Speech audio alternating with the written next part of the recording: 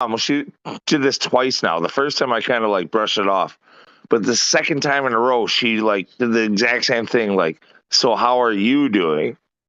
Like, even though her son is fucking in the hospital, fucking dying right now. So how are you doing? Like, oh, fine. Like, I mean, physically, I'm doing. Yeah. I said, well, I'm doing remarkably well considering, everything that's going on. Like, I'm doing remarkably well. I've been telling you people for all these years what was going down, and you guys made light of it. You were making fun of it. This is my time to say, I told you so. And I like being right. I like it. Yeah. But this is not the kind of thing that you want to be right about. Yeah, but it is what it is, bro. It's not. We don't like being right because we saw it from day one. But we watched 2.5 years of this cuckoo-ness that's just been. We saw this. We saw this shit coming 20 years ago. We saw this shit. There were people pre 9/11 who fucking saw this shit coming. Like, it was written in books like 1984 and shit. Like, people saw this shit coming a long time ago. Yeah, man, 92, man. For me, man, it was really when it hit me. It's like, oh shit, this ain't right. Damn, these guys are cucks. I want nothing to do with them. Thanks. I feel the last couple years though has made people who never listened at all to any of it, like over all years, like now they're asking, they're like asking. Now they want to listen. Yeah. We've had at least a few people come into this Discord and say, man, if it wasn't for the Coco 19 psyop, I wouldn't be here, because it took me to go through that and figure out what that was in order to figure out flat Earth. And you're like, oh, okay, interesting. So yeah, it has woken some people up. Yo, Deus, I saw your GIF like a minute ago with Danny DeVito. My question is this. Yeah. How is it possible to be that short and not a midget? I mean, at that point, the government hates you because they won't give you that little placard so you could go park in the front. Like, look, his head barely goes above the reception desk. Yeah, it's short. Real short.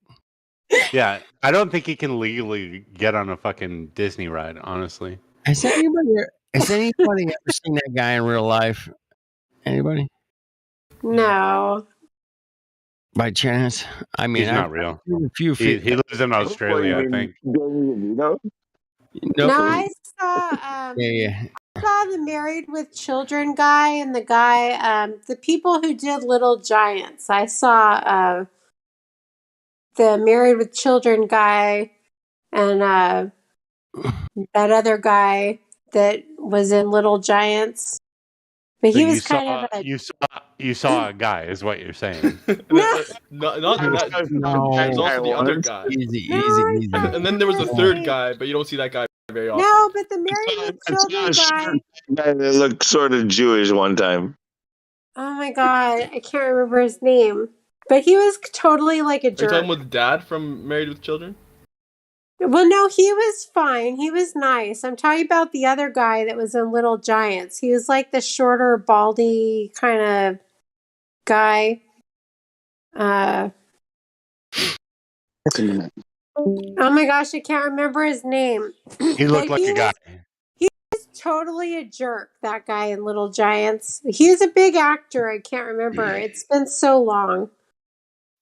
And then I met Larry from Three's Company. I met him. Yeah. Was pretty... Larry. Yeah, we were supposed to meet John Ritter, but John Ritter was unavailable that day, so he sent Richard Klein. He sent Richard Klein out, who was his who was Larry on there. And I met him, and all I did was laugh the whole time. And he was like, "You're so cute. You're turning into a tomato." And I was just laughing. I couldn't even talk because I was laughing the whole time. I don't know why. Tomato? Oh my God. It's amazing. It's just tomato. No, I turn into a tomato when I laugh. I don't know why. You're fine. Bro, that's a I laugh a lot. I'm laughing all the time usually. So. Well, there's Three's Company picture. Oh my gosh. Oh my gosh. That's Venice Beach right there. Hey, wait, are you talking about John Ritter? Are you talking about Rick Moranis? Rick Moranis. Yes, I met him, and he was a total a-hole. Really? Well, I would suspect that of him. Yeah, he was totally not nice at all to me and my brother. He was like a total jerk. But it probably was also that we really wanted to meet the guy from Three's Company, so we were asking him about. Who doesn't want to meet John Ritter? Goddamn. No, actually, no. I mean, the married with children guy. Oh, they were Ed O'Neill. Yeah. Ed O'Neill. Yeah, so when we saw Richard Moranis, everybody was asking about Ed O'Neill, so he's probably pissed off about that. Yeah. So he was just pissed off. Yeah. But he really was kind of mean. And then other people on set said that he was kind of mean. Well. So I don't. But I mean, Rick Moranis made some really good movies. You know, Ghostbusters. Yeah. Hey, man, he made that Canadian beer movie called. Yeah, he was in damn. It was some beer, eh? Yeah, it was Northern Exposure. No. Didn't he do Honey, I Shrunk the Kids or no? Yeah, he was in Strange Brew is what the movie you're thinking. Strange Brew, yeah. That movie was awesome, yeah, that was it. Oh, what a great movie. You gotta watch it. You didn't even know the name of it until 5 seconds ago. Thank you. That's where the whole hoser thing comes from. Oh, hoser. Yeah. It doesn't come from that. Hoser was a term they would. Hoser was the term they would use against people from the 70s from the gas crisis when they were siphoning gas out of the cars. And No, they were but they popularized it at least, in other countries by. I'm not sure about that. Yeah. I'm not sure. Apparently, Lou has general knowledge about the term hoser. Yeah, no. In the movie, all right. The idea with hoser is like in the movie anyway, I believe. So like that with Canadians, you take a case of beer, and you take one beer out of the case, and you stick it up real good, and you stick it back in the case, and then you open it up and you spray, and you when you open up a new beer, you always have to open it up next to your eye, and if it hoses you down, you remember? I think in the movie, the whole movie was about. It's just like they sued the beer company because they found a mouse in one of their beers, and they got fucking lifetime supply of beer. Is this something that I need to learn in case I actually get to Canada? You should watch that movie. You gotta watch that movie. Honestly, it sounds stupid, but yeah, you should probably know this. Oh God, what movie is it? It's called Strange Brew. I think I've seen it, but it's been a long time. It's freaking awesome. It's been a long time. Yeah, exactly. I don't even remember. Yeah, I don't remember it either. I couldn't remember the name of it for sure, but I keep remembering they were just trying to get this some beer, eh? And see, I love it when people say that. It's so cute. I'll see you're in love with a Canadian though, so I know. It's such a weird. I love the way you say "a." No, I don't think it's weird at all. Because if I was in love with a Canadian woman and she was like, "Hey, remember A? No A?" I'd be like, "Yeah, that sounds sexy." And then there's this weird stuff called nanamino or some kind of weird dessert. Have you heard of that? No. Nanamino or I don't know. No. Nanamino, I have never heard of that. I have to look it up. Ask your boyfriend. No, I've heard about it in my other chats. All right, I'm gonna look it up on Google. Yeah. I'm good at Googling shit. Nanamino Canada. Oh, I just didn't even spell it right. It came up with some anime stuff, which I also watch a lot of. Hentai? Okay, don't say anything about that. A little anime, huh? Oh my gosh, I can't find it. Is it Nanamayo?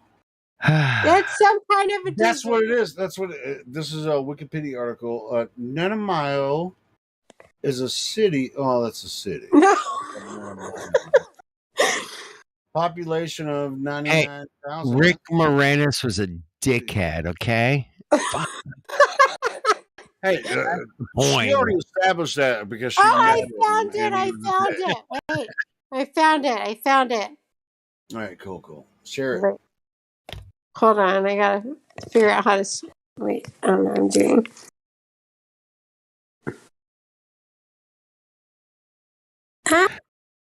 I'm being crazy. No, you're not even close. You're not even close. Oh no, I'm totally. If you're asking that question, you've already said all the shit we've said. You're not even close. No, I'm like a wild and crazy person. No. Welcome to Flat Earth, man. Far out. So the indigenous peoples of the Nanamayo area. No, here. Snu Mooks. Here. And anglicized pronunciation of that word. Nanaimo bars.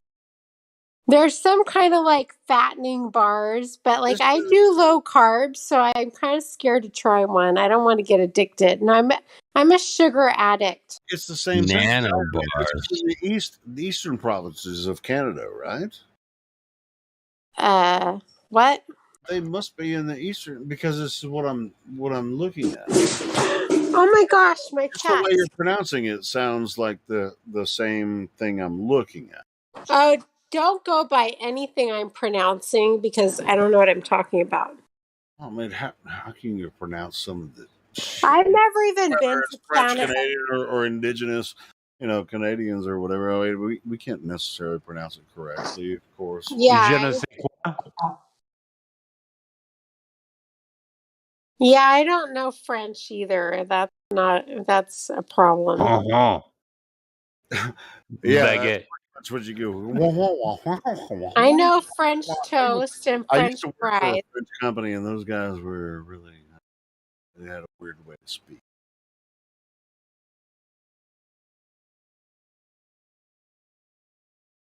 Canada, eh? Yeah, that's pretty much all you need to know. A. Oh, you got a moose loose about your hoose. In Michigan, they say that in North Dakota, they kind of say the same shit, except for fraud. But he's not originally. You got a moose loose about your hoose is better than a whole flock of goose. Oh, that sounds like in Minnesota. I've known a couple of people from there. Oh, for sure. Don't you know? Dakota, don't you know? Oh, don't you know? Don't you know? Yeah, you guys have watched Fargo, Oh, the cute movie. too. Oh, what is that cat? That I don't know, Farrah series Fargo. You should watch that one too. Oh yeah, for sure. Oh yeah. Oh, for sure. Don't you know? All of that. You check it out. If you go over there, you check it out. Don't you know? Oh my gosh. You guys are making me laugh so much. I'm losing my voice. Yes, that's the whole Kind of point. weird. We don't really get anybody with that accent in here as flat earthers or Globers. I don't know if they exist personally. Like, There, don't you know? Don't exist. Don't you know? Hold on, peoples. Lou, for sure. Oh, Lou, there's a guy. Hey, Lou, I'm going to ask you. Have you ever heard of the comedian? Because yeah, reminds me of you. There's a comedian that reminds me of you. He's a comedian. Oh, for sure. Go ahead and tell him. You tell him. You let him know. I can't remember now because I was going to You tell let him know. You let him know. Don't okay. you? He's from like, If you're gonna say it, just say it, huh? Christ, can I fucking say it? You're talking over Yes, you would. He start this like he has like first name K, second. No. Oh yeah, that guy. I saw him around the block around there, huh? Hey, you might have seen him around over there, okay? Down yonder over the hill. Over the hill. Over there. Over there. Sounding Irish. Are you Irish or Minnesotian? He's from Canada. Yeah. No. It doesn't matter, doesn't it? He's really close. He's in Milwaukee, and so I'm not in Milwaukee. I'm near Milwaukee. That's different. Fuck Milwaukee, dude. Milwaukee's a fucking cesspool, dude. Oh, for sure. That place is hell. Oh, for sure. It's bad. All right, you hear all the horror stories of Chicago, right? Well, yeah, horror stories, right? Yeah, Milwaukee is basically just as bad. It's just a smaller population. And we're very close. Like a lot of the same problems, like spill over from Chicago. For sure. Yeah, for sure. It's bad. It's bad over there. Don't you know? Over there. Hide your kids. Hide your wife. Put them in the shed if you have to. They're raping everybody else out here. Don't you know? Yeah. And I'm trying to think of the name of this comedian. He's from part of Chicago, Minnesota suburbs, and I heard a Canadian comedy. Oh, no, you're talking about that one Chicago comedian. He's from Chicago. He just died. I heard there was a guy from a Canadian comedy guy who was on Saturday Night Live. He was a moose. He was a moose. He was a Canadian moose from They Chicago. let the moose out in the hoose for sure. Chicago, don't you know? Yeah. Chicago. You guys are Chicago. Chicago. I call it Chicago. I don't know what you guys want to call it, but I call it Chicago. Thank you. No, they're from Chicago. From Chicago. They love the Bears. The Bears. The Bears. The Bears. Oh yeah. The Bears, Chicago Bears. The Chicago Bears and the Chicago Cubs and the Chicago White Sox. They love them all. And the you guys like a bunch of Polacks. And the Bulls. The Bulls. What about the Bulls? Doubles. Hey, bro. I mean, doubles. When Michael Jordan was playing, 234 to 42. When Michael Jordan was playing, everybody loved him. Who couldn't? I mean, how can you not love him? Hey, everybody loves a winner. You know what I'm saying, Julio? Come on. No, I'm just. My name's not Julio, but anyway, I'm just saying. Calm down, Julio. You're getting fucking way hyphy right now. 80s, bro. It was just like you were banging chicks and rocks. Banging shit. That's heavy. I was just watching Michael Jordan play. Graham rocks. You were just fucking doing that and playing Nintendo. The Bears.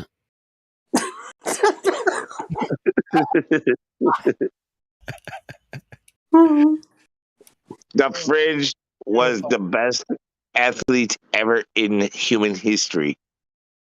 You can't even do a Chicago accent very good. That's because fuck Chicago, basically. I don't even think you're like even close to Milwaukee. Yeah, I mean, you're Wisconsin all the way. We can tell. Dude, how do you even know? Come on, give me a break. These motherfuckers buy up. How do you know? Don't you know? Because I These motherfuckers buy up all of our lakefront property, like all over the place. I'm telling you. All right. So these motherfuckers. I don't know how I have to sound. How do I have to sound? Am I doing really it right bad. now? No, you're not doing very good. I'm I don't know. forcing it. We went from like Minnesota to like Ireland We somehow. were doing North Dakota. Every We were doing North Dakota, and then every time I do an accent, it always goes to Irish. Can I go to Scotland? He fucks. Fucking Scotland. Fuck. See what's funny. Also, see where I'm at, being in Wisconsin, between like all right. So we got like we got the some prairie. We got the Chicago accent. There's like Allegheny. We got the Chicago, and then there's North Dakota is like on the other side of Minnesota, so that's a long ways away. But going in that direction, it sounds more like that. And then going more north, the more north you go, it's more Canadian. And so and then the Upper Peninsula. Oh, for sure. Upper Peninsula. I believe you mean the UP. The UP. Yeah, up in the UP. There, hey, don't you know? Like that's like for sure. Yeah. Like literally how they I'm from the dare, hey, don't you know? But that sounds Minnesota, not Canadian. No. That's Wisconsin and Minnesota. No, that's Michigan. That's the UP. They own that. Oh, for sure. Yeah. Okay, Michigan owns a piece of land that's not connected. for sure. Yeah, for sure. What do they call that? What do they call that part? The upper hand or something? Don't they call it? Yeah. UP. It's the UP, bro. Yeah, the UP. I'm from the UP. There, hey, don't you know? The Upper Peninsula, eh? No, but if you're near Milwaukee and you grew up in that area, you're Chicagan, but you also have this little twang. No, that's not true. Helio, you're wrong. Okay, so Milwaukee, dude, I'm saying the same thing. Milwaukee is closer to Chicago than Milwaukee and Chicago are like 2 hours apart. Okay, Milwaukee and Chicago are like 2 hours apart. I know driving time. Long of a drive, honestly. I know that. Yeah. No, you don't. You really don't. Really, I don't know where Milwaukee is. Oh, yeah, God. I bet you couldn't find it on a fucking map. Gosh, I haven't been past Colorado, so I have no idea. It would be listed Milwaukee. You'd be like, what's that? I know. I've been through Milwaukee. No, you haven't. I've been to Madison. I've been to fucking Green Bay. So. Oh, you've been to Madison? You've been to Green Bay? Yeah. Fuck. I love Madison. Madison used to be the shit before it fucking went to hell. Yeah. Dude, actually, that ain't no joke. Madison, like, especially if you're like in college age and stuff, like it used to be. If you were a college kid going to Madison, it was so good. It was so good. Dude. And now it's just shit. Now it's total hell. Fuck, man. So I live in Fayetteville, Arkansas. There's a college town. That's not a real place. A shit show. Wait, where was American Pie at? It's like Ann Arbor or Ann Arbor? Ann Arbor, Michigan. Oh. Ann's Harbor. I didn't mean it. Harbor. I knew what I was trying to say after I didn't say it right. No, you said Ann Arbor, right? You were right. I thought I did say Ann's Harbor or something by accident. No, you did it right. You did it right. I was just fucking with you. I'm sorry. Oh. See, you confused me. You made me think I said that. I apologized profusely. That's the most I've apologized tonight. Okay. I didn't even tell you to calm your tits. Oh. That was just for Ron. He left after we started talking. Are you talking about Iron again? Oh, no, Iron. What happened to Iron? Ron Shuckleby. Oh. Damn. He's from Michigan. He would have enjoyed this conversation. Ron Shuckleby? He's sensitive. And I love it for the same reason that, but if we're just joking and freaking clowning, he doesn't want it necessarily. But yeah, I love Ron. Yeah, kick rocks, Ron. No, I didn't say that. That's what you meant. Love Ron means kick rocks, Ron. I mean, Ron just it's the same as when you say, "Oh, this person is this person." Like, Ron this is person Ron. is this person. Like when you define somebody by their own name, oh, Ron is just Ron. Yeah, That's the same as like saying, Rons are not good people. Jokes. That's like saying, I love Ron though. I love Ron. Yeah, it's the same thing. Anybody named Ron. Bye, bitch. I love Ron from Michigan, from Detroit. Actually, I want Ronnie. I think isn't that what Crypto? Yes, together. So yeah. Crypto's good. Crypto's name is Ronnie, right? Like that's what he goes, right? So, yeah. I actually want him. I mentioned this earlier. I want him. I just thought of this today. I want him to do a metal cover of the Cranberries song "Zombie." That's never been done before. That's so original. I want a flat Earth version of "Zombie" from the Cranberries, done in a metal set by Crypto. I'm starting to remember the comedian I'm thinking of. If wishes were fishes. I'm almost there. Kyle Kinane, that's the guy. Have you ever heard of him? That's not a real person. You just made that up. He's a comedian. Kyle Kinane. From Chicago. No, he's... You said he was from Chicago. From Chicago, but it's like it's an outskirts of Chicago, which is near like Milwaukee. McHenry. Dude, I promise if you listen to him, you'll hear like he sounds like Lou to me. Nobody sounds like Lou. How dare you? We can't have two Lou's. Oh yeah, there's no way nobody sounds like anything like me. We drink from bubblers around here, and we have lots of cheese. How dare you? How dare you? Telling you, bro, man, this dude reminds me of you when I hear him talk. He's funny. No way. No. Wait, somebody sounds like Ron Andy's funny? Or Lou and Andy's funny? Dude, I fucked that up. That's not possible. It's not possible on the globe. No doubt. Yeah. That's how you know it's a globe, because that's not possible. He's a funny guy.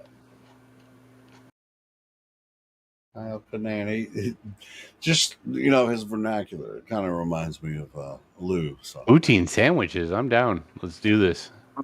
Get back to Vegemite. Send it. Vegemite sandwich. No, poutine sandwiches. That's a poutine sandwich. I think it's called poutine. That's what they actually call it. Sandwich? It depends on which fucking side of the fucking mountains you're on there, bud. Depends on what side of the border you're on. It doesn't look like a sandwich. Mountains. It depends on what side of the mountains you're on. Hot dogs don't look like sandwiches either. Poutine isn't a sandwich. No, wait. It's a plate of potatoes with. Hang on. You can make a sandwich out of fucking anything, including hot dogs. Sure, a sandwich. Sure. So if you put isn't it French fries with gravy on top, basically? Yeah, make a sandwich out of it. Yeah, I mean, I can make a sandwich out of it. That in Canada too. They're served with gravy. Oh no. Bitch, I can make a sandwich out of that. Dude, I'd definitely make a sandwich out of that, but like, you're saying isn't like a Canadian food? Like saying I don't think the Canadians make sandwiches out of it. I don't think that's how they eat their protein. Like a fries and gravy or some kind of fat and fries and potato. They should add more fat to that. Yeah. There's some kind of thing they eat. What's it called? Poutine. Is it? Yeah, if you they throw some grits on their grits. They put grits on their poutine. Okay. Yeah, it's the. Okay, guys, no. I've got a video for everyone. Hang on. I've got a video for all of you, because there's so many, all 10 of you to watch. Okay. No, it's very obvious what it's about. I'm a sandwich. I swear, I'm a sandwich. Is this homework? We have to watch it. Homework or what? Yeah, you have to watch it. The fuck? I wouldn't put it this there. is part of your whole soup. I This is like everything as a propaganda. soup. This is part of your whole. Everything is a soup, like propaganda. Like I'm not sticking it. Hey, no, everything is not soup, but cereal clearly is. Soup is a hot beverage. You recommended that, dude? For real? Listen, on subject of soup, real quick. You drink a smoothie. Smoothies are so thick, and yet you say you drink them. Soups are less thick they're lighter than smoothies, and yet we eat soup? Come on. I'm gonna need you to calm down. You can't get me with that. You can't. No, Smoothies are cold. It's obvious. Smoothies are normally hot, but there's a few cold soups. Yeah, there are I cold just want soups, to point out including that cereal. the guy arguing for smoothies kind of sounds like a smoothie himself. Oh. Okay. Hey, I drink a lot of smoothies. Whatever that means. I drink shakes, not really smoothies. I don't drink high sugar stuff. When you drink shakes, do you shake? No. I always do. I just shake for the fun of it because it's fun. Because that's the thing to do when you drink shakes. No, I don't shake when I drink shakes because then I'd spill it. What? Let's be fair to the Muslim leaders. Okay, sheikhs are very loyal to their wives. You only drink them if you're married. I agree. That's true. That's true. What you got to work for it, though. The Earth is flat. I agree. Thanks, Matthew. The Earth is flat. The Earth is flat. Me Street aliens. Yes, that's Who right. just did that? The Earth is flat. Yes, that's right. The Earth is flat. The Earth is flat. Skibbity, skibbity, fake. squishity. The Earth no. Yeah, the Earth is fake. Yes, the Earth is Fake. flat. Yeah, the Earth is flat. No, the Earth. Yes, that's right. Fake. Water farms into a mountain. Fake. Nope. Hey, Luke, go listen to some of that Kyle Kinane. No curvature. It's not spinning. Its face is fake. Do they have any evidence? They do. They do. Do they? Yes. The Earth is flat. Those are my favorite characters. So much, Matthew. Thank you so much, Matthew. Those are my favorite. What is that? What is that even called? How do you even look that up? What was that called? I looked up the aliens from Sesame Street because I was showing them to my daughter because she didn't see that generation of it.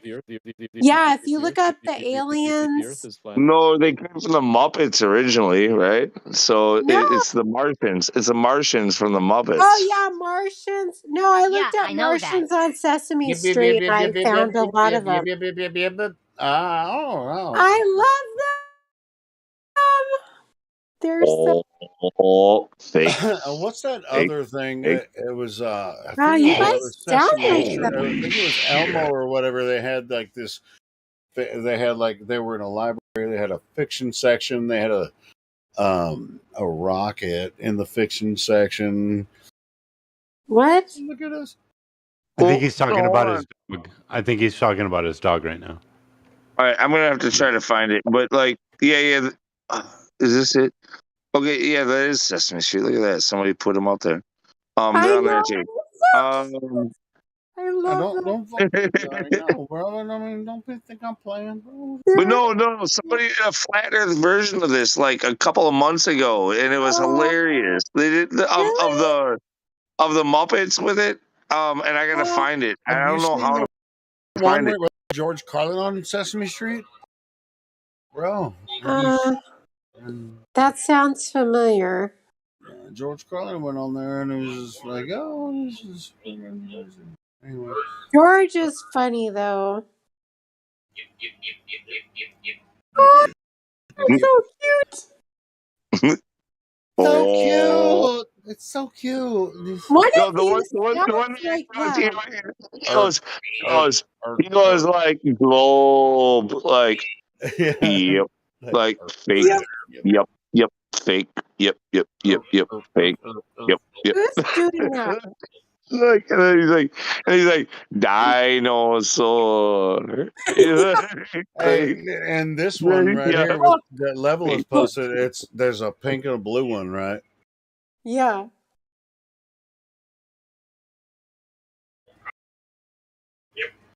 Yep. Computer. Yep.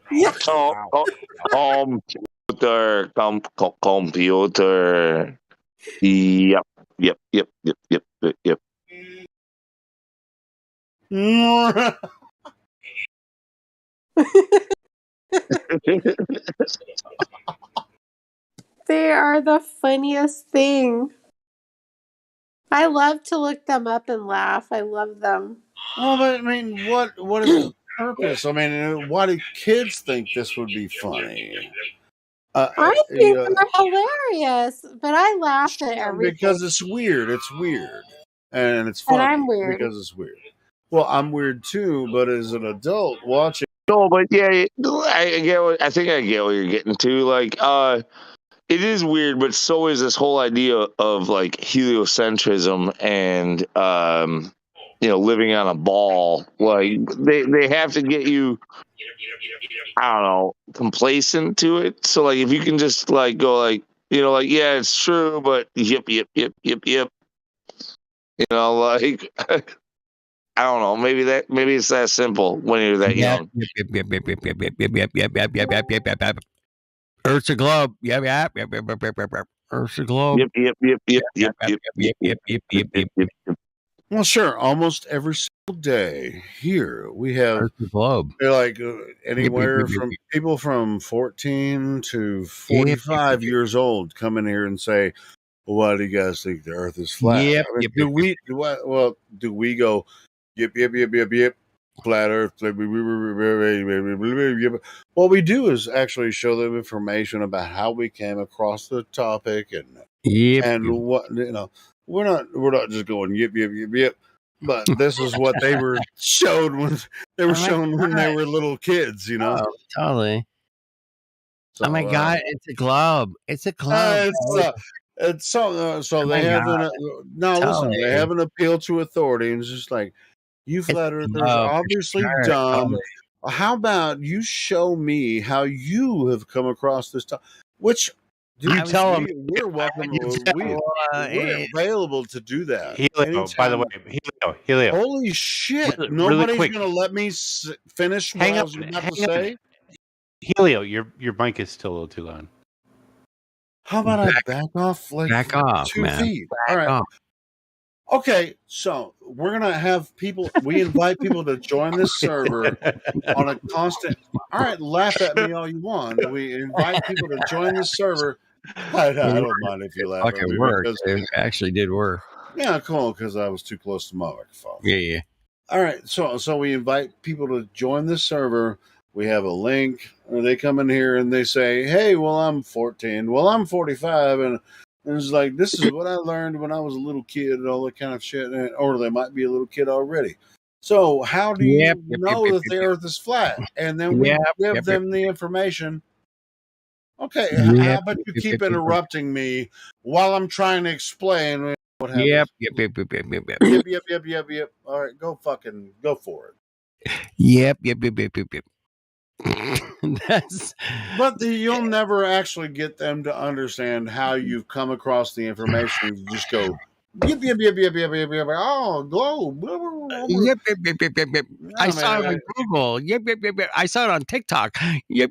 I saw it on YouTube. Yep. It's a globe. Yep. It's a globe. That's actually what happens, and that's the sad part about this. Yep. Because they're just like, the general consensus, everyone knows the Earth is a globe, so why would you think the Earth is flat? Why would they lie? Wait, they might even have a conception about why would they lie, but but at the same time, most people that think the Earth is a globe, even if they're lying about government conspiracy and all that kind of shit, they actually really think the Earth is a globe too. So They're gonna lie for different reasons, you know.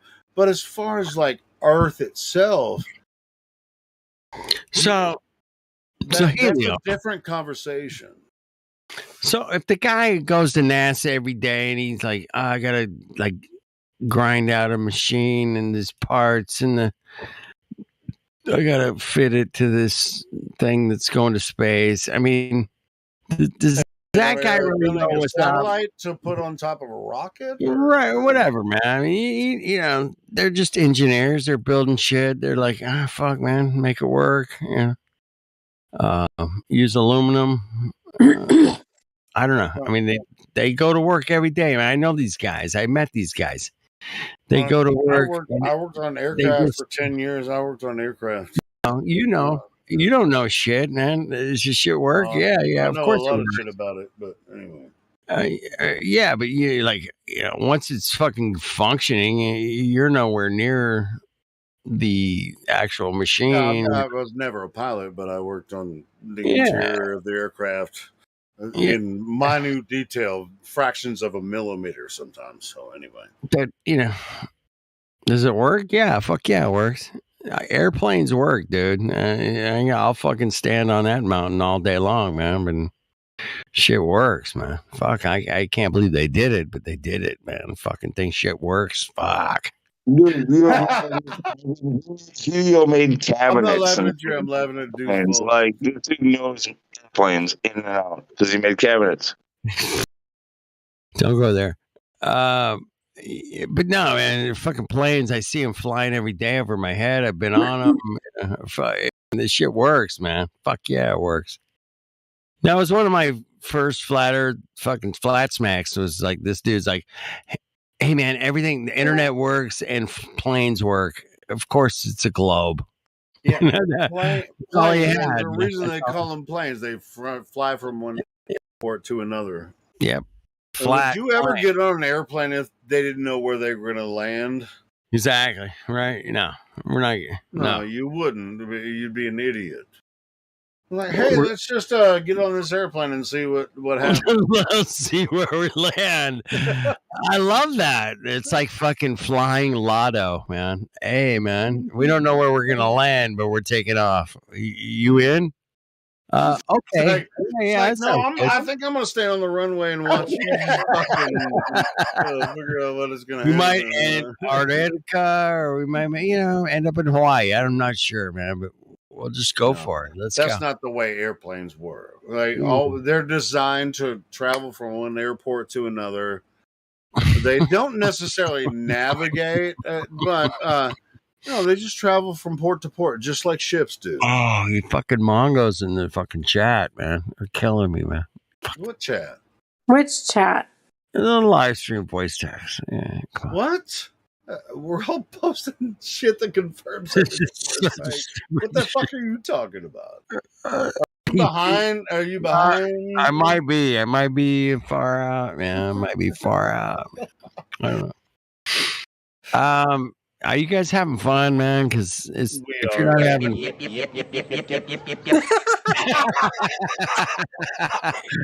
love that. Now we're having fun. You guys are so SpongeBob with the fun sign there. Fuck off. Fuck off. Fuck off.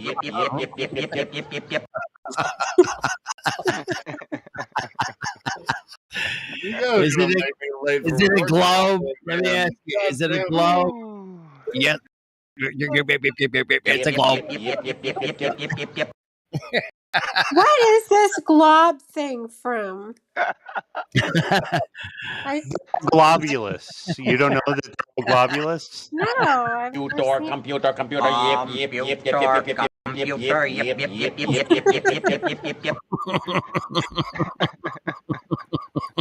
Oh, I love that cat. Oh, they're the best. That cat fucking best, man. It's like Beavis and Butthead, dude. Like literally on Sesame Street. It's so good. Oh shit. Hey, welcome to the postmodern world, man. This is I was about to do something that I should. Hey, Sunforest, are you a flat earther? She's a fucking earther, flat. Man. I'm asking because I want to give her the flat earth role. I just want to make sure. Yeah, I am. Because I think hey, you are. So have you Mongos checked out the new Eric Dubay 6-hour documentary Flat Earth? Anybody? 6 hours. Wow. No, 6 hours. No, I have not seen it. Is it good? You ever seen that? Oh shit. 6 hours. No, I haven't watched 6 fucking hours long, dude. It goes into every fucking possible detail of Earth. Period. Every detail. It's 6 hours long. It better go into every fucking detail of Earth. Fuck's sake. Anyway, you guys want the link? I'll drop it. Sure. All right. Cool, man. Far out, man. Here it is. I'll try to listen to it over. Yeah, listen to it. You don't have to watch it, but if you do watch it, the video is like excellent, man. The video is really good. But if you can just listen to it, that's cool. You'll pick up a little thing. Hey, the one thing I picked up from this documentary, man, is a thing called the what the fuck was it?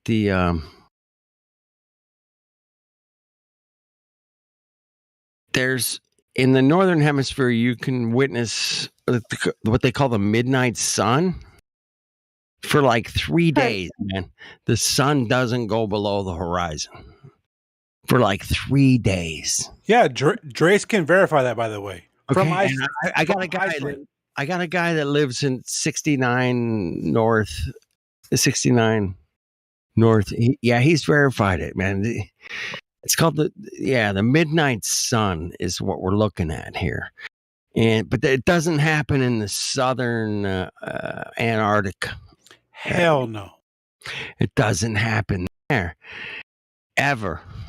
And I thought that was an interesting thing I grabbed from the documentary. 6-hour documentary. That's what grabbed my attention, was called the Northern Sun. Oh, you didn't know that? I knew it, but everybody knew it. Kind of reminder, like a little teaser, like a little reminder that we should be more interested in that, because that doesn't get brought up enough when we're talking to the newbies, bro. I think it's an interesting phenomenon that. Yeah, I think it's good. I think it's a good one, man. Midnight sun, man. Midnight sun. But is that at the north or the south? North only. It doesn't happen in the south. Yeah. Do you guys know? Because I run into this a lot, where people keep talking about in the southern. Is there any stuff about that with the sun? Yeah. Because I haven't been able to find anything. What they've shown is edited video, and it's clearly edited. Right, I've seen that. You can own. That's all they've shown is edited video. But I mean, has anybody actually shown, like, has anyone taken videos where, like, it absolutely, like, shows that it's not? Right, like you with the midnight sun, you have the panoramic 360 videos where the sun is going up and down, but never below the horizon. In the south, they don't have that. They have edited videos only. Yeah, I've seen the edited videos, and they seem pretty apparent, but that's it. That's all you're gonna get. That's from the scientific community. That's the best you're gonna get. Hey man, they got like hundreds of people down there, all kinds of buildings and ships, but they only got like one shitty video. Yeah. It's like, whoa, what? No, come on. Hey, did you guys know that before the Reformation, in the Bible, people believed, well, not in the Bible, but Christians used to believe that hell was cold. And it was not below us, but away from Earth. like away from Terra. It's cold. So like the South, like I posted this meme of what's his name, Adam Sandler, where he's like, I'm in the deep South, but he's from hell, right? The South Pole is the deepest South you can get, even though there is no such thing as a South Pole. But what if that's hell? And there you go. You know what? Going down to 40 below, man.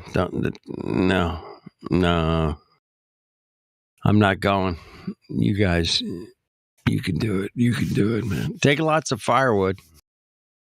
Keep yourself I don't warm. think you could take enough firewood. I don't think you could either, but yeah, I guess it can get like 40 below in the north too. Yeah. Oh, it gets colder than 40 below. Yeah, and I watched some videos by some girl that does these videos that she said that she's in the coldest place on Earth, and it gets like negative 65 or 70, and it's like in Siberia, it's some city, like town, like out in Siberia somewhere. It gets like negative 65 or negative 70, and like she does all these videos about like how they survive. Pretty crazy. So my point of view, northern, southern, midnight sun, and in the summertime, man, here in the north, man, there's plenty of plant growth, plenty of, melted snows and rivers and incredible. Oh, you grow? I'm just saying, in the north, in the summertime, where I'm at, up in the northern hemisphere, they call it. You live in SoCal, though. Everything grows there. But no, but just north of us, even up in way, way up north Canada, man, there's pine trees and all kinds of cool rivers and rock. Yeah, they farm during the summer. In the south, man, there's no fuck all in the summertime there, man. What about the penguins? Liar. There's no trees. There's penguins. No, there's penguins. We got penguins. That's all we got. There's penguins. Yeah. All right, guys. Good night. Whales. And... Have a good night. All right. Good night. Thank you, brother. All right. Cheers. So yeah, down south they got nothing, man. There's no trees. In the summertime, there's no growth of vegetation. No, like here's the thing, like where they talk about the ice age and shit. Like there's a definite line where what they call like the ice age trail or something like along those lines, where the glaciers, they say, came down far enough south and it carved out the land and whatever. It's more aeratable, whatever. There's this definite line where like all of a sudden shit gets real flat. Yep. And there's less aeratable soil. Yep. It's yeah, I'm like, I live right along that line basically. And there's a big difference. Yeah, if I go a little south, like it's all bullshit. Soil. Where I'm at, we bag this shit. We dig it up from the ground, we bag it, and we sell it to the rest of y'all folks. Right. That's just. Wait, where is that? In Wisconsin, around the Great Lakes, anywhere around the Great Lakes, like Michigan, Minnesota, Wisconsin. Like the soil is black. The soil everywhere is black. Like you can grow anything in that, but you have a limited growing season, right? Yeah. Like summer. But in the south, man, they have no growing season. There's no fucking nothing, man. You get way down there, man. They ain't got there's no growing anything, man. But that's all the way down. That would be we can grow all the way to the northern tip of the globe, for lack of better words. All shit grows all the way to the north, man. Everything, yeah. You can grow some shit all the way up there in the summertime. But in the dead ball south, north, fucking south, Antarctica, you can't grow fuck all. You know, right. It makes no sense on a globe. Makes no sense. That's the point I took away from the Midnight Sun. Man. Yeah, that was it. Don't believe me? Don't check it out yourself, man. Hey, if I was 30 years old, man, I'd be like on a sailboat going probably north. First, I go. What I'm saying about the soil versus from the Midwest around the Great Lakes to the Southwest, like around SoCal, like you know how your soil is. Your soil is like sandy brown, kind of red almost, like at times, right? Or a lot of clay. And when your lawn isn't doing so well, you have to go and buy some topsoil to like throw on top and fertilize your shit and get it to grow right? Right. That stuff is just what we have everywhere here. We're selling it to you. I know. Yeah. Dig it up, man. Dig it up and ship it out, man. Yep. Topsoil, it's called, man. Topsoil. It's good stuff, man. And you guys have plenty of it. Hey, man, we're gonna tap into your Mississippi River, and we're gonna suck that bitch right down here to Southern California. What do you think of that, there, Lou? That's an old plan. I know you're a little late on that one. I've been saying that shit for 20 years. I'm like, why don't we just fucking drag that fucking bitch Mississippi over here, man? What the fuck? Come on. Yeah, you're Californian. What's wrong with you guys? A lot of people don't know this, but the Californians years and years and years ago were like, "This is how you're liberal, friggin' talking motherfuckers." No, it's like, oh shit. We love we love the climate here. It's just really comfortable to live in. But we have no fucking water. What we need is a pipeline across the United States from the Great Lakes to the California so that we can have both the best worlds. Yeah. Dude, this shit was in the news like this week. I was laughing my ass off. I'm like, yeah, these cucks in Wisconsin aren't going to go for fucking stealing their water. No. No. We were go for it. No. No, like check it out. We're all about. We're like, look, if you live in a place that is lacking water, right? Move, you cock. Move, like, fuck you, fucking Mongo. I didn't realize that we get a lot of our water from Nevada because I have friends in Nevada, and I didn't realize that we get a lot of water from Nevada. Yeah. Yep. Yeah, and that thing's drying up like yeah. It's not good. Not good. Yeah. Good thing you're moving to Canada. I've been trying to get out of here for a while. I wasn't planning to go to Canada though. Well, it'll be an adventure. You'll be all right. Adventure time. Adventure time. No, the world's changing. We're all going to make changes.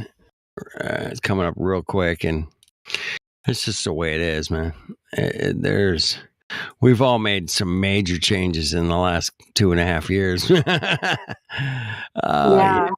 Yeah. There's that. Just a few. Just a few minor little ones. Hey, Latter-day Saints is in the house, man. I got to say hi to my brother, man. Oh, wait, who? Saints. Latter-day Saints. Oh. Yeah, bro. What's up, man? How you doing, bro? All right. Right on. How's good? You been all right? Yeah, man. Just getting through it, like the rest of us. Right. I'm no better and worse than you are, man. I mean, it's somewhere you're in the Goldilocks zone, bro. You know what I mean? Just right. The Goldilocks zone. I used to love that when I was a Glober. I was like, we're in the most perfect place in the universe that produces life and oxygen and amazing plants and things that make us live. It's amazing. And we were just in the Goldilocks zone. It's amazing. And it's all because of NASA. Thank you, NASA, for saving us from not being in the Goldilocks zone. Thank you. Right. Fuck off. It's a good story. It's a good story. It's a good story, isn't it? It's good. Did you hear about the guide stones being leveled? Yeah, we were talking about it about an hour ago, man. We were talking about first it was a bomb, and now it's lightning, and it could have been an earthquake, and maybe it was a UFO. I'm not sure. We got a lot of. So it was level. It was today's 7/6. It was leveled today, and today's George Bush's birthday. He turned 76 on 7/6. But it was established on 3/22/1980. Right.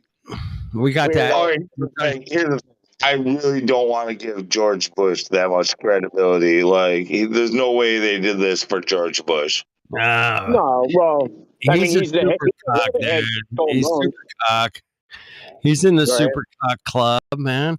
Super cock. Happy birthday to you. You guys are awesome. Fucking cock. Remember I told you the Georgia Guidestones were 666 miles as the crow flies from the UN headquarters in New York? DC or New York, yeah. Yeah, so I was digging around and I found out that where George Bush was born, it's called Grace New Haven Hospital. It's exactly 33.2 miles from the Sandy Hook Elementary School. No way. Yeah, weird. Yep. Ain't that weird? Where Adam Lanza, I guess he was a Bushmaster.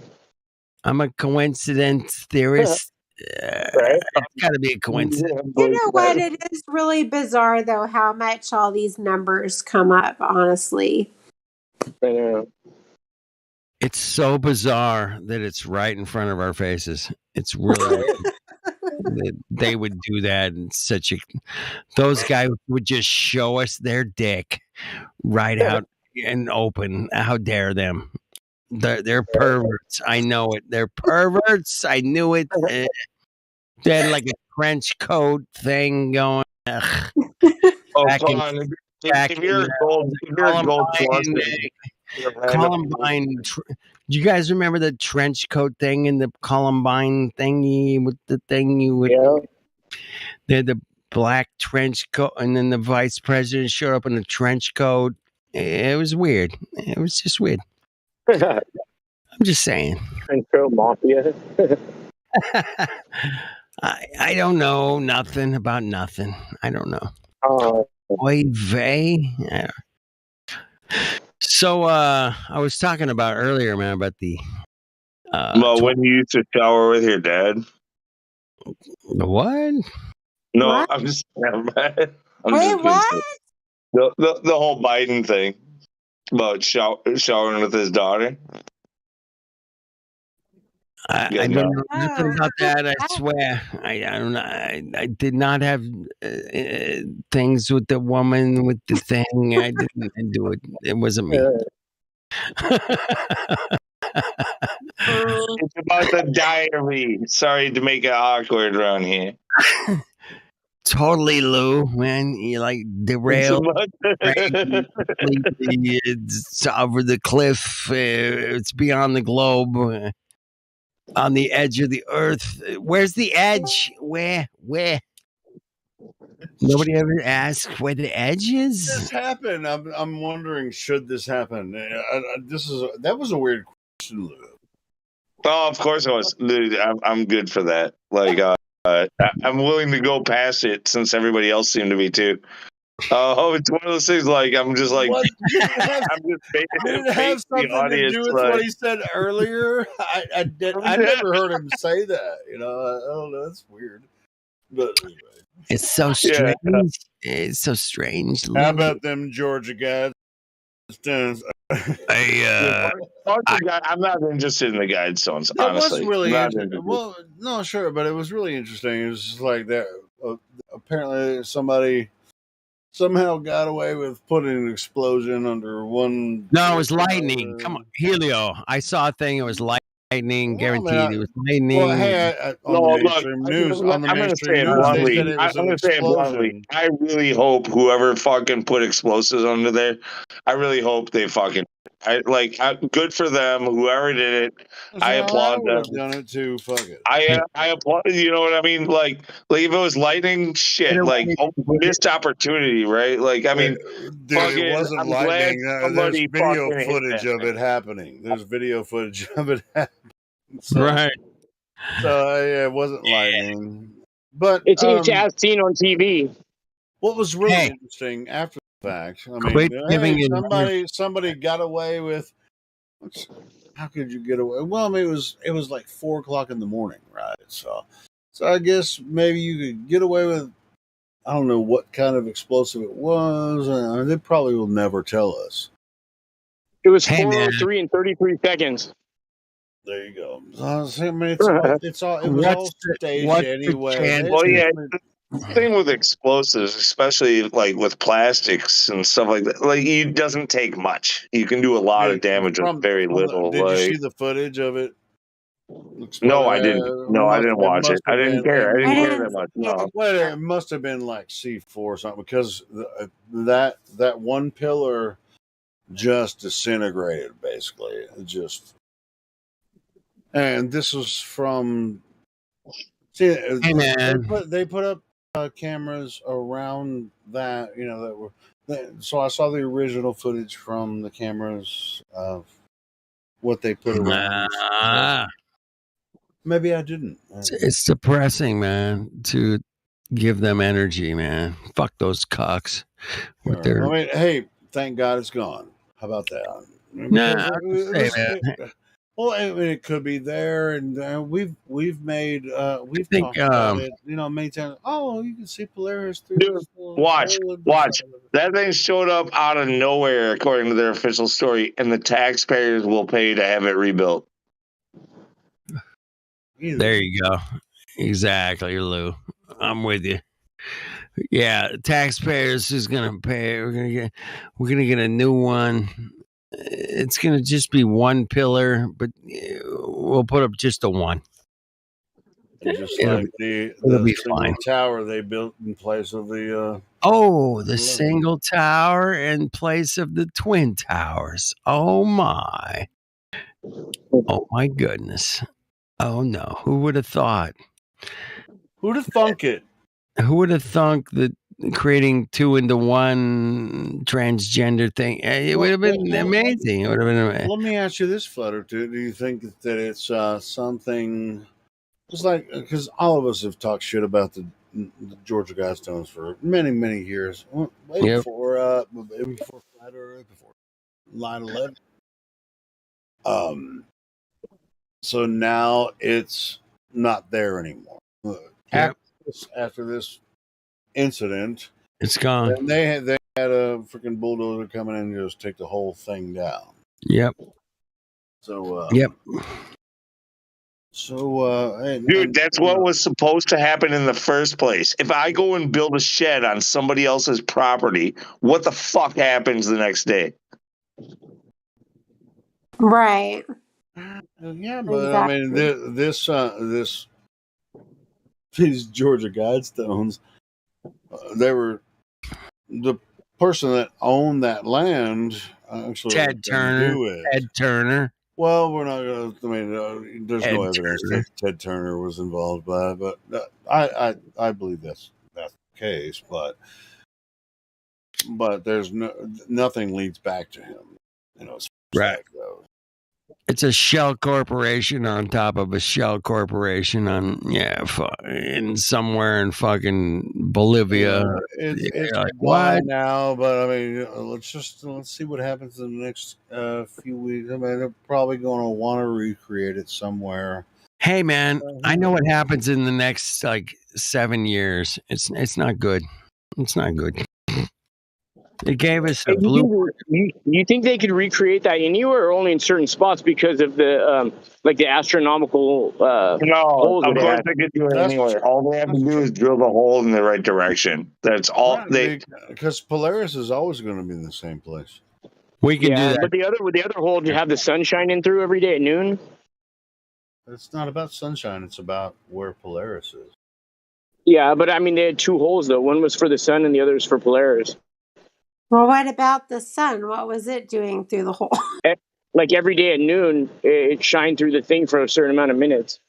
It shined like made a perfect beam of light.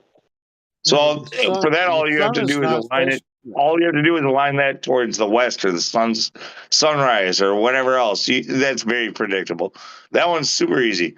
Polaris is the harder one, but it's still super easy. Like it's always right there. It's like actually, is it harder? I should probably take that away.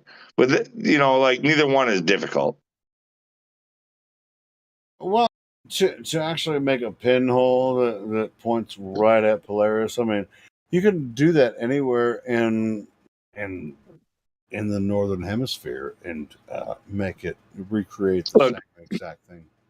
I've never been to the Guidestones, but I was talking to somebody who has, and I've talked to many people who have actually, but one guy in particular, he mentioned that like literally at the Georgia Guidestones, there was like an advertisement for a granite company.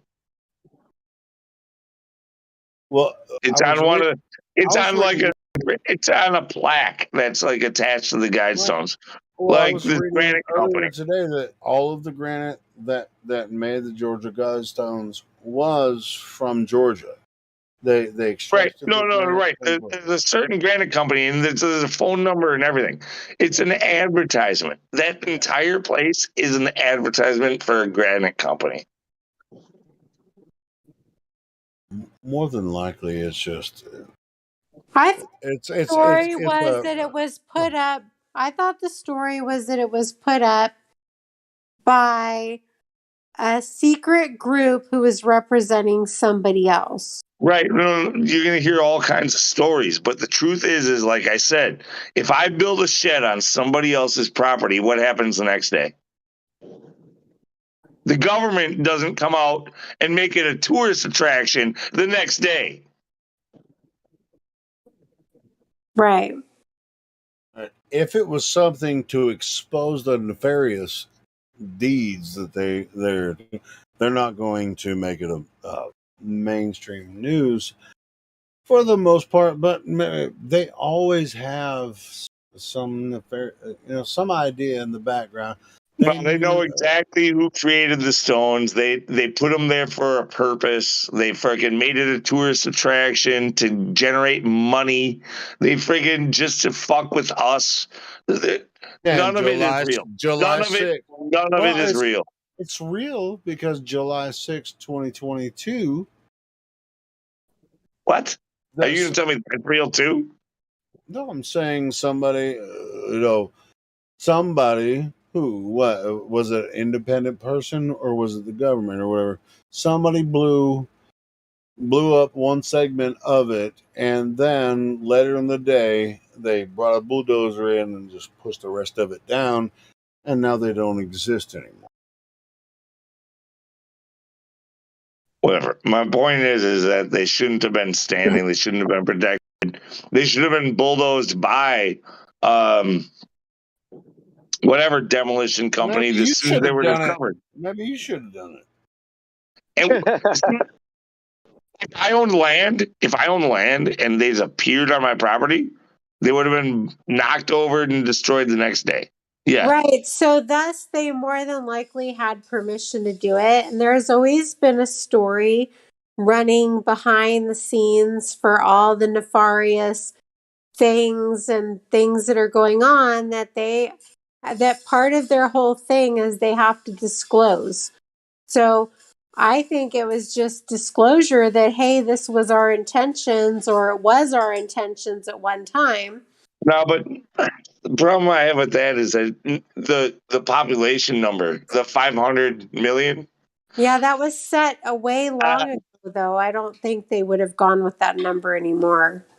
They never would have, because when we were well above that number when they created the stones. No, but that number was almost created 40 years ago. That number was created way before the stones. That number was just copied over to the stones. That number comes from a long time ago. Then why would you say maintain? The what? Maintain a population of 500 million. That's what the song say. Because I'd probably have to ask a few people, because I just kind of, I don't really keep all of this stuff in my brain, but I do know that that number came from something far before the guidestones went up. Well, it's not the 400,000 from the Bible. It's not. Where does it come from? It's I'd have to ask a few questions to people who know that. Either way, maintain a population means that we're already at it and we always have been at it. Like, or that they've been keeping us at it. Like, is our population only 500 million people?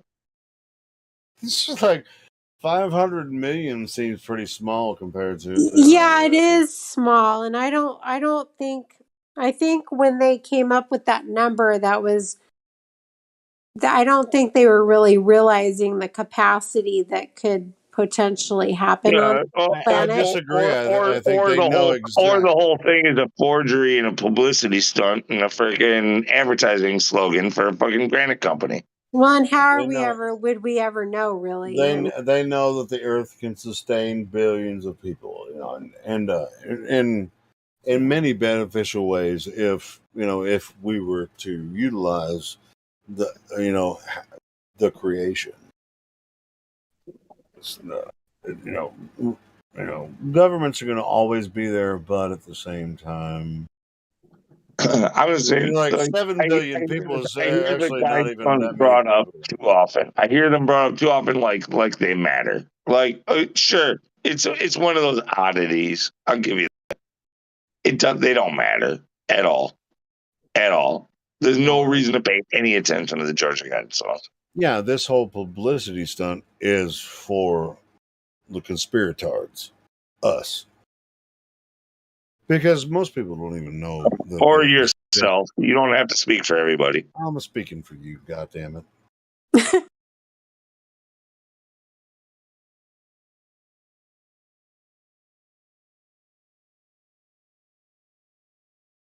I mean, it wasn't ever important to me. And maybe it's not important to you either. But I mean, people just like go and take pictures. Oh, look at, we can see Polaris through this hole. And fine. Now that's over. So after this, for the most part, it really doesn't affect us. But at the end of the day.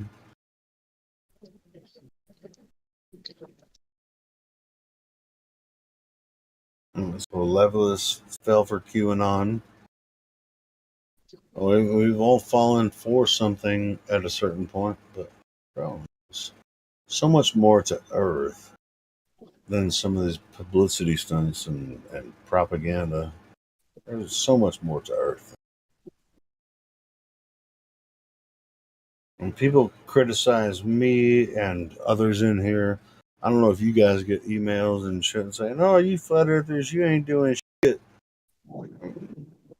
I'm in here almost every day. I freaking have a live stream run. I talk to hundreds of people from all across the world every single day, and I ain't doing shit. What are you doing?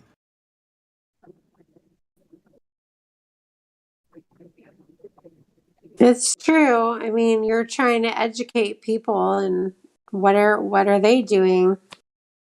A lot of them. Well, it's because they don't actually want to talk about it. They're scared. They're scared. I don't know if they're scared or not, but they definitely don't want to talk about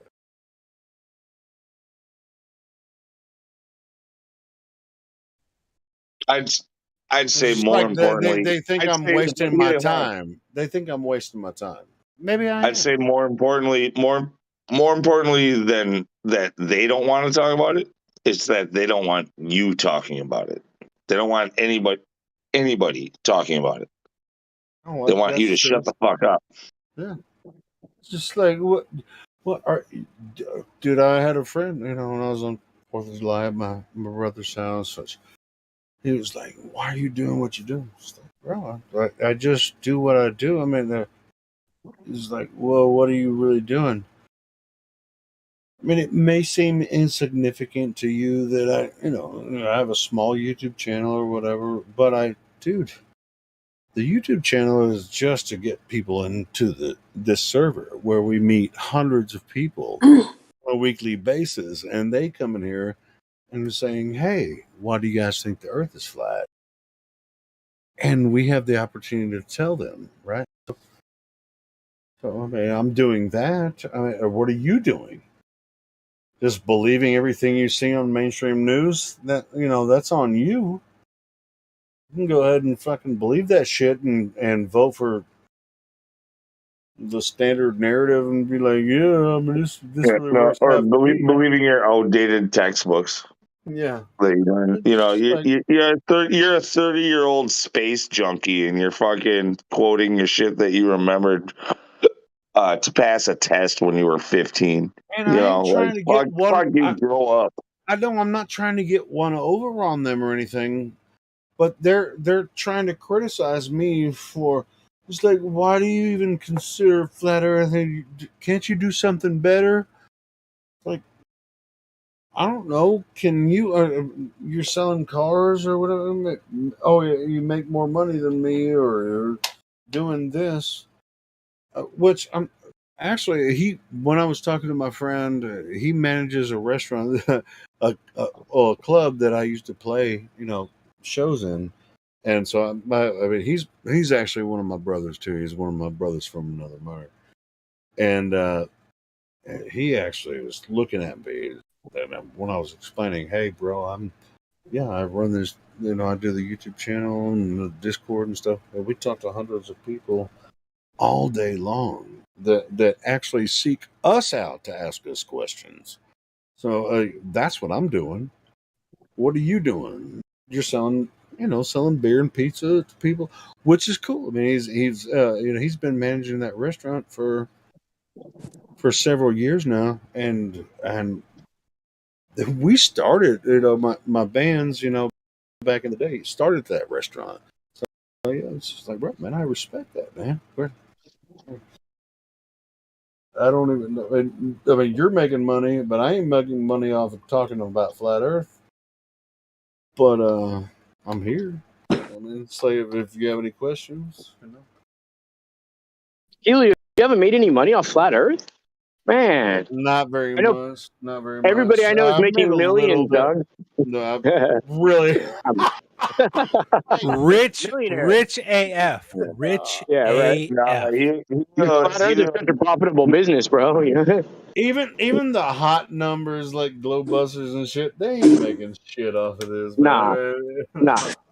Mr. Sergeant, I don't know who's making money off flat Earth. Mark might make you were only like monetized for a few months before you got demonetized, and then I'm about to apply for it again. They're probably going to deny it, but anyway. But even then, you admitted it was just beer money, basically.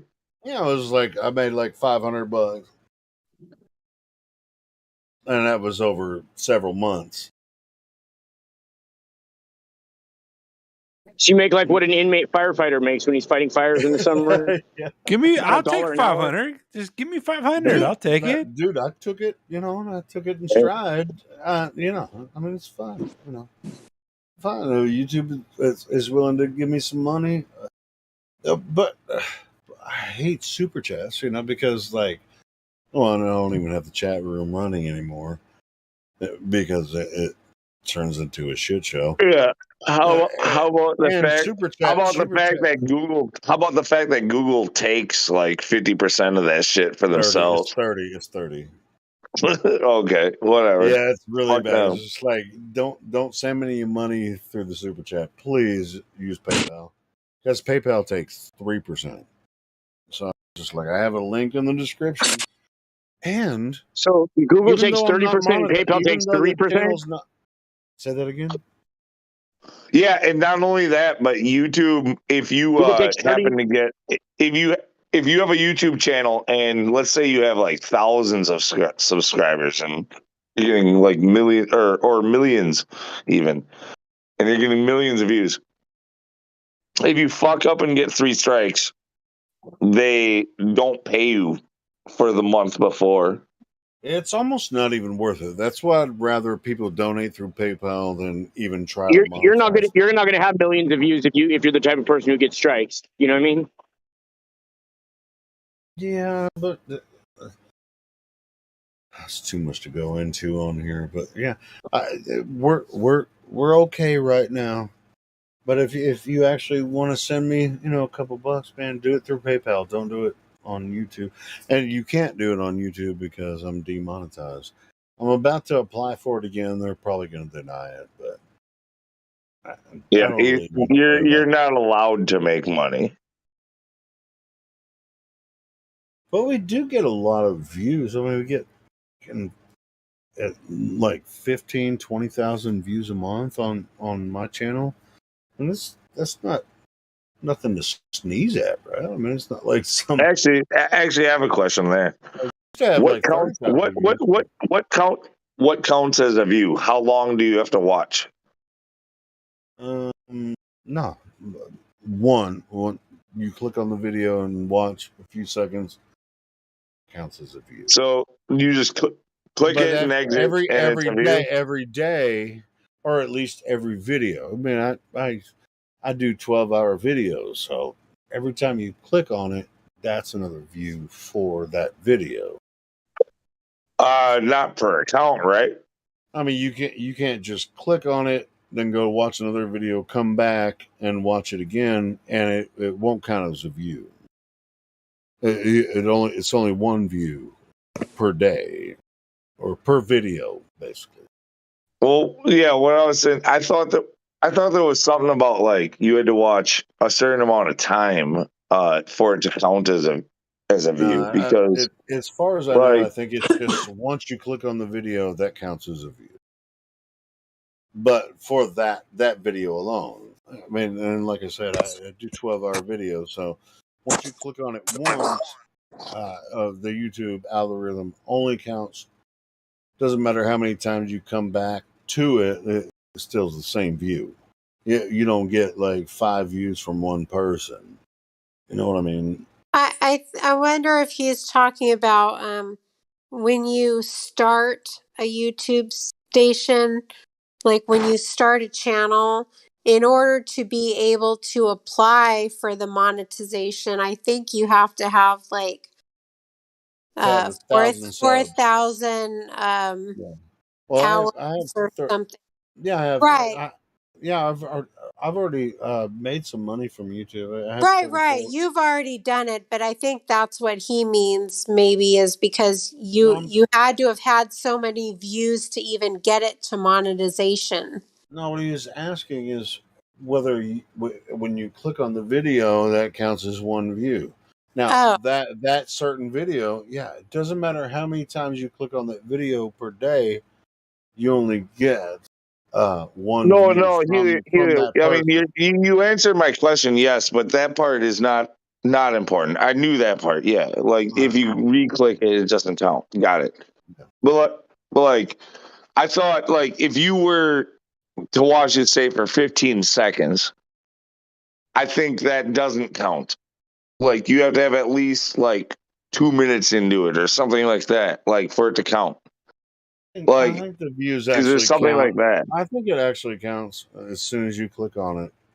Yeah, if you watch it for like 2, 3, 4 seconds, 5 seconds, I think for each individual person that actually counts as a view.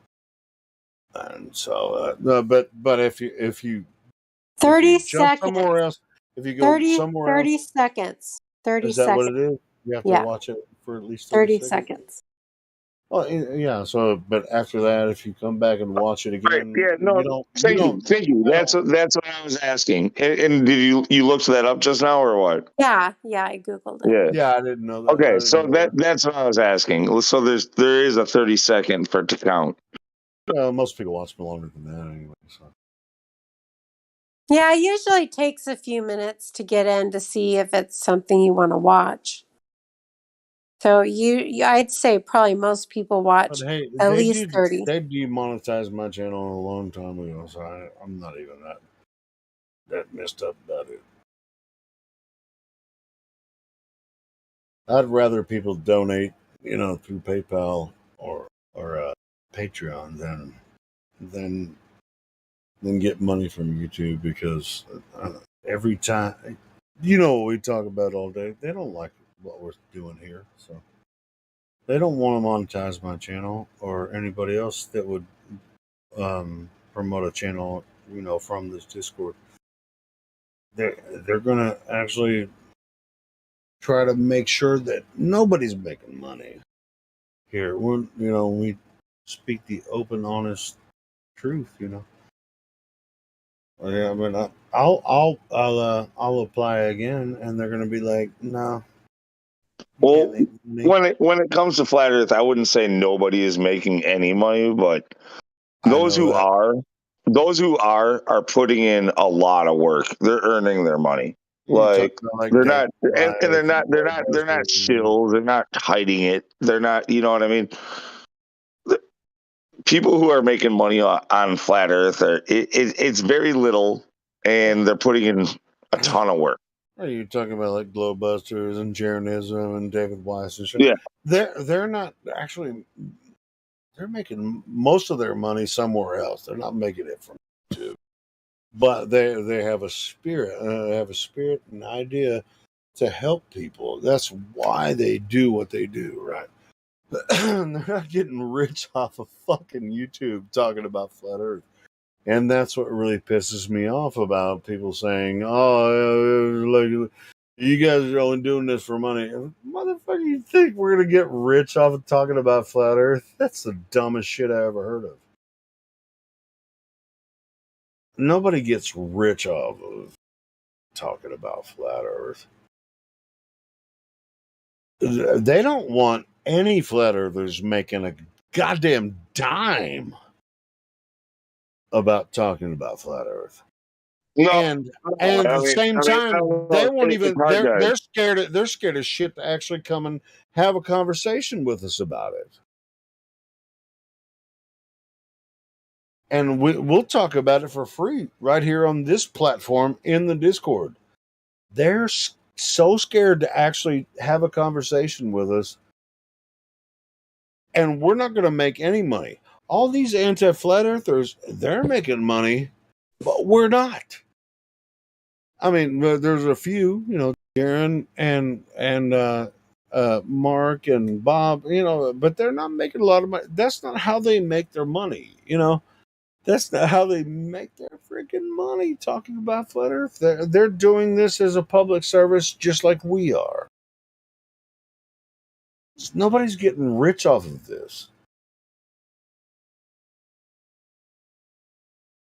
I want to point that out for everyone that just says, "Oh, so-and-so's a shill." No, that's not the way it works, man.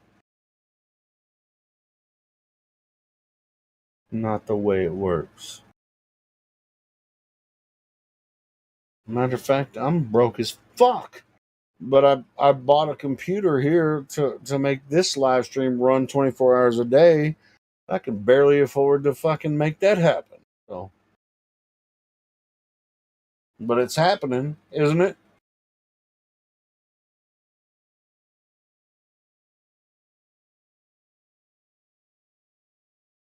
Because I think it's important.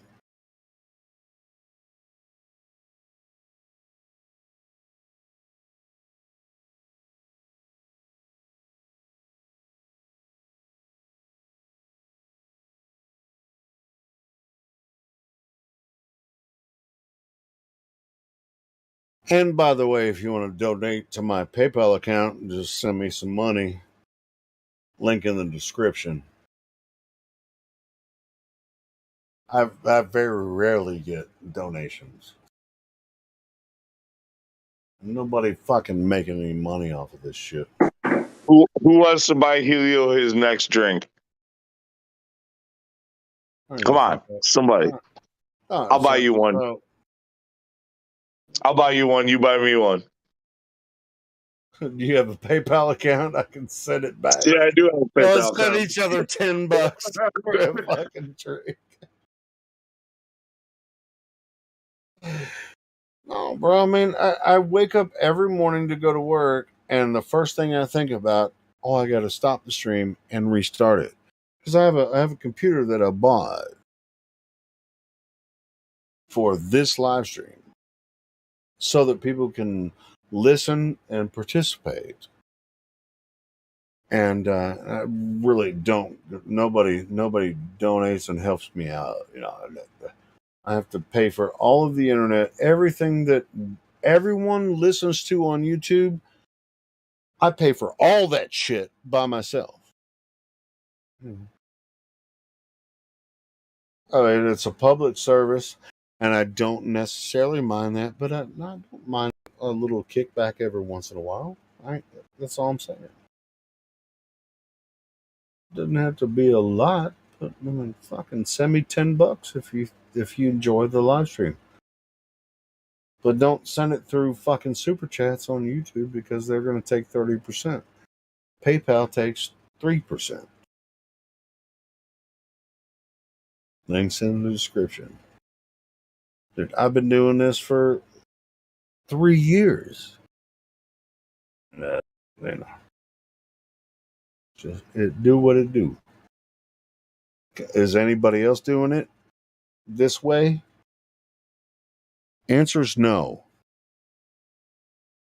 I'm just saying. You don't have to send me money, but I would appreciate if somebody would help me out a little bit. I'm broke as fuck. I ain't no fucking more guy saying, "Hey, I'm destitute on the street." I ain't that way, but I'm just saying I actually have to. I bought the equipment here, and I pay for the internet to make this happen for everybody. So it would help me out a little bit if you just like sent me a few bucks. It would be nice, but you don't have to keep on going. You don't want to like press it too much. That's e-bagging. Yeah, I just hit the point of e-bagging, but bro, I actually I enjoy actually making this happen for everyone. So if you want to support, go ahead and do it. But anyway, other than that, fucking love you guys. I love everything that happens on this server, and I actually enjoy the whole thing. The live stream and everything. People think. Don't people think things about us that they just make up? That is the funniest part about it. It's like, it's like, well, Lou is this and Helio's that. They're just like, I don't even know what. But the best part about having this server and the live stream, like people can find it, and they come in here, and matter of fact,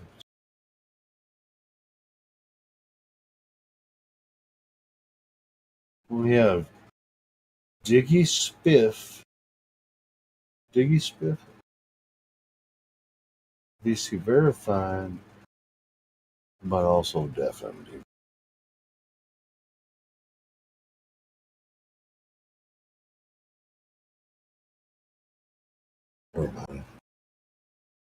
Yeah, I won't stoop to e-begging, but if you do like the joke,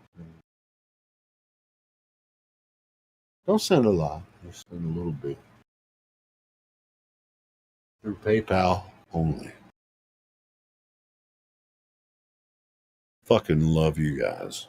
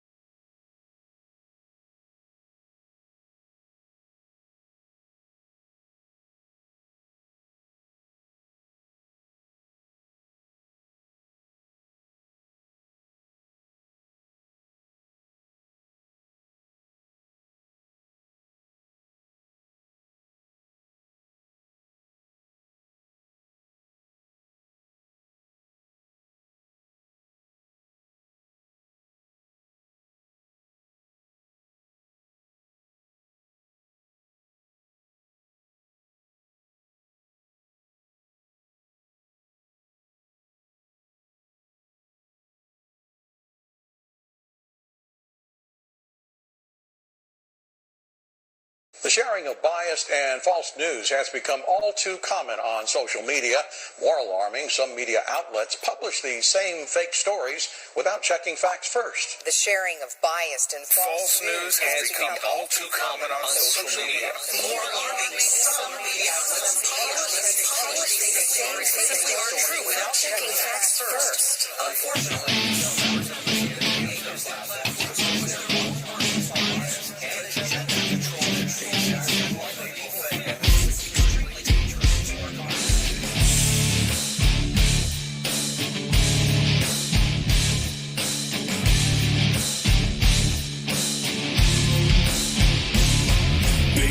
of you, we're in this mess.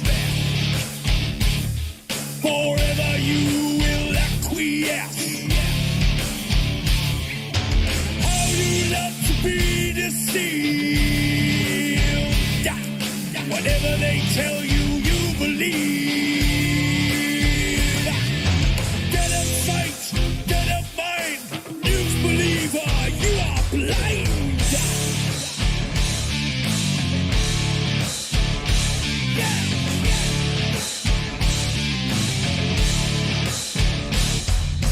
Critical thinker, you are not. Never independent thought. Bust into your paradigm. Hypnotized with pantomime. Regurgitating all you hear. Spread your terror, spread your fear. Never your mind to be free. Never your eyes will ever see. Lick the boot of tyranny, begging for your slavery. They who have remote control, the TV know your very soul. Tune into the great deceiver, television watching news believer.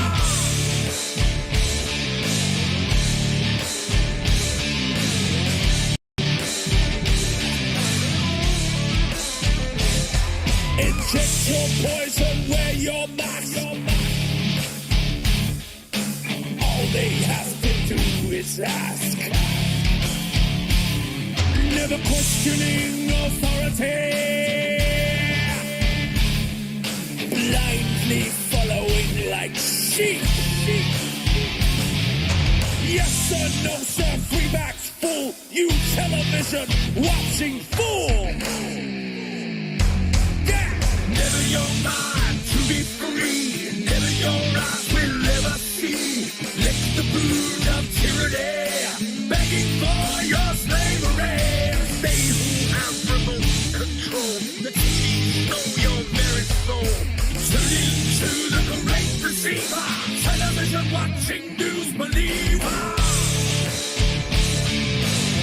This is extremely dangerous to our democracy. Extremely dangerous to our democracy. This is extremely dangerous to our democracy.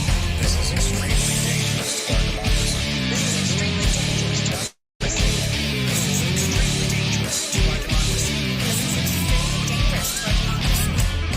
In their world forever locked. Into their world forever boxed. Reality you leave behind. A prisoner of your own mind. Forever you will be deceived, never ever to be free. Yeah. Never your mind free, never your eyes will ever see. Lick the boot of tyranny, begging for your slavery. They who have remote control, the TV know your very soul. Tune into the great deceiver, television watching news believer. Never your mind to be free, never your eyes will ever see. Lick the boot of tyranny, begging for your slavery. They who have remote control, the TV know your very soul. Tune into the great deceiver, television watching news believer. This is extremely dangerous to our democracy. This is extremely dangerous to our democracy. This is extremely dangerous to our democracy. This is extremely dangerous to our democracy. This is extremely dangerous to our democracy.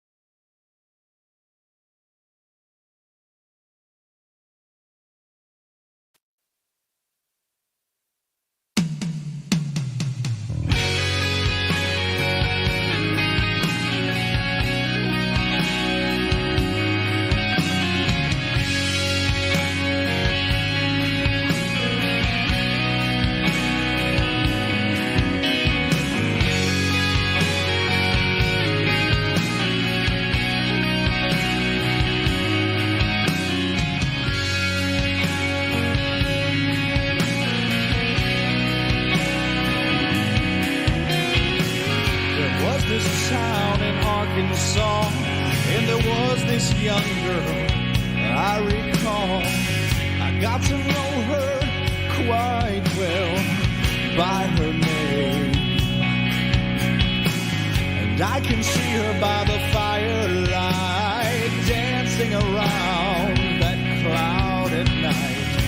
And yes, I'll tell you her sweet name. Mary Jane, Mary Jane, Mary Jane, my Mary Jane. You got me walking right on in your room. I know it's you that really cares. It's me and Mary Jane.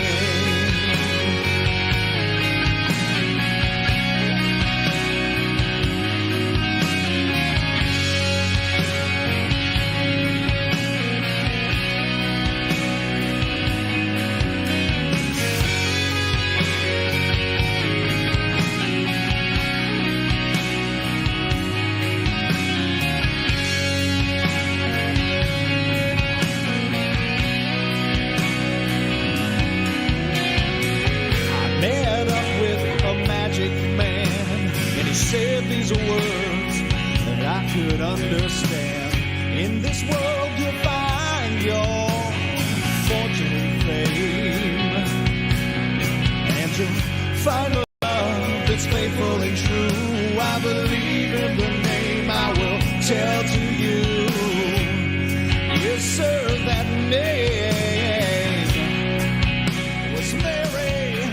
Mary Jane,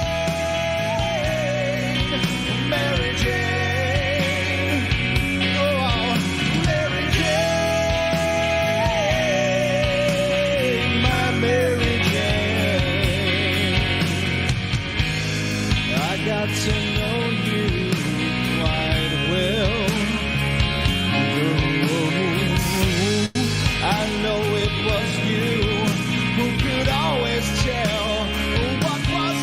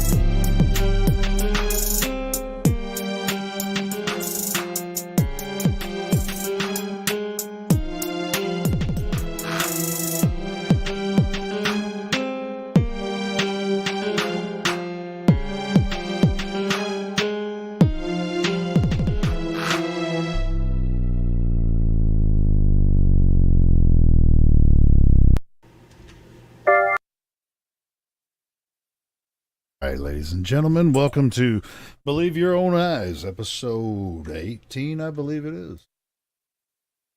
And the reason I named the show Believe Your Own Eyes is because oftentimes we're told that we can't believe our own eyes because science is so dogmatic about their findings, and their, I would call them presumptions about what they understand about history and anthropology and archaeology. Anyone with an alternate understanding or observation about certain findings will just be pushed out of the system if it doesn't line up with the common understanding of the narrative, the generally accepted narrative of. Here's what I've discovered, and anyone who can disagree with me, and more than likely will, and most of modern science does disagree with me, that what they call modern science, it's kind of archaic to me, because what they claim is they can dig down into the earth and go back in time millions of years and dig up fossils or uncover fossils and claim that they came from an age millions of years ago. They do have a preconceived bias when they're digging down. You know, if they've gone through, which most of the archaeologists and anthropologists and people that study these histories will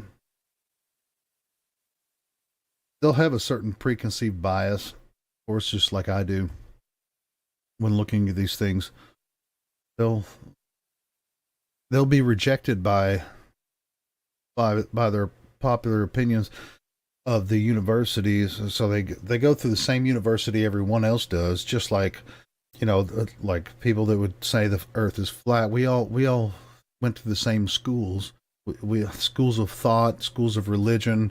We all, you know, grew up thinking the earth was, everyone that would proclaim a flat earth theory or that kind of claim, we all are globies, and we understand the standard model. So it's not that we're dumb. And as far as the age of the earth and history, we have a lot more to learn. So my contention is that they're I don't even know where to go with that. That you can believe your own eyes when you look in the sky and you see the sun in the sky. We're told that you're moving away from the sun. That's why it looks like it's going away from you, because you're on a spinning ball moving backwards. Same with the moon, the stars. They're actually stationary, and you're on a spinning ball moving around. And so you have to, in order for this heliocentric idea to work in these millions of years, you have to look up and you have to look down. You have to dig down and you go back millions of years. You look up, you go back billions of years. And I contend that's just a load of hogwash. So that's why I call the show Believe Your Own Eyes, and we talk about those kind of things. And we also talk about many other things that are, you know, have to do with modern politics and education and everything. And I have the chat room muted, and it looks like they're talking. As soon as I open the mic up, they're. But my co-host is Ron Sheckelson, and he always has a lot to say. And MIDI-HC is one of our partners in this, and in my Discord server, I invite everyone to have have the conversation, but for the most part, Ron and I host the show. We start the conversation, and once we start, we invite other people on the panel. Whenever we get exhausted of talking, I have no idea what Ron's going to say today. See what happens, and welcome everybody. Thank you so much for all the new subscribers. Hey, especially hold on, he can't hear me now, so I'm gonna introduce one of my newest subscribers.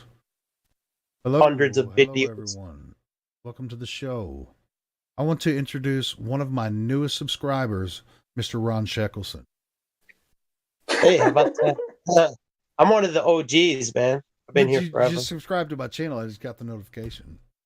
Yeah, you know why? Because I wasn't getting the notification, so I hit unsubscribe. And resubscribe. Yeah, because I wasn't getting notifications. I'm like, well, let me see if I unsubscribe and resubscribe, if it checks that. I'm just messing. Anyway, I just did a little deal there. So what's been happening? Oh, we were just going over some stuff in the Drudge. I got like 10 new subscribers a day, so that you must be doing something, or unless they're finding the show and stuff. That's good stuff, man. Yeah, I've been promoting it. Check out our stream tonight at 10. Anyway, yeah, we got a little bit of a late start, as usual, but that's all right because it gives people time to filter in. A lot of people are on the West Coast. I know a lot of these people here, so their time zone is quite a bit different. So this is not that late. Oh yeah, I was checking out the Drudge Report. There was some funny stuff. There's someone that's blackmailing Jeff Bezos with he's got like dick pics out there, and they're trying to get. Because I was like, where did this? I was browsing the Drudge Report. Yeah, let me go get it. And I'm like, where did this come from? Yeah, we were only talking about that yesterday. Blackmail from dick pics and the likes. Yep. Where should I put it in the? Let me see. Text for general. Let's see. Hold on. The live stream text. Either. Put it in live stream text. So everyone can see. I'll put it in YouTube too, so everyone could. Yeah, want to click on the stream because we're about to go in on Bezos, I guess. Jeff Bezos. No, we're gonna. No, this is just the Drudge Report. It was a top thing on the Drudge. But it's kind of and then one of the other things I seen in there was Supreme Court Justice Roberts. He's siding with the liberals on an abortion bill. And I always knew he was a turncoat. He was the one that gave us Obamacare, and now he's done this working with the liberals. Under Bush, right?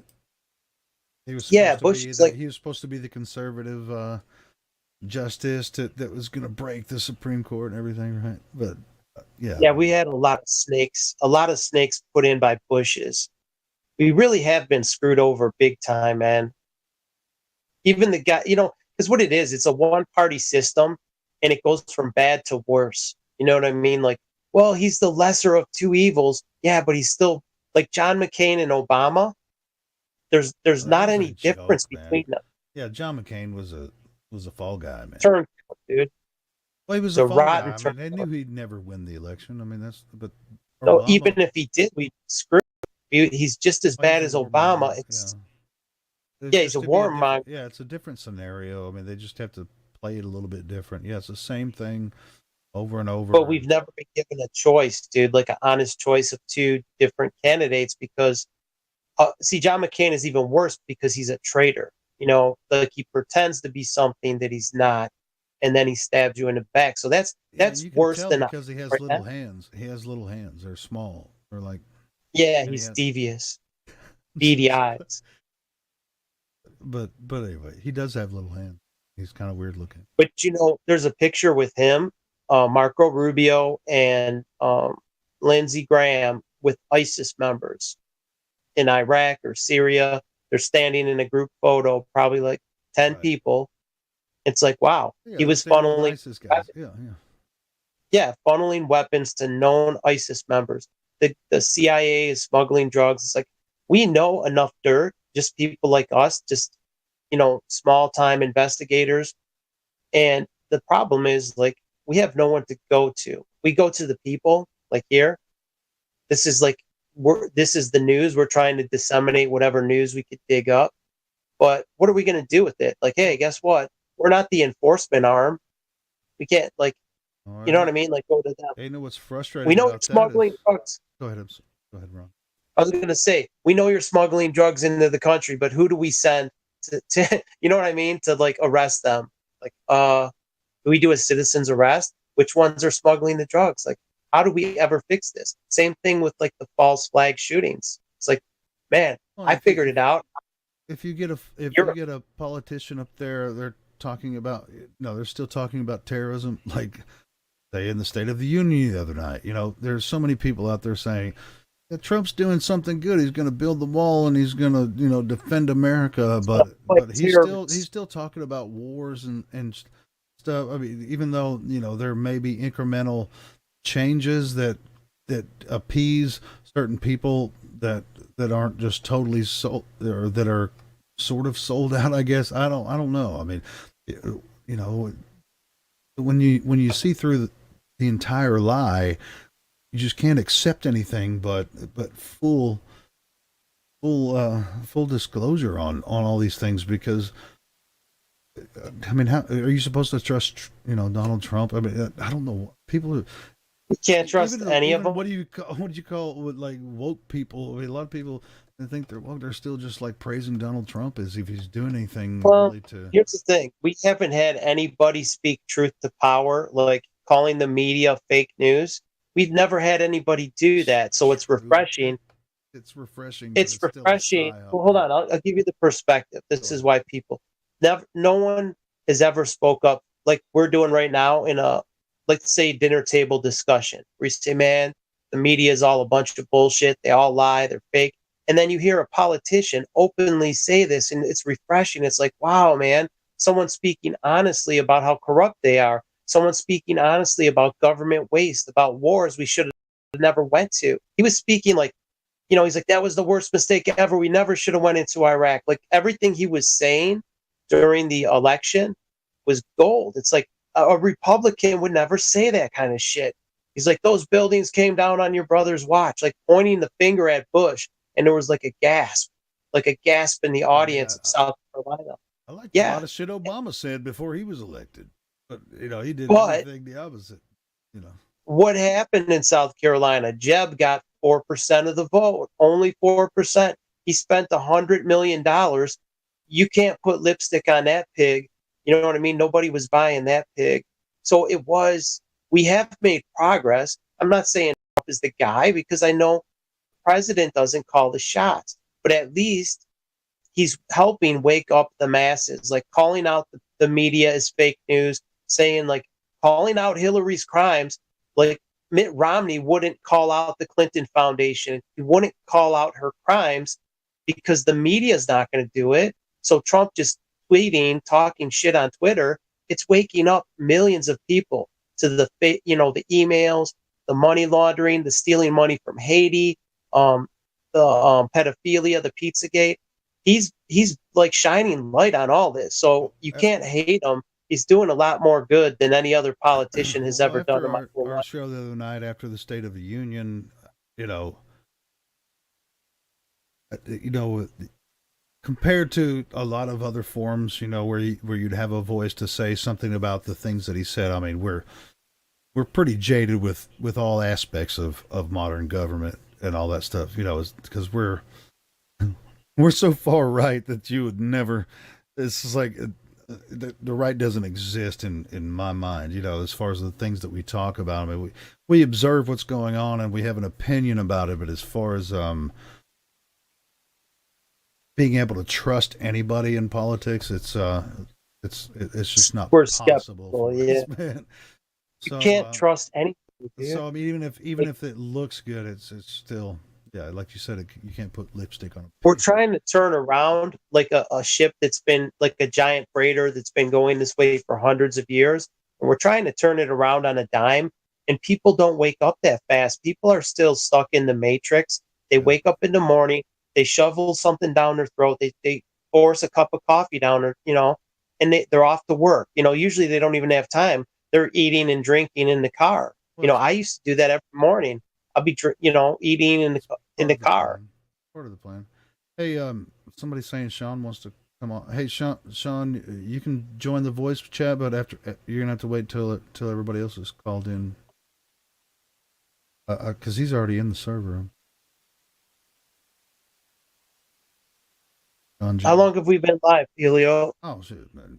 About 15 minutes. About 10 minutes. I'm just saying, it's people are in the chat. But yeah, Sean's already in server. He's got a role. He can come in and talk, right. but we got to finish our. Yeah, we'll do their opening set. So what was I saying? We're just talking about how people are. Yeah, they're in the Matrix still. They're becoming woke, but I don't think that they're gonna be able You know to what, though?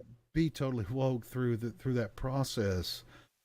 It has to be. They don't need to be totally woke. There's a lot of people that are like pink pilled and purple pilled. Let's say what is that people do question when you're building a wall around your country when the country is never going, like you had Trump saying that it's never going to be a socialist country when it already is. I mean, how does it's already too late for this country. Probably too late. It's probably finished. But I don't want to be black pilled. I like to keep a little bit of hope alive, but I got you. We're on a path. Like, you know how a train is on the tracks. Unless we blow the train off the tracks, we're going for off a cliff. Like, there's no saving this country because it's too rotten, and every branch of it is rotten, and it's not going to fix itself. And people have known about 9/11 since the day it happened. There was these 9/11 truthers, and we had a more open format on YouTube where people were revealing this shit, and it's being taken away from us. It's being hidden. So just now, like what 9/11 was 17 years ago, and now it's just gaining traction. Some of these lies, these big cover-ups, they're gaining traction. Flat Earth is gaining traction. And what do? They're pulling it, dude. They're getting rid of our ability to wake up more people because we were reaching critical mass, and now they're just cutting us off at the knees. We're left to little platforms like this where we're talking to 20 people, and everyone in here probably already knows. There might be one or two new people, but that's the problem. We're like, no, I mean, yeah, it's YouTube, so it's like there are so many people that are even if they don't accept the flat Earth, they understand at least why we do, and our resistance to the modern system. So it's not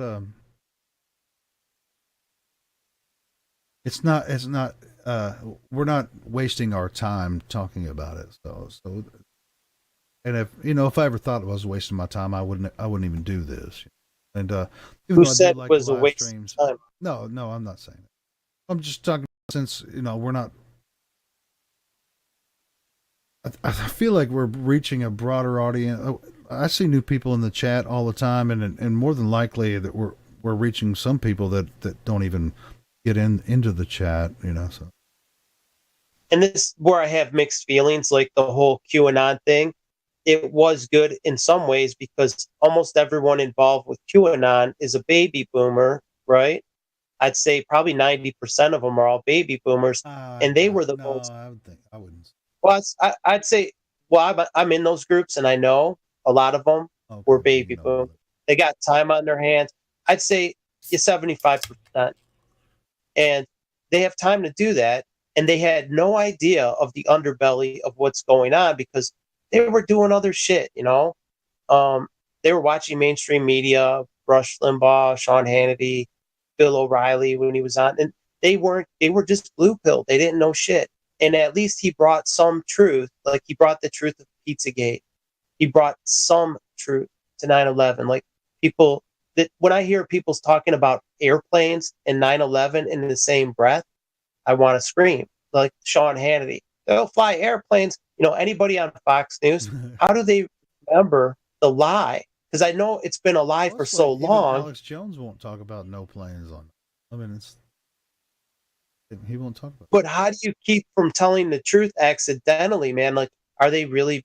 They must be really good liars because I could never even let it spill out. Like, how do I keep remembering to call airplanes when I know it's not fucking airplanes? It's no not fucking way an airplane, brother, or would even hit the building. Looked like that. It's, and someone else was doing that. He was talking about who paid the hijackers, right? He was a so-called truth channel, and he was talking about this person was affiliated with bin Laden, and he gave money to the hijackers to train them. I'm like, dude, hijackers and airplanes had nothing to do with 9/11. And he was Activist News on that's the name of his channel, Activist News. And he was talking about airplanes and hijackers, but he names the Khazarian Mafia, the Synagogue of Satan. He does name them, but he was talking about this fake shit about 9/11. He's like, and this guy was connected to someone who gave money to the hijackers. I'm like, right away. I'm like, dude, anyone pushing that narrative, you're full of shit, dude. Yeah, that's bullshit right there. Listen to Brian Staley's stuff about 9/11. I'm not sure who that is. I'll send you some link. Yeah, he's good. I like him. But when I found out my neighbor gave me that book about 9/11, where did the towers go? And I thought I knew everything. I was just fucking cocky, whatever. And I started looking through it. I'm like, oh my God. I looked at it, the Hutchinson effect, Tesla. And I did some digging and I was dumbfounded. I'm like, dude. And just over the last couple of years, like the fires in California, and I realized what we're up against. And it's like, wow, that they have this weapon, right? They have a weapon that makes things disappear. And you don't see it coming. You don't know where it came from, who did it. There's no fingerprints. And then they're promoting weapons that we don't have, like nuclear weapons. Oh, Iran's going to get nukes. Nuclear weapons, they're fake. And the real weapons are the ones that they're using right now. Like, people are actively being targeted by these devastating weapons that could erase you off the face of the earth. And they're clueless to it. You know what I mean? Look, all you have to. The only proof we have is pictures of the aftermath. So all we have is 1 million pieces of circumstantial evidence, the results of this weapon. Right. We don't know who's pulling the trigger. We know the results, the outcome. A forensic examiner, right? Crime scene forensics. That's what Judy Wood did. Say you see the blood spatter, and you could tell if it was a blunt instrument or a sharp instrument just by the size of the blood droplets, right? The amount of blood, the blood spatter, the direction. You could tell a lot just like that. So there's so many burned out carcasses of cars, houses, right? And then the trees around them, the aluminum that's liquefied with pine needles. There's so much skipping one house and destroying the next one down to powder. There's all this circumstantial evidence that it's undeniable what it is. We just don't know who is pulling the trigger. They've had it. Don't necessarily know how it might have been delivered. We don't know how it as well. But do you need to know? Do you need to know, like, if it's a microwave or if it's a laser or it's a magnetic weapon? Do you really need to know the nuts and bolts to know that it's a weapon? That's all you have to know is it's a weapon, and they could target it right to 1 inch away, dude. They could wipe out the house and leave the fucking chimney. They could burn the house down right to the edge of the driveway and not an inch more. It's so fucking precise, you could shave with it. You know what I mean? It's like, here, go right to the edge of the driveway and not an inch more. It's so precise and so programmable. Whatever it is, it's a weapon. And if people knew, they would be more reluctant. Like if everyone sees it right away, that's a fucking weapon. Who's hitting us with this weapon? That's what needs to be done, because then they'll be a little bit more reluctant to keep using it. Like if you knew you were going to get caught, if you had a gun with a silencer and you're out there you're a psychopath and you're shooting people, but it's ejecting shell casings, it does let out a flash, and you're leaving evidence everywhere, you'd be a little bit more reluctant to do your whatever. Go out there and just kill people like that. Leave evidence that would lead back to you. Yeah, of course you'd be. Right. So we need to let people know that they're under attack so that the attacks will stop. Or, you know what I mean? Like, dude, when everyone sees it, they know it's an attack. Well, and then they could tell. they could look at their government. And like with what happened in California, it's very hard. Like in Paradise, for instance, it's very hard to develop motive. I mean, a lot of people have an opinion about the motive for clearing out those towns, and we could figure that out later. It matches up with the Agenda 21 map, and then who owns it? Rothschild owned it. That's like circumstantial evidence, but we don't need a motive. We just need to know it was a weapon. Right. And we could figure out that stuff later, but we needed to stop. The forensics could lead to figure out how it was done. That's the way you investigate a crime scene.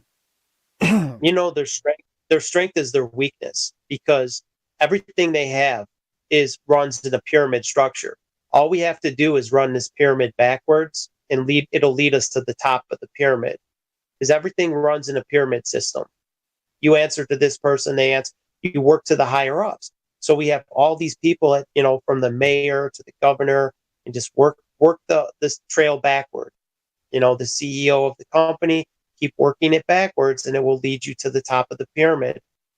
And the problem is, like, all the people that are supposed to do this investigating, they're all corrupt too. So there would have to be some kind of pressure put on them. Right now, there's no pressure being exerted on them. Like, they had the crime stats for Sandy Hook for Newtown, Connecticut, that said there was no homicides in that town. There was 0 homicides. So how are they letting the official narrative of that shooting, how are they letting it be put out on the media? I mean, it's legal now to push propaganda. It's totally legal. Obama made a law making it legal to push propaganda. But they have a moral obligation to do this, to get to the bottom of the crimes. They're the highest law authority in the land, and they're betraying us.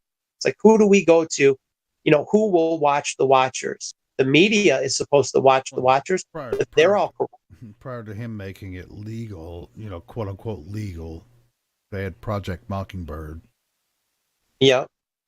But we're supposed to have a media. That's why we have a First Amendment, freedom of the press. And we are the press, dude. Us right here, this little us talking on the internet. This is freedom of the press and freedom of speech. And for them to censor us, they're violating like a crucial First Amendment rights. Assembly. Yeah, peaceful assembly. Yeah. And all that stuff. We're being and they're spying on us, like our Fourth Amendment, like all this stuff is violated.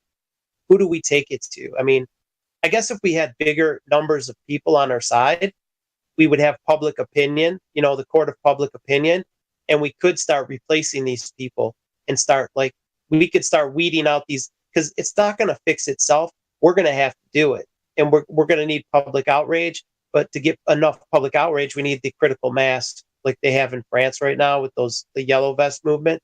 We just need a spark. It's like a tinder. We're like a pressure cooker, and it's just ready to explode, but we just need that. Right now, they've been bleeding off a little bit of pressure, a little bit. I think that's with the QAnon. It's bleeding off pressure from the pressure cooker so things don't reach critical mass and explode. Yep. Damage control. That's basically damage control. Well, it's like, it's controlled opposition or limited hangout. They're giving you a limit. They're telling us what we already know. They haven't given us any new information. Everything is very vague. You know what I mean? It's like if someone said, like, okay, Nancy Pelosi, Chuck Schumer, Bill Clinton, Hillary Clinton, they're going to be arrested on the 24th. It's like, boom, and then if it happens, it's like, wow, this is a solid. They have to utilize, solid. Just like I'm saying, with the Project Mockingbird or whatever and all that led up to Obama's, passing of them being able to put out this propaganda quote unquote legally. They put out the information, gauge the public response, and then adjust accordingly. It's just it's just part of the programming. And then they feed it back into the media to see what else they're going to find next. Yeah, it's like when you catch a liar and then they admit that they lied, they're usually not going to admit to all of their lies. They'll usually admit to like the least offensive lie. You know what I mean? Like Anthony Weiner, right? Yeah.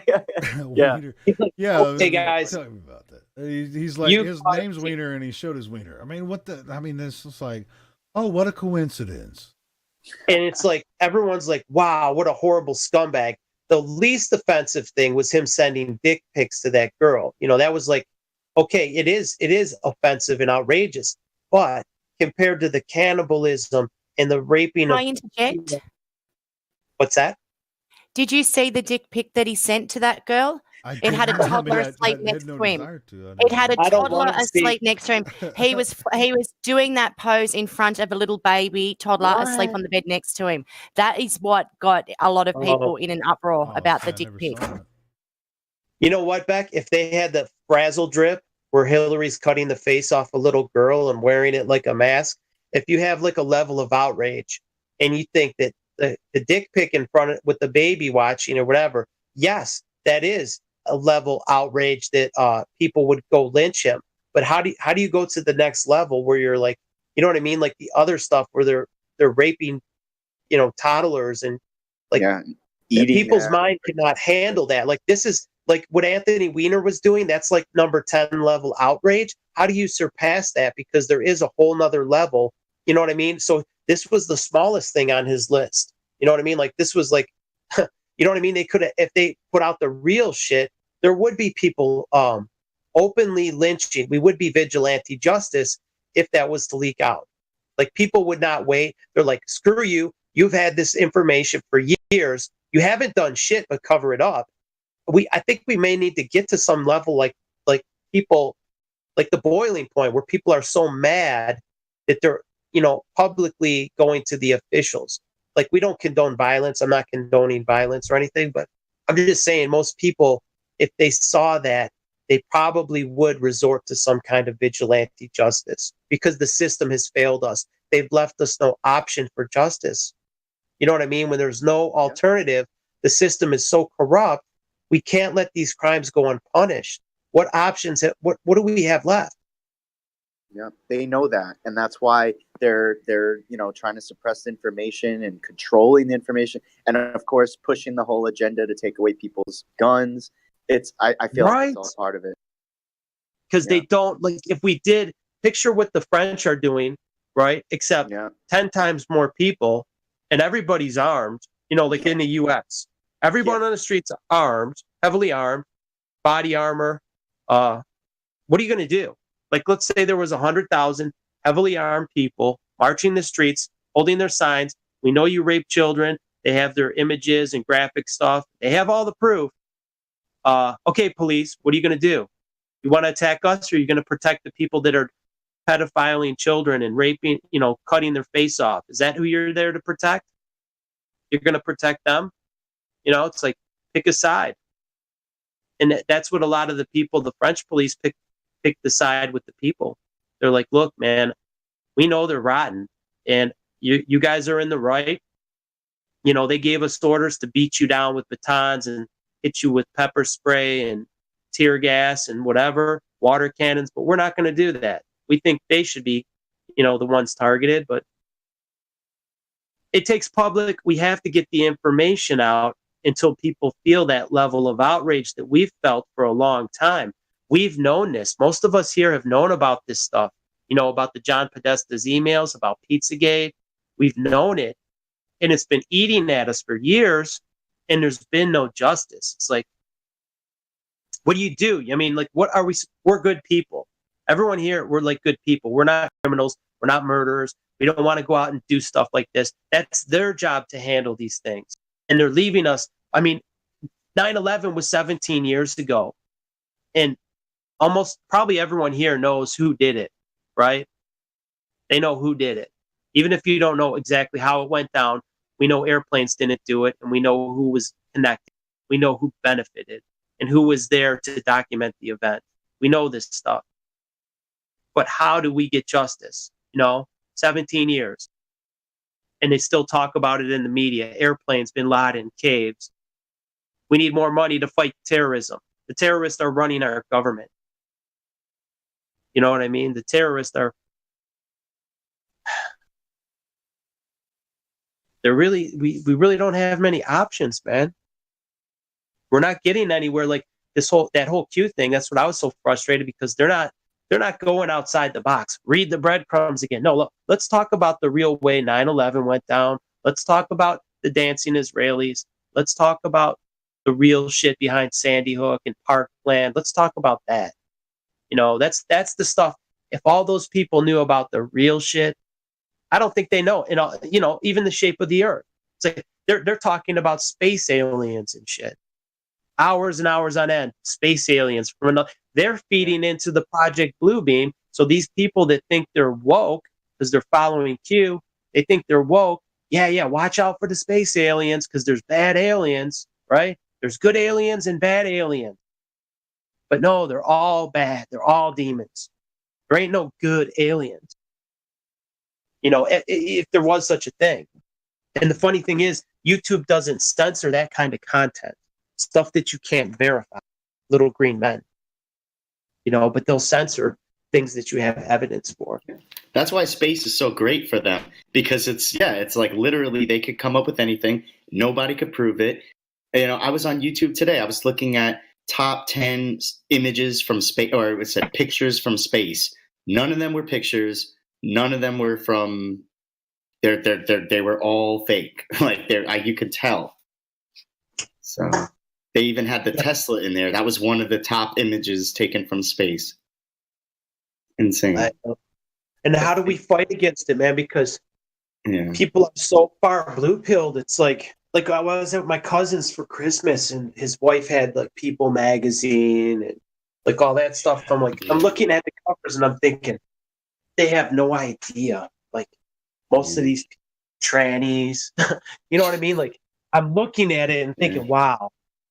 And I can't just tell them that because it would bend their mind. If they were to find out, they would be like, I don't know if they could handle it. Like their whole bubble would be popped because they have like a perfect little life, dude. I went by my cousin's house. He's got like a big house, like 3,000 square foot house. His basement is all finished, really nice. He's got everything, dude.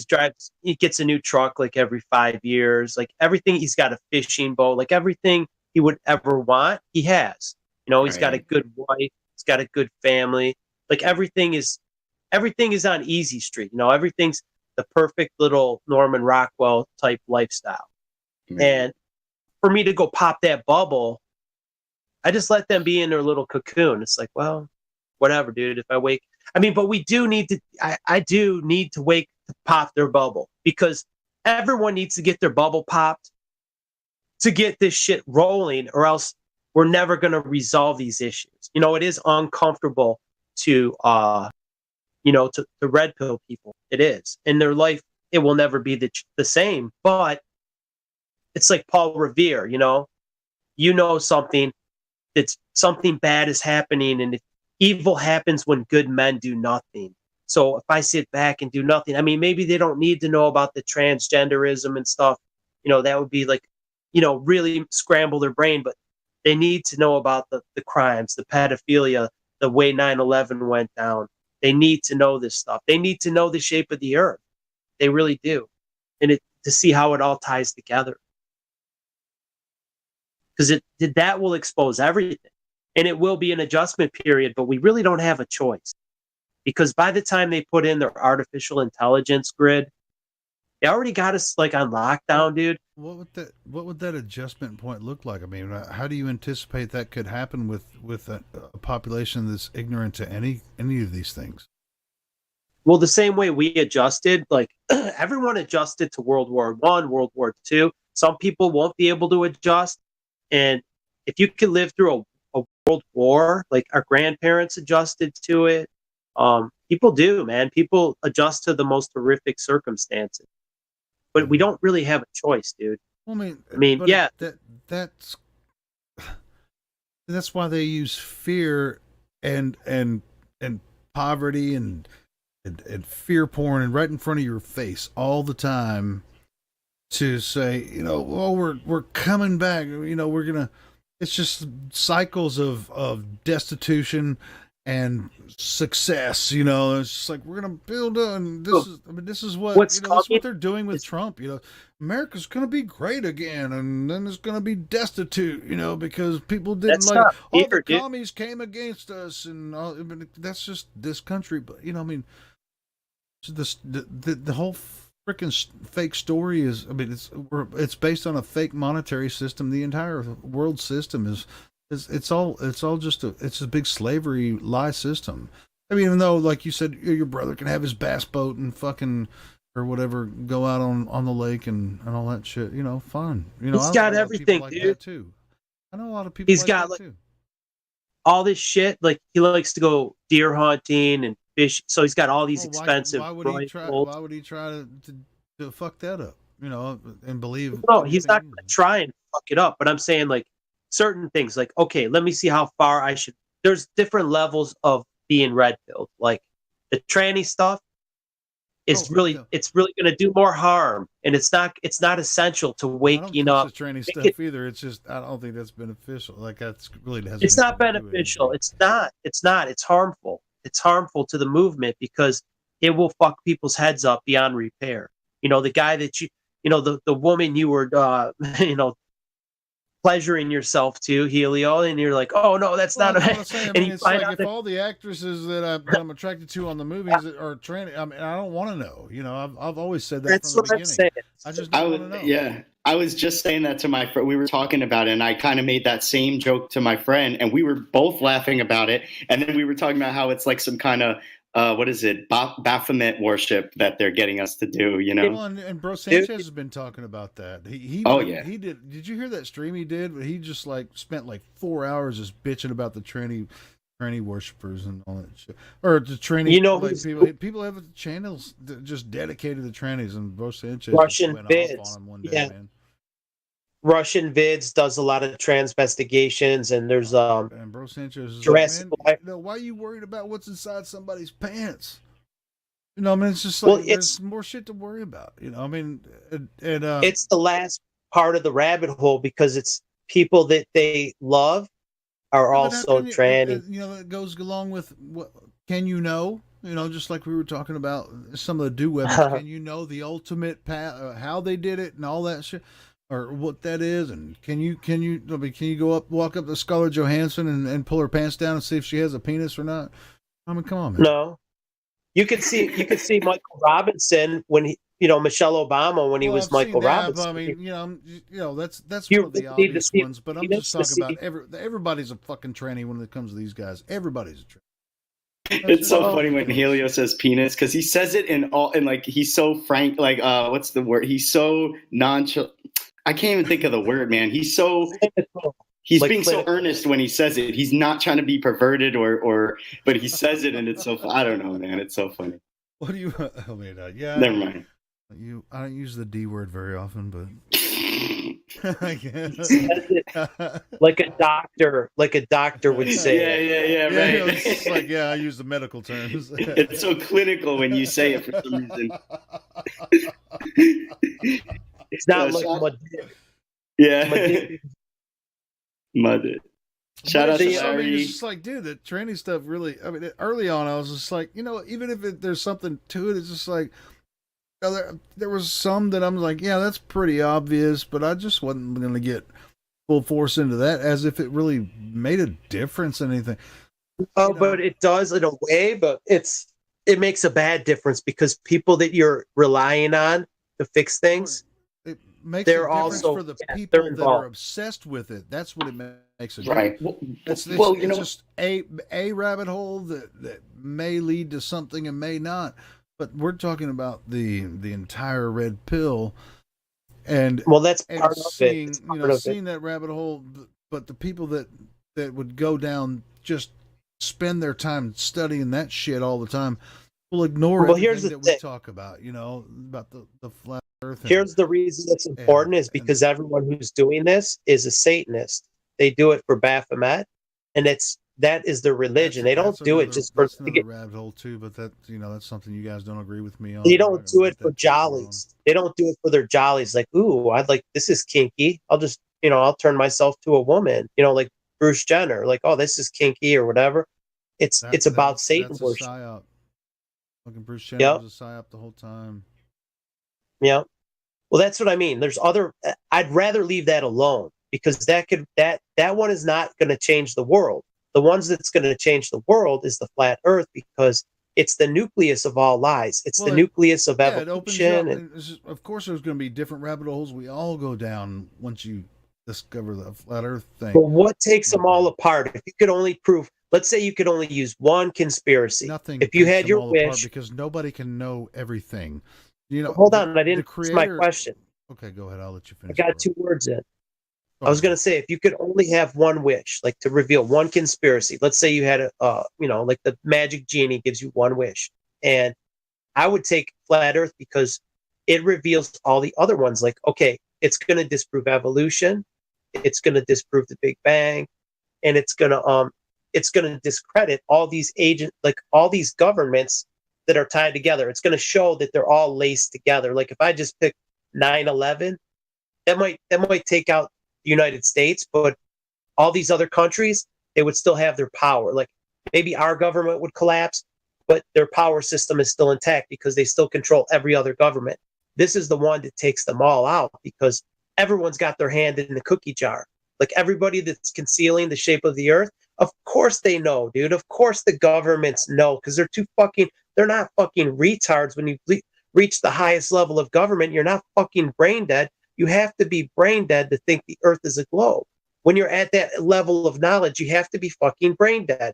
You're looking at all the statistics. Well, yeah. Well, as far as the Earth being a globe, we never questioned it because we were told that it was a globe and this is the way it works, and we were totally distracted through education, media, everything. We lived on a globe. This is the way the government works. You follow this plan. You've got, you got the red and the blue. Then if even if you have like libertarian tendencies, you have the Libertarian Party, you got a gray, you got the blue and the gray. You got, back in the, they said, oh, we had the Civil War, blue and the gray. And so it's all kind of, they always have an avenue of distraction for you. And, but I totally agree with you. Flat Earth will break that down, and you have to go backwards from flat Earth. Once you see the flat Earth, it's everyone's going to go on their own journey to discover their own truth about that. And for me, I don't know. I like doing this because I'm kind of doing it as an analyst and not a dogmatist preaching my version of flat Earth to anyone, because I have no desire to do that. When someone sees the flat Earth and for what it is, they're only going to go down their path, based on their history. They can only understand one thing at a time. So I'm not necessarily a teacher. I'm just, I wouldn't ever claim to be, because I never was. If I wanted to be a teacher, I could have been teaching music in a university, or something right now. But I never was on that path. So, well, you peel it off like an onion. There's one layer under another, Yeah. So first you find out the Earth is flat, and then you take the next layer off the onion. Well, what does this mean? But okay. even then, a lot of us are are awake to our own understanding. We're never going to come to the same conclusions. We're like you and me are disagree on a lot of stuff. So it's like But a lot of people don't peel off those additional layers. Like the first layer, oh my God, the Earth is flat. Well, wait a minute. What about the space race with Russia? Well, guess what? Oh shit, they were both lying. Yep, yeah. Both lying about it. That means they're both buddy. They're frenemies. They're fake enemies. It's like, oh shit, what's the next layer underneath there? Oh, the world wars. I mean, they were frenemies back then. Yep. It's like, wow, you peel back all these layers and we realize we've been fucked over for forever. As far back as history goes, we've been played, dude. They've been playing us off against each other forever. And that's once you peel back those world wars, how can you claim that those guys were actually colluding together to create this propaganda stunt of these world wars? By the outcome. You talk about flat Earth being a hard pill to swallow. That's a really hard one to.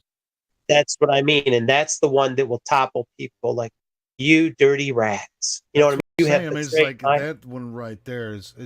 That's pretty much almost as hard a pill to swallow as the flat Earth. that's even worse because your whole worldview, everything gets thrown upside down. And a lot of people, they still don't want to take that pill. They're like, no. They want to believe the official narrative about World War II. Like, no, Hitler was the good guy. He was trying to take out the banksters. Well, they want to believe. Well, I wouldn't say he was a good guy. I wouldn't say No. But some people think that he was trying to fix the problem and take out the bad guys, but it's more complicated, dude. They're playing 4D chess. Exactly. They're playing both sides just like they always do. They always have their stooges up front. Oh, Hitler was one of them, and so was. It's so hard, man, because Churchill and fucking Roosevelt, all the leaders of these in the past couple centuries, they're all stooges, man. That's what's so hard. People want to think, well, no, this guy was opposed to this one and stuff. It's like, no. All of the governments on the top, like when you see George Bush, the Chinese president, there was three of them in a Freemason robe. George Bush, Putin, and then the president of China. They're all wearing that light blue robe, Freemason robe. They're all on the same fucking team, man. Like they would have our country if they wanted to. They would have the U.S., China, and Russia in a world war decimate all of our. Let's say they wanted to do that. They're like, hey, the Americans are too woke. We need to decimate all their fighting age men. We need to erase them. So we're going to get into a war with China and Russia, and we're going to erase them all, and we're going to carnage both sides, and that way we'll have a better grip. Everyone will have to rebuild. They'll make money off it. All the banksters will make lots of money, and they'll take care of this problem because all these woke people, they'll be dead. And that's what they did. When people start waking up, they create these wars and get rid of them. And the people that like these soldiers that are allegedly committing suicide, I bet you they're getting killed, dude. I bet it's Arkansas. These are probably patriots who said, I will not comply with these illegal orders. I'm not going to do that if you told me to confiscate guns or fire on Americans. These were patriots, and that's probably the ones they're killing, and they're saying that they committed suicide. I bet you that's what's happening. I'd be willing, not all of them, some of them probably do commit suicide, but I'm saying a large percentage are probably being eliminated. Well, if they've been in the military, I mean, it'd be easy to knock them off if. Once they're out, though, these guys are retired. They're out of the military, and they pose a threat. They pose a threat because that's what I'm saying. They use they would use people that. What would you do, Helio, if you're woke? If you're woke and you realize the war was all bullshit, you fought in this war. You're like, these fuckers betrayed us. This war was bullshit. I watched a lot of my friends die. Now you have a highly trained, you have a red-pilled person. He knows what's up, and he's highly trained. I know some. Well, I'm saying a lot of people like that pose a threat to the government. They're like, wow, these people are now a threat to us because they're patriotic. They love their country. And they see that we're fucking over their country and destroying their country, they pose a threat to their power. So they get rid of you. You see? If you're just a dummy drinking beer and watching sports, you're no threat to them. You're just a dumb consumer. Keep drinking your fluoride, buy your Cheetos and whatever. That's what they want. They want dummies. They don't want woke people. Every single veteran I know, well, not every single one, but 90% of them are woke, man. Like, I've talked to them about flat Earth, but they have, have families and stuff. They're just too busy to really do what we're doing. Well, then they're not woke. Yeah, partially woke. I know, but they know about 9/11. They know about the fake. What do they know about 9/11? What do they think it was? Do they think it was that the government did it, blew the buildings up and all that stuff? Yeah. So they're partially woke. They think it was bombs. They don't know the they're full just story. too busy. They're not. They have to make money just like everyone else does. Woke. Yeah. But I'm just it's better saying than being. That's a step. You know what I'm saying? Is once, like you were saying, they go to war, and they come back and go, "What was it for?" And what do they do about it? Nobody has an answer for them, man. they go get drunk and they don't want to think about it, so they watch sports and get drunk or do drugs. A lot of guys I know. I mean, they still have families or like people my age still, like veterans that went over to Afghanistan, they went to Iraq, and well, I mean, the only reason I've tried to talk to them about stuff. They're just like, they just don't want to know, man. They know what they know. They were put in the line of fire for some bullshit, but they're just too busy, man. They gotta collect their paycheck and take care of their families. Yeah, they don't want to talk about it. Don't wake me up. Don't wake me up. I want to keep taking blue pills. That's what that means. Don't wake me out of the blue pill. I'm comfortable taking my blue pills. Don't let me know anymore. That's what they're saying. And it sucks that they're like that. It sucks. It's like that guy from The Matrix. It's like that scene where he wants to just eat the steak. He knows it's fake, and he just wants to eat it and enjoy it. Well, that's what he's saying. He goes, they got their families. They're content in their slave. They just want to be content in their slavery. While your country is committing atrocities and killing innocent people, you just want to eat your steak and drink your beer, and you want pay your taxes and be a good tax slave. You don't want to reveal nothing. Yeah. You don't want to reveal the most, atrocious crime committed to this country, 9/11. You don't want to reveal the truth because you just want to drink your beer and eat your steak and watch football. Even though you just want to do that, because it would be uncomfortable. But we've been living with this burden. But who do you take it to? Like, who do they take it to, really? Let's tell the FBI. I think the FBI fucking knows. You know what I mean? It's like, who do you fucking tell? Who are you going to get results? That's the problem. They've left us no peaceful solution. There's no peaceful way to resolve this, really. Maybe like a velvet revolution, something like that, where like millions of people have a mass awakening and people are forced to step down, like top down. They're just forced to clean house. Like everyone involved, maybe a lot of them escape without being punished, but it's a way to purge the whole government. There's a way to do it peacefully. Look, you can go peacefully, but as far as the investigation, I think a lot of people are going to get away with it. A lot of them are going to skate.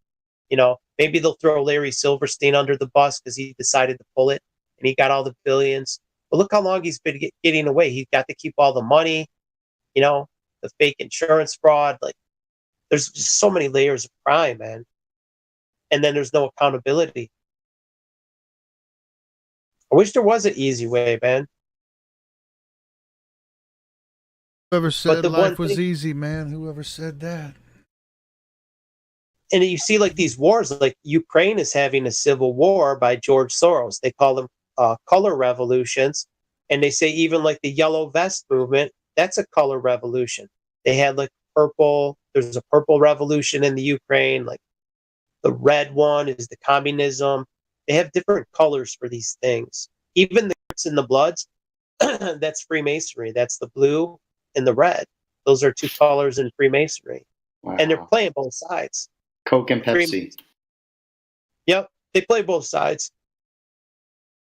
Yep, and that's why.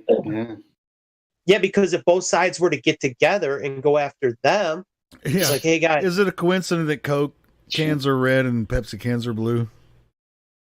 Could be. Well, no, Coke is blue. No, Pepsi is blue and red. Pepsi is both. No, but the majority. I mean, it's just like the whole can is red. It's got some blue in it, and then but the Pepsi can is blue with a little bit of red. It's red, white, and blue, and Coke can is red. I mean, they use these colors are there's a psychoactive reaction that you have to these colors. Listen to that. Did you guys listen to Crow 777's newest show today? You should. Today? Yeah, he just put one out. They put one out every Thursday. They talk about that shit, man. It's really good. I didn't even get a notification for that. Yeah, of course you didn't, because YouTube sucks. That's weird. Yeah, dude, I don't think I got your notification. That's why I had to resubscribe. I had unsubscribe. Hey, new subscriber, Ron Sheckleson. I was like, that motherfucker.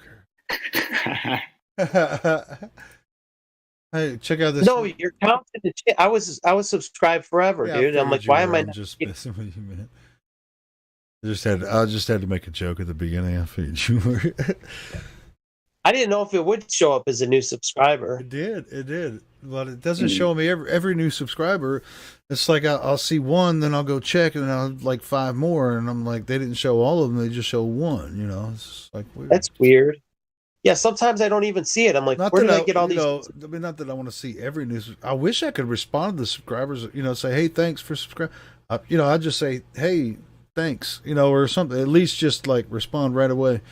I usually will resubscribe. You know, if somebody's a new subscriber. You know. But I wish I could. You know, they had like a message system. Hey, thanks for. But that's yeah. You have to wait for them to leave a comment, right? Yeah, but that's all right. That's all right. I appreciate all the new subscribers. Anybody listening that subscribed recently, thank you guys for listening. Thanks. You know what's cool, dude? Because we're forming a network of people that are woke. You know, they're on the same level that we are, and maybe some stuff that they don't know, or they might know something we don't know. Like my friend Nikitas. I kind of woke him up to the fake nukes and like the jet fuel hoax. You know, I'm not like totally in the, like, I don't know all the ins and outs of the jet fuel hoax, but I'm pretty sure, like, I'm like 90% sure that they are running off just, you know, like if any fuel, almost no fuel at all. You know what I mean? Like they need the fuel to get them started and shit. But I think the engine sustains itself. They're running basically off free energy. And that would be another huge revelation. Like, oh my God, you've had all this technology for this long and you've been charging us like these very high prices for the flights, and then like an extra fuel charge for the, you know, the fuel went up and there's $100 fuel charge tacked onto the ticket. And like they've been reaming us out for all these years when it costs them nothing for jet fuel. You know, they say fuel is their number one cost behind labor. And we find out they're not consuming any fuel. It's like, oh, fuck. Not only that, but we could have had free electricity like they had in ancient Tartarian society. So that's why the mud floods and ancient Tartary, that's why that's important. It reveals that they had free energy. And, you know what I mean? They had free energy way back then. And that was part of the reason for the reset, why they wiped everyone out, to put us in the current system, this slave system that we're in, where they charge us for everything. You know what I mean? Like we are being charged for everything we should have for free. You should have free electricity. You should have free water, right? Your water should be free, and the air.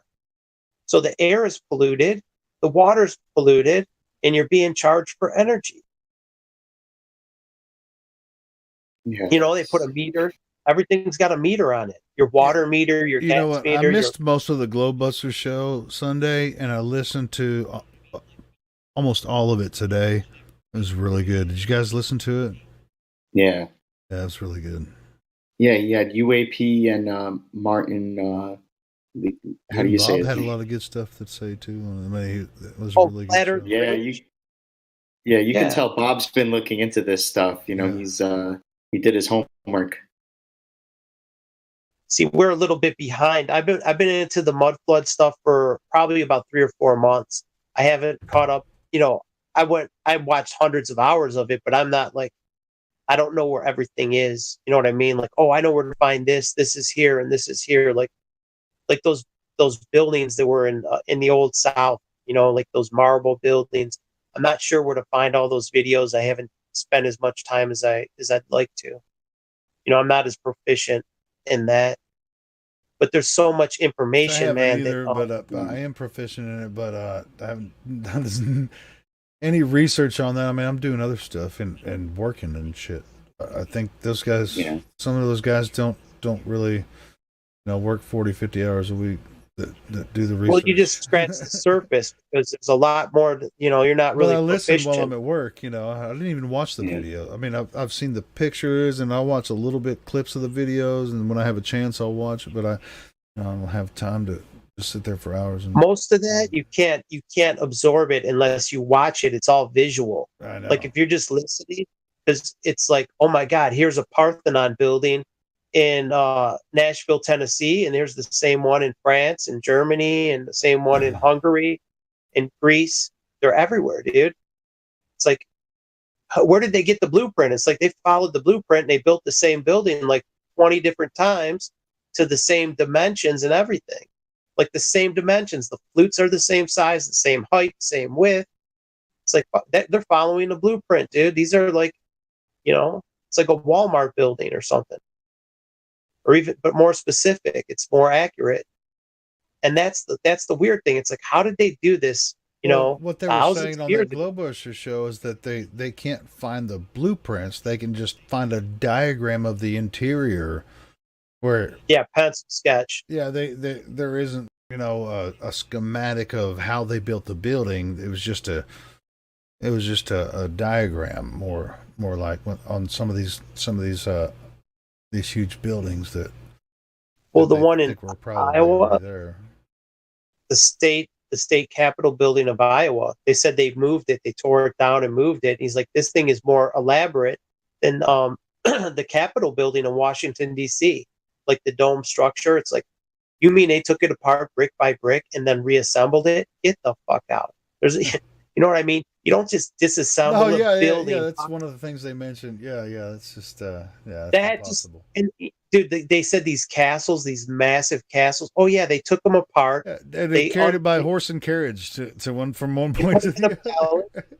Brick by brick, they put them in a crate and they mailed them to the U.S. And then they hauled them on the back of a carriage, like a what do you call it, a wagon with a horse-drawn wagon, and they reassembled all the bricks. Get the fuck out! It's just like, God dang. Bricks don't come apart. Yeah, it's just like the whole. You got to break them, clean them. You know how much work is involved? Yeah. They put them all back, perfect order. And you know what? The Great Wall of China, they said they built that whole thing and they had one brick left over and they put the brick on top of the doorway to, as a way to say, look, we counted every brick and we knew we just made one extra.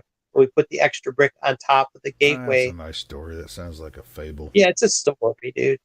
But the Chinese didn't build it. The Tartarians built it, because the gate opens from the other side. You're talking about a wall, a border wall.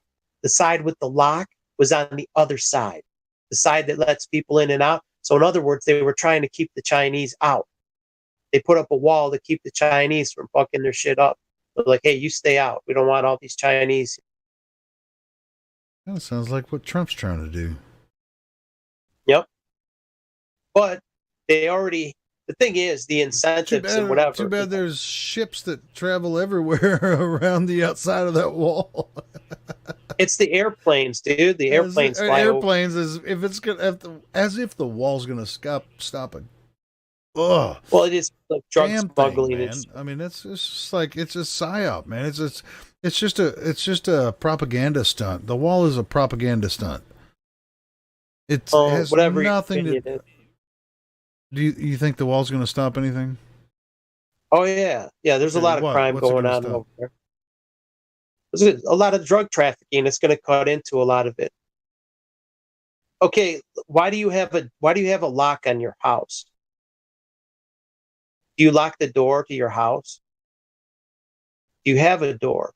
If you have no door, it's the door's bullshit. It's a psyop. I don't need a lock. It's like, dude, you have a fucking lock. Yeah, right. Not where we live, man.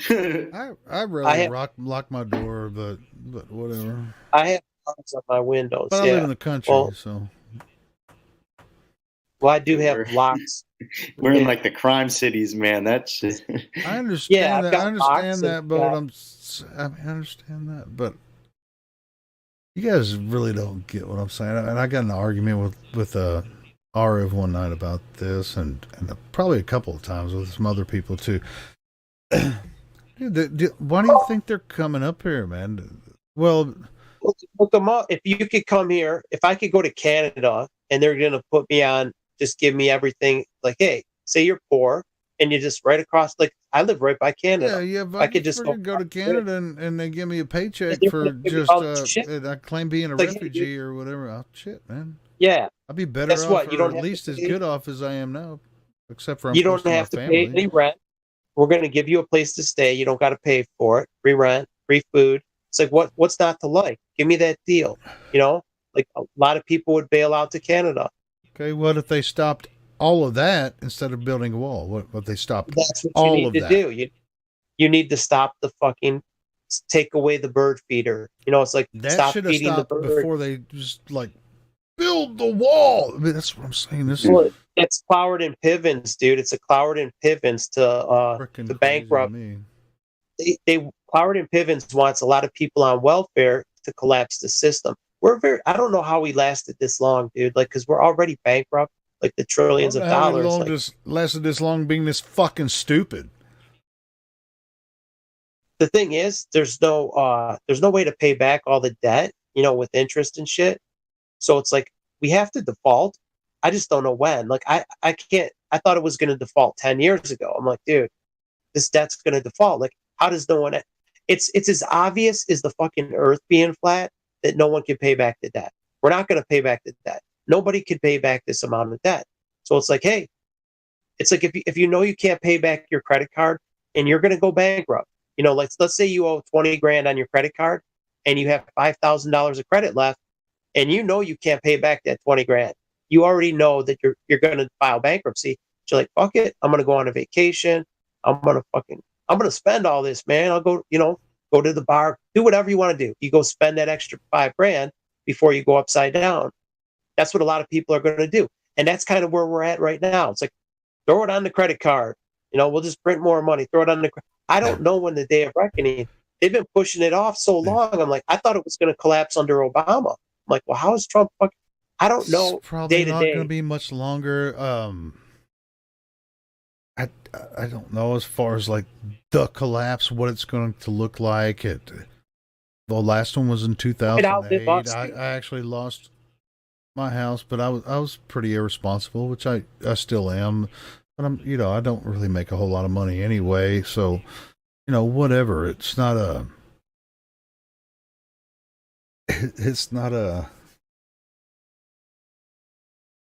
the money. It's about the money doesn't really exist. But you can buy shit with money though, with the modern money, but you're going to have to. You should probably start hoarding. If you have any money to spend, go ahead and start saving up, because I don't like the doomsday scenarios, like end of the world and Jesus coming back through the clouds kind of situation. But I have a feeling it can get pretty bad here pretty soon.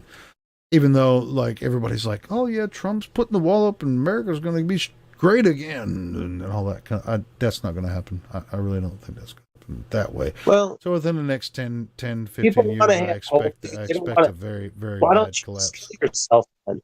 Just kill yourself because there's no hope. Why do you bother to wake up in the morning? You talking about me? That's what. Yeah, that's what you're saying. That's what you're telling people. There's no hope, so you might as well kill yourself. What I'm saying is that Trump is not the answer, and government is not the answer. Who is the answer? You're the answer. I am. Yeah. I'm the dictator. You're the dictator of yourself. I mean, what do you think? You're gonna like depend on, like, hopefully maybe Trump's not the best president, but he's good enough to maybe get us through this part of it, and then next time. I mean, if you have any hope in, like, you see the cycles of the way that the cycles of presidents go. The government ain't gonna fix shit. We can't sit on our hands and say, "Rah rah, Trump's gonna fix." He ain't gonna. What do you suggest at this point? I mean, I want to wake people up. All right, you wake people up, and then we break the money system, and then nobody has any money to spend on anything. It's just broke, and then what? Piece by piece, we got to replace it with state money. We got to get it away from a Federal Reserve treasury into a state money. Nice. That'd be really even by state. What if you had Arkansas dollars and I had Michigan dollars, Ohio? We all had our own currency. Well, even you could have United States dollars that aren't the Federal Reserve money. That's the way it used to be. That's constitutional. Right. That's how it should be. And then you can't just print these out of thin air. You can't say, well, hey, Fed, we need $100 trillion, or we need 100 billion or 700 billion that we can't collect it in taxes. So borrow me an extra 700 billion for our military spending. Oh, no problem. I'll just print it up. You can't do that if you have to have a balanced budget. And if you can't be giving people shit, like there's going to be a lot of suffering because, yeah, a lot of people got their hand in the cookie jar. They're giving a lot of money, like, you get a car, Democrats are. It's like, hey, you know, listen, this is like, yeah. You get dude. Like over here, there's generational welfare where like their grandparents and their parents, and then there's like 3 generations that have known nothing but getting like gibs, like free shit. Like, man, it's not about the free shit necessarily. It's about that's how they buy votes. It's a way to buy votes until you have communism. And once they have communism, they don't need the useful idiots. They're only giving them free shit until they have total grip of power, and then they'll be eliminated like they did in Russia. They don't. The people getting the free shit don't realize that they're eventually going to cut them off, and they're all expendable. They're cutting their own throat. They don't even know it. You know what I mean? Some people do. That's what I'm saying. That's why I'm always wonder. I mean, how are people going to wake up when they're? It's like, oh, flat Earth. How long is it going to take them to figure out that the entire money system is a complete sham, and then it equaled all the fake wars and all that shit? It takes a long time for people to figure that shit out, man. You know what they call it? Golden handcuffs. It's like, here, we'll take care of you, but then you can't get any better. Like, you can't improve your lot in life. It's like, okay, you got this shitty apartment, right? You got basic food to eat, but that's it. It's like, you want to get out of this situation. It's like, it's not going to be easy, but it's going to take it's going to take effort to get out of there, because you're going to have to give up your comfort. Your well, shit, now I got to pay this $1,000 a month for rent. Before, it was just always being paid. I never had to worry about where am I going to come up with the $1,000 for rent. The government just gave it to me. How am I going to buy food? And then you're working, right? You have to work, let's say 40 hours, and then all that money just goes to your basic cost of living, your rent, your food. So now you're like a slave. You're like, I'm working just to live, where I could have got by before without working at all. I had the same lifestyle and I had 40 hours to do what I please. Now I have to go work and I'm no better off. So there's a lot of people that are just tax slaves. You know what I mean? Like, there's like the average American, I think it said 70% don't even have $500. And I'm part of that 70%. Like if something happened where you needed to come up with like $600, 70% of people don't have it. They can't just go to bed. That's what I mean. A lot of us here don't have it. That's the majority of the country. That's pretty much feudalism. Like, we're all living like fucking hand to mouth. And it doesn't have to be this way, because they're taxing the shit out of us, dude. Every dollar, we shouldn't be paying any taxes at all. We're basically the working poor.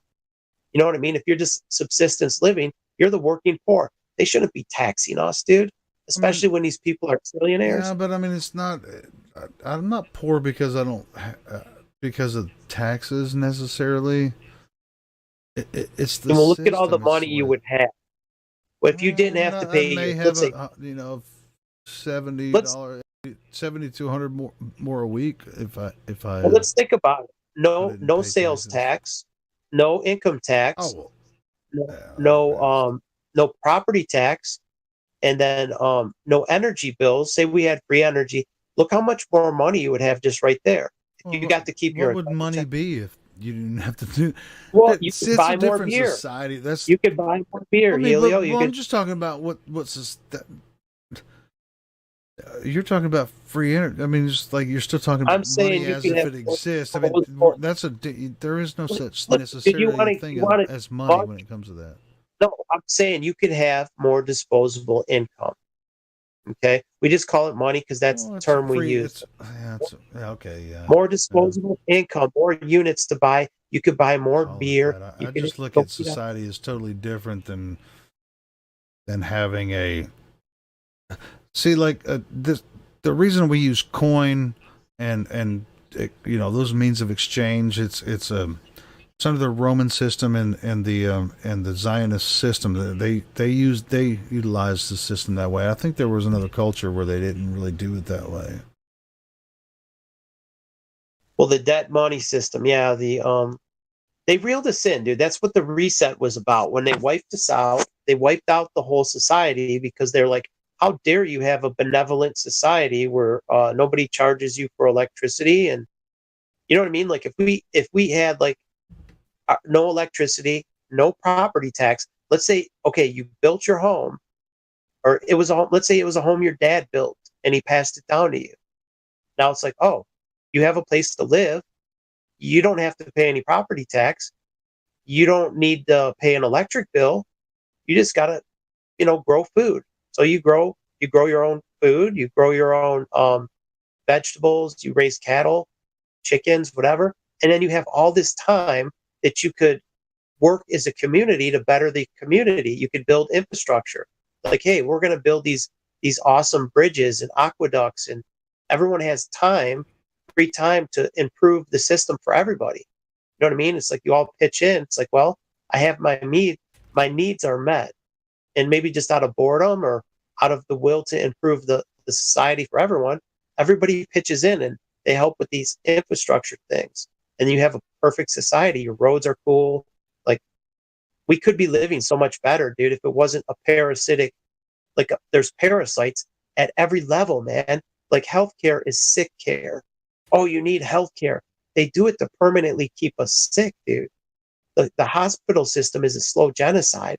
Like, I watch what's happening to my friend's son. He has seizures. He has problems breathing. He's always in the hospital, having tubes hooked up to him. He's only like 8 years old now, but he can't speak. He has seizures. He has autism. His life is hell. His parents' life is hell. They're buried in medical bills. And it's all from the fucking shots, dude, his vaccinations that gave him that fucking shit. And there's no recourse, and they got to live with this. That's their life, going from hospitals to not only doctors. is there no recourse, there's nobody you're not even going to get a doctor to diagnose or agree with you that could be the case. Right. The doctors are not going to admit it. I was working I used to work in the schools for a few years, and I actually came across I heard about this stuff, about the vaccines. Hey, I'm going to take about a 5-minute break or so. Okay, cool. Thanks, man, for jumping in, bro. Yeah, no problem. I wanted to add this. So like, I actually heard about this from a couple teachers. Like, they were young, they were like in their 20s. They were young, and they're not like, I heard this stuff talking about like this correlation between autism and, we had a lot of autistic children in our school. I mean, it was more than my classroom alone. I probably had, I would say, a quarter of the class probably had some was on the spectrum. And and I heard about this with vaccines, and I didn't believe it at first. And it wasn't until I actually did some research and saw some conspiracy theories that I actually, started realizing it. What, the vaccine damaged children? A lot of these teachers knew about that stuff. What are you saying? 1 out of 25 children? Well, I'm saying, like, I don't know if this is the standard, statistics, but in my classroom, I had the like, it was a special ed school, and I had like the most special ed of, like, my class was like, every other class was kind of mixed. What they do nowadays is they mix special ed. They try to integrate them, and that's a whole other topic I don't even want to get into. But and I don't agree level. with it. Yeah, I don't agree with that. But functionality, because we had the kid in the straitjacket that's drooling on himself, and then you had some that were high functioning autistic. Right, and they mix them up, and really, what ends up happening is the teacher suffers, because I've been in that situation, trying to teach a class where you have, I was in a 3rd grade class once, and I was working with this kid who, he was on like a kindergarten level, and I have to, it was, but yeah, so I would say about a fourth of, when I was a teacher, when I was actually like a lead, like head teacher of a classroom, about a fourth of my class, and I had like 20 something kids in that class, and there was at least, 5 kids with symptoms of some kind of like autism, and that was just autism. Then there was other behavioral problems caused by who knows what, probably diet, maybe vaccines, probably bad parenting. Dude, I see that. Like, my nephew plays basketball in like a little league, and I see a lot of the kids, I could tell they're vaccine damaged, dude. They have some kind of autism, like they can't walk. They were like walking funny. They got like the thick glasses, like cross-eyed, and like they have, they can't dribble the ball. It's like, dude, it breaks my heart, man. I'm like, oh, I'm looking at this, and it's like this was done to them on purpose by some pieces of shit that the Georgia Guidestone people, and they want to kill us all, dude. They don't care about any of us. Like if you're a normal human, you have empathy, you feel bad. Like there was a kid, he wore a body harness, dude, like a straitjacket. It had a handle. It was like a nylon vest with a handle, so they could restrain him in case he gets violent, because he would. He was getting off the bus and he's going full retard. He's swinging, he's grabbing the hair and pulling the bus driver, like fighting. I'm like, whoa. Like, I don't know. I don't know what made him snap, but he was just like a violent kind like that. It's like, and you don't know when he's going to go off. And it could be anything. His parents were older, like 60. The kid was like 10 or 12. And they're like, the bus dropped him off, the short bus, and they're trying to wrestle him in the house. He's got his backpack and he's fighting them. I'm like, wow, dude, that is hell. That's their love. Dude, I know it's like, I was working in a preschool. We had these kids, they expected us to, they had to take a nap. I had to put them to sleep for an hour. Are you kidding me? Like, these kids did not sleep, man. They'd be wandering around the room, playing with all the stuff in the room and waking up the other kid. I'm not complaining about it. I'm just trying to, I'm just trying to tell you the reality of like what these teachers have to deal with. I'm very fortunate that I don't have to do that every day, because I had to be there. Yeah, you can't yell at them because they get, they're very sensitive. Right. So you got to be careful how you discipline them. And you have to be firm. You can't be soft, but you can't be mean. You can't yell. You could get in trouble. You have to speak like them, kind of. You know what I mean? You have to talk in their language. Yeah, you have to get to their level. You have to get on your knees, and you have to look at them face to face. Well, and that's with all children, I think. When you're trying to give them directions, it works best when you get in their face, not in their face. You know what I mean? But get on your knees, so you're gonna get your pants all dirty and. Yeah. Oh yeah, dude. My pants. That was my life, man. And I had to. I showed up at.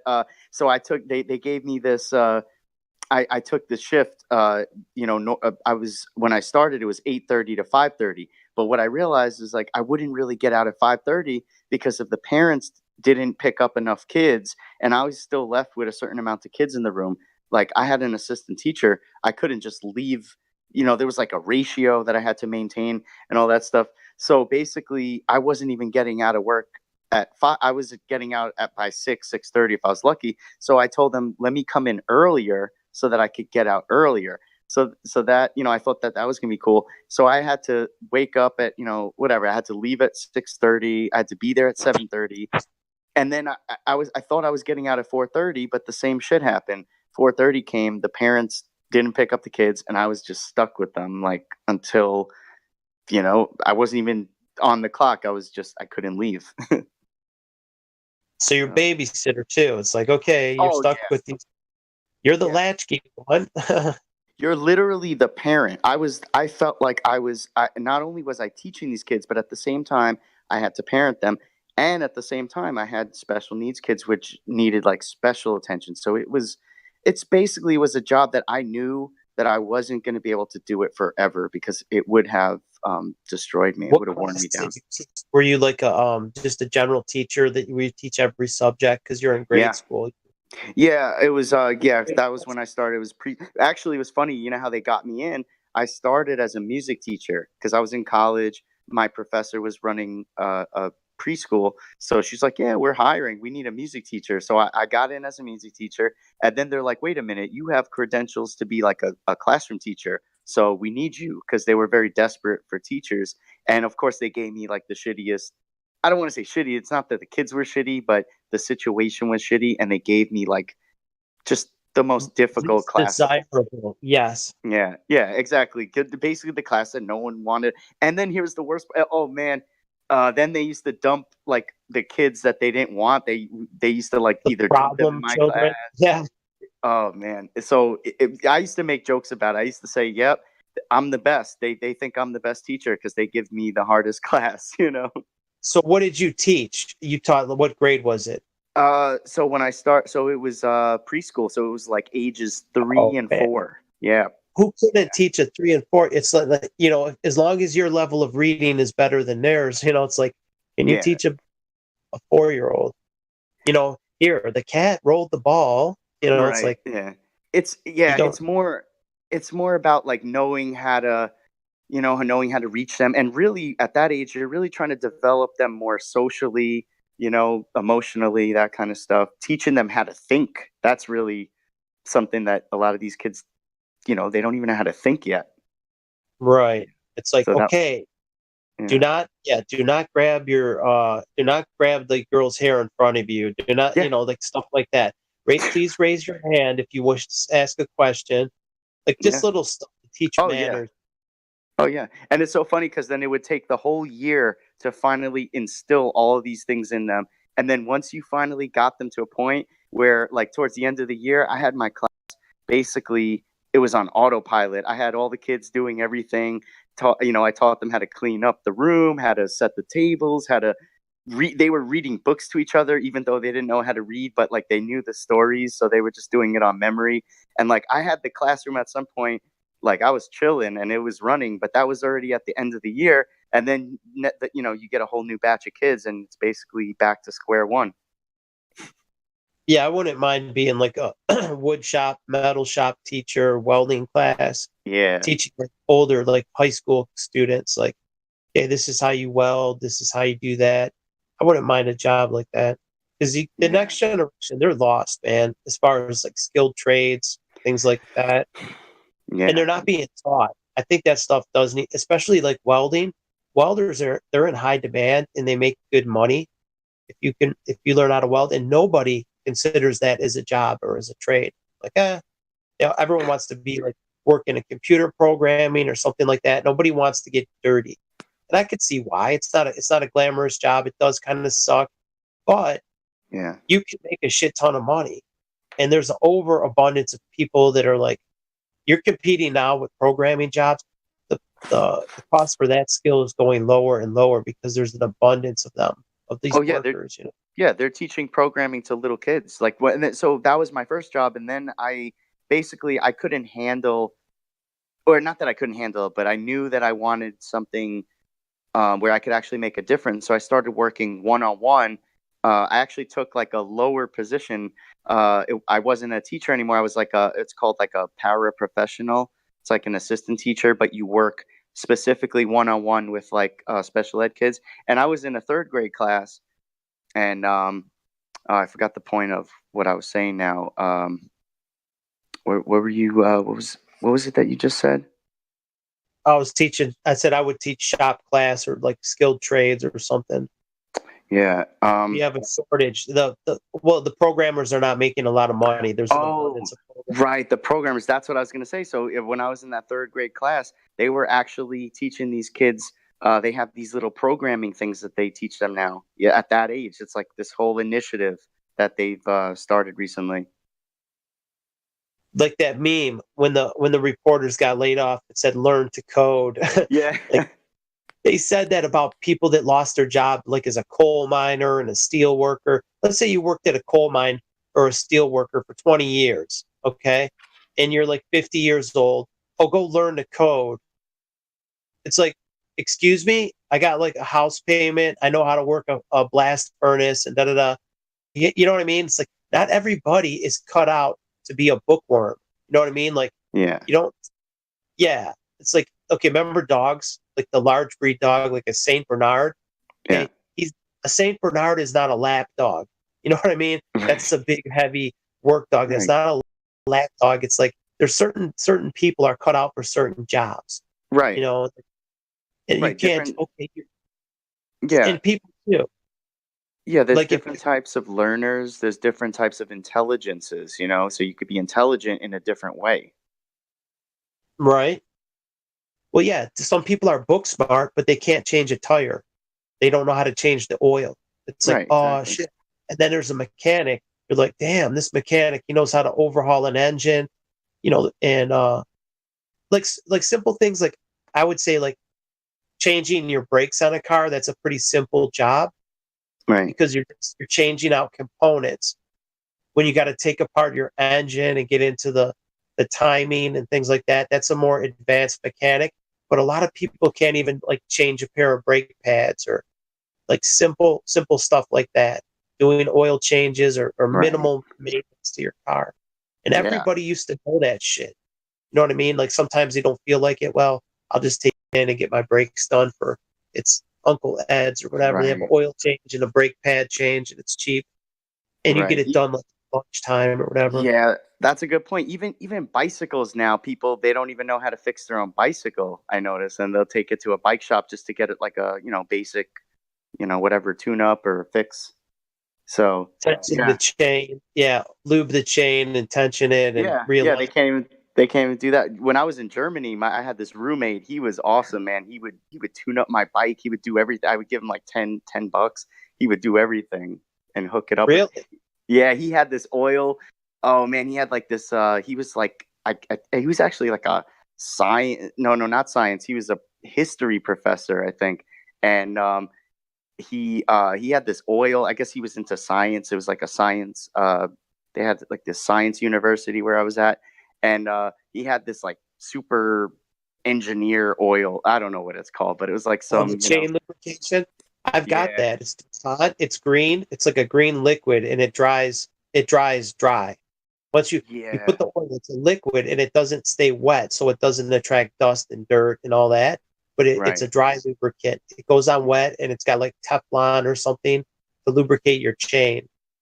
Because you put regular oil, it's going to attract all kind of dirt. Your chain's going to be gritty. You don't want that. Forget the name of it. I got a bottle of it. Yeah, I'm not sure what it was. Those Germans, man, they know what the fuck they're doing. Well, this was DuPont. I don't know that. I'll run this by you, see if it's something. Maybe he sold it, his invention. What the hell's? I had a bottle of it right here. But anyway, yeah. So you were teaching, and you had some difficult students. Yeah. How much did they start you at? What was your wage? It was pretty shitty. As a full-time head teacher, I was probably making around, man, it was like per year, it was probably less than like 30,000. Yeah, it's no good. And for a teacher, so the thing is, I was working for Head Start. Head Start, you get paid less. Like my mom worked in Head Start her whole life, and that had nothing to do with how I got my job. I literally got my job on my own, and I told my mom, like, yo, I got a job as a teacher. She's like, oh, that's great. I was like, yeah, I'm working for Head Start just like you. And she's like, oh, no. Because it's... Oh, no. Thanks, Mom. Oh, yeah. No. You know what it is? Because a head teacher in a Head Start program gets paid like $10,000 to $20,000 less starting pay than like a city education teacher. Why is that? I don't fucking know. The kids are more difficult to work with. I mean, well, actually, I wouldn't say that because you can't judge everyone's character by. You never know, But I had to change diapers, bro. I was literally changing diapers. Well, not because diapers of how many? How old were they? Well, this kid was 3 or no, he was 3 when I started working with him, and then he was 4, and I was still changing his diaper because he was like very autistic, and he couldn't use the toilet, and I tried to potty train him. I was doing all this shit, man, but like I loved him, man. He was like my boy. You know what I mean? A lot of teachers. I mean, I could never be a teacher of any kids of any grade because I'm very impatient when it comes to that thing. Yeah, I had. I can barely teach when I have a job and I'm supposed to train somebody. I'm very impatient when it comes to that. Matter of fact, a couple of weeks ago, a new guy started at the job I'm at now. Yeah, and he's older than me, and I'm just like watching him.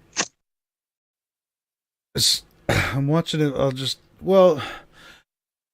They'll claim they have a certain skill level when they come in, And no, that has nothing to do with kids because kids are different. But yeah, no, but everyone does that, man. You know, you always oversell yourself for every job. But I know that he knows how to read freaking tape measure. He knows how to do certain things. Nice. But it's like when you tell him, I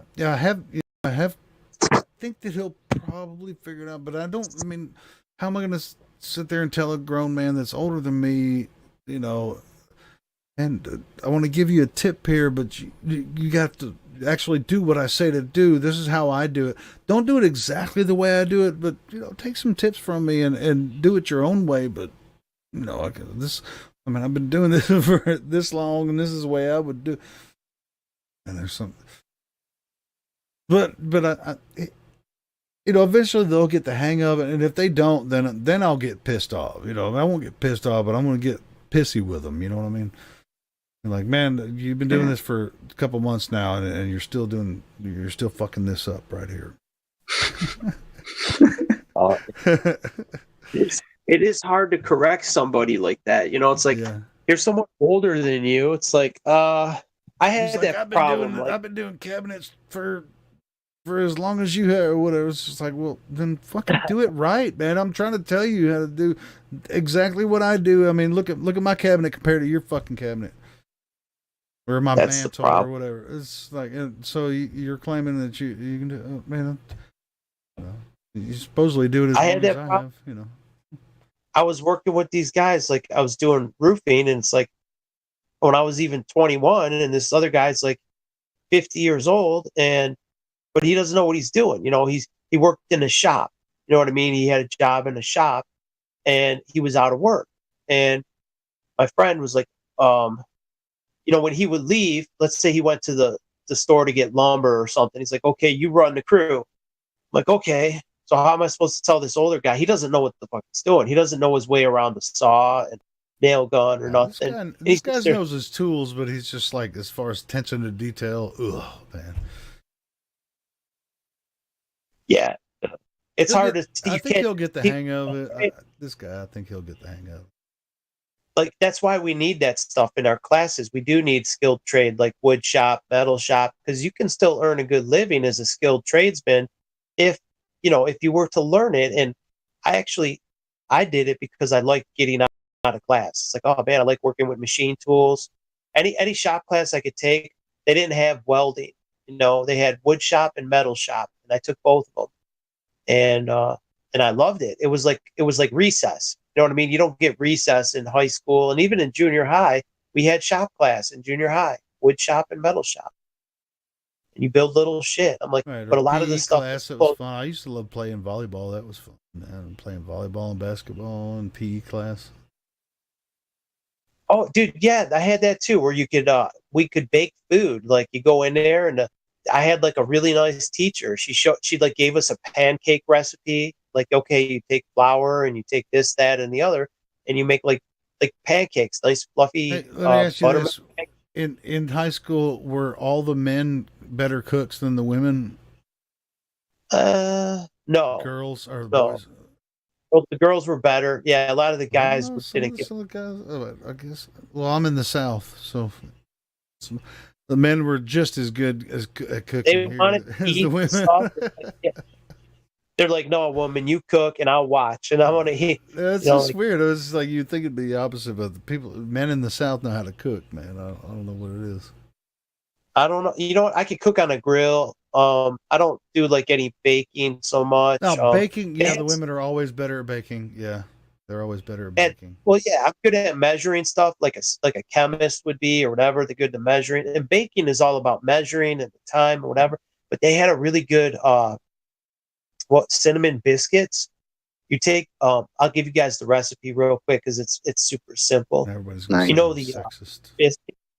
the biscuits in a tube, like Pillsbury dough. You get them in a tube. Regular buttermilk biscuits. Yeah, you take that and you get real butter. You melt a stick of butter. You melt a stick of butter, and then you dip the biscuits in the butter, right, when it's liquefied. And then you have your sugar and cinnamon mix. I think it's the ratio of sugar to cinnamon I forget the exact ratio, but you probably like half a cup of sugar and teaspoon or tablespoon of cinnamon, whatever you like.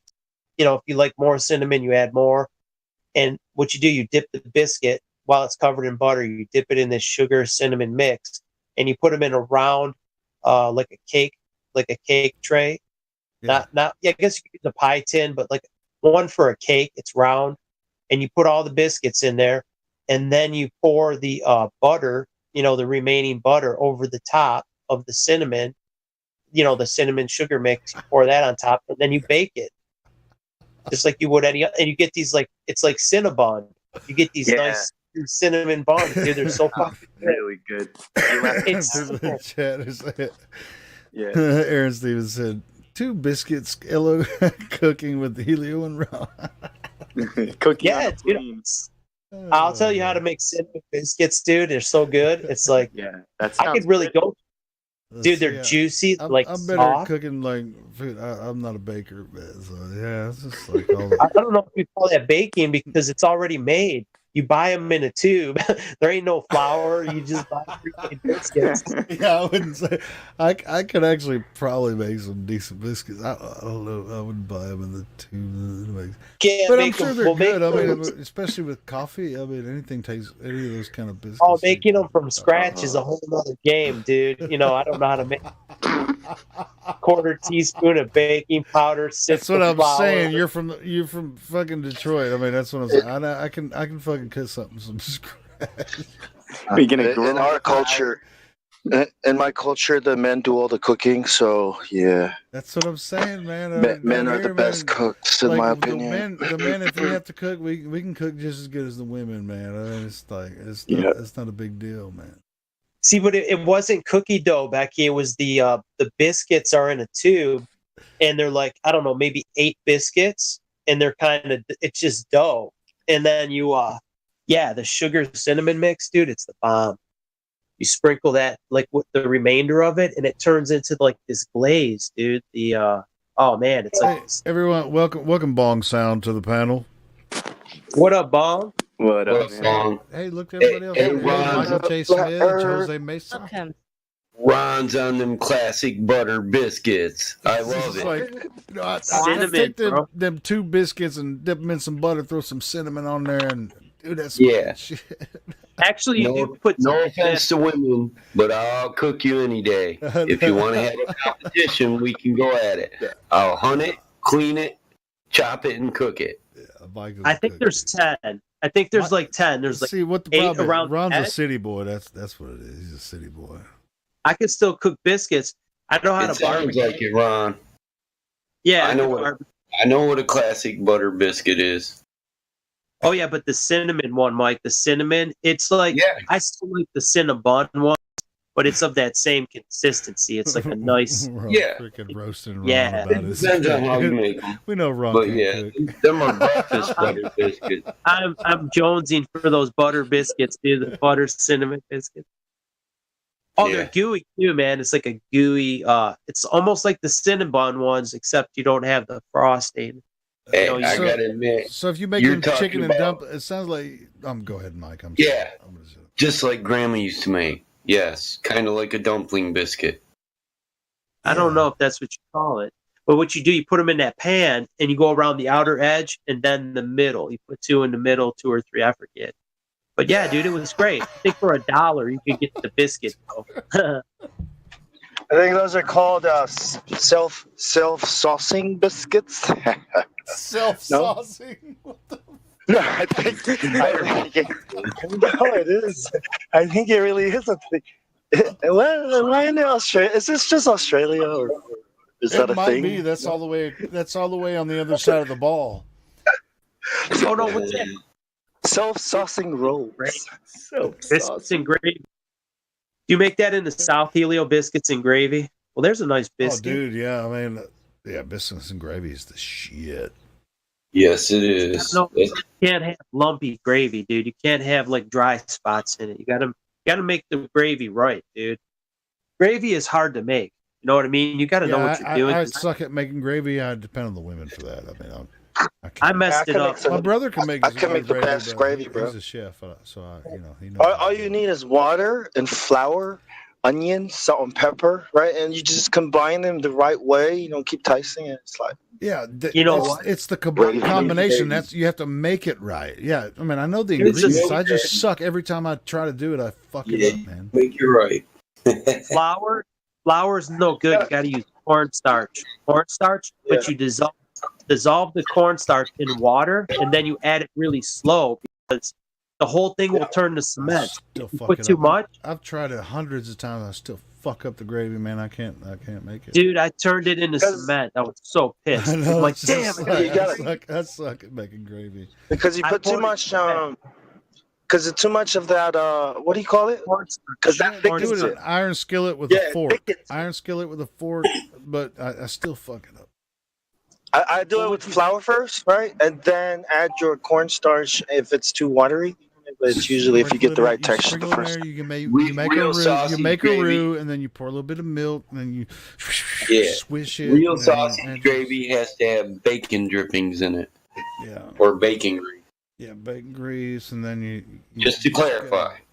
It's just a certain way you stir it and the way you cook it. You got to keep the heat right. And a certain way you stir it. I'm telling you, man, you got to do it right, or I fuck it up every time, man. You don't have to.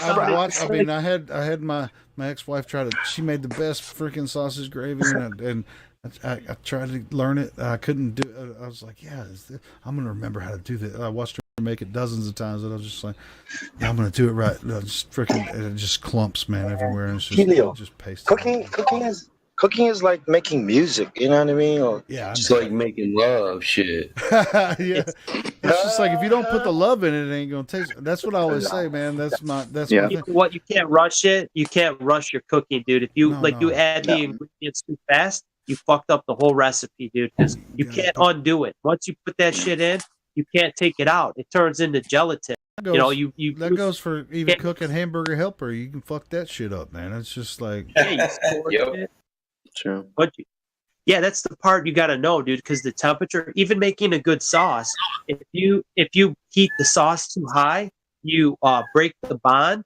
of the sauce, and you can't separates, and then it's no good. Yeah. You got oil and cream, and it breaks apart, and it's not sauce anymore. You got a mess. You need a cooking thermometer. Or you need a good eye. You got. Everybody's laughing. We're talking about. You absolutely need a cooking thermometer for fudge too, if you're gonna make fudge. You know what I used, Mike? That infrared heat gun. When I did my moon experiment, I used that to make my cannabis. My cannabis oil, because it's a touchless. It's a touchless thermometer. I didn't want to be putting the thermometer in this sticky, icky stuff. So I'm just measuring the heat with the infrared. And that's how I made my my Rick Simpson extraction. Yeah, I'm just talking about your normal. They got a stainless steel rod on them. You can stick them in meat. Got the gauge on the top.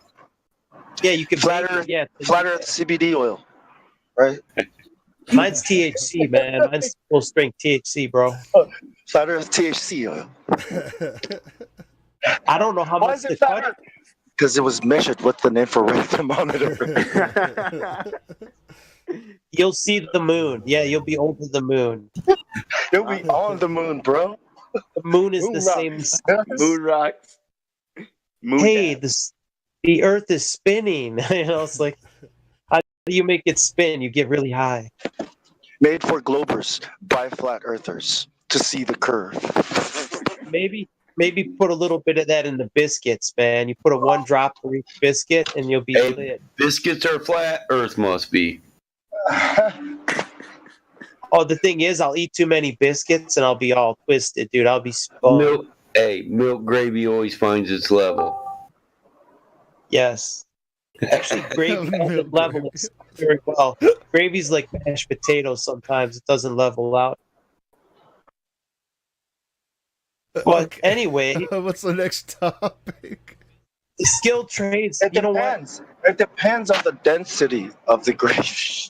The sauce will separate the all oil. Liquids are level on the surface. They take the shape of their container and are level on the surface. The cream will rise to the top. Clumpy Earth gravy. Clumpy Earth gravy. Oh yeah, I'll tell you. Even clumpy gravy is level on the surface, except for maybe some bumps. It's like infused with flat Earth THC oil. You know how to make a good homemade latte, dude? From crystallized coffee, like freeze-dried coffee. This is how I make mine. I use 50% water. You got like a half a cup, and you boil that, and then you throw. I use like a teaspoon of dry freeze-dried coffee. I throw 2 teaspoons of sugar, and then I add the rest milk. So it's 50% water. But you have to dissolve the freeze-dried coffee and the sugar first in the straight water. And then sometimes if you got heavy whipped cream, I like to throw a little bit of that in there. And that's my ideal coffee. Some people like it black, but I don't like it black. I like it in between. I don't like it too sweet, but I like it more rich. I like a rich coffee, more not so watery. Like the shit, just straight watery black coffee. I'm not digging that. I like a little bit substance. I like espresso. I'll go to Starbucks and order a triple espresso. Drink it black. Ooh, that's a dirty one. That's like it. Yeah, the espresso's really black and dirty. And it has like a charcoal taste. Hey, what up? Dr. Michael's here. Hey, Dr. Mike in here? Yeah, he just rolled up in here. Oh, in the chat? Shaving their biscuit. Dr. Michael's been here for 2 hours, for pretty much the whole time. I just read that. I haven't been monitoring YouTube. I've been. He's talking about shaving your biscuits. Dr. Michael. Mm-hmm. Shout out to everybody in the chat. Tierra playing a Medlin, man. He's been hanging out, man. Thanks for stopping by, bro, man. You, everybody's been cracking up. Look, they're all just laughing their asses. Yeah, shout out to Aaron on YouTube who's shaving his biscuit. Shaving his biscuit. Buttermilk biscuits. I'm gonna make some, dude. I think I used dude. Maybe I used a half a cup. I don't know. I'm perfect, dude. I think you only need a half a cup of sugar. Cinnamon biscuits. This is getting out of control, gentlemen. Yes. You guys talking about strippers? No, we weren't talking about stripping. We're talking about skilled trades, and we went from skilled trades, wood and metal, to home ec, where you cook in home ec. And he said, "Were the men better cooks or the women?" I said, the women were better. The only thing I remember is my pancake and my cinnamon biscuit. That's all the only thing I remember how to make. I remember I had to cook for myself because I was raised, with a single mom, and I had to figure out how to cook. And then, but as far as the baking goes, I was saying I never really can bake a cake, but I mean, I can't put the love into the baking, like the pastries and the cakes and all that stuff like the women can. But I can cook like dinner really good. I have my mom said when I eat Helio's cake, I'd be like, Helio, where is the love? Dude, I mean, if you don't put the love in it, man, they're gonna know. They're gonna fucking know if you don't put the love in the food when you cook it. You have a cake that requires 30 minutes to bake the cake, and you try and do it in 15 or 20, it's not going to be any good. The ingredients need a certain. They might be nice to you and say, "Yeah, it tastes good," but no, it'll be like a brick, dude. It'll be like a really dense and burnt, and then the middle will be sloppy. You got to cook it the way it tells you, man, because you can't rush it, dude. There's certain things you cannot rush. Like if you want to make you can't just follow the recipe on the box either, and it'd be your first time and make it the first time just right, because you have to have experience with it. That's what I'm saying. Yeah, it takes trial and error. You can't just pick up the yellow cake mix box at Betty Crocker at Walmart and cook it the first time, and it's going to be better than somebody that's done it 100 times before with the same Betty Crocker. But you should, because all it is just following instructions. I mean, sure okay. I mean, baking a cake from scratch. Okay, that's a bit hard. All right, I'll cook Hamburger Helper, and then you cook Hamburger Helper, which you probably may have or whatever. But the way I cook it, and the way that somebody else is cooking my Hamburger Helper tastes better. I'm telling you, man. Even though I don't use the the instructions by the box. I know how to adjust the ingredients because I've done it, so many times or whatever. I mean, I don't eat much hamburger helper anymore, but yeah, man. This guy's driving I'm sorry. This guy's driving a car. It's a Nissan NSX, and his license his license is FAP to it. I was like, dude. What? Are you fucking serious? His license is FAP to it? FAP. Get a picture, man. Get a picture. Dude, I'm trying. He's like, bro, I'm like, wait. Take a picture. Wait till of it. Fucking send it, man. Are you fucking serious? His license is FAP to it? That's what he's doing at the traffic light. You're honking the horn. There, man. They don't even. That's freaking. You're honking the horn, and he's too busy fapping at the red Australians, man. Fucking Australians are crazy as shit. I'll just finish it off at the next red light. His steering wheel's going to be a mess.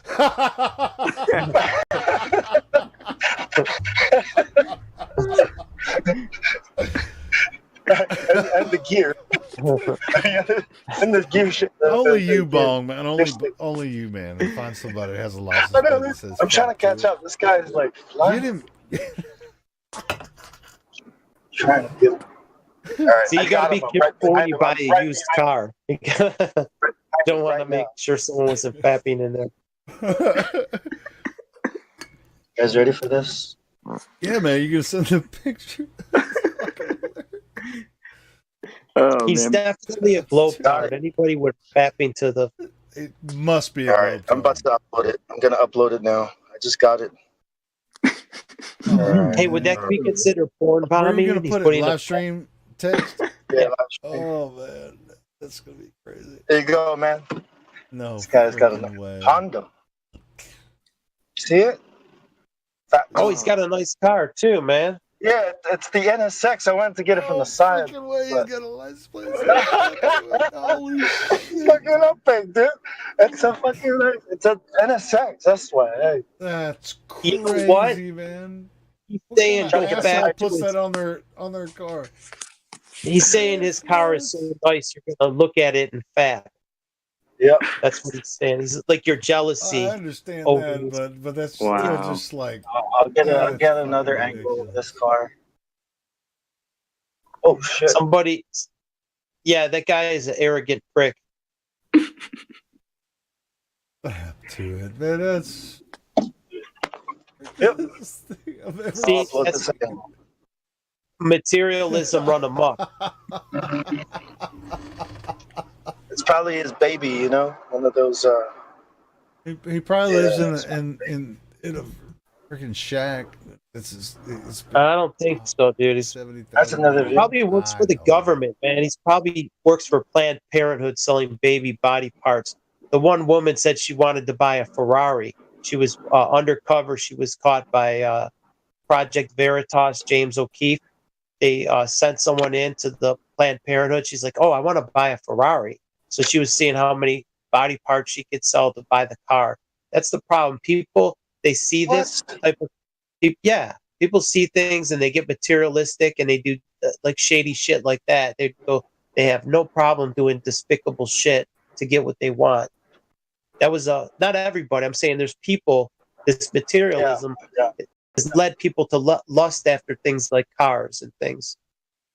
Well, rappers, movie stars. They do that, Bong. The people that are paying the rappers, they want them to act materialistic. They're like promote materialism in the community, and then it makes because they want everybody. Yeah, exactly. They want everybody to think greedy. like them. Yeah, to be as degenerate as they are, you know. So they're that corruptible. They'll be corrupt to get that car. You know, it's a way. Hey, in his defense, I'll say there are some cars that are a mechanic's wet dream. Well, it must be his. That one looks like it'd be a nightmare to work on. Hey, generally for me, they're a Mopar, though. Mine wouldn't be a Nissan. Mine would be a Mopar. Car porn. Be a muscle car.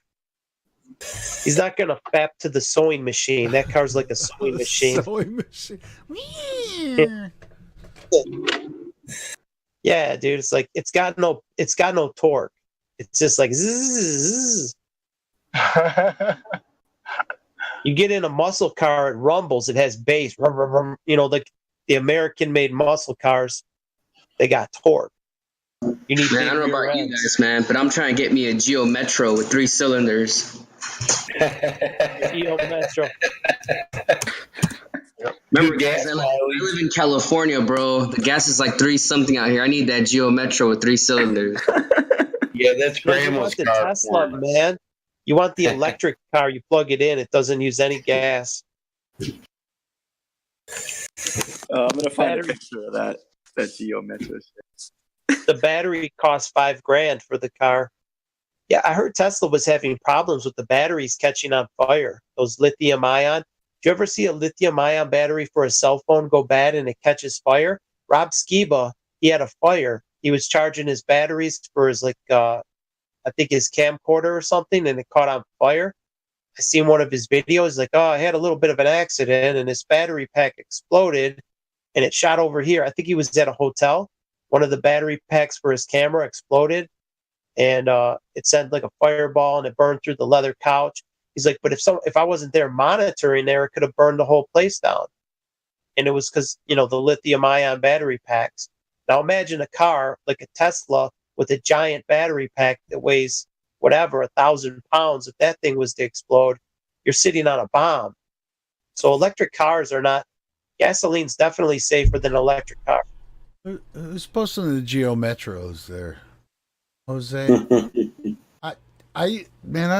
Metros are pretty cool, man. I mean, you get like 56 miles a gallon and shit, man. Just get a Geostorm. Geocentric. Hey, guess what? Hey, guys, I'm gonna have to end the stream pretty soon. But hey, let me play my song. Yes, and then we'll get a response. But you guys won't be able to hear it in the stream, so you're gonna have to watch the live stream to hear it. Play the new song, and then come back, get a response from everyone, and then we'll end the show. I'm already giving it a thumbs down. I'm just kidding. I'll go listen to it. Did you listen to it yet? I'm joking. Yeah, no, I didn't hear it. Oh shit, Ron hasn't heard it yet. Oh, cool. Go ahead, dude. I'm gonna mute. I'll go listen on YouTube. Everybody has heard it already, except for you, Ron. So anyway, let me. I'm out of the chain, dude. I'll go listen. All right. I'm gonna mute everybody. Everybody got the live stream link. Let me put the live stream link in the YouTube. Yeah. Somebody put the live stream link in the live text for everyone, so everybody can listen to the song that I recorded today. See.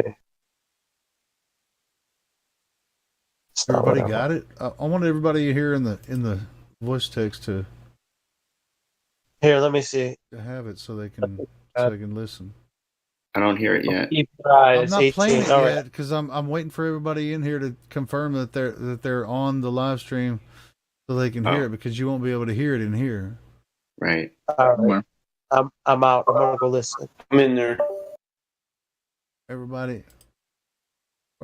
I'm trying to find the list. Where are we going? What you're gonna do is go to your YouTube live stream. Oh, okay. Yeah. The one we're on now, so you can hear the song. I'm about to play the song. Yep. Are you on it? Yep. I'm about to post the link. For everybody. Boom. There it is. Oh yeah, Ron already posted. All right. Here we go.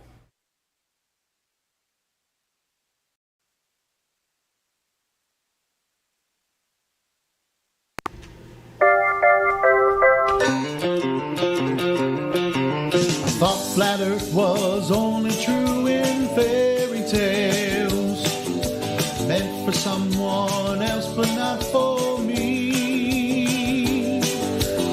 The moon landing on TV, they really went, just trust me. They showed us what the Earth looks like from space.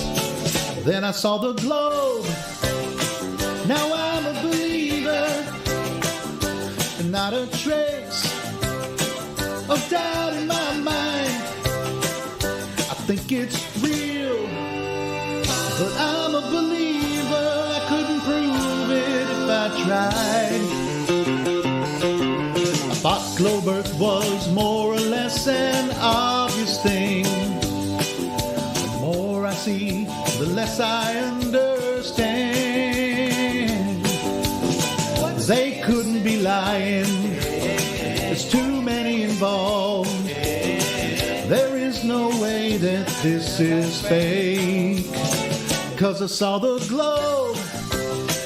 Now I'm a believer. Not a trace of doubt in my mind. I think it's real, but I'm a believer. I couldn't prove it if I tried.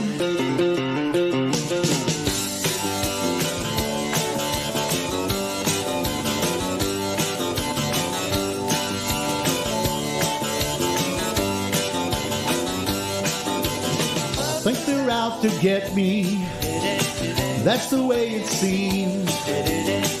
Flat Earth has haunted all my dreams. Then I saw the globe. Now I'm a believer. Not a trace of doubt in my mind.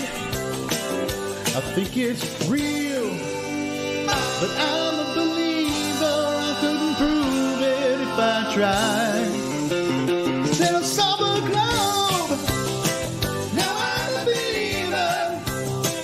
There's not a trace of doubt in my mind. Yes, I saw the globe. Yeah. I'm a believer. I'm gonna play it again. Hold on. In case everybody didn't hear it. It's pretty short, so. Who is that? Like, who beat is that? Earth was only true in fairy tales. Meant for someone else, but not for me. Wait, what was that, Bob? The moon landing on TV. Is that your beat, bro? Oh, no, that's, I don't know, he got like some instrumental. Show us what the Earth looks like from space. Then I saw the globe. Actually. Now I'm a believer. And not a trace of doubt in my mind.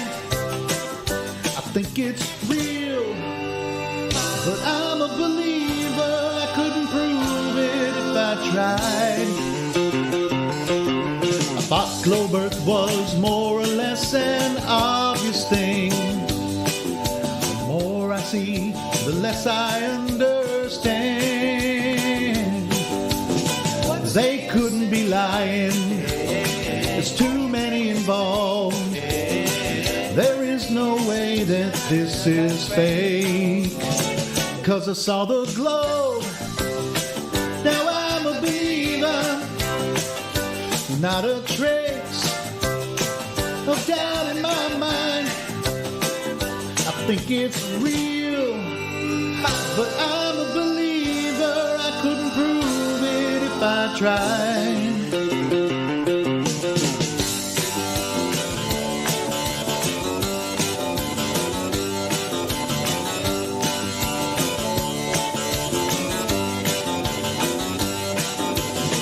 Think they're out to get me. That's the way it seems.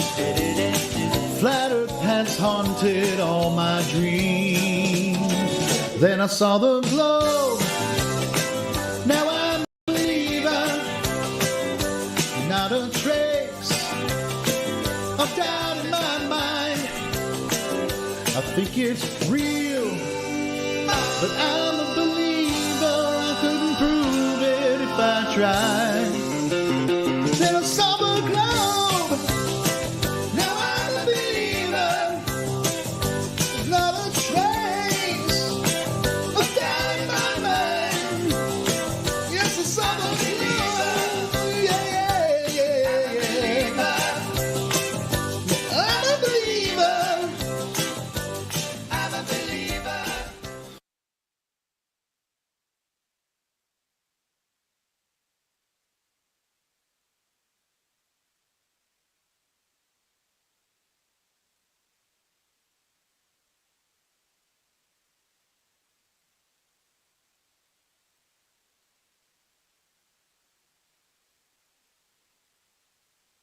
guys hear that?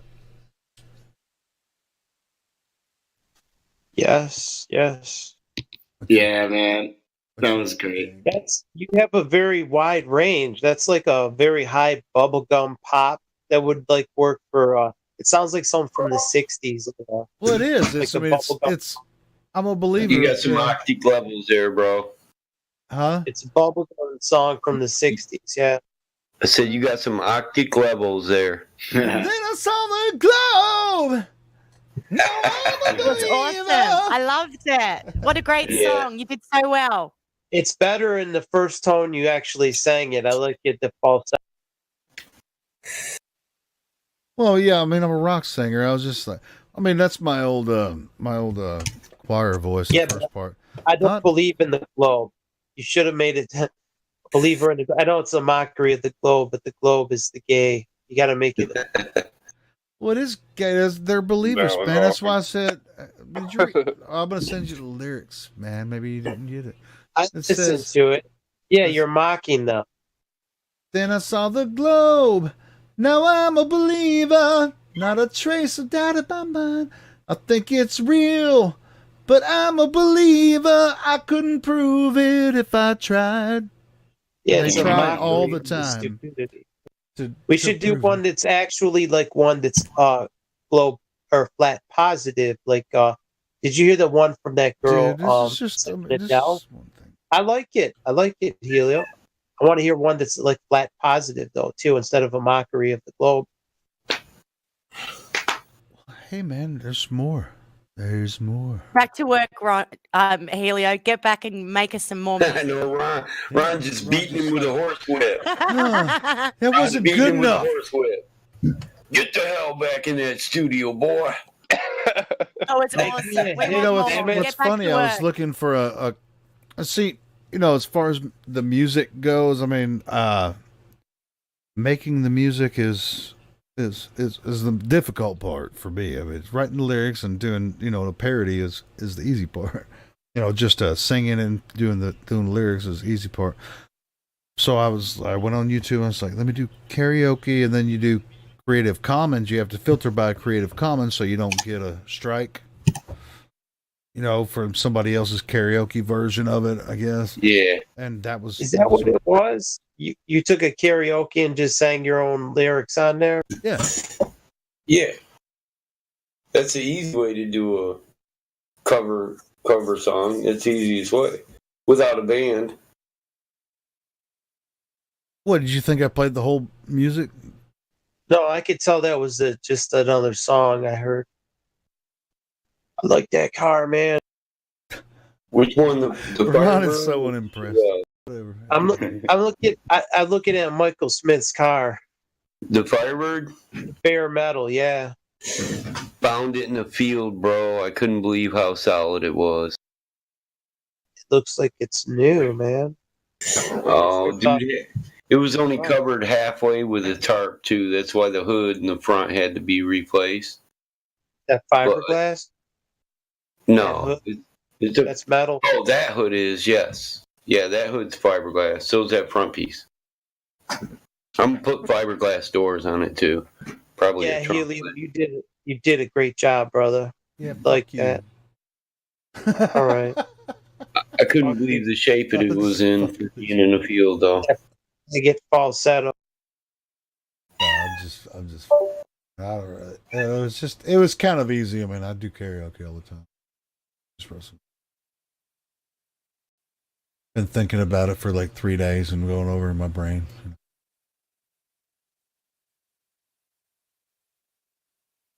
I'm a believer. I just thought it was funny because, like, and they're like, you don't have to believe in the globe. It's science, bro. You know, that's all. I just thought it was funny because they think they don't believe in the globe. They know it's true. Why don't you do it with the lyrics on the video? So people. Yeah, I'm gonna make a video for it. I'm actually that was. I'm gonna do a better recording of it and make a video for it. That was just something I put up for everybody for the show tonight. And my plan is to make a better version of it with a video. What kind of MIG welder do you use, Mike? My welders are millers. I use Miller. What kind? I'll use a small, like a Millermatic 130 for the 10, and then like a bigger Yeah, one. it depends on the job. I got a couple different welders around. Well, yeah, you can't have just one, obviously. Right. I've got about, let me see, 6. Like when you do a chassis, you need you need more amperage. When you do body, you need less. I've got a lot of welders, dude. Yeah, so you can feel me. I'm not. I don't even have a shop like this, but yeah, I do have like 2 inverters. My mud truck I use an old ass stick welder, bro, big with 1,000 knobs on it. That thing cranks up in the amps too. I could burn holes through 1/2-inch metal. You could run a 1/4-inch stick rod in there. Yeah, you could weld railroad tracks together. Yeah, it was my dad's. You know those Lincoln tombstones, those big ass Lincoln tombstones. Those things last forever. They put out. Yeah, they're just. Those are heavy. Like that, but it's an off-brand. Yeah. You could find those for nothing, man. Like even in Jackson, there's a lot of used welding equipment. There's a guy on Craigslist in Jackson, Michigan. He's always selling welders, like refurbished ones. Yeah. But he charges the top dollar, man. He's real expensive. Yeah, that guy works at that place where my buddy works. Production equipment repair service. Yeah, he gets all the nice welders and he resells them for like full price. I'm like, dude. Yeah, there's a kid down there. He's trying to do what my buddy does. Just repair old equipment and sell it to mechanics with money, you know? Yeah. Because a lot of us prefer the stuff we grew up with. Oh, yeah, you ain't lying. Like a Millermatic 200 and a Millermatic. Nice, but yeah, I like the Millermatic 251 and I like the Millermatic 200, but I like the 251 a little bit better. I like a Millermatic 210 too, and then I also like the Lincoln. I have a Lincoln 215, which is it's a tap MIG welder. I like the tap setting ones a little bit more than the digital readout. Some people like digital, but I don't like them because they go bad. Like your you know what I mean? Like your digital the pots on the knobs go bad. Dude, I got 2 of them Chevelles in a. And with that, ladies and gentlemen, this concludes our latest episode of Believe Your Own Eyes. You want to continue the conversation? I didn't tell them I'm going to do it. Nobody wants to talk about welders. So, thank you so much for popping in tonight, everyone. We will probably do another episode this weekend, and definitely join the 24/7 Flat Earth Discord. And if you want to be a part of the conversation here, you can message one of us from there. And they got me all discombobulated with cars with Faptude on the back and welders and stuff. But anyway, I'm gonna do an outro with. I was gonna do the outro with that new song, but let me see. I'll find another song now. See what we got here. Ladies and gentlemen, welcome to. Oh. No, I opened with that.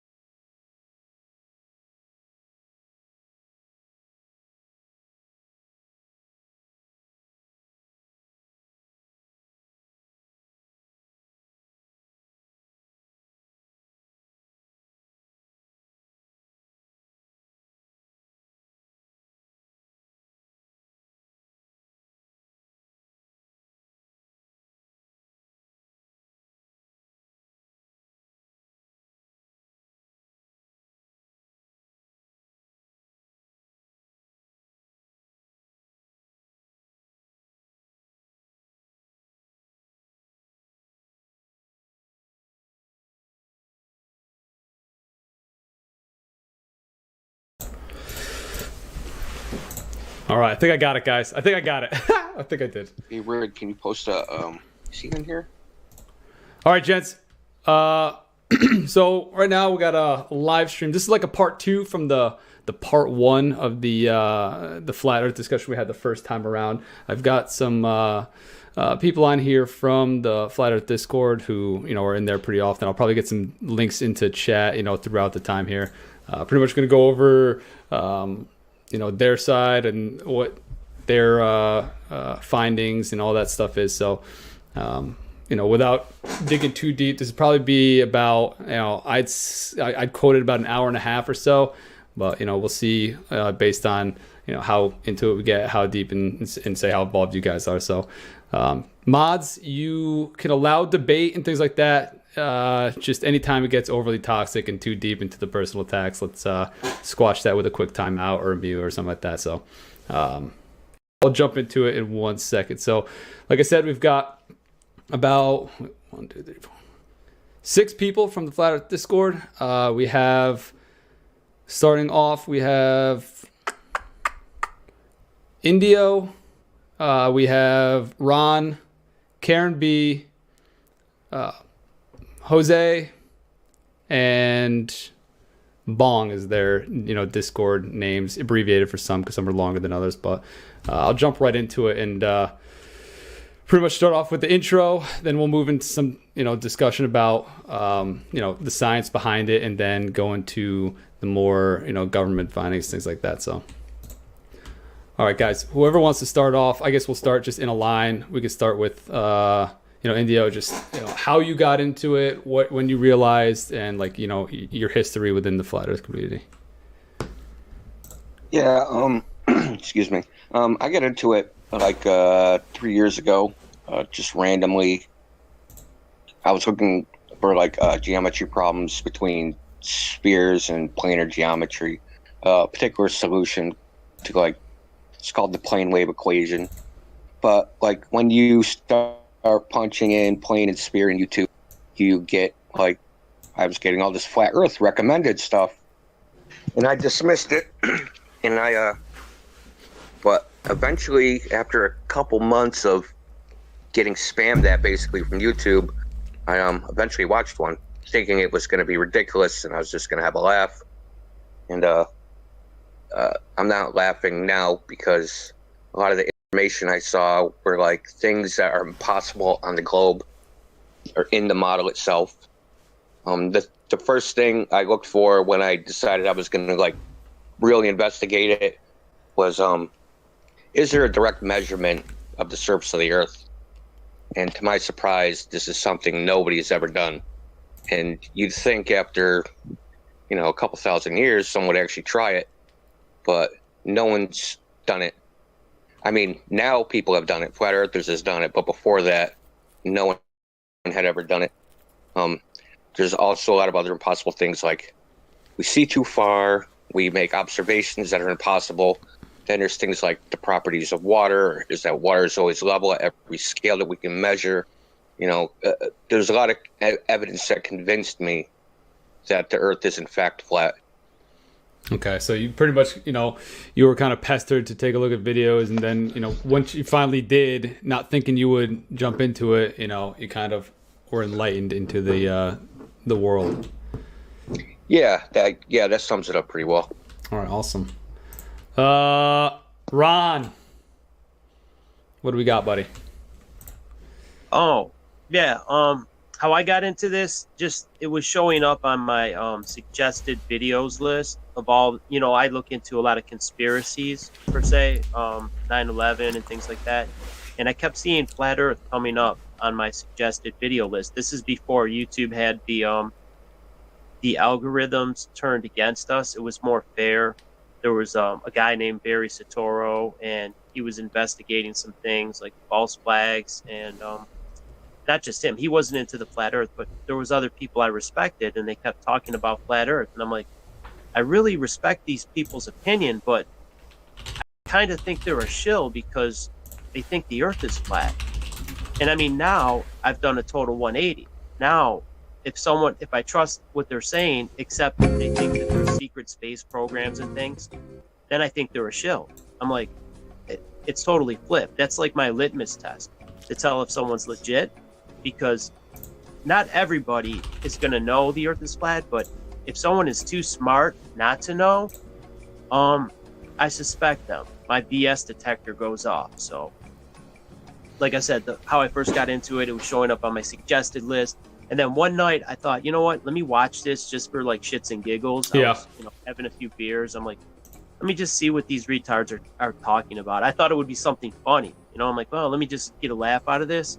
But then I started searching all the proofs they were giving, and it turns out I couldn't debunk any of them. One after the next, I'm like, what's going on here? And then I saw these pictures and videos of planets and the moon and things like that with the Nikon P900. I was seeing pictures of Chicago across Lake Michigan, people taking pictures of oil rigs, videos of oil rigs. Yeah, I lost you for a minute. Yeah. They were way too far to be seen. They were doing like they were mapping them out on Google Earth and saying, look, here's this oil rig. It's like 25 miles away, someone at the beach in California. And they were zooming in on it. I'm like, wait a minute. Like, maybe these guys are faking it. You know, like, the odds are there's some randoms on YouTube that are faking it. But what are the odds that, like, NASA and the Russian Space Agency, what are the odds they're all faking it? But these couple random nobodies on YouTube are telling the truth. That was my dilemma. So I went out and bought a P900. You know, and I was, you know, just on a whim? Like, you went out and bought on a whim kind of thing? Like 2015. Around 2015, and then 2016 I bought the camera. I'm like, I have to know before I go out on a limb and I start telling all my friends and my family, hey, the earth is flat. I was seeing all the proof, but I couldn't believe what I was finding. You know, my cognitive dissonance was telling me, no, this can't be true. Can't possibly be true. But then everything else that we observe, like we don't feel any motion. You look at all the way the stars move, and the sun and the moon, they all move the same direction, east to west. And then there's one central point, Polaris, and that one star never moves. It's like the pivot point on a record, like a vinyl record. Everything revolves around that central point. And it just so happens that central star is right over the North Pole. So it all works out on a flat Earth map. Okay. All right, that makes sense how you got into it.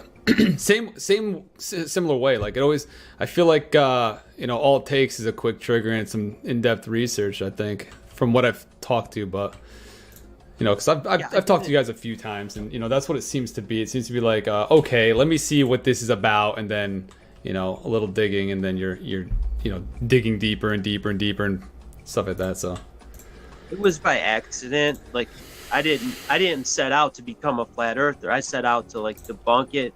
First it was just for laughs. I'm like, I'm gonna prove these assholes wrong. Okay. This is stupid. Because I was into science and all that stuff. I still am into science, but I've been reading it since I was a kid. Popular science. I was a big Star Wars nerd.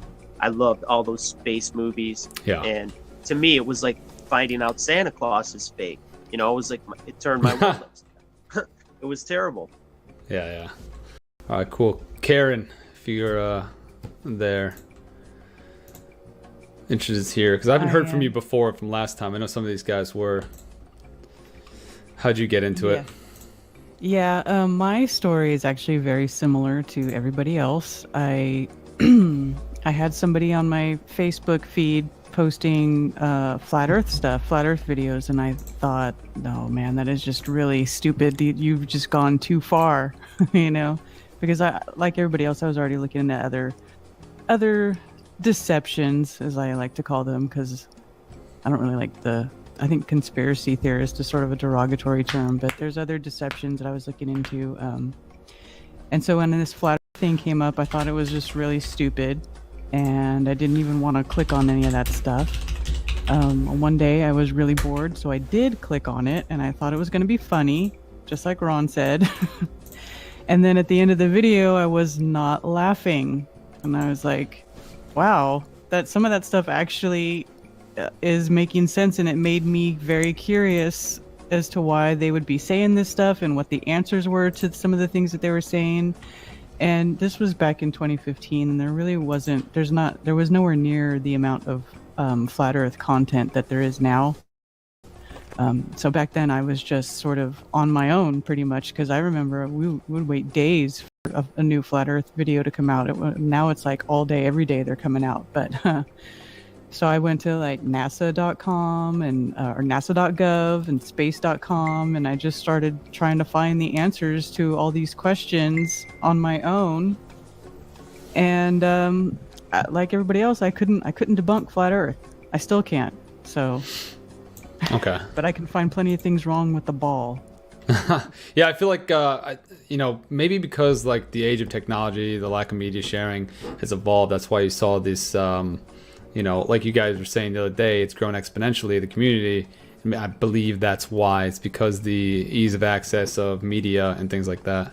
Before that, there was nothing, like you said, or lackluster material. So coming out and showing all this stuff, you have, there is no censorship. Well, not much censorship as far as, what you put out anymore. So Even though maybe you guys think there is, I'm not sure, because specifically we'll get into that later towards the end. But that's an interesting observation, I think.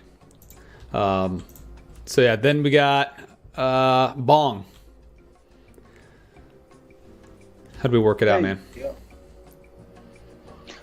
Yeah, similar story too. Like Ron said, I was researching, and Karen said I was researching some other deceptions, and I enjoyed Rob Skiba. Rob Skiba, I thought he was a pretty, he's a cool guy. I respected his work, his research. Then he started talking about flat Earth, and then I thought he's lost it. And then I talked to my friend about it. He was looking into moon bases, the Nazis. So I looked into the Nazis, and that led me to Antarctica, which led me back to flat Earth. And then I had to make sure, all right, is this a thing? Is flat Earth really a thing? And I looked into it, and then finally I was like, all right, the only way I can be sure is to go to NASA. So I go to NASA, look at their photos, I look at the moon landing, and then I look at the launches. And I was like, surely there's got to be a launch that shows a continuous shot, going out into space. And there was nothing. And then I determined that NASA is hiding something, that they are. And then I had to find, are they hiding something other than the flat Earth? And then I realized they are hiding the shape of the Earth or something. And that's what, after all the tests I did myself too, but I had to make sure that NASA was lying or not lying. And once I realized they were lying, that's when I figured out that there's something going on here, and started looking into it some more. And then I realized, hey, I'm learning so much more practical science, just researching this stuff than I ever did in high school or college, from science. And yeah, here I am. Yep. That's my story. All right, awesome. I think the best way to do it is, if you guys could explain, any one of you can pick this up first, but if you guys can explain, because I think most people have the idea that when you talk about flat Earth, you're thinking the world is a plate and we can fall off the edge. There's like a rim. Like when people think flat Earth, that first thing that pops in the head is like we're living on a disc. And I think that's one thing that the first thing you need to understand is that's not the belief at all. You're not just living on this one. Well, it could be, that's not the, the end all.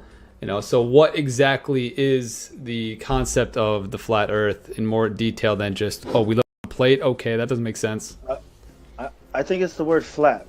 That's what I think. Because when I came to flat Earth, I didn't like the word flat Earth. I just wanted to call it Earth. Okay. So I think the word flat automatically conjures up that image, in people's mind. So I think it's just word play. I think they intentionally wanted to use the word flat Earth rather than just saying Earth. Versus the globe. The globe, they just call it Earth, and then they would call this flat Earth. I think it's psychological. Yeah. Now, potentially, could the Earth be a globe, but our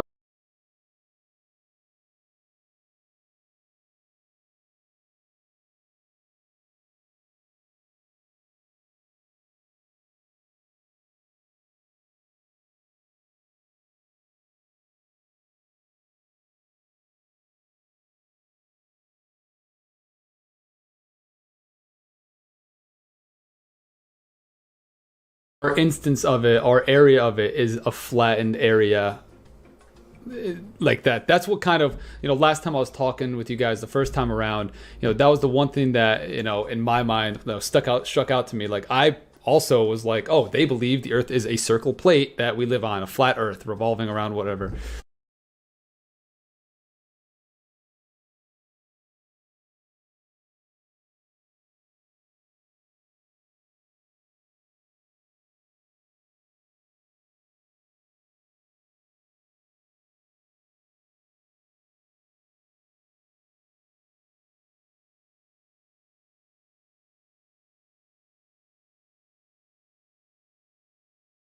So once I realized that no, it's just we live in potentially a biome on something else, on something bigger or whatever it is. We don't know exactly what it is. It could be anything. That's kind of when I was like, oh, I see what they're saying here. Like, not just it's not a globe, but it's it could be anything. It could be a globe even.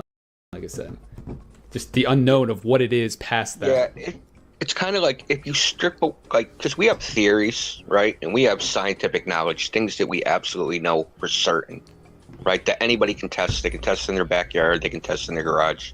But then there's the theory, like scientific theories, which are kind of testable, kind of not, a little bit wishy-washy. And if you go to like, what do we really, really know for certain? We believe that the Earth is flat. We believe that we've measured it flat. We think we know that for certain. Now, what the boundaries or the limits of it are, we can't be sure. And why the sky appears to act the way it does in relationship to the Earth, we aren't sure of that either. But the best way to know the shape of something, right, is to just measure it directly instead of inferring things by looking at like indirect measurements, right? So you look at Polaris and you move some distance and it shifts in your view, and you can infer, that I live on a globe because Polaris moved a certain amount. But if you take a tape measure and you measure the Earth flat, what are you supposed to believe, like that indirect measure or your direct measurement? So we kind of believe that, you should start with the direct measurements and build from that. It could be a larger globe, I guess, but everything else would be messed up. So like all their distances of all the stars, planets, the orbits, the masses, all that stuff would all have to be like reworked or re-engineered. I also want to talk about the flat dinner plate thing. Yeah. I think that's part of the part of the propaganda, right? So when you're a kid, they tell you, well, them idiots in the past, man, sailors used to thought they'd sail over the edge of the earth or run into sea monsters or something, right? So that's kind of like part of it, to convince children that idea is stupid. No one's going to sail up the edge of the earth. No one's ever done that. That's ridiculous. So if you think the earth is flat, you're ridiculous too. That idea comes as part of teaching the globe in the first place. It's not like an idea that people originated out of their mind, right? If you take the universe, even in like the standard model, no one knows the bounds of that. And we don't claim to know the bounds of the earth. Is it infinite? Is there even such a thing as infinity? Is there an edge? All those things. We hear these questions every day. And we're not going to sit here and say we know everything and we know the exact dimensions of the earth. We only know for certain that the surface of the earth is flat, and it's something that we're all going to have to deal with. Why it is, as just a basic scientific question. Why are we seeing this? Why are we measuring this? It doesn't match all our other observations. So why is that? I think that's kind of the fundamental question. Okay. Yeah, that's the kind of like I said, that's one of the biggest things that is automatically assumed is the dinner plate. So that's why I wanted to, when I, was learning about, everybody knows, even you guys know, I'm not a flat Earth believer at all, but that was one of the things that was something that had to convince me too. Like, well, how does the sun? Like, how can we go around a flat plane? How does that work? And if you look at the map in a little different way, that north is in the center, and you travel east and west in a circle, but not around a sphere, around a surface, the same way you'd like go around your house. As soon as I realized that it was possible to do it that way instead, it opened up, the rest of the possibilities, because that's like the first hurdle people have to overcome is how do you go like from New York to China? How does that work? Yeah. A simple question like that. Mm-hmm. So what about these tests? What are the tests that you guys, like the backyard tests that you guys are talking about, that were brought up? Like, what are these tests that you're talking about that can be tested? I know we've talked about them before, but I just want to like hit back on them. Because I know one of them has to do with like distance and light and line of sight and stuff like that. So,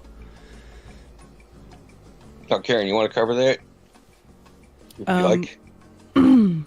Well, distance, that sort of thing, that all sort of depends where you are geographically and how, what sort of line of sight that you can have. Like, stuff like that is really good to do over bodies of water.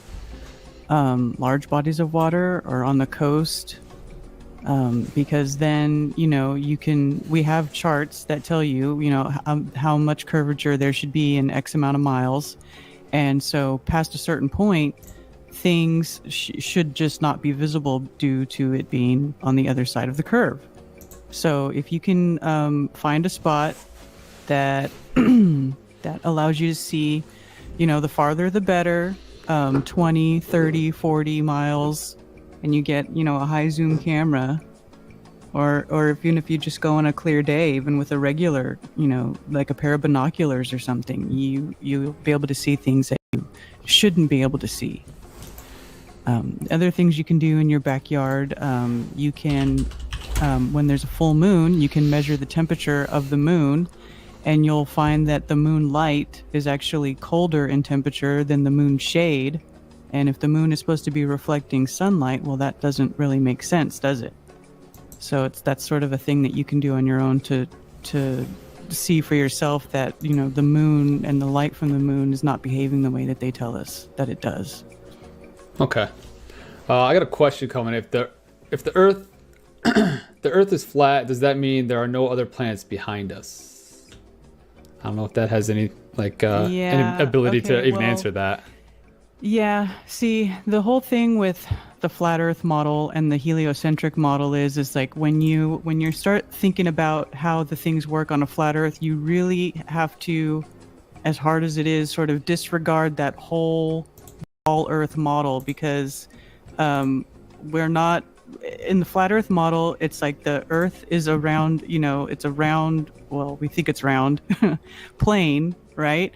And then that's like the floor of the universe, like the Earth, like where the ground you're standing on, that's the floor, and everything is up above us, okay? And then all of the luminaries in the sky, instead of being really big and really far away, they're actually small and local and, in our atmosphere. So we have a sun and a moon that are small and about the same size, just as they appear to be.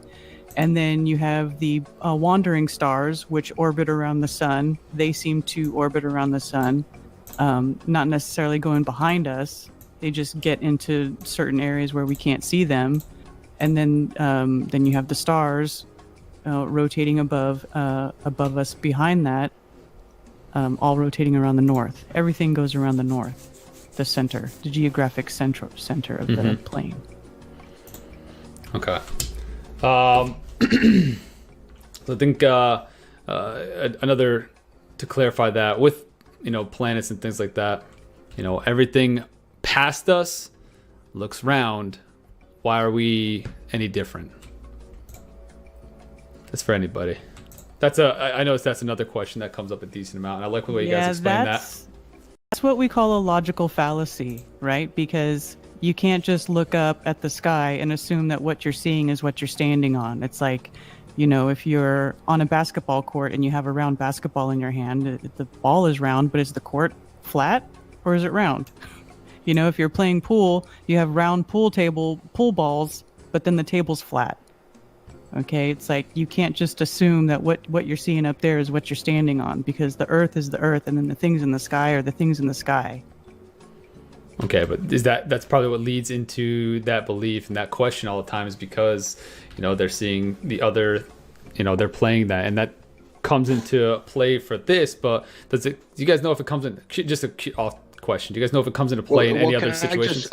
Can I say something about that? Yeah, real of quick? course. Go ahead. So, obviously, to determine something, okay, are these two things similar, right? So you look at them or measure them or do some tests and take notice of similar properties, right? So if you look in the sky and you see a planet or star or a galaxy or whatever, then you look at the Earth, to us or to anybody, there's no real similar properties that you can say, yeah, this looks the same, so maybe we're the same thing. It's kind of like a leap of logic. Right, so you just look at something and say, "Hey, I'm going to pick out that arbitrary thing. That's what we're like, and it's round, so we're round." I mean, there's galaxies, nebula, asteroids. I mean, it's kind of like an arbitrary choice that you're picking planets to be like, because there is no similar properties. It could be anything in the sky. If that's going to be your your standard of proof or your rational reasoning. You know, it's like a non sequitur fallacy. Okay. Yeah. That's what I mean. That makes sense. Just like something like Johnny Flack even said, like, you know, doesn't, or who has said that? It's just Missy who said that. Yeah, Johnny Flack makes a valid point. It's a fallacy.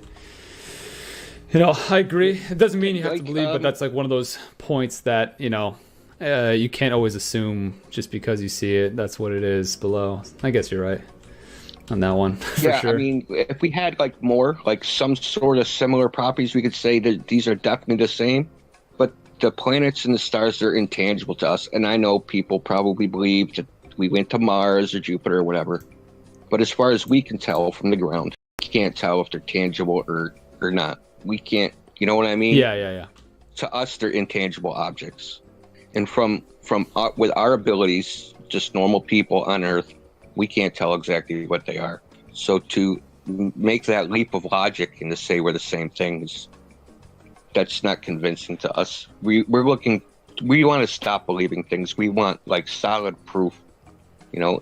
And of course, with that comes limitations to the breadth of your knowledge when you don't make assumptions like what can we really know. And that kind of narrows what you can say you actually know, right? If you theorize, you can claim to know lots of things, but what do we really know? That's kind of what we're going for. Figure out what we really, really know. Yeah. Okay. I'm gonna save. You know what I want? The seasons. That's another one. They always talk about how do you explain seasons, how do you explain sunrises, sunsets. I think those go decently hand in hand. You know, how is that explained? You know, if the world is flat and not round. Who wants to take that? I can, but I feel like I'm hogging all the time. It's all right.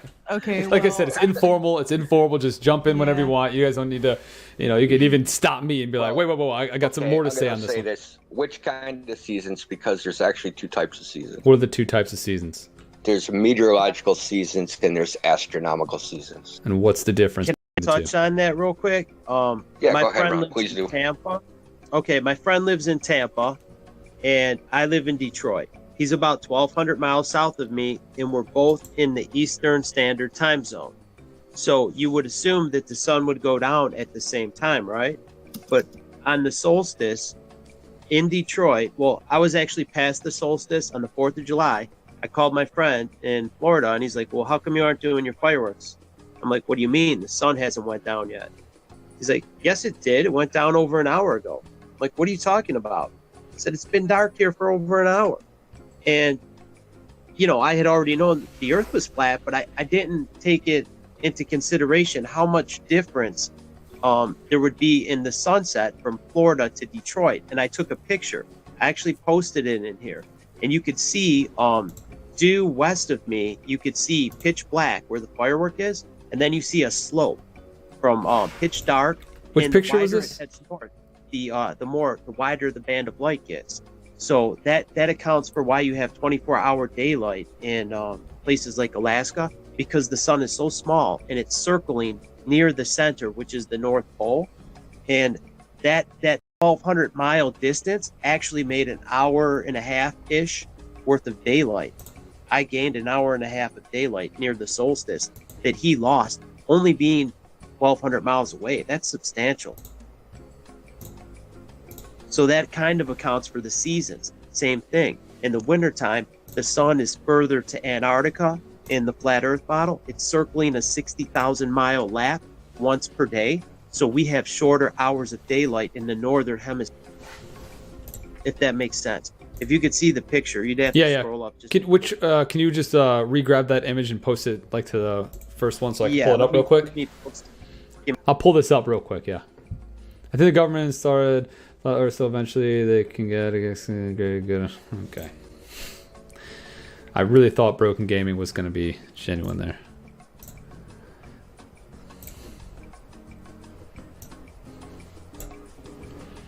Okay, you can see the firework. It's straight ahead of me. That would be due west, and you see how it tapers. It gets wider and wider the further you head to the right. That would be toward the north. And then the orange is obviously the sun. But if you extended this all the way to Florida, you could see why he's losing time. Picture the sun doing a circle around picture a vinyl record where the center, where the pin goes, is the North Pole. And then the sun is circling around this record. And then Florida being maybe a few inches outside the label. And then Detroit being like right where the label on a 12-inch vinyl record would be. That would be like where the sun is circling. So being that it's so small, and you could see the angle that it comes in at. If the sun was going over the edge of a globe, you'd see a uniform left to right sunset. Across the horizon, you'd see this nice uniform line. Like NASA depicts it. You wouldn't see a sloping angle from pitch dark to sunlight. Okay. And that's why. Do you think that they know what a record is? I'm just kidding. A vinyl record. It's an ancient. Did they come back in a trend though? I thought they came back. I thought those were starting to be things that everybody's. Yeah, but you can't find a record player, so. Yeah, true, I don't have a record player, but I've got stacks of vinyl. I got. Compasses. Are they pointing to the center?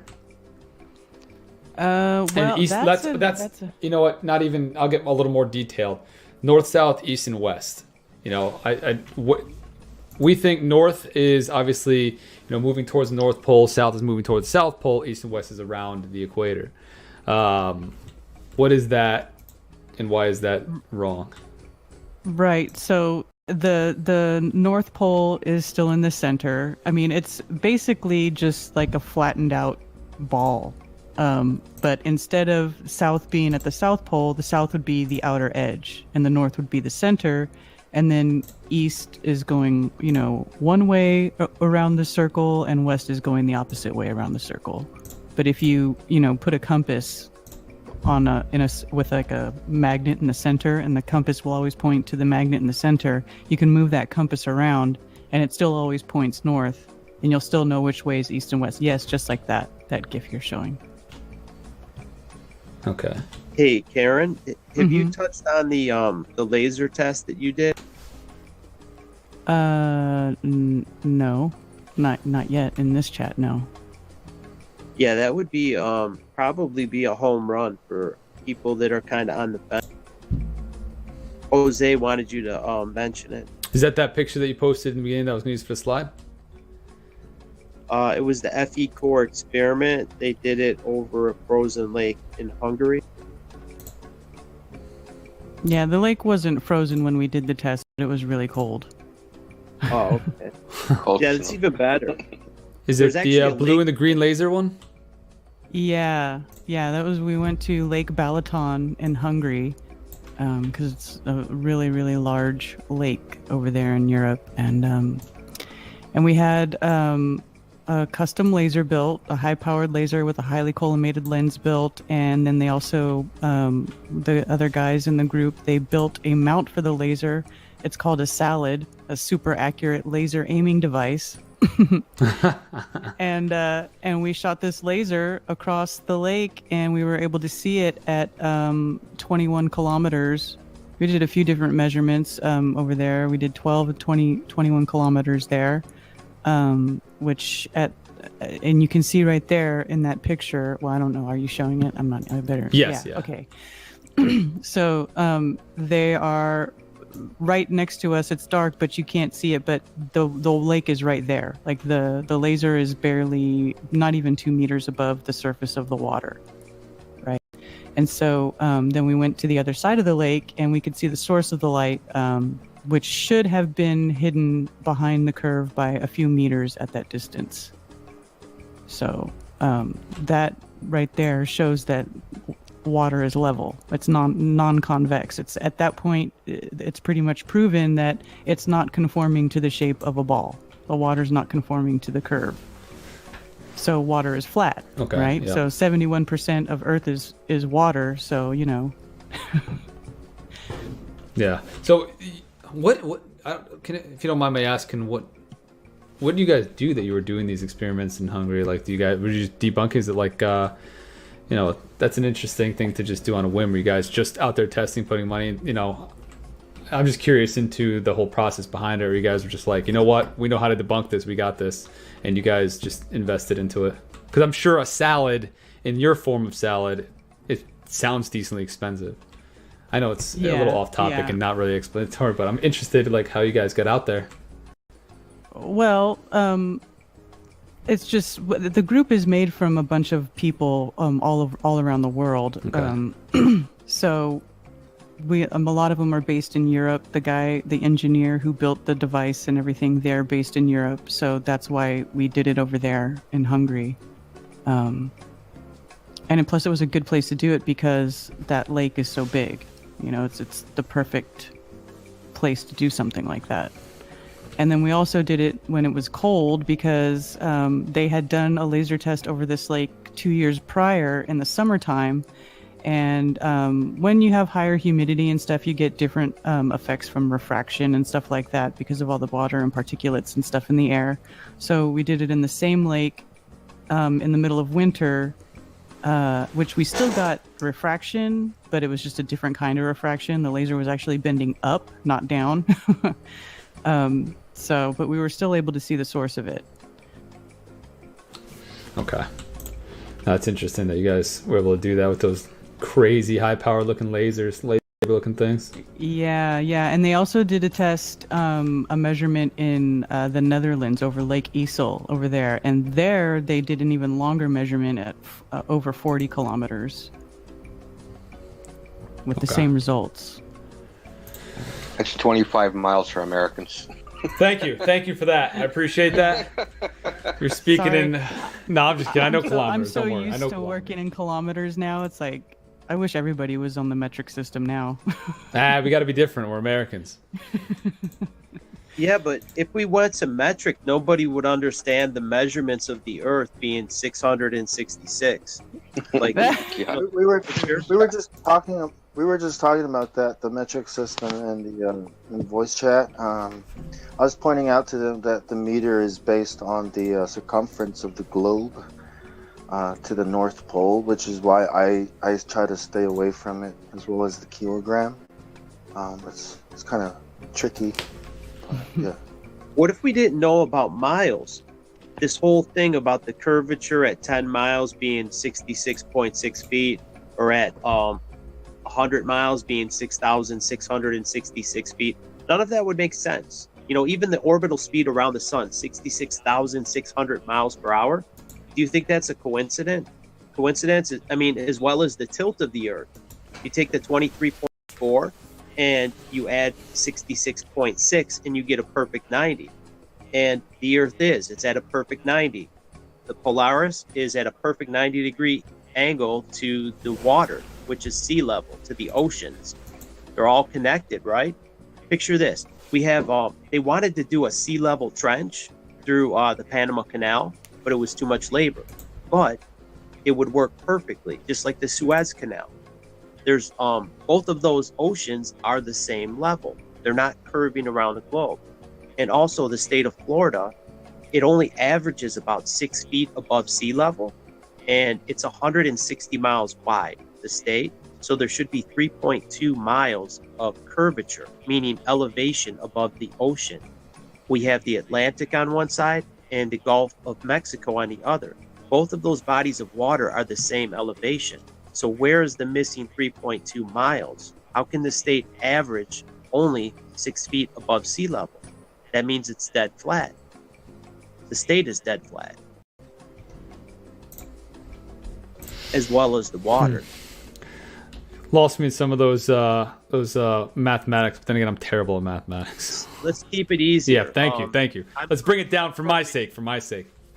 Okay, I'm from Michigan, Yep. and it's basically a peninsula, just like Florida. Okay. The mitten, we have Lake Michigan on one side, we have Lake Huron on the other.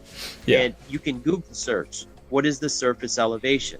577 feet for Lake Michigan and 577 feet for Lake Huron. That means they're the same. So across the state of Michigan, it's 240 miles wide, right? So at 240 miles, there should be 38,400 feet of curve. between those 2 points. So that's over 7 miles of curve between those 2 points. Yeah, okay. I got you. So where is it? The average height above sea level for the whole state is probably around maybe 200 feet above the lakes. Most of it's within 100 feet of the surface of the lakes, most of it.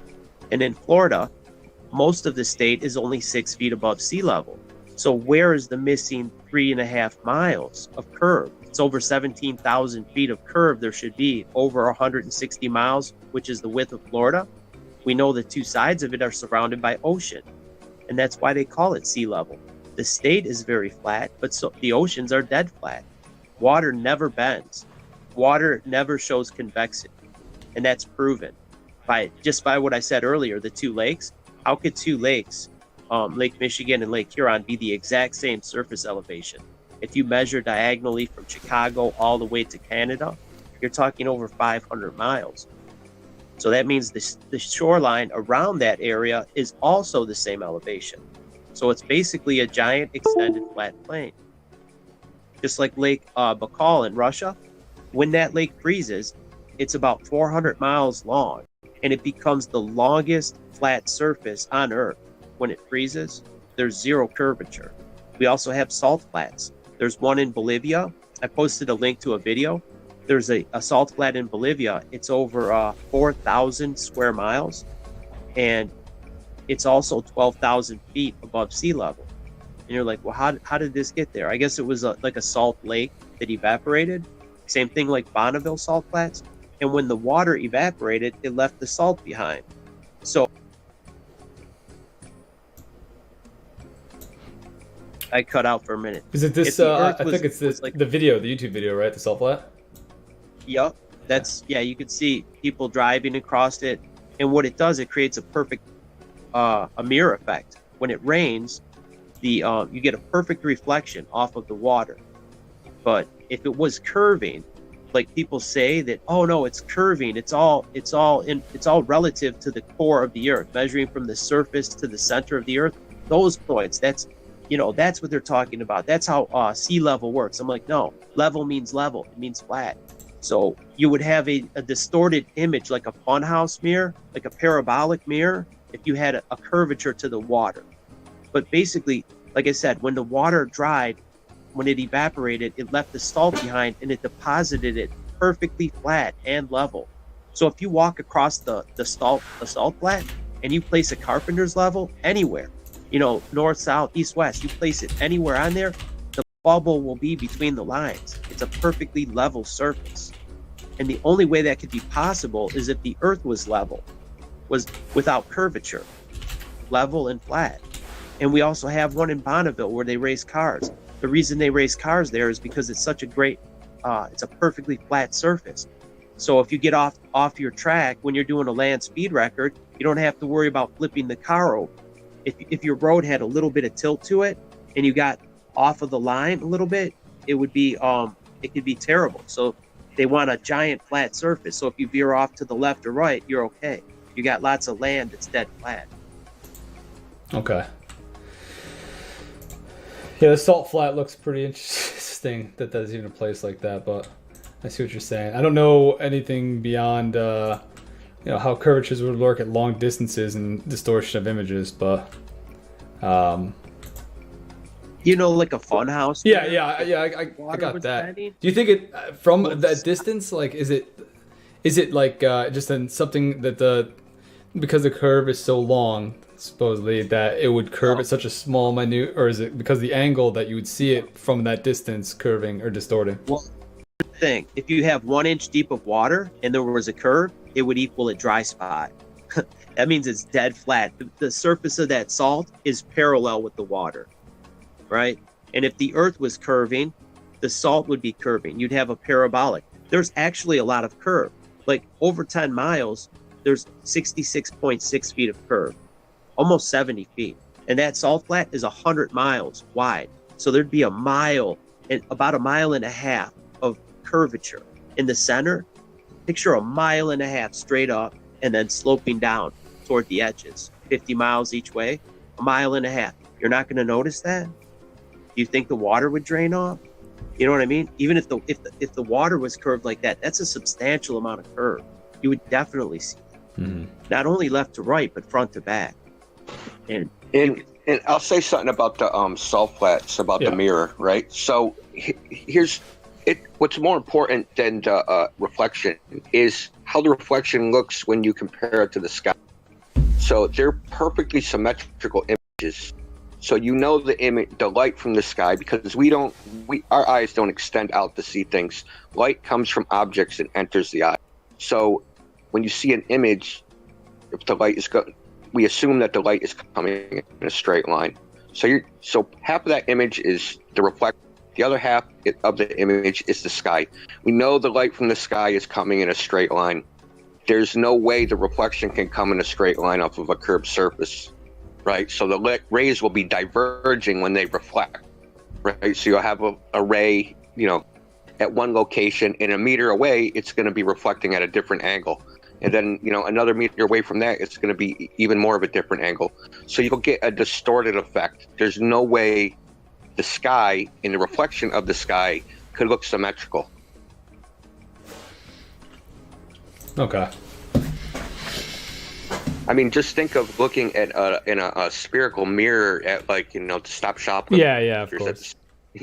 There's only one location, right? Yeah. You have to be in a specific spot to see an undistorted reflection. You have to be looking directly into the center of that. Anywhere on the edges of that, it's going to be distorted. Yeah. Okay. Keeping in with the line of momentum. What's holding the water in? I know this is the jump around a little bit, but I'm trying to This is another edge question. This is an edge question, but this is pouring over the edge. Yeah, what is keeping all the water in? Dipping into the ice wall probably a little bit. Trigger words that people hear and you jump right into usually. Like I said, I'm trying to come up with things that I see in chat that aren't overly, just troll, and then also things that I've seen and heard people ask in the Discord and stuff. So, and if you guys if I say something and there's a better way to put it, correct me on it, and then just turn towards something else. You know what I mean? That's fine with me. You don't have to answer it directly. I'm trying to take things that I know people jump all over as soon as they're heard. Or that's their end all. Antarctica isn't an individual continent, but is more like a boundary, like it was already described. So if you even look at the official records of Antarctica, what mainstream science says, it has an average elevation for the continent of 9,000 feet above sea level. Mm-hmm. Right? Yes. So if there's no ice wall per se. It's more like a natural barrier that happens to have really cold, so there's 200-foot glaciers on the shore. Only 5% of Antarctica's actual shoreline that you can walk up to. If you tried to sail up to it, you're gonna hit an iceberg, or you're gonna hit a huge ice shelf. So there are parts of it that is basically an ice wall. I mean, you could just Google it. Just Google Antarctic ice wall, and you'll see images of it. I mean, the whole thing doesn't look like that, but there are parts of it that does look like that. I'm sorry, go ahead. No, go ahead. No. Just keep jumping in, that's great. Hold 1 second. There's a reason that we think that Antarctica is surrounding us, and it's because Captain Cook was one of the first people to make an expedition to that area, and he recorded a 60,000-mile journey, supposedly circumnavigating Antarctica. Now that's almost 3 times the diameter of the Earth, or the circumference of the Earth. So either he was the worst sailor in the world, or he discovered something that today we don't recognize, or whatever it is, buried history or part of the deception. So I mean, he's not the only one that measured this incredibly long distance. There was another Antarctic explorer who measured something like 50,000 miles. That's how long they traveled. Was it Magellan? So they recorded 50. Yeah, it was 50,000 miles. So the official numbers are that Antarctica is only like 11,000 miles in circumference, or that continent. So it's like, how are these things possible? You know, it's like history was changed or written, or that part of history was like ignored. Yeah. And I think I see a lot of questions. I'm purposely skipping questions in chat of like, you know, the more governmental side of things and trying to stick to science right off the bat, but we're getting towards that. Do you guys have anything else that would be like pertinent information towards the science of it that we talked about maybe last time or we didn't jump into? Can I talk about the magnetic field thing?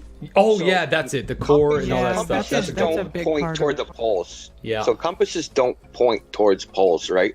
Compasses align within a magnetic field. They're not pointing toward the poles. It's kind of like a misconception.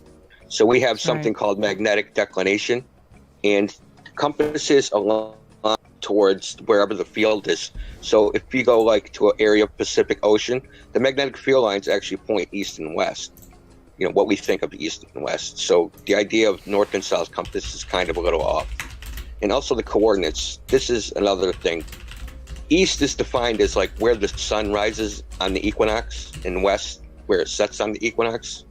And those east and west isn't like the east and west that you see like latitude lines on a map. They don't exactly match.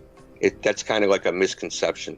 So you can go on like time and date or SunCalc and punch up the date for the equinox and look at the angle of the sunrise compared to true north. And you'll see that like if you go to like Greenland or anywhere really north or south, the sun actually rises not at 90 degrees from true north, like everywhere on Earth. See, that's one of the kind of things about the gold model that isn't actually correct. They say on the equinox, the sun rises 90 degrees from true north at every location on Earth. But if you look at the actual data that is out there, that's actually not true.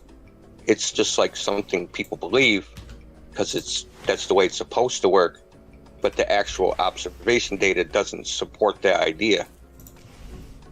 Okay. The core. That just triggered me to think about the core. Gravity is as a magnetic field. Core. I don't even want to think of the core. Yeah. I think that's where you were going because that's what it triggered me. Like the self-perpetuating magnetic core. Yes. That pulls everybody, towards it. That pulls everything towards the center, except for compasses. It pulls towards the top, right? Yeah, that core. Yeah, well, the thing with the core is they say that the core is molten iron in the center of the Earth, right? Well, there's something called the Curie temperature, where once any magnetic metal reaches the Curie temperature, which is when it becomes red hot and molten, it can no longer hold a magnetic field.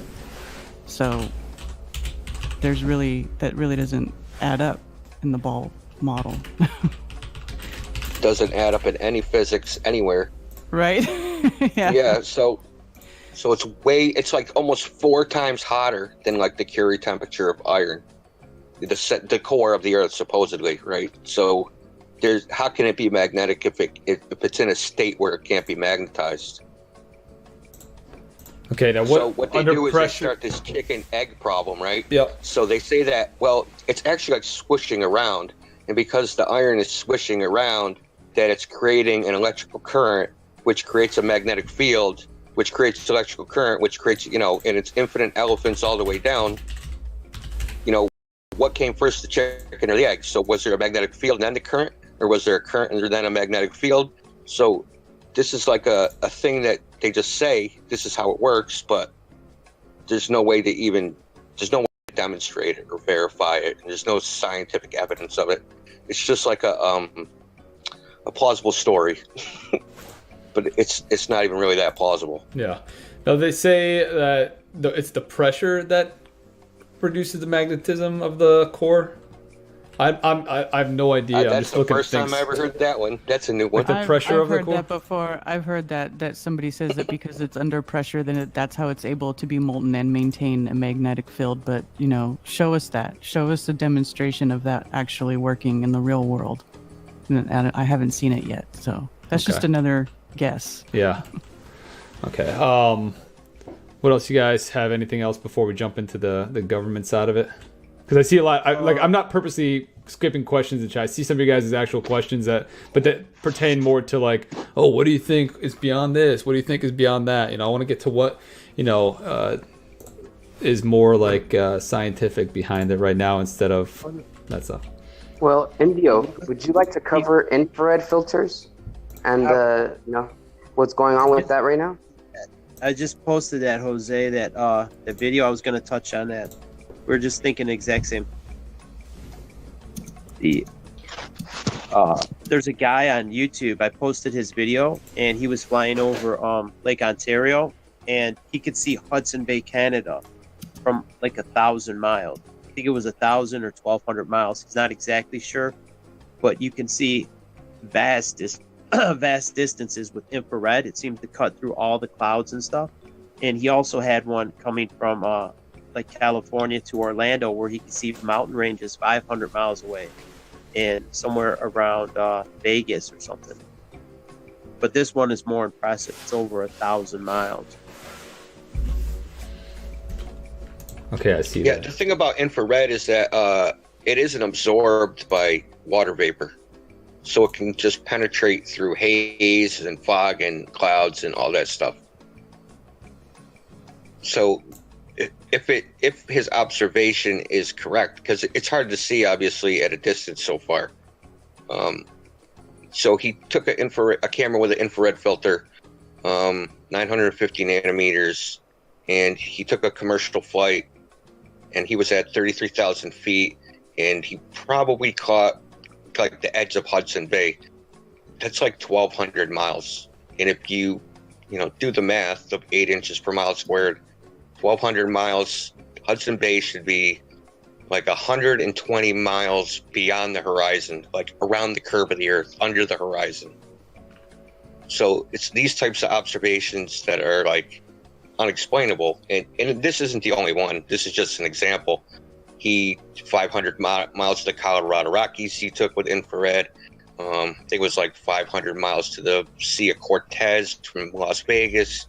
So this guy, he's an engineer. He happens to fly a lot as part of his work. So he's been taking that opportunity to make these observations. And it's coming back that he can see incredibly far distances with this particular filter.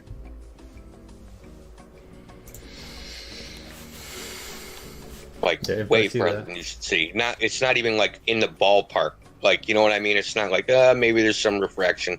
110 miles beyond the curve of the earth is far. Like it's supposed to be like 110 miles down. I thought it was 125 at 1,000 miles. Yeah, it's something like that. Yeah, it's something like that. Right, and when you could see in his video, you could see it's dead flat. You look at the water, you could just see it looks like a giant slate, like a billiard table. And the best thing about his observations is he just like casually records out the plane window. You can watch him take the filter, put it on and off, takes an image of like a GPS and altimeter, all those things to tell you his height, his airspeed, all the things, all the conditions that he's filming from. And then you can just watch him put the filter right back on and just zoom in. It's easy to tell it's not doctored, faked. They're continuous shots without edits. So it's pretty good evidence, I think, in my opinion. The lakes measure flat. Like you can Google Lake Michigan surface elevation, Lake Huron surface elevation. They're both the same. There's zero curvature. They're equal. There's no change. They're even. Just like the word horizon, I put in there a link of synonymous words. Horizon means horizontal, level, even, flat. All the synonymous words with horizon. Then you look at other things like salt flat. What is flat? Is there any wiggle room with flat? I don't know. What about sea level? There's no wiggle room with level. It is what it is. It's flat, plain, level. Okay. That's an interesting video. It's just to see it in infrared as well. Oh. Then he takes it off and blinds everybody. All right. Yeah, and there's like a modification because you have to actually like modify your camera to do it because cameras have like a mask or like an infrared mask. So you actually have to go in the camera and like peel this thing off. so that the infrared actually passes to the sensor. Yeah. Then go buy a filter. So 950 nanometers isn't even like optimal filter. That would be something like 1200 nanometers, but they're like, probably owned by the military and they're super expensive. I've used some decent infrared things. I've used thermal, all these different optics, but that looked crazy. I don't think I've used an infrared camera itself. Hey, Indio, could you cover the angular resolution? Like, explain why things go to your vanishing point, how that works? Yeah, so, the vanishing point, are you talking like, that's the classic ship goes across, like away from the horizon, kind of over the horizon? Yeah, the ship's over the horizon. Okay. The ship over the horizon. This one makes me laugh. I'm sorry, because it's just like, I don't know. Okay, It's funny because everybody's in here when we're talking about the water measuring flat. Oh, well, 40 kilometers. Well, that's not far enough. You're going to sit here and tell me that's not far enough. But then at the same time, what? So we can't see the curvature when we're on the surface of the Earth. But at the same time, you guys think you're going to see a ship going behind the curve? You can't have it both ways. You can either see it or you can't, right? Isn't that the human eye? The vanishing point is between 3 and 6 miles. Lake Michigan is 60 miles long, and there's pictures of the entire Chicago skyline from 60 miles away. You see the buildings that are like 100 feet tall, and the curvature at 60 miles is 2,400 feet. Is that far enough? If 60 miles is not far enough, what about 600 miles? I mean, what's enough to show that there's no curve? Even those two lakes, Lake Huron and Lake Michigan, that's over 600 miles from Chicago to Canada, the shoreline. If you measure diagonally from, as a plane would fly, and it's all the same elevation. There's no change. It's flat. So I'll explain the boats over horizon. It's going to be kind of like a thought experiment / example, right? So imagine you have a 6-foot eye height and somebody sticks you into a 6-foot hole so that your eye is parallel with the surface of the ground. And the surface of the ground is an infinite plane extending forever. Now, it's impossible to see the surface with a 6-foot eye height from being inside of a 6-foot hole. It's impossible. But if you raise up a little bit, you will start to see more and more of the ground. Now, say you raise up 1 centimeter. You think you're going to see the surface of the infinite plane? Are you going to see something 10 miles away? Are you going to see the bottom of it? No, because your angle to the ground, to that surface, is so shallow, it is beyond the angular resolution of your eye. But as you raise up, as you get higher, the horizon, your apparent horizon, will extend as you get a better viewing angle to that plane.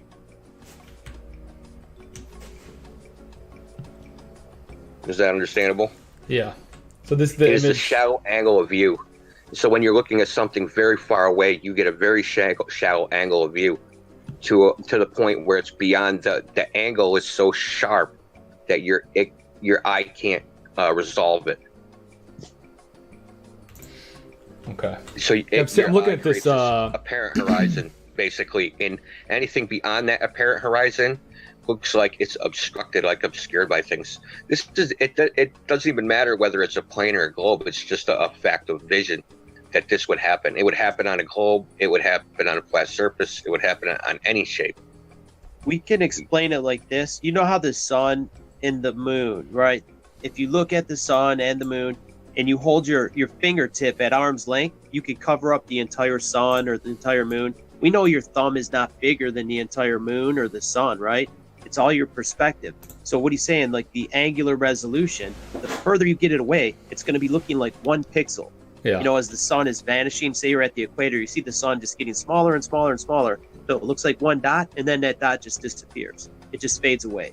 So if you had like a monitor, it would look like 1 little pixel, and then it just gets too small for your eye to see. It's like the size of a tick, or even smaller, like microscopic. It just vanishes. Yeah, because scale and stuff.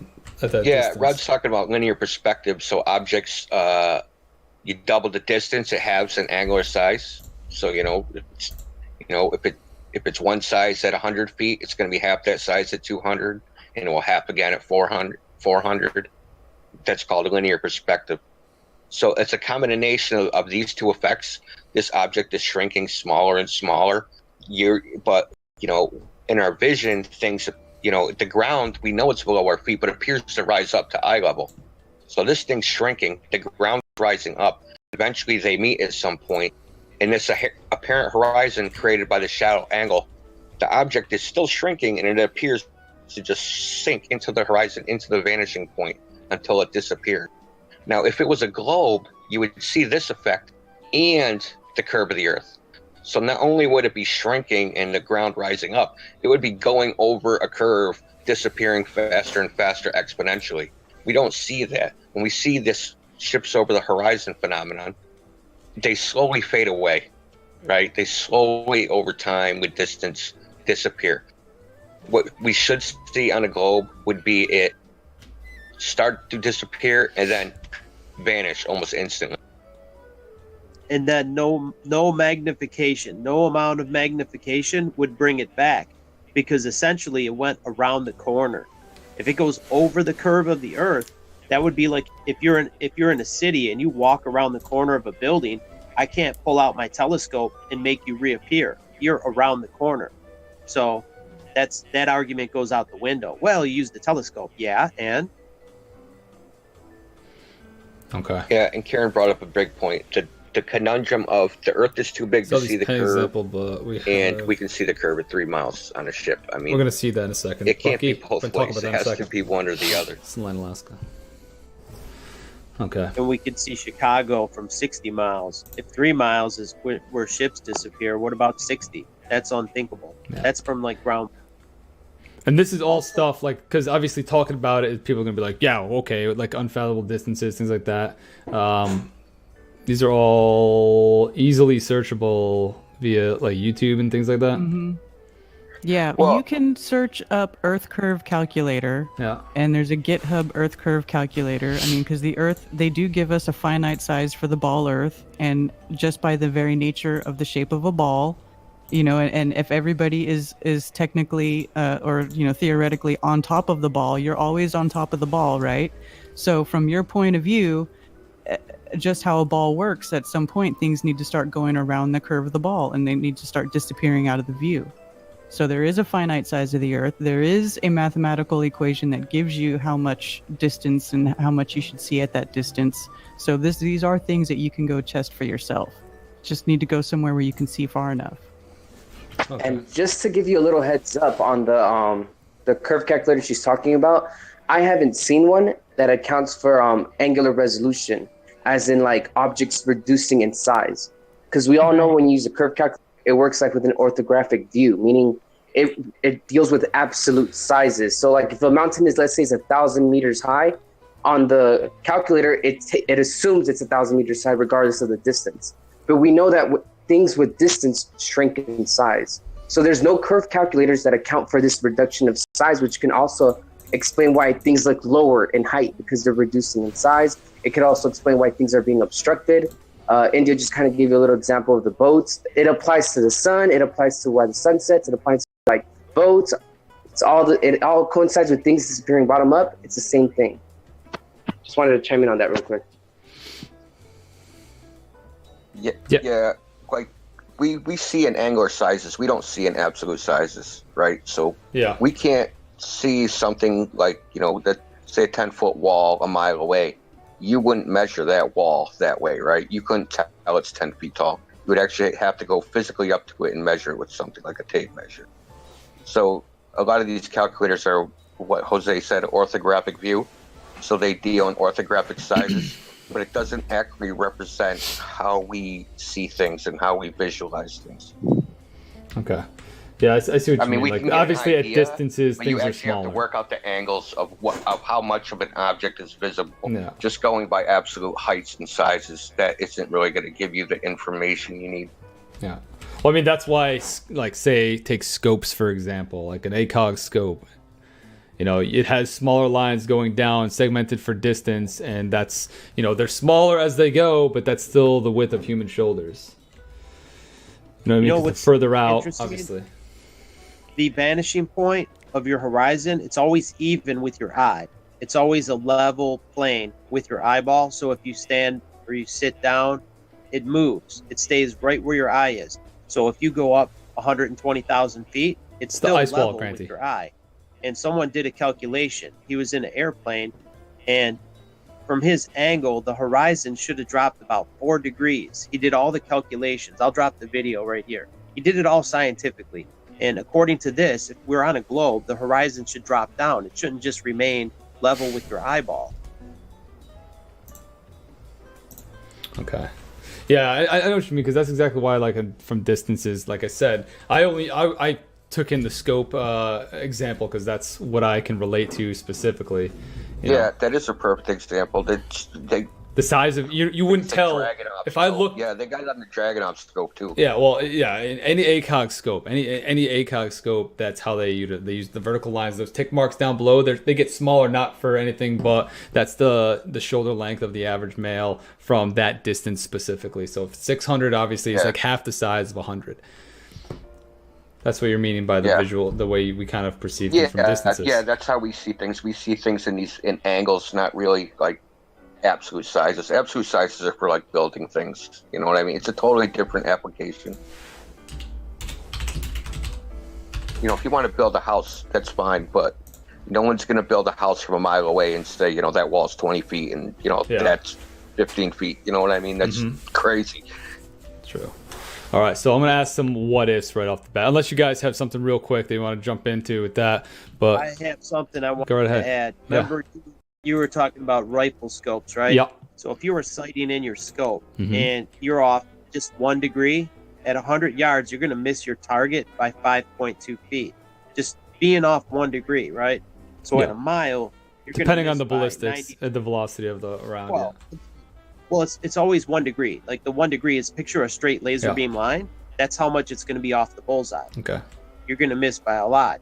So all this stuff factors in when you're talking about being able to track a planet that's you know, millions of miles away with a camera. That comes into effect. You would have to have like perfect alignment, and keep in mind the Earth is spinning, and that star is also moving. So you have this really narrow field of view, as if you could focus in on something that many millions of miles away with a telescope or a handheld camera. That's what tells me it's all BS. Because with my I have a Nikon P900. I could zoom in on Mars. I could keep it right in the center of my reticle, right inside, you know, right in the center of the focus. And that would be impossible if we were spinning, you know, like what we're explaining the rifle scope, how accurately you have to have it aligned, you know, and it's moving and you're moving.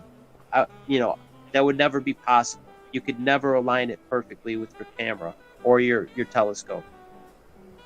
Okay.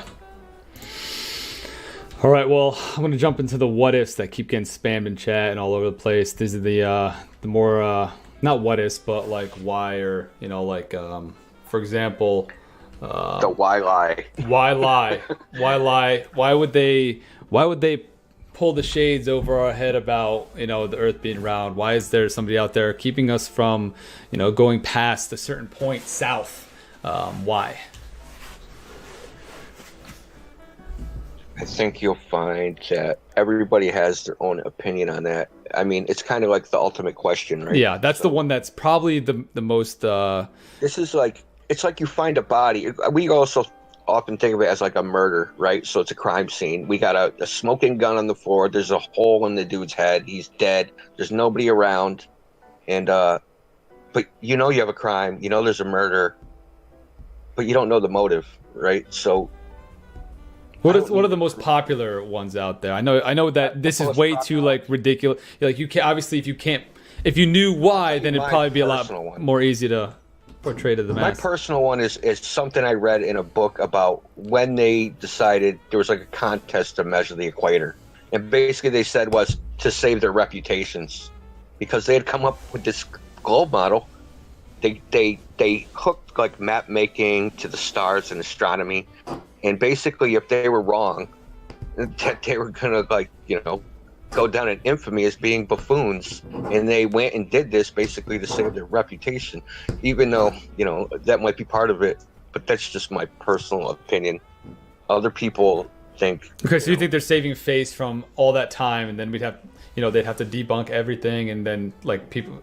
Are you saying like it drive a little bit into a chaos? More like the people's personal reputations. Like, think about it. Like, all these people that were regarded as geniuses and famous, and they came up with this Copernican revolution model of the world. Imagine after 200 years that they were wrong. And all the people that supported it, and the whole society that built up around it, and the ways of life, and all these super smart people and universities, and all of a sudden, boom, that whole globe idea. Nah, man, that was wrong. The Earth's actually flat. I mean, they would have hung those people. It's true. Yeah. Hey, real quick, Zunit, I'll answer it for you in a different way, just for your audience. Yeah, I appreciate it. I want to hear a little bit more. Yeah, I want to hear more. Exactly. Right. So, for your audience, I'm not saying I believe this because I'm not 100% sure of this, but it's an idea. There's a Navy admiral, which his name is Admiral Richard E. Byrd. He's from I believe he was an admiral in the late 1940s, 1950s, early 1960s, maybe. This guy, what he did was he was our Indiana Jones, our best explorer for the Navy. He did a couple expeditions to Antarctica. He did Operation High Jump, Operation Deep Freeze, and Operation Fishbowl. And what he did in these explorations was obviously explore Antarctica. Obviously, the names are kind of encoded if you think about it. Operation High Jump. I mean, flat earthers already think there's like a wall of ice or, something like that. So it just kind of goes with the names too. Like you got an Operation High Jump. That sounds like they went over this wall, right? And then you got Operation Deep Freeze. That sounds like they're already inland. And then you got Operation Fishbowl, which correlates to some flat earthers will say that has to do with the dome, where they found the perimeter. But not just that, this guy actually came out on live television on this show from I forget what year it was, but it was called the Longines Chronoscope. And he gave this speech about, they asked him, hey, is there anything new to discover? And he said, strangely enough, there's a place the size of the United States on the other side of the South Pole from Middle America. And it is astonishing, a continent this size that hasn't been discovered. He claimed that there was uranium, enough coal to fuel the earth for years, just a lot of resources. And guess what happened after this speech? A couple years later, Antarctic Treaty is formed, the UN is formed, and we start space exploration with NASA. So there's for anyone that wants to hear the conspiracy story side of it. I'm not saying that this is 100% fact and I believe everything he's saying, but it gives an idea of there's possibly more land that they're hiding, resources, etc. Yeah, I have a simpler answer, but it has to do with because when you ask why lie, it is assuming that government or these people who are in authority never lie. So the question is, have they ever lied to us, right? I mean, I posted a link to the Royal Society, and so you have to be a fellow of the Royal Society. And what is the Royal Society? And you start going back, and then you'll start running into these esoteric, like these people were religious. They were like, science is the study of physical reality so we can understand how it works. And that traces back to religion, back to a creator, back to a God, if you want to call it that. This thing that we've been given called the globe is not the real knowledge that they know. So we're given some kind of arbitrary systems so that we can do the work that is required of us, but not the thinking. So, I mean, just looking into this Royal Society, you'll see they say science, they use the word science, but what does that word mean anyway? You know what I mean? So there's a lot of deception going on when you ask that question, why would they lie? And the simple answer is, why would anybody with knowledge lie? And the answer is for power and control. And everywhere you go, this is how knowledge is handed out. You have to keep coming to me for a certain amount of years, and then you can earn this degree that says you are knowledgeable in this area of science, in this body of science. But in order for you to get this degree, you have to learn this and learn that. You have to, like, evolution and the globe. And only then are you considered a learned a person who has the authority to speak on science. It comes from these people. All this regurgitating that people are doing comes from school, and that knowledge comes from these people. I mean, it gets even deeper, and even, it gets way deeper than like this thing we call quantum physics and quantum mechanics. What CERN is doing, there's a statue of Kali there. I mean, we see all these symbolic rituals and the things that they're doing. They're calling it science. They can't explain it in layman's terms, right? But they're still developing these theories in secret. But look at the Royal Society, and you can determine if these people are actually scientists like we think they are, or something else. Just wanted to add that in. Okay. Yeah, I think that's one of the probably the most interesting portion for me is like why would that be, a thing. Like, we can dig deep into why they lied about going into space, or why, whether or not they did, or whether or not you guys believe they did, why they would take pictures and manipulate fisheye lenses, why they are holding onto potentially something out past the wall that's pertains to power, money, whatever, greed. But at the end of the day, that's not the non-science portions of all of that. So those are always going to be the, well, this is what we think, this is what it is kind of scenarios until, there is a motive that's identified. Yeah, there's always a motive. Like before we were able to sail the oceans, right? We used land to transport, to move, to trade things, right? And if there's a trade route, if there's a road where a lot of traders are moving through, we want to control this route. You know what I mean? We want to protect this route, if you want to call it that, protection. You know what I mean? And then we discover how to sail the ocean and explore. Well, we want to control those routes as well. We want to control everything that moves on the ocean. So that's been controlled, right? And then when the airplane came out, people are now going to have the freedom to explore the sky, right? No, we want to control that too, so we're going to lock it down. And then a little later after that, there's a space program. We never had the opportunity to explore the skies the way we did the land and the oceans. And even if we did explore the oceans, that knowledge was kept, was protected. We don't want people to. This is how power works. Like knowledge is the power. Like if I tell you the truth, then I lose my power. You know what I mean? If I give you all the information, you won't come back to me for anything. So knowledge, by controlling knowledge, you control the world, you control people. And this is true. I mean, we all understand that, right? Like mom and dad, we rely on them for information to give us. So they control us but they love us, right? So when we look at these people that teach us these things, they are controlling us, but are they looking after our best interests? You know what I mean?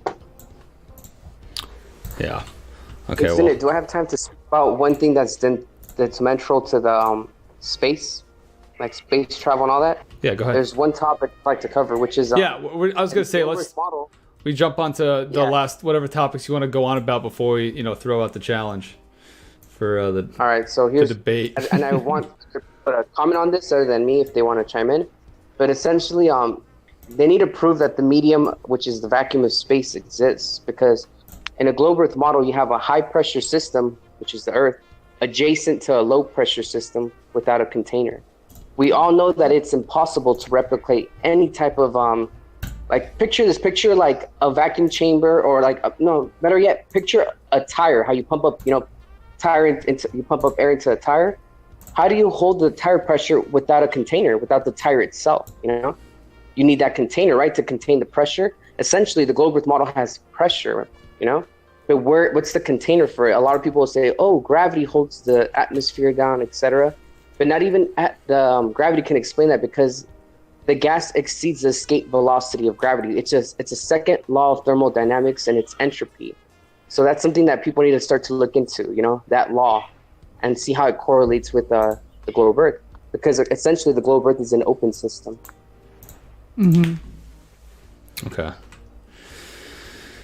Yeah, so I mean, as we pull up, if anybody else has any more points they want to pull out before we, go into the next, I think which was going to be more fast paced, and this is definitely a good recap on the first one, especially. I could probably pull up the VOD and have take both of these VODs and throw them up, post them somewhere so people can review both if they would like to. But so if anything else you guys want to touch on that you're thinking about the whole time, that would be good information that would stick out.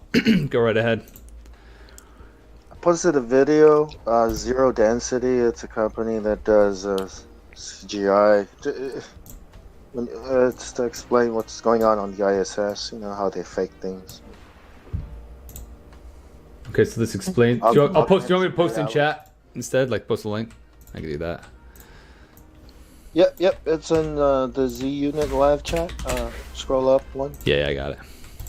Okay. You had some, Karen? I just was saying that I see people asking about how does day and night work on the flat Earth. Do you guys want to go over that? Is that what I had? That little that crude the GIF with the light. Hold on, let me put it up. Yeah, with the little light pen with the little glass. Glass dome over the map. Yeah.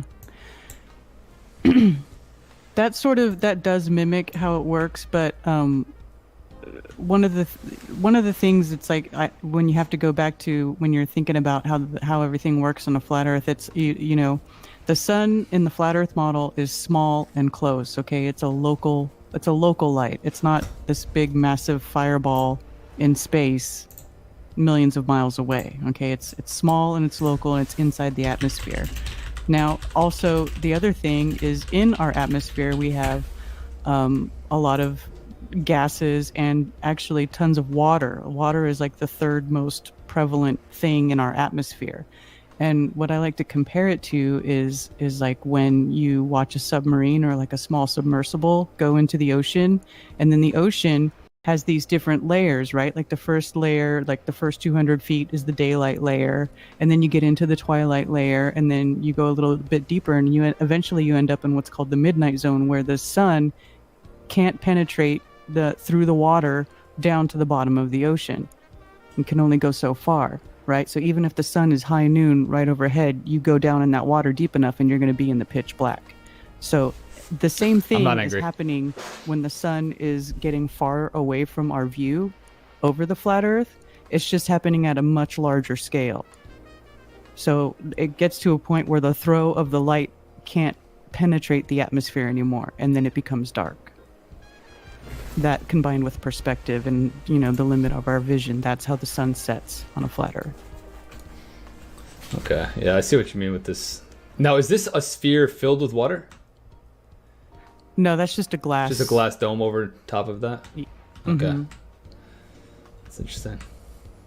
Yeah, so I mean, unless you guys have one or two more things, I want to, just say that this was, a good, solid, like I said, segue from the last one, a kind of retouch on the first one. I thought, both of these, were great. I mean, a lot of people give off the, when they think first off flat Earth, they just resort to the memes of the plate and all that stuff. And I think, whether or not you believe or or whatever it is in this situation, in, this ideology or any, it is good to see other people and what they have and what they have to offer in a meaningful way, not just fuck you, you're wrong, for lack of better terms. So I want to do a debate moving forward. We have a few guys involved. I still have a few that I have in mind. It's one of those scenarios we try to do this first, but some of the people flaked out a little bit from our side, to be fair. So I do want to get a couple people, not people that are just going to come in and trash talk and that stuff. So I'm going to pull some people and we're going to get this going, because I know a lot of you guys, I have people DMing me, people say it in chat, get me in there, get me in there, get me in there. And all right, I'll get you in there, but just know when I get you in here, you're not going to have a floor to just talk tons of trash. No, I see this a lot. No, I don't believe in flat Earth. But I'm also not against different other people's ideologies and things like that. So yeah, I wanted to say something about cognitive dissonance, about how people would get angry because they feel that their intelligence has been insulted, when they feel like, you know, they're grasping for these people. Like, you know, when you try to understand it, you're going to ask questions like, what about Einstein? What about Newton? What about all these people in the past in history that have developed all these theories, all these laws? You know, they've discovered all these things. You know, like that is like cognitive dissonance that will just keep your mind closed to what you're looking at. That it requires a little bit of courage to step away and say, and it's not just courage, because I asked the question, what about all these people? And I even went back so far as Pythagoras, and I said, I could not dare question Pythagoras. I mean, he is the king. Why would I dare? But then I did, you know, and it was scary for me, because, you know, there's the feeling of being alone now. Like, who? Well, then that means I have to figure everything out by myself. This is a trap that you will be led into, and this has been designed psychologically for you to think this way. That when you think about all these people, there's no way that you're going to be able to figure this out on your own. So you're just going to keep holding on to that cognitive dissonance. And then maybe later on down the line, when you've learned a little bit more and you've kind of figured out some things, you'll be able to say, hey, I don't really need this system that Pythagoras developed for us, because he had to learn from the Egyptians. He had to learn from the Chinese and the Indian and all these other cultures around him.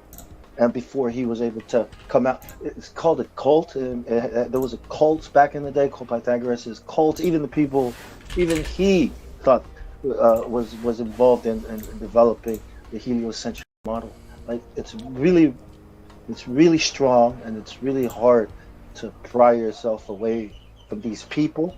You know what I mean? So I just wanted to warn and let people know that when you're experiencing that, you know, you might be doing it because you might be triggered because you're holding on to these people and you don't even know who they are or what they discovered or how they discovered it. You just remember something from school.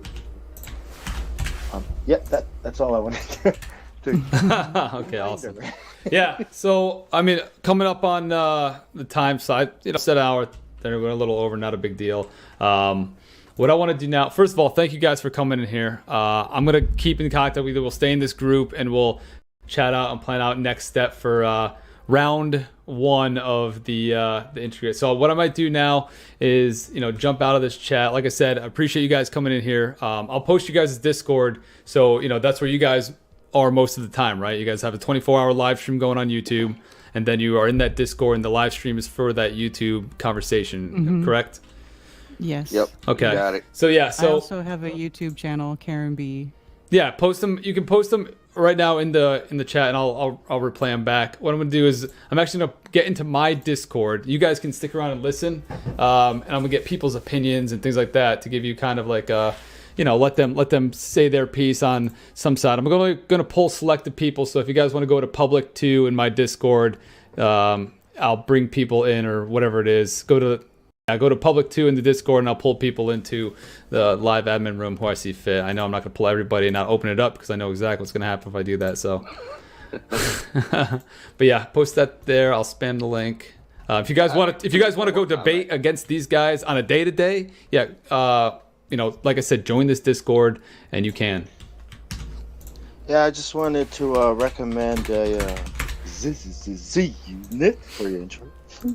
Yeah, I'll drop that one. I'll do a remake of some of the G Unit's features for back in the day. Yeah. That'll get you more views. Yeah, hopefully. Maybe I'll get a contract with 50 Cent himself.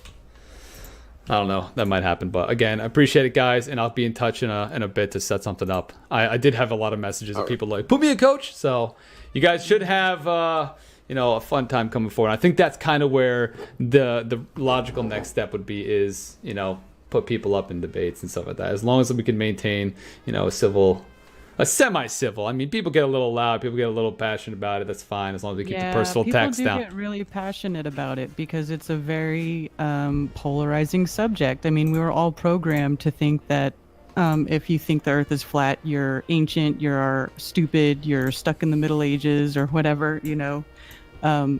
And we're not trying to convince everybody. We just want people to ask questions. And thank you for having us. I think it's really great that you're able to talk to us about it, even though you don't believe in it. That's a sign of intelligence to entertain an idea without accepting it. So I think I'm more I really am. That's what I think at the end. Not saying that's really great high intelligence. I'm saying I have high interest in this kind of things. I don't one thing it has shown me is I don't know enough about our globe or our world or what I believe to actually debate it. So if I ever wanted to, I need to step my game up. So in terms of looking things up, at least, you know what I mean? Like I need to get deep in there because before that it's like, yeah, the Earth is round. I know this. Why? I don't know. I'll just fucking look it up. I thought I knew it too. Yeah. So, all right. I'd like to emphasize before this moves any further or ends. Again, we're not the Flat Earth Society. We don't believe that we do not believe we're a space disc floating in the middle of space with the heliocentric model. It's completely different. So if anyone is interested in looking into Flat Earth, please stay away from the Flat Earth Society. That's obviously a controlled opposition. It mixes a lot of truths with a lot of disinformation. And it's really discredits the whole movement. That's why a lot of people come on here and be like, oh, so you guys don't think Australia doesn't exist? Oh, you guys think the Earth is rising up at 9.8 meters per second squared? That's not us. That's the Flat Earth Society. It's a controlled opposition. Just need to emphasize that because you have no idea how many people come into our Discord asking us if Australia doesn't exist or if the Earth is accelerating up, and it's just a mess, Yeah. I feel you. Yeah, another thing. Vsauce is on that. He's on that Flat Earth Society model. He made a whole episode out of it. I don't know why we're over here, not over there. You mean he's a Flat Earth Society streamer? Or YouTuber? Well, no. Typically what YouTubers do is they debunk the Flat Earth Society's ridiculousness. Oh, okay. Basically, it's like a straw man. It's like the straw man built up that no real Flat Earthers believe. I say it this way: there's no Flat Earthers in the Flat Earth Society, and that's true. They're all globe Earthers doing a parody of Flat Earth. That's it. Oh, okay. And that's kind of what YouTubers debunk, this flawed model or whatever you want to call it that they put out. That's usually typically what is debunked on YouTube. I am. And people believe that's what we believe when that's actually not true at all. Yeah, so much so that Vsauce dedicated a whole episode to it. I used to watch Vsauce because I thought, this guy's...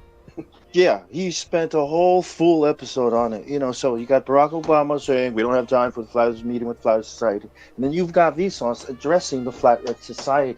But we're here. That's what we're saying. We're not that. Why are they... You know what I mean? This is suspicious. Yeah. So drop me some links to some of these things in the into the Discord, and we can take a look at them and stuff. So, like I said, guys, like Alex Jones is controlled. Alex Jones.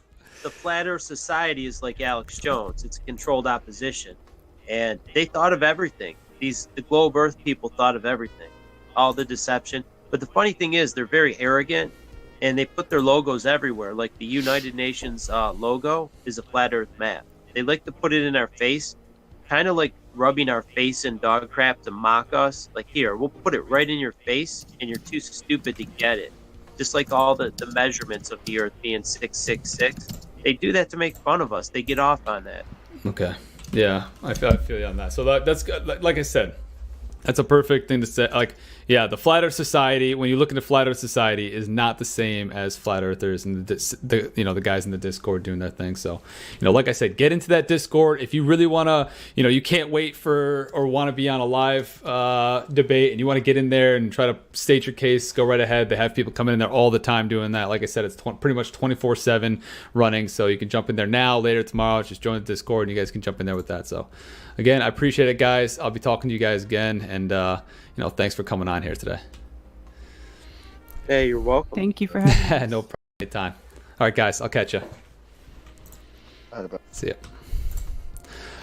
All right, Jet. So that was the Flat Earthers side of things. Like I said, I do not believe in the Flat Earth, but I also respect other people's, intellect their ideologies, anything like that, and interested. That's what interests me the most. What interests me the most is what other people are thinking, why they're thinking it, especially in these cases of extreme minority groups, which, by the way, the Flat Earth Society, the Flat Earth group is growing pretty rapidly. There's more media out there. It is one of those things that it's not going down, it's going up, and take it for what it is. But yeah, be sure to follow the freaking stream. What the hell? I had so many people jumping in and out, dude. I didn't want to, stop the debate and be like, what's wrong with you guys? I see a lot of you guys coming in and not following. Jesus Christ. Coming at me all ridiculous. This is zero stream, goddamn. All right, I'm going to jump into Discord real quick and talk to some guys that, I pulled into in my Discord into a channel, and we'll chit-chat for a second about what they think. A couple people. We got Banjo Briggs, Crixus, Exolaris, and Warhawk. So we're going to jump into there with them. We're going to get some opinions. You guys ask questions. You guys talk however you want, but we're going to see what these guys think. I'm interested in all of these. I know these guys, so we will, go in there and see what's happening. And I see Lymph, you're doing a great job shit talking as always. You freaking goober. Ridiculous. I can't. Hello? Hi. Don't worry, Hey guys. we ran out of tinfoil. We're gonna have to run like a store run real quick for you. For me? We're making tinfoil boats. Listen, I enjoy the entirety of all things like this, man. I'm a huge fan of different ideologies and things like that. So I want to get your guys' thoughts real quick. Before we, I know some of you, Warhawk and Crixus and stuff, they want to be in on the debate last time, and this time we're gonna put through on it, and I'm thinking we're gonna put through soon. So just know that. So what do you guys think? My only question is their daytime and nighttime theory about the 30 days of night versus 30 days of sunlight. Their explanation was the sun rotates just further out, causing the night cycle and the day cycles. Now, if that was the case, the sun being rotated so far out, that would cause issues to more areas than just that portion, causing daylight in that area farther out, and then concluding in further and further to where it'd be night. It wouldn't just be in this area, that area, this area. It'd be gradually out. It'd be night, and then start getting day. As a resident spaceman, even if the sun was 3 or 4 times the distance away from the Earth as it is now, you're still gonna see the sun. You're still gonna see the sun, and you're still gonna experience daylight. Okay. There's sections of the Earth that legitimately does not see the sun for days on end. And with their disk theory, there's no possible scientific answer to prove that. You know what I'm saying? The sun is a very fucking bright object. You can send that fucker thousands and thousands of, miles away from where it's sitting now, and you're still gonna fucking get a little bit of sunlight. Okay? It's never gonna go completely dark in their scenario. Okay, so explain Norway or the northern parts of whatever country that experiences darkness on days on end. It just doesn't make sense. And I'm triggered. It doesn't make sense, and I'm triggered. Listen, at the end of the day, America won 2 world wars. That's all we gotta know. I knew, to be fair, I knew EXO was gonna be. That shit in chat. I knew you're gonna be in here. I knew you're gonna say that. Warhawk, what'd you think, man? Half an hour ago. What did I think? Yeah, what'd you think? I mean, there's so many different things to touch on, but let's start with You remember our admin chats back in the day, Warhawk and Sunit? This is what it's about to turn into. This is not Warhawk's about to fucking keep it simple. I'll be back. But yeah, I would say the 2 biggest things that are so absurd about this is it's so easy for somebody, I don't want to say these people, but that's essentially what I'm saying here, to believe what they read on the internet.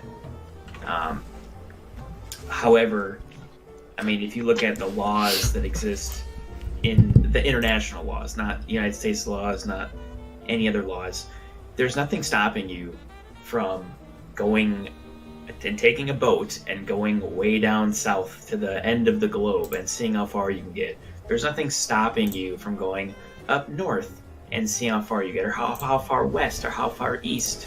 There's nothing stopping you from doing that. So, where's the pictures of this massive fictitious ice wall that supposedly some people think exists. And there's plenty of documentation. If you look hard enough, there's plenty of people who have, recordings, a fucking front camera view of them flying around the fucking world, even north to south, circumnavigating the globe. Their counterpoint to that is that even in a plane or on a boat, I mean, you're essentially just doing circles because, you can't keep a straight line, so you're doing circles on a flight. Which, again, that's absurd, but I'm not going to get into that. The ridiculous thing that it's more so just the premise of flat Earth theory. I know I have some counters to many of the flat Earth opinion, but not sure how well I can defend them. Excuses to They justify other excuses. Or attack my counter. Questions. And I think that, man, I don't know. I'll leave it at that. Now, you guys, before, what's up, Mango? What's up, Mango? No, you go ahead. I was gonna say, Warhawk and Crix, I know you guys were down for the first one. Do you be down for the other one? For the next one? I just need a couple of days. It would be, so what I would do is I would set it up like a legitimate debate. Like I would have questions, you guys would have timed answers, and then kind of like a back and forth a little bit, to an extent. No, it wouldn't be just open floor. Yeah. It would be open floor to where you guys could, if you guys are, both sides are, doing well with the open floor and not going too ham, then I would be, cool with letting most of it just play out and just driving it through questions for time's sake. That's kind of how I would do it. And then I would prep the questions, throw both the questions at both sides beforehand so they could both have something for them. And then,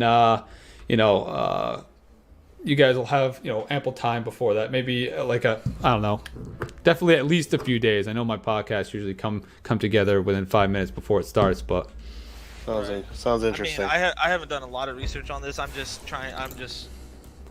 random shit off the top of the head. Right. And see, I'm just trying to think theoretically on, does this make any sense to me, and why doesn't it? Yeah. No, I'm cool with that.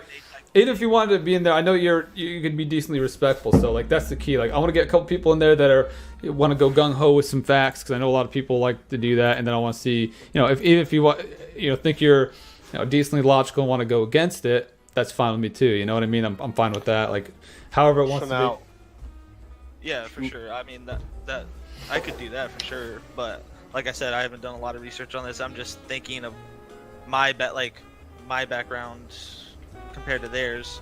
They're using all these big terms, but when it comes down to me, it's just it doesn't logically make sense that the further the Earth goes out, causes day and night cycles to be longer in one area and not the rest of the world. That doesn't make sense to me for some reason. It should if the Earth rotates 60,000 miles away from the North Pole, then it should be a gradual effect from days, the amount of night days you have. It's going to be more in the center, and then it's going to get less the farther you move away from the center, turning into longer day cycles at the edge, was my thinking. But I would it would still be light outside, even 60,000 miles away. Zunit, yeah. Let me pull up. I want a couple of hardball questions. Let me just pull in a little ringer for 20 minutes or so when it's the space portion of the debate. I would love to come on. Banjo, I'll be glad to have you, man. Of course, dude. Hell yeah. I don't want to be there for the full thing because I'm legitimately triggered, and but I can hold my composure a little bit when it comes down to the space thing, because it's kind of my jam. And my whole thing with the whole thing, and I had this whole. I messaged you once before. I don't remember who it was. Somebody typing in Zunit's chat about it after the first time. Is personally, people can, with anything in life, and that's the reason why Zunit was in the military, is because people can think their own beliefs, whatever they want to do. Not saying it's not true, it's true, whatever. But my thing is I don't really care if it's true or false. Why? Because for me, it doesn't really affect me. So people go, oh, well, that just proves the government's lying. Okay, I could tell you fucking that the government accidentally shot down an airliner on the south side of Long Island. And TWA Flight 800. Oh, no, it wasn't fucking fuselage blew up. There's conspiracies with everything. I don't give a shit. Whatever, I like to listen to it because I like to hear people argue. But, like, at the end of the day, like, I don't give a shit if the Earth is flat or round, because guess what? I gotta go to work tomorrow either way. Exo's next. Military, 'cause we're too dumb for college. That's what we get all the time. No, dude, we're war dogs, man. War dogs. We love violence. Bullet sponges, hell yeah. But yeah, I think it's one of those things that it's also perfect for Twitch. I feel That's like actually what they're talking about in the channel above, Banjo. I feel like it's perfect for Twitch. There's enough people on Twitch that get really. It's a perfect example of Twitch, actually. Oh, he's been set free. Who, Banjo? Oh yeah, Banjo goes. But like how I guess you can say a group of people can listen to one person, one Twitch streamer, and that's the answer. Like drama is only the drama depending on the streamer you're listening to at the time. You know what I mean? So I can portray something because I have influence to a certain community and make it fair. Like say take an ARC for example. I can say dude's cheating, look at this clip. I could play the clip 100 times over because I selected the clip, and then boom. How many people are going to believe they're cheating? A lot of people. And then, what do you know? Like, from then on out, they are now a cheater. Right.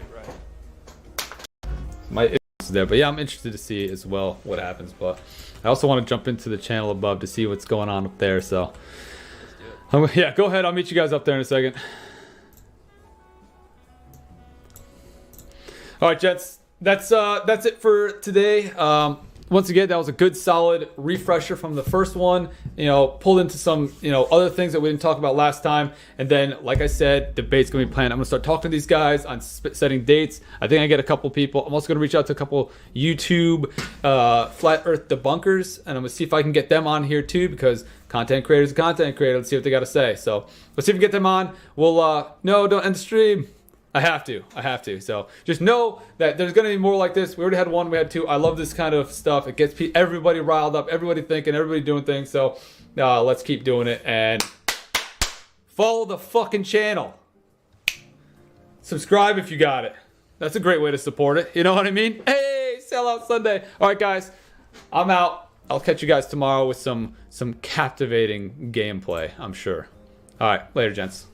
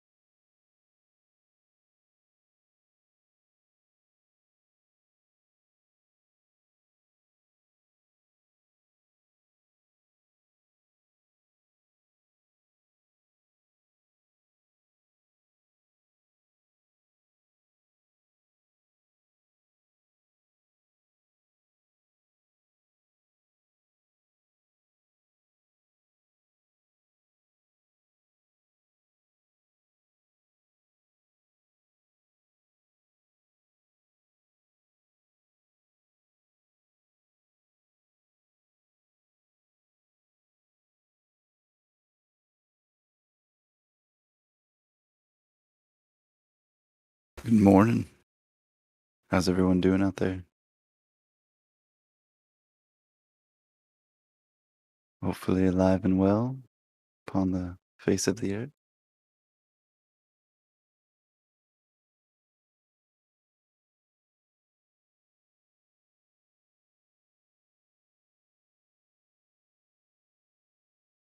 Yeah, I'm supposed to be working right now too. Usually listen to you guys. It was popping the other day this week. Guess we had some Aussies. Always nice.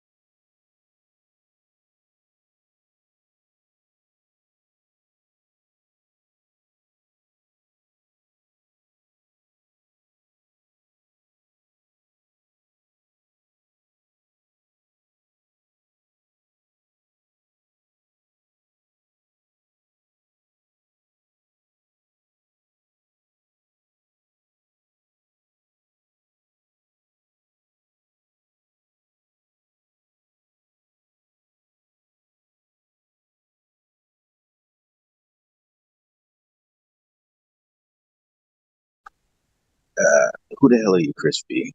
How are we friends?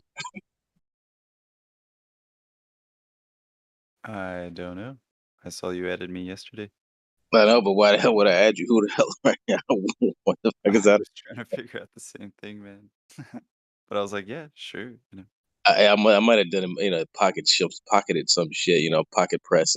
That's the only thing I could think of because I don't think we've ever talked before. Yeah, I didn't think so. But yeah, glad to meet you, man. Yeah, dude, cool. We're It's friends now. pretty dry today. What'd you say? Are you a flat earther or a glober? Flat earther for sure. Cool. Proud to be. What part of the world do you live in? In Texas, actually. Good old San Antonio. Oh shit! Dude, yeah. I wish you told me earlier. I was just in Texas like 5 days ago. Oh, no way, really? Just visiting or? Yeah, well, yeah, for business. What part of Texas you live in? San Antonio. Right south of Austin. Oh, okay. That's probably not close to Dallas because I was in Dallas. Yeah, it's a bit of a drive, maybe like 5 hours. Oh yeah. Well, yeah, that's far. It's pretty big. Pretty big and flat. Yeah, big and flat is what it is.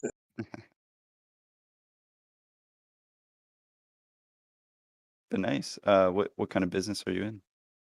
I have a moving business, so Nice. move furniture for a living and stuff like that. So I moved a family from here to there. Well, here is North Dakota, so that was a long fucking drive, dude. Wow. Yeah. Yeah, that's cool. Always needed for sure. Exactly, yeah. So it's kind of like recession proof. So that's the beauty of it. And nobody likes to do that themselves. Hell no, they don't. I love it. So that's it. That's the difference. Nice. Gotta love it, man. That way it Yeah, doesn't man, feel I like got. work. Yeah, exactly. I like the hard labor because it keeps me because my mind. I'm like one of those ADD people, so I have to, be moving. I can't like sit still. I feel the same way, but I do have a computer job. Well, I mean, it's whatever your brain's adapted to. Yeah. I mean, I dig it because I get to teach. I have multiple jobs. I teach architecture and I do sort of like residential custom design on the side, which of course is mostly computer work. But it's great. It really is. That's like what you build stuff and you kind of like build things right on the computer, right? If you're doing architecture and stuff like that. Yeah. So Well, what? I mostly design, 3D models, Right. essentially rendering. But then I teach kind of old school stuff. So I teach at a community college where they still teach like drafting. So we still teach perspective, the laws of perspective, vanishing points, how to actually calculate them, how So your eyes you like to actually teach? work. Yeah, you're good at teaching, and I'm good at.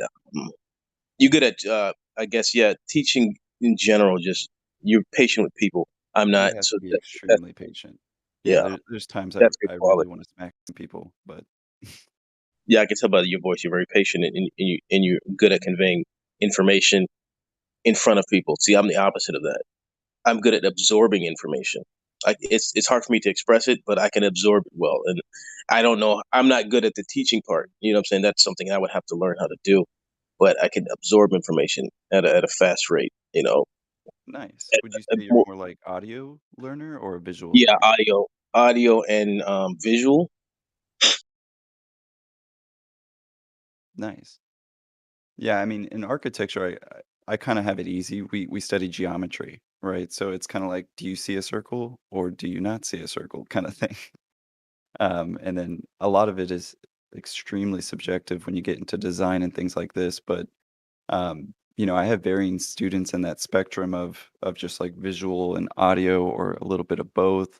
I got some where I could explain a picture all day, they would never see it. But if I show them a diagram of 6 circles together, they know exactly how to duplicate that, and it's always kind of fascinating um, when that spark kind of clicks in students, like, oh yeah, the horizon is absolutely flat, we even calculate it this way. because I drop a lot of hints. I can't just say it like full flesh out or anything like, "Hey guys, the Earth is flat," because I'm kind of at an authority. It doesn't feel that way, but everybody kind of does listen to the professor. Um, you know, so with that responsibility, um, I feel it's necessary to kind of drop the truth sometimes, especially when that's kind of how I found out about flat Earth was just studying my surroundings in 2013, and then when Dubé dropped the 200 proofs, it was done. As I started testing some of those things, um, and the rest is history. But Yeah, I saw that. The Dubé is what kind of like, I guess, made everybody take a step back and go relearn everything else. and I was kind of one of those guys that was like trying to prove it to myself. I didn't have a lot of friends to talk to it about, and people honestly that I did bring it up with.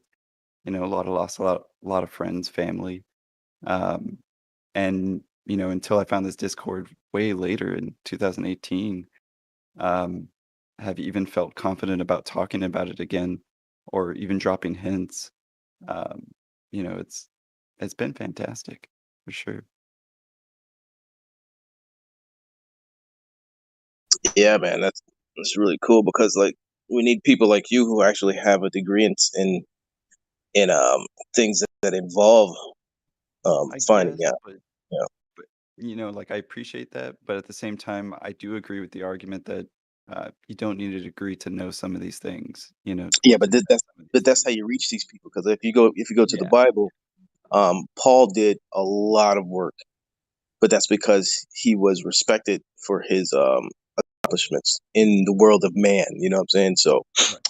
the Apostle Paul, he did a lot because of that reason.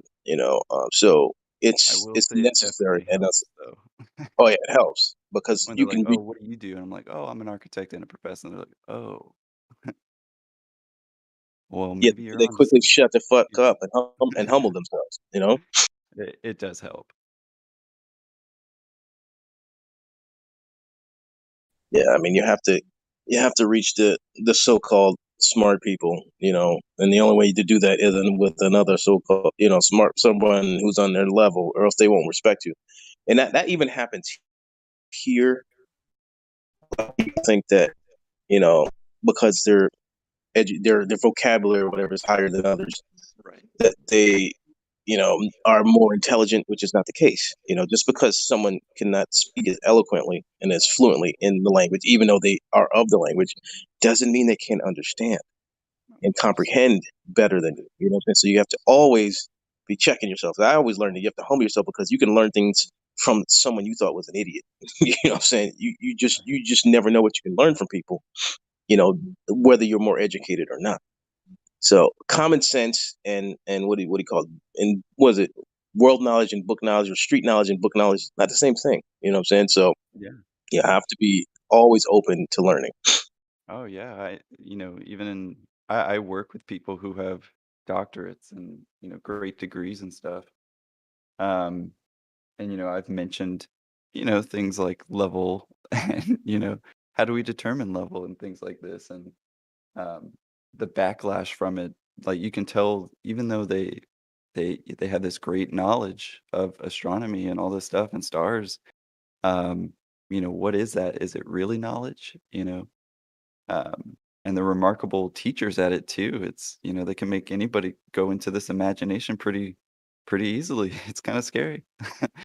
And I kind of work with these people, but at the same time, you realize they're just people, just like you and me. And um, but yeah, it's kind of weird that level because there's people with degrees that I would consider kind of dumb.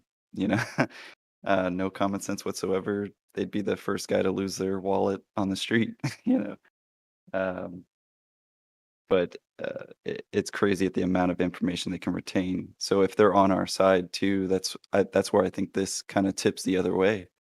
Because it's just a matter of the people. They keep watching the television.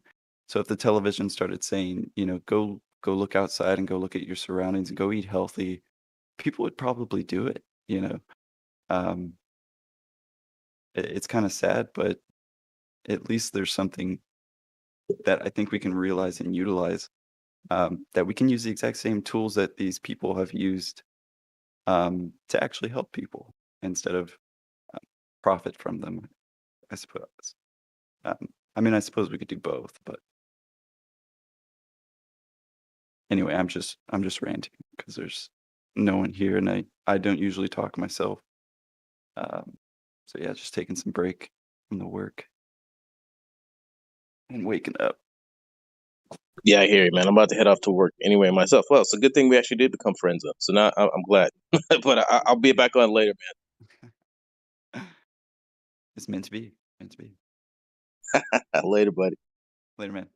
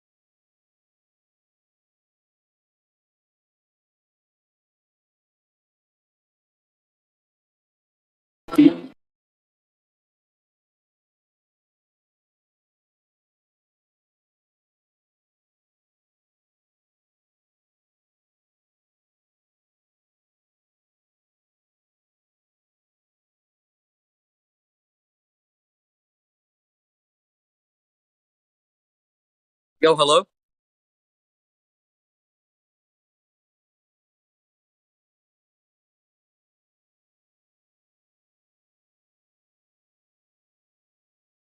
Anyone here?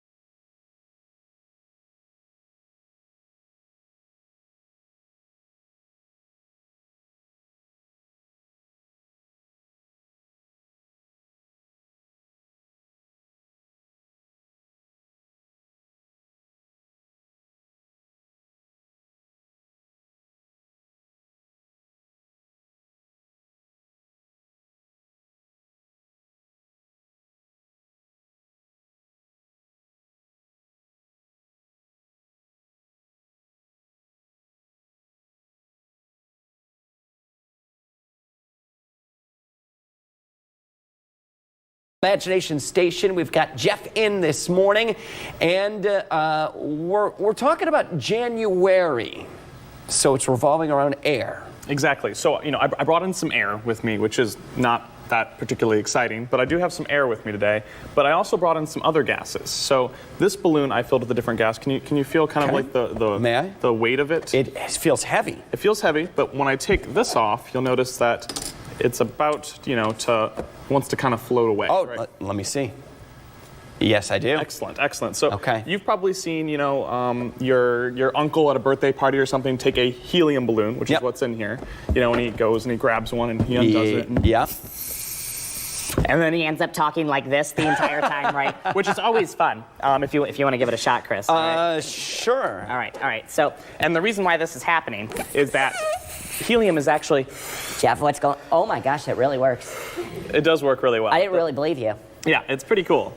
Yeah, take a deep breath in, deep breath out. We want to clear that helium out. Now, you don't actually want to do this at home. We think we're somewhat back to normal. Yes, good. But you don't actually want to do this at home because it will. Your body's not designed to breathe helium. Okay. It's designed to breathe oxygen. Right. And by helium's not going to hurt you, but lack of oxygen will. And right. So we have a trained scientist here with you today, so we're doing this, but you do not want to do anything like this Gotcha. at home. Okay? Message heard, don't do it at home. Now, the reason why it makes your voice squeaky is because it's 6 times lighter than air. Okay. Which means sound propagates through it 2.5 times faster.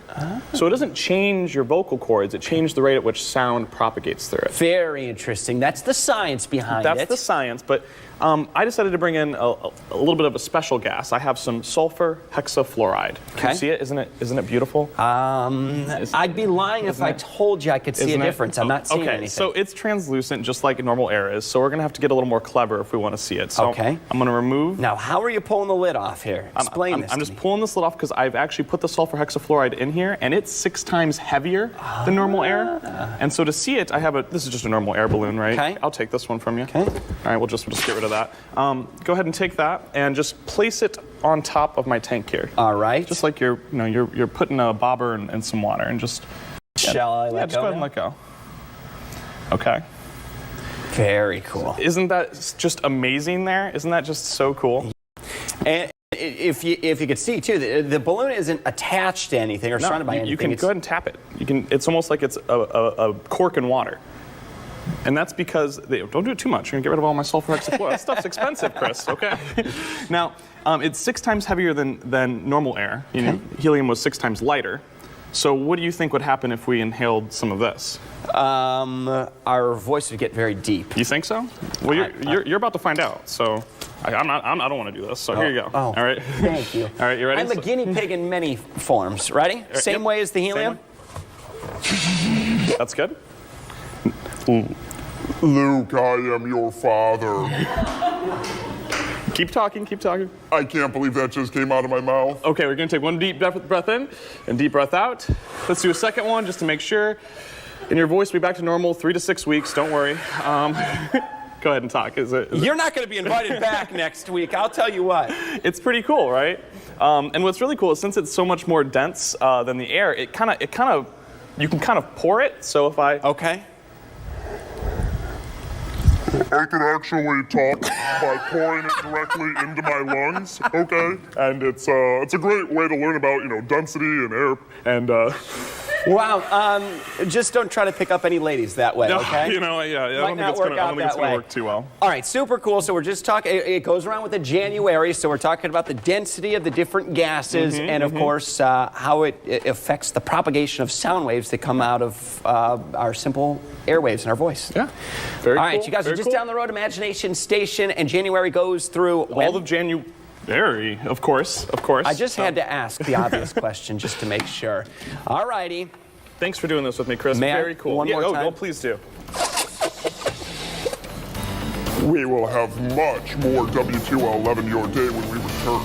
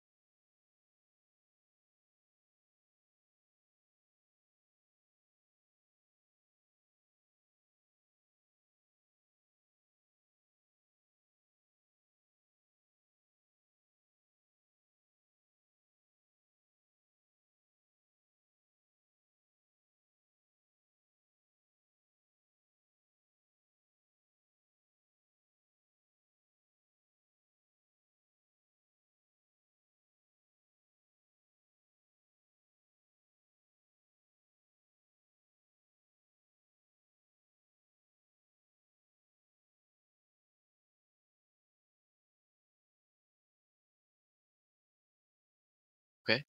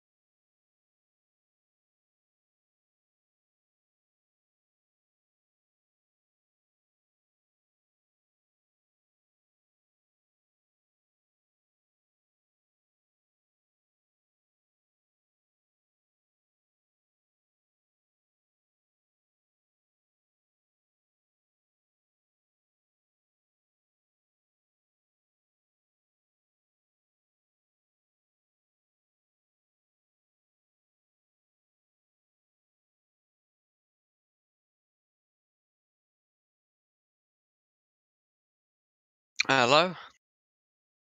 Hi, Pavel. Hello, my fellow flirters.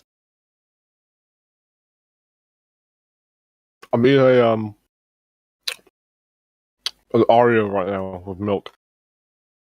Oh, you know those candy sticks you can buy with like the Now, tattoos. I've noticed that the Oreo is the shape of the Earth. If you think about it. Nah, What, are you a glober? no. It's just the Earth isn't a fucking biscuit Oh with my a god. biscuit and then cream in the middle. Bro, you don't know, man. The KGB already got you, bro. The cake. Nah, bro, nah, that's not true. That's not true. Man. It isn't true. The KGB have not got me. I don't believe in the KGB, but You don't? no. It's probably Apart like from the Putin. FBI conspiracy. Yeah, it's like how George Bush did 9/11. He did 9/11 though. Yeah, exactly. Tiny, bro. Yeah, I've been saying it my whole life, bro. Honestly, it's just Bro. so fucked up. Free will is a myth. Religion is a joke. And we're all controlled by something far greater, alright? Memes. Yeah. The DNA of the soul.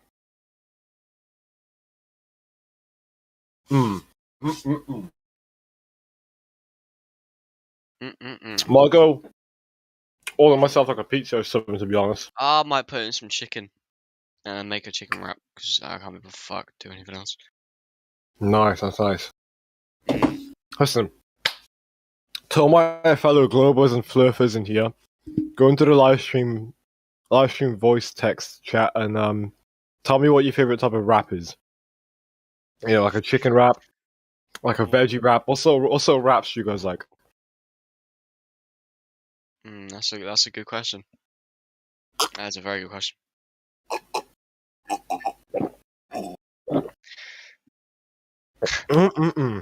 I love milk. Lol. Look at Dan. Well, Dan. Dan's been mad.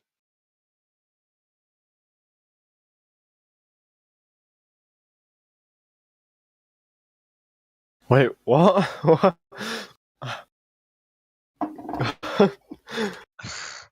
Why was he banned?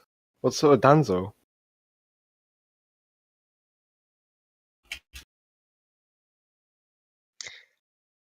His own post history. Alright then. Cognitive dissonance, what's that? Sorry, I have COVID. Wait, you still have COVID? Yeah.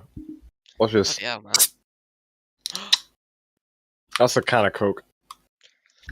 Oh. I just drank milk, now I'm going to drink a can of Coke. This will fuck me up. Tell that for free. I'm gonna go get another Heineken, and I don't really want it. Heineken, is it? Yeah. Bro, why is it muted? There's 12 people in this VC. I don't know. Well, 2 of them are fucking live stream bots. Oh. So we can't really. And then take away us two because we're talking. There's 8 people who aren't talking in this VC. You're so smart. Listen, guys. Hello. Hello. Hello. What's Are you a glober or a fluffer? I'm a realist, a flat earther. Live in reality. Oh shit, is it? It is, yeah. You didn't know? I mean, I like to believe that it's a globe. But how come you think it's it's the reality that it's that it's the surface is flat? Why would you think that? Well, you only Why do you believe think it's it's curving? Why do you think it's curving? Yeah, you take it, Bree. You take it. Well, I think it's a globe because that's what I grew up against with, and also there's a lot of evidence which I've seen over the years, which to me personally points that that it's a globe shape. What evidence have you seen? Well, there's the fact that there's other planets out there which resemble a globe. Globe. Sorry, I can't really talk because I just ate food. I'm gonna burp in a second. There's the fact that gravity exists, which No, in gravity a has never vacuum. been proven. Gravity is there's not one experiment that has ever proven gravity. Try to cite any sources for that. You won't find Alright. any. Do you have an object near you, perhaps, like a phone or like a I pencil, have a phone in anything? my hand. All right, basically, hold that thing in your hand and drop it. Okay, so my phone is more dense than the medium around it, which is air. Therefore, it fell. So why does gravity have to be in that So equation? it fell. Wait, so so you're saying that it fell? Okay. If there's no gravity, then how come it didn't fall to the left or to the right, or it fell I up? just How come I it went just down? said my phone is more dense than the medium around it, which is the air. Uh-huh. Therefore, it fell. Okay. Yeah, but why did it fall down? Okay, why do helium balloons rise? Because they're lighter than the air, so they go float up. Okay, exactly, right? So it's going against gravity, right? Uh-huh. So you just answered your own question. Gravity does not have to be anywhere in that equation to explain why things rise or fall. You answered it yourself. Good job. Okay. Actually, yeah, to be fair, you're right. I did play myself here. But that's because, Sorry, wait. Give me a second. I need to think about what to say next. Give me a second, because you played Okay, me. all right. How about we go to this, right? How does Yeah. gravity supposedly keep in the air in the atmosphere from escaping into the vacuum of space? Because Earth is dense, so it's like an equilibrium, basically. The density from the Earth, matches, what is it, like the non-density in space, basically. So it's like the two forces are keeping each other, at bay, if that makes sense. If that's how I'm explaining it well. This is a vacuum. It's the strongest vacuum that exists, and you have gas. You have gas pressure right by a vacuum. So why is the gas not escaping into the vacuum?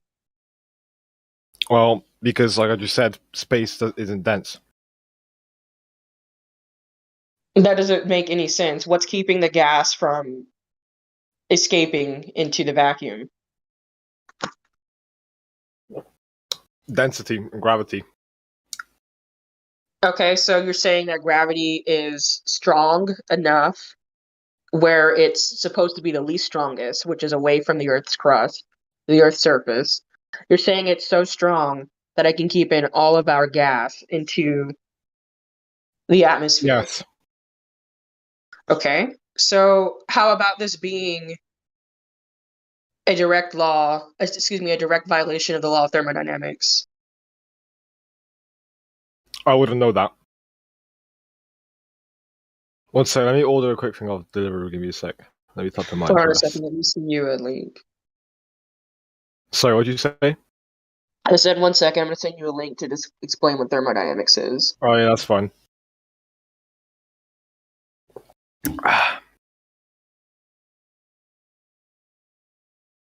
Do I get a pizza or a burger? What are you saying, guys? Honestly, I think pizzas are better for your money because you get more and you can save it for the next day. Oh yeah, that's true. That's true. Burgers is just a one-time thing, isn't it? Yeah, I feel you. There's nothing better than Well, a cold pizza the next day. Taco Bell. Taco Bell keeps popping up, but Taco Bell is shit. Jesus. Taco Bell and spit, it's just not spit. Fries, fucking Horrible. it's gross. Absolutely horrible. The chips, bro. Fuck. Oh jeez. It's more like they don't melt the cheese, That's true as and well. it's just all cold.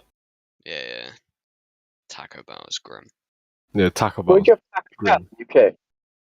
Yeah, we got Taco Bell in the UK. Yeah. Yeah, I'm in the UK. Where's you near London or something? Nah, we're in Wales. Newport, to be specific, a shithole to say the least. All right. It's grim. Don't listen. When Taco Bell opens, you can try it, but you'll hate it. It's just a waste of money. It's I ass. want to go Five Guys. I'm excited to try Five Guys.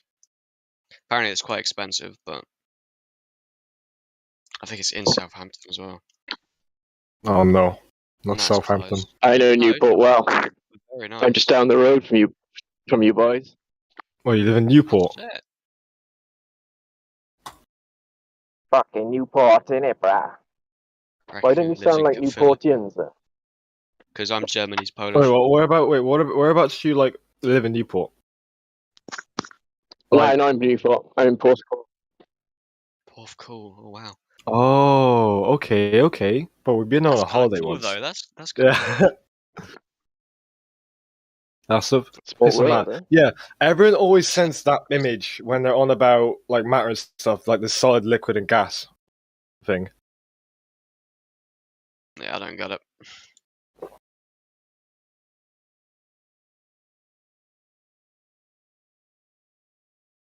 And there's always the entire like space violates the the thermodynamic law or something I like that. just following the live stream voice text. It took me a second to find it. I have a lot of saved links, but I found it.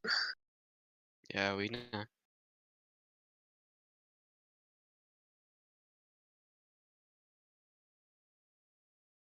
The Force.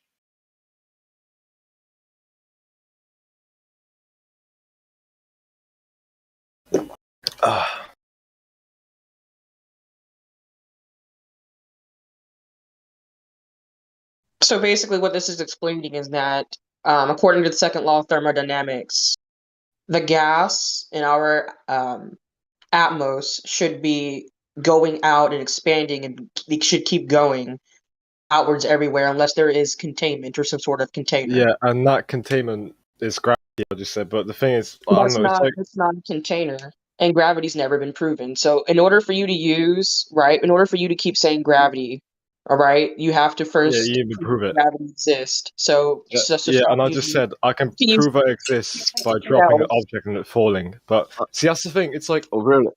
Okay, trying to- great, man. Listen, this. Can you show me any publication where it's written gravity is a container? Anyone? well, I know so gravity is a container.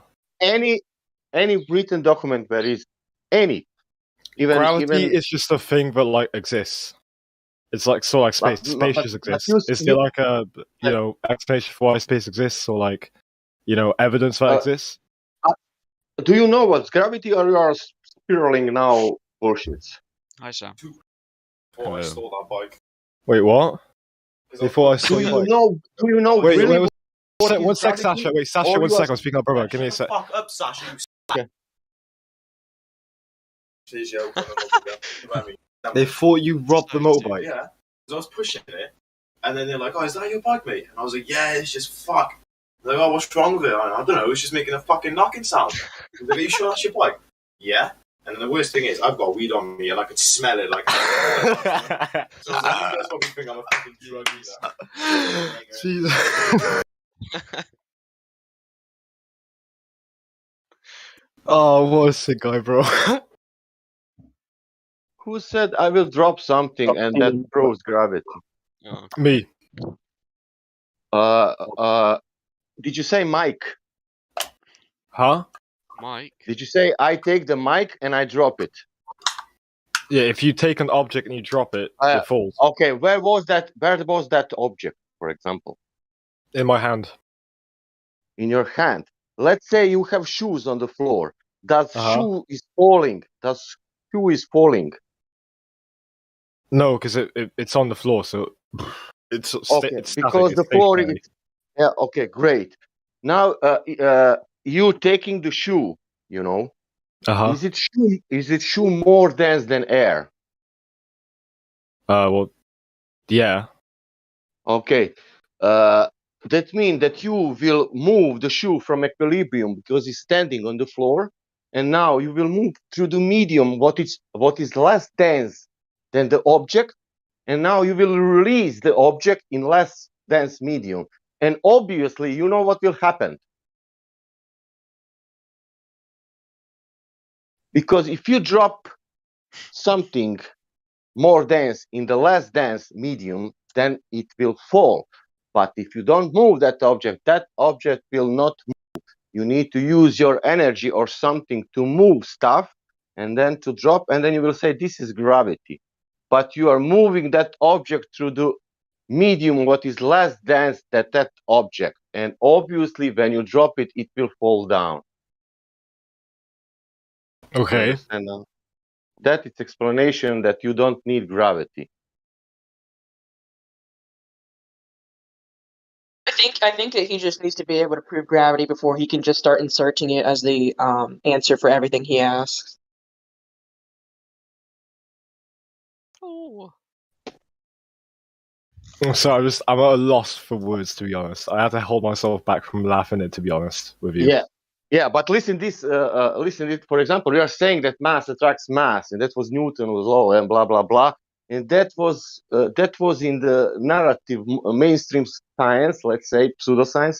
It's not a science, but doesn't matter. It was till 1916, and then Einstein took the part and said, "This is not a gravity. Gravity is a bending of space-time, you know." And we will replace this, and that's it. And for example, you are coming here and telling that things fall down, that means that gravity is a force, but all mainstream narrative telling that gravity is not a force. How about we start with the fact that gravity has never been measured? In fact, it's said that it's so weak they can't even measure it, dude. Like I don't understand where you think gravity is real from, besides just being indoctrinated into the BS your whole life. I mean, that's the only thing you have to fall back on. You need to wake up and start researching more into it and realizing that gravity's never been proven, never been tested. It's just a theory, and it's a crappy one at that. There's so many contradictions with it. And Sir Isaac Newton didn't want to anyone describe gravity to him. He wrote a letter. I don't want to have nothing with this. Can you imagine that?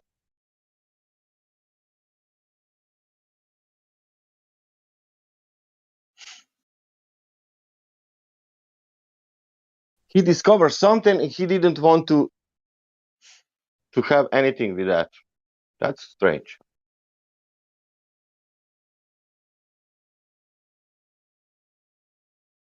He discovered how apple is falling from the tree. Again, apple falling through the medium what is less dense. That's it. Yeah. So, what are your other questions? Because you said that you had a bunch of experience with the world, and you said that you've come to the conclusion it was a globe. So, what other? You said something about the planets being globular. Therefore, you believe the surface of the Earth is also globular. So, why do you think that?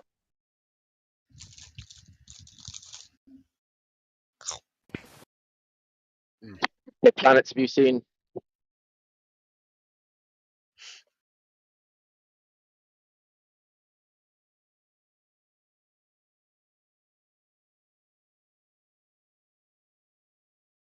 Do you guys think pineapple pizza is normal? No, I like it. Hey, can one of you do me a favor and go and see Graham in Freestyle Skate Shop and say I said? Huh? Pineapple pizza is bullshit, and any Yeah. kind of any kind of beef and chicken on pizza, it's illegal. It's for prison. Wait, chicken? Yeah, you have that in UK. Alright. Yeah. Whatever, You've or lost the beef meat or something like that. beef That's is weird. Beef and because that pineapple, no. Not on pizza, no thanks. no, because I think that people in countries are putting everything on pizza regarding their culture or whatever. Yeah. But It's like that putting anchovies on it. It's weird, isn't it? Or pickles. yeah. Or what's the little green things? Oh, I don't know. You have strange thing on pizza, but that is Mediterranean Olives. thing. That's normal thing. That's Italian. That's true. That's true.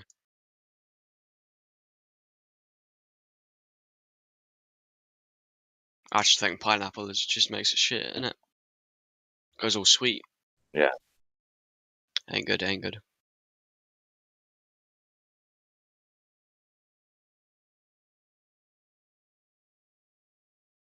Wait, so are you actually from Russia? Where are you from? No, Because you got a cool accent. I'm from Croatia. Croatia. Oh, nice. Luka Modric. There you go. Yeah. But okay, I'm from ex-Yugoslavia. That country was destroyed. Oh, right. Jesus Christ. Fair enough.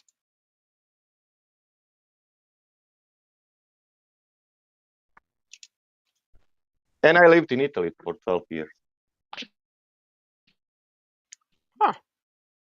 And I'm in UK for 10 years now.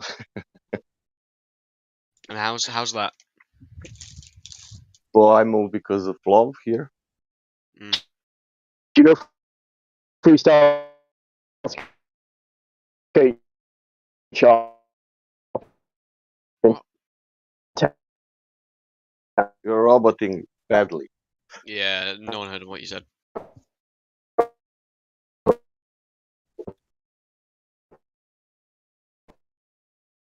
All right.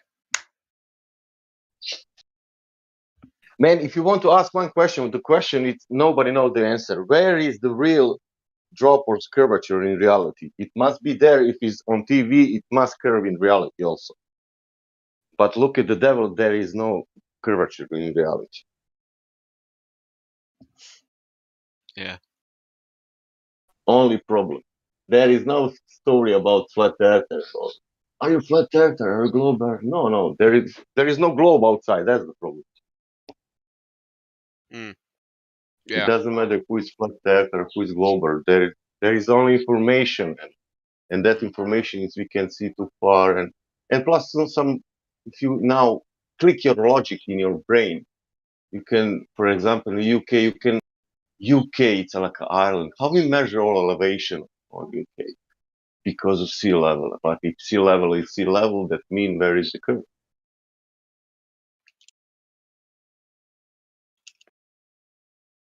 What's up, my fellow surfers? I'm back. Hey, Paul. Welcome back. So I was speaking with my dad. My dad came back from work.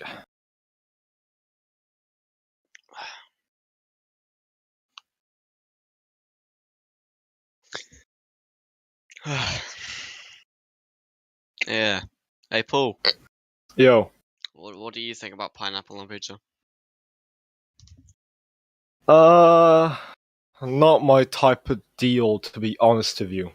Yeah, that's good. Luckily, I'm not Italian, so like I don't get offended by it. Mm. But Aaron. yeah, not my type of deal. What about you guys? What do you think of pineapple on pizza? Fucking Sasha's like us. He's a real cool guy. He hates it too. Oh, Man, six. But he Yeah. doesn't like chicken on pizza as well. I was making pizza in Italy. It's, but I will tell you, pineapple is not so extreme. The chicken. When I see here the chicken or beef, that's for me disgusting. I cannot imagine that. Nah, chicken is just too good on pizza, in my opinion. I think you can't have pizza without chicken. They are making now pizza kebab. They are putting kebab on pizza. I don't know. Yeah. I mean, at the end of the day, you can have it however you want, but like.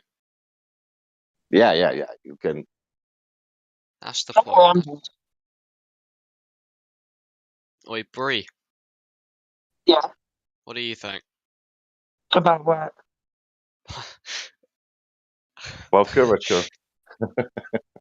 Can't be measured, so it doesn't exist. That's what I think about curvature.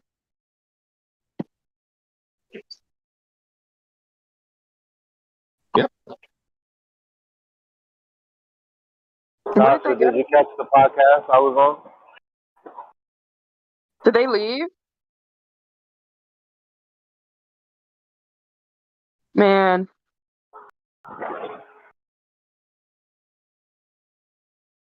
What podcast were you on, Elijah? I posted in the chat. Who?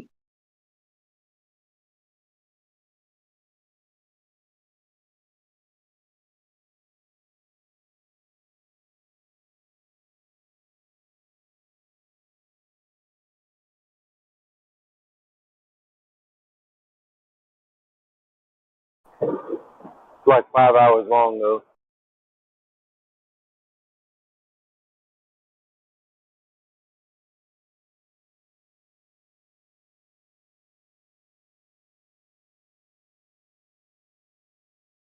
So out of that 5 hours, how much of it is flat Earth related?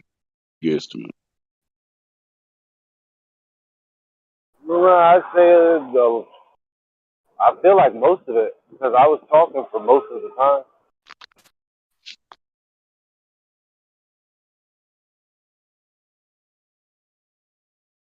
I'm sure you did good, man. I'll watch it later. I saved it. I liked it.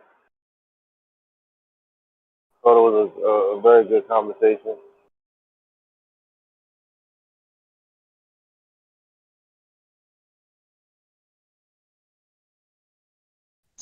Right now, just in case you just got here, anybody else, there's two English guys.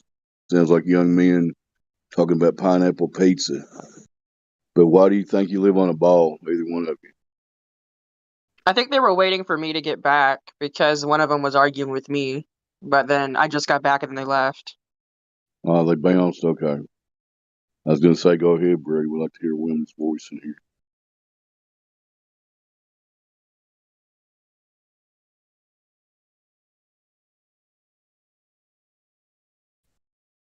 They were a perfect example of a global defender that knows nothing about their model. They think they can say one word, gravity. And we're like, oh, we never would have thought of gravity. Thanks, man. We're back on the ball. Okay, then.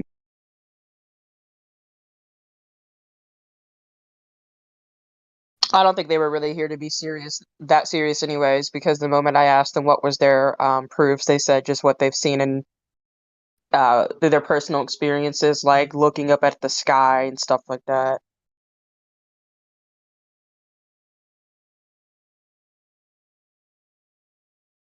I just don't understand when people always, a lot of people like to use that argument, a lot of Globers, that when they look up at the sky and they see quote unquote planets and how we must be the same as that, but then these people who quote unquote study the sky, uh,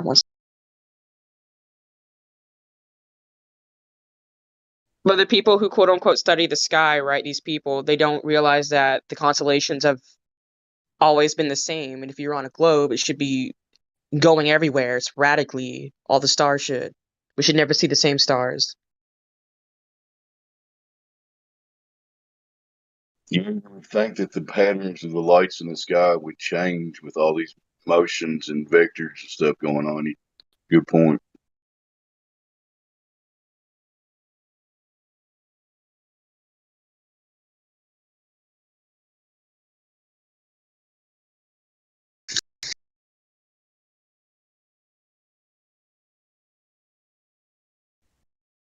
So I'm not looking at the list. For anybody else new on here, feel free to speak up. Elijah, monologue if you want to. Bree, continue. What's going on? Yeah, I don't have much of a rant for now.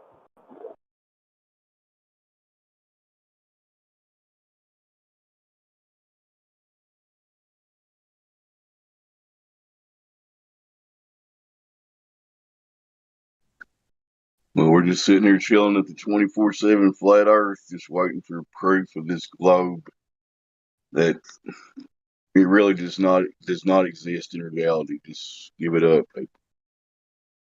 There's not enough people that actually look at the subject seriously enough to get us to the critical mass or whatever. We're here waiting for globe proof. We need proof of curvature of the Earth, direct measurement, spin of the Earth, and the existence of said ball Earth and the nothingness of space, with gravity doing everything. That's all we need. Thanks.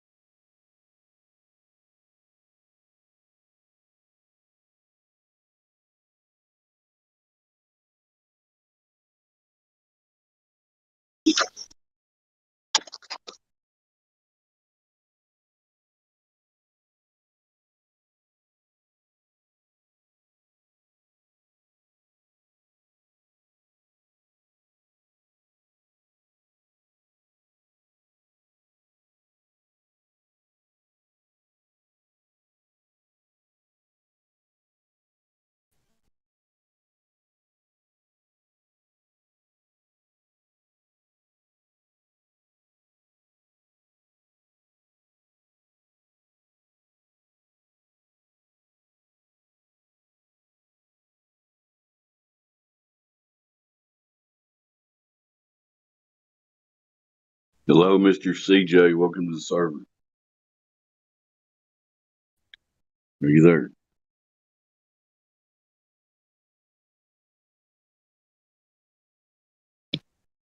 I am. Hello. Mr. CJ or CI? I can't see it too good. CJ. I've been in this CJ. server for a bit now, but I've just recently come back to after being away for a while. Well, what made you come back today? What's on your mind? Not much. I just kind of joined the server a while back ago as a skeptic, and then joined back. And it's been a while since I really looked into anything or tried to figure anything out. So I just decided to come back and because all I'm here to do is learn. I just like to hear everything and see different viewpoints and standpoints and try to learn new things. Okay. Well, what do you know about the shape of the Earth subject so far? You tell me. Let's see. From what I've learned so far, there is no real curvature and gravity is not real. Okay. Anything else? Not so far. I mean, well, I'm not from just this conversation so far. I'm just learning new things every day. I mean, it's a lot to wrap my head around, so I just try to listen to all the different things and try to figure out for myself what I believe, what I don't believe, and I'm not sure yet. So, Okay. Just one quick thing, just get out of the way. You are over 13. You're allowed to be here, right? yes, I'm over 13. Yes. Okay. So, how long ago did you hear that flat Earth was a thing, and how much have you looked into it? I guess is my question. Well, it started a while ago. I was talking to one of my friends about it. I mean, I never looked very deeply into it, like accumulated a lot of research about it. But I always wondered, and I was talking to one of my friends, and he said, "Yeah, there's actually a Discord server for it." So I was like, "Oh, cool, sure, I'll join it and learn more about it and a lot of different theories and beliefs." So I did. I joined the server, and now I just like to hang out and listen to different theories, beliefs. Okay, What I want to is stop you proven. right there All real right. quick, and I want to point out that generally speaking, for everybody here, we distinguish between beliefs and knowing something. Actually, Yeah. having factual, empirical information is different from a belief. Would you agree? Yes. So people can believe whatever they want to believe. And a lot of people right now believe they're on a spinning ball in a vacuum of space. And if Yes. you believe that too, that's fine because that's what you got taught. Why would your teacher lie to you, right? Yes. Okay. I can't really stay on here to keep talking to you. So does anybody else want to pick up this convo for me? I mean, I can Great. talk to him. I'm still here. Go ahead. So, CJ, what currently are your stumps that keep you believing in the globe? Like, what is it that you personally have that you still question? Well, I mean, like I said, it's kind of difficult from learning about the Earth being a globe and learning all this information, I guess, so to speak, about why it's a globe, especially like at a somewhat sort of younger age and getting taught all these things and then getting a whole new side of view, I guess, on the world and how it works. So, I mean, I'm just trying to learn as much as I can. Let's see. I mean, the things I've heard about gravity today are pretty interesting, I'd say. Um, some stuff makes sense about it, some stuff doesn't. Like, what doesn't make sense to you? Well, let's see. The part about the gas being contained in the atmosphere. Oh, you mean what That the guy was saying? Yeah, I was on that topic. That I was trying to sort of make sense of, but the like an object moving faster because or an object falling, I guess, like an apple from a tree because it's moving through a or because it's more dense, that makes a lot of sense.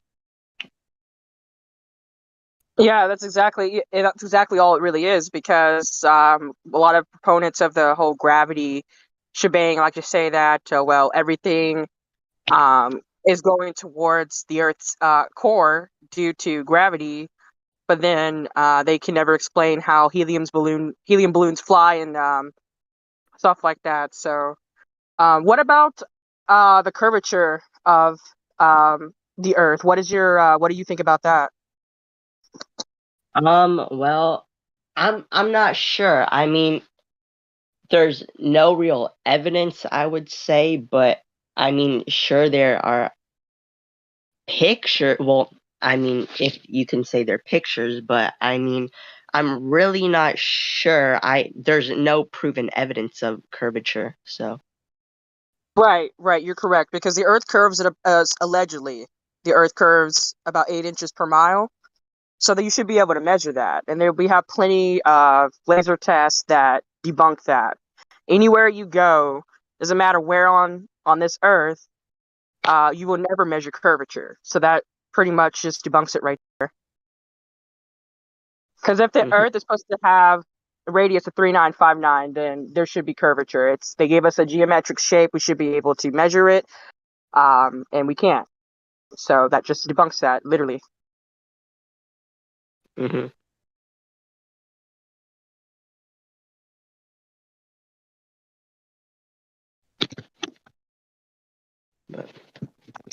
What do you think about the stars and planets? It's definitely interesting. I'm really not sure about stars and planets. I'm trying to learn a lot more about it. I mean, um, I'd say sure, maybe planets look like they're spherical, but I mean, Earth, I'm not so sure about, and stars, it's definitely odd how they move. I'm not sure. I don't know. I haven't researched stars all that much, but that's one of the things I'm trying to learn more about. Oh, you're completely fine.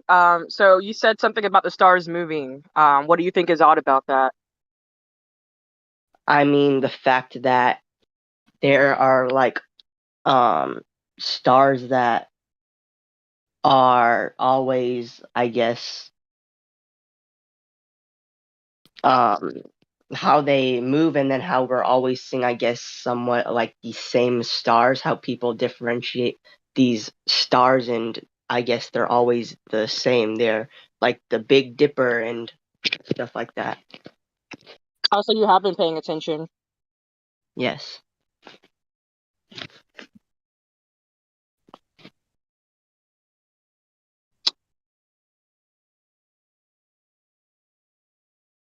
I'm trying to think about something else that we probably didn't mention before.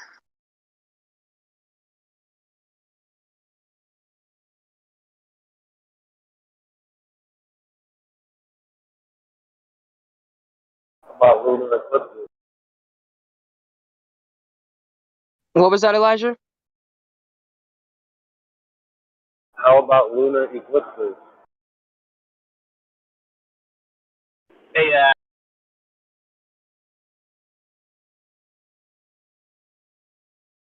Hello? that one guy was weird, but everybody else is pretty decent.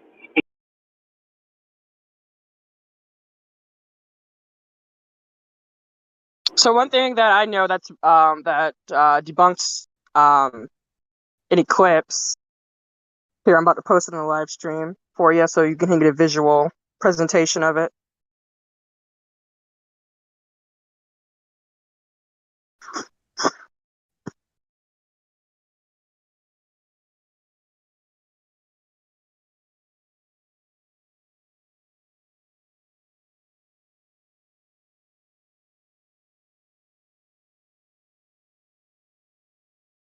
I think for the focal point of lunar eclipses, though, someone else will have to take that stance because I'm not too well informed about specifically the lunar eclipse whole argument. Well, you look into eclipses, they happen pretty often, and all you have to do is just watch one. Hopefully, you're in a spot that's good. But eventually, you can catch one, and it'll be amazing. And the thing about it is, in the heliocentric model, they're supposed to be in alignment. Like that's what's causing the eclipse because the Earth is moving into the line of sight or the line, the path that the light is going to take from the sun to the moon. So when you see the shadow on the moon, that's what's supposed to be causing it is this alignment because the Earth is supposed to be getting in the way by moving into the area where the light is being cast onto the moon. So the problem with that is when you actually look at the eclipse, you can see the sun and the moon above you, which means it's not in a straight line.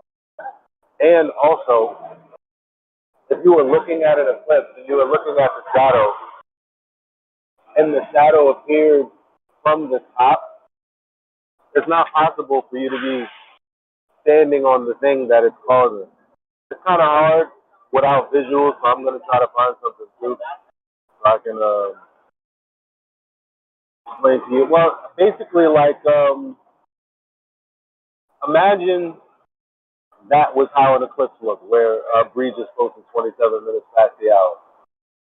If you were looking at an eclipse and the shadow came in from that direction at the top, but you're standing on the Earth, how could the Earth be causing that shadow? So that's what happens during a lot of eclipses is you have the shadow coming in from all types of different angles. I also like what Drace just put here. I think this might be something Mr. CJ might be able to grasp a little easier since he's new to this. Is that one thing you need to really question is how far is the sun really from the Earth's surface? Because we got sun rays coming in diagonally when they shouldn't be. It should be all parallel, and then we have plenty of evidence that the sun is. There's no way it's as far as they claim it to be. So once you can deduce that the sun is closer than what they tell you, then how could lunar eclipses ever happen the way they say they do? Doesn't make any sense.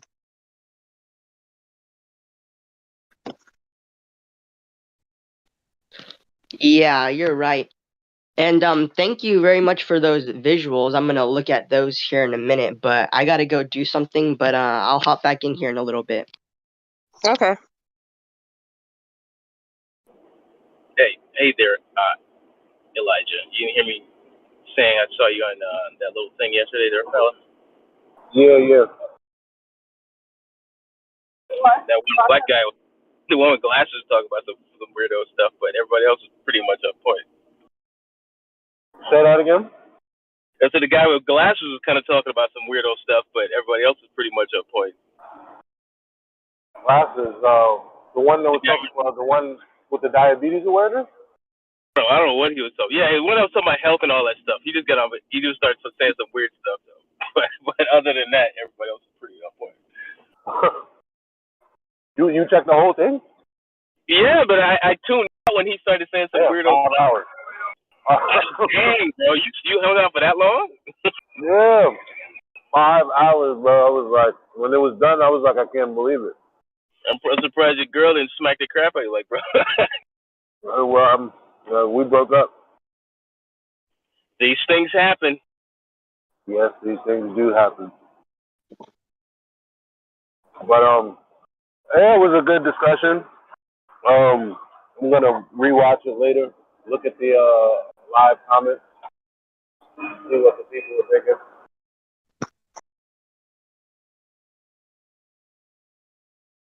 I shouted the Discord out. The link is up there in the description.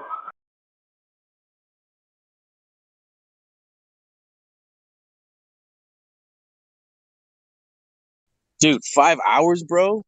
What the hell, man?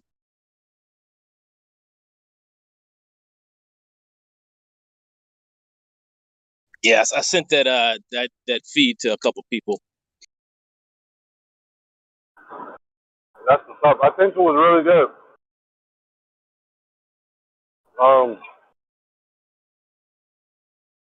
The, like, I went through the whole. Well, dude, you got to get on with Lord Um, Jamal. You got to get on with Jamal in one time then. if I can, Lord Jamar doesn't. He hasn't done a Flat Earth podcast since the one like 4 years ago.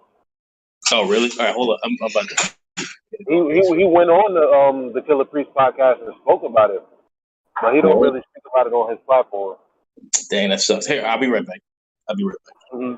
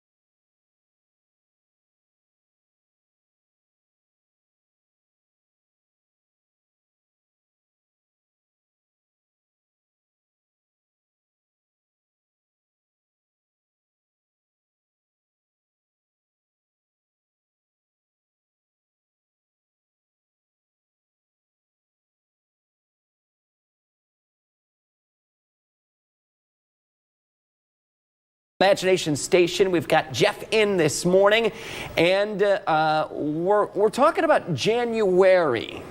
So it's revolving around air. Exactly. So, I brought in some air with me, which is not that particularly exciting, but I do have some air with me today. But I also brought in some other gases. So this balloon I filled with a different gas. Can you feel kind of like the weight of it? It feels heavy. It feels heavy, but when I take this off, you'll notice that it's about, wants to kind of float away. Oh, right? let me see. Yes, I do. Excellent, excellent. So you've probably seen, your uncle at a birthday party or something take a helium balloon, which is what's in here. When he goes and he grabs one and he undoes it. And And then he ends up talking like this the entire time, right? Which is always fun. If you want to give it a shot, Chris. Sure. All right. So, and the reason why this is happening is that helium is actually. Jeff, what's going? Oh my gosh, it really works. It does work really well. I didn't really believe you. Yeah, it's pretty cool. Yeah, take a deep breath in, deep breath out. We want to clear that helium out. Now, you don't actually want to do this at home. We think we're somewhat back to normal. Yes, good. But you don't actually want to do this at home because it will. Your body's not designed to breathe helium. Okay. It's designed to breathe oxygen. Right. Right. And by helium's not going to hurt you, but lack of oxygen will. And right. So we have a trained scientist here with you today. So we're doing this, but you do not want to do anything like this Gotcha. at home. Okay? Message heard. Don't do it at home. Now, the reason why it makes your voice squeaky is because it's 6 times lighter than air. Okay. Which means sound propagates through it 2.5 times faster. So it doesn't change your vocal cords. It changes the rate at which sound propagates through it. Very interesting. That's the science behind it. That's the science, but I decided to bring in a little bit of a special gas. I have some sulfur hexafluoride. Can you see it? Isn't it beautiful? I'd be lying if I told you I could see a difference. I'm not seeing anything. So it's translucent, just like normal air is. So we're gonna have to get a little more clever if we want to see it. So I'm gonna remove. Now, how are you pulling the lid off here? Explain this. I'm just pulling this lid off because I've actually put the sulfur hexafluoride in here, and it's 6 times heavier than normal air. And so to see it, this is just a normal air balloon, right? Okay. I'll take this one from you. Okay. All right, we'll just get rid of that. Go ahead and take that and just place it on top of my tank here. All right. Just like you're putting a bobber and some water, and just. Shall I let go? Yeah, just go ahead and let go. Okay. Very cool. Isn't that just amazing there? Isn't that just so cool? Yep. And if you could see too, the balloon isn't attached to anything or surrounded by anything. You can go ahead and tap it. It's almost like it's a cork in water. And that's because, don't do it too much. You're going to get rid of all my sulfur hexafluoride. That stuff's expensive, Chris, okay? Now, it's 6 times heavier than normal air. Helium was 6 times lighter. So what do you think would happen if we inhaled some of this? Our voice would get very deep. You think so? Well, you're about to find out. So I don't want to do this. So here you go. Oh, all right. Thank you. All right, you ready? I'm a guinea pig in many forms. Ready? Same way as the helium? That's good. Luke, I am your father. Keep talking, keep talking. I can't believe that just came out of my mouth. Okay, we're gonna take one deep breath in and deep breath out. Let's do a second one just to make sure. And your voice will be back to normal 3 to 6 weeks, don't worry. Go ahead and talk. You're not going to be invited back next week, I'll tell you what. It's pretty cool, right? And what's really cool is since it's so much more dense than the air, you can kind of pour it. So if I... Okay.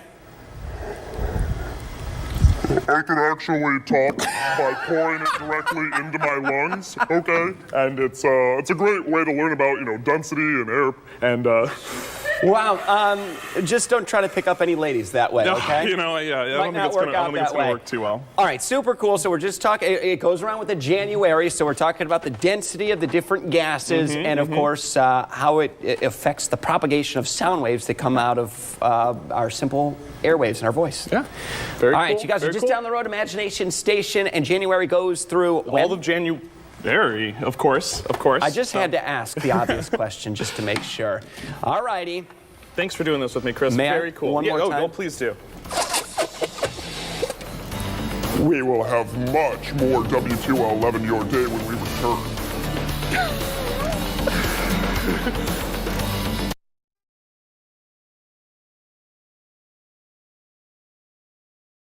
NASA urine recycler, test 1, sample 1. It's the first water we've got out of the machine. This will allow astronauts to recycle their urine and sweat into beautiful, clean, clear drinking water. First sample, transparency subpar.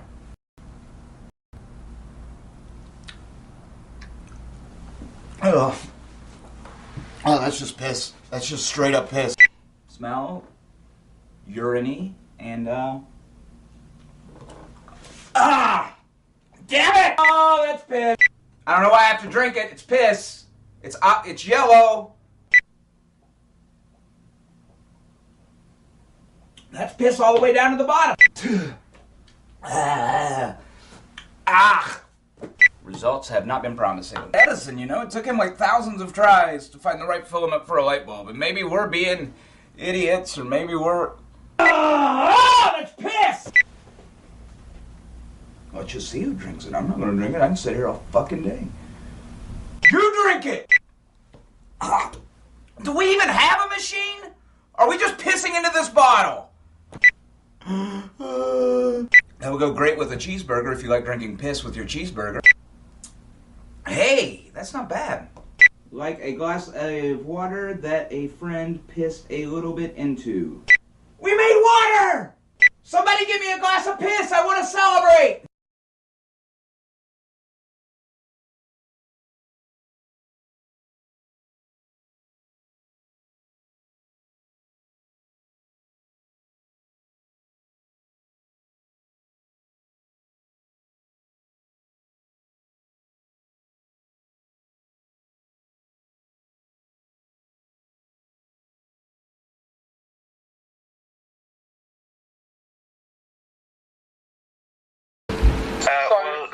Let me ask you a question, Paggis. Let me ask you a question. Yeah? Let's say you got home and, I don't know, your wife is banging the next door neighbour. Yeah. Do you think it would be sufficient if your wife said, oh, I've got a model that explains how I didn't cheat on you? So, technically... Yes or no? Most likely. Why is it whenever I ask Globers yes or no questions, I never get a yes or no answer? Because the world isn't that simple. He's about to explain how technically his wife could come up with a model that may be possible, and he'd have to consider it. Yeah, like, exactly. Either she can construct a model that means she did. So it could. One possibility is either yes or no. But it isn't a yes or no answer. Are you serious? You're saying that your wife can construct a model to explain how she didn't cheat on you after she banged the next door neighbour? Yes. This is the level of sophistry we're dealing with. So, let me tell you this. Let's say my wife... Let's say... seriously, you're going to justify this? Let's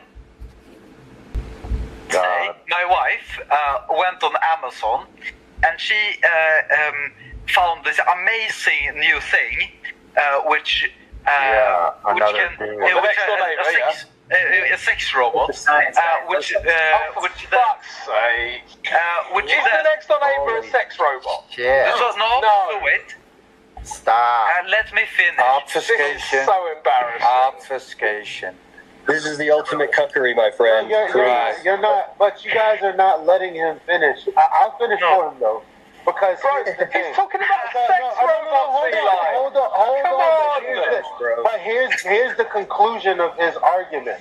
The next door neighbor has been proven to be a sex robot and is not a human being that is banging. Because the model says so. Because his girlfriend gave him the model. No, that's not our next door neighbor. That's a sex robot that lives next door. Right. Oh, okay. Obviously, this is nonsense, right? Obviously, this whole thing is nonsense. Clearly, if your wife is banging the next door neighbour, she objectively cheated on you.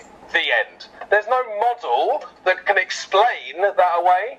Can't be done. So, I want you to look at these two realities. I think his wife is banging the next door neighbor right now. Probably. She's probably sick of his obfuscation. It's a mirage.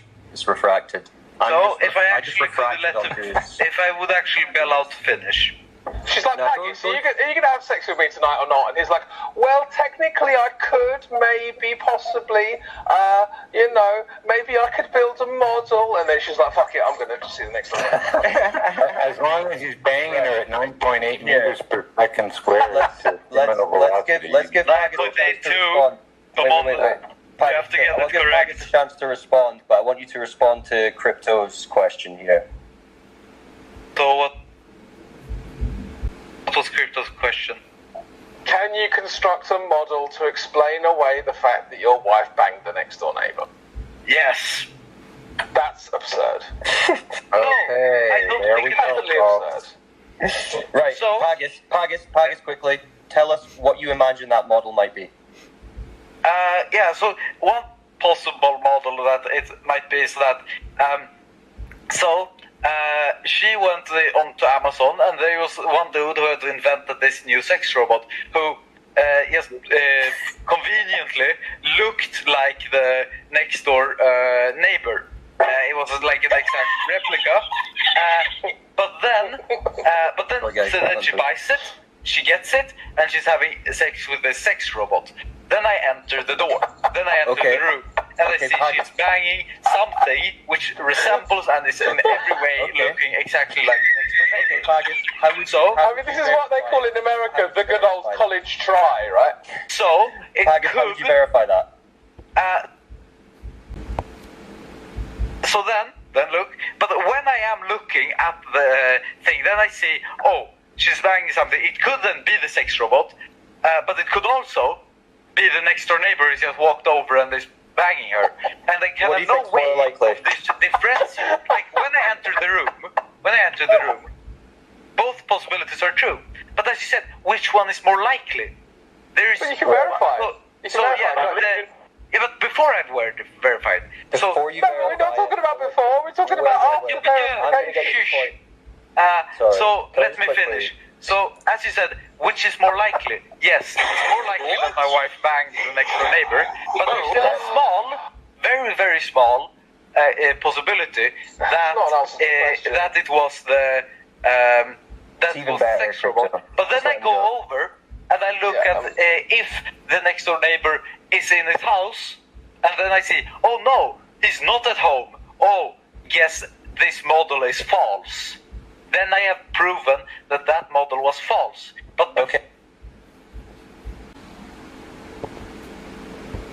I have verified that, I can't know. Let me try and tie this back very briefly, right? So when you enter that room, and what you see is your neighbor banging your wife, and you're like, holy smokes, it's my neighbor banging my wife. And then that moment goes through your mind when you're like, wait a minute, there might be an explanation for this. And you start thinking about Amazon, and you start going through the price range, you start thinking, how much money does my wife have? Is that even possible? But for that initial view, you'd be thinking, well, I'm going to be going with what I see. And what I see is that my neighbor is banging my wife. So that would be the logical assumption at that point, wouldn't it? No, I disagree with this. What I see is not that my neighbor is banging my wife. This guy coming in the room and he still wouldn't recognize you banging his wife. Hold on. Sasha. He said he's not observing his wife being banged by the neighbor. Yes, you are. Because in this example, we observe the earth to be flat, right? You need to observe your wife banging someone. Yeah, the premise was you walked in on your girlfriend cheating with your neighbor, and you were trying to construct a model to excuse that so you wouldn't believe she was cheating. It was just, they happened just to be naked under the covers. It was just a coincidence. It's just... yeah. Right, but let me just, Pagas, the point is, you come in... Warm up. Sorry, you want to finish? Go on, Drace, go on. Drace. It's all good. I just wanted to continue the example, but it's fine. No, sorry. Well, you finish up if you want to. I just want to bring it back to the observation, right, and the logic of the observation, right? Occam's razor. It looks like your neighbor. Whether or not you think it's some high-spec sex doll from Japan, it looks like your neighbor. So you're going to be thinking, oh, that's my neighbor. And then it might come into your head, but, oh, wait, my wife, she's kind of loaded. She was really looking into those sex dolls. There's a small possibility. But the most logical assumption would be what you observe directly, which is your neighbor, right? So, what I am observing... Let me finish now, please. Yeah, but no. Before you speak, please let me finish. No, because fundamentally this is a red herring anyway, and so this is what I wanted to address before. A funny one. Because you can actually just verify whether it's a sex robot or not. You could just go up to it and go, oh, here's a battery. Or, oh no, it's a human. So obviously my question wasn't, I mean, you've done well to obfuscate the point, but this is about after the fact that you verified it's a human, coming up with the model to explain that away. That's what the point is.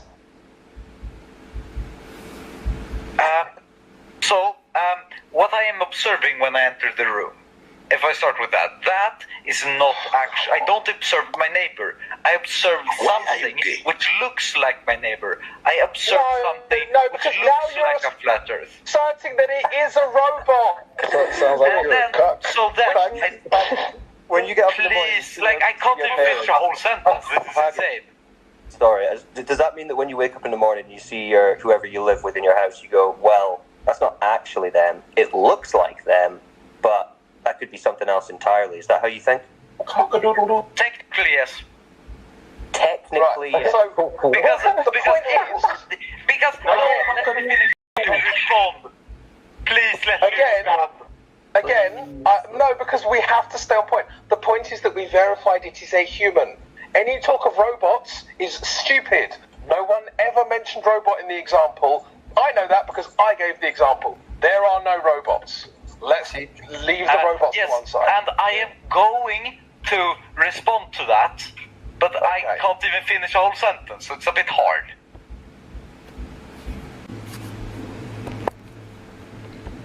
But how about you actually go for the point that I made and not a red herring?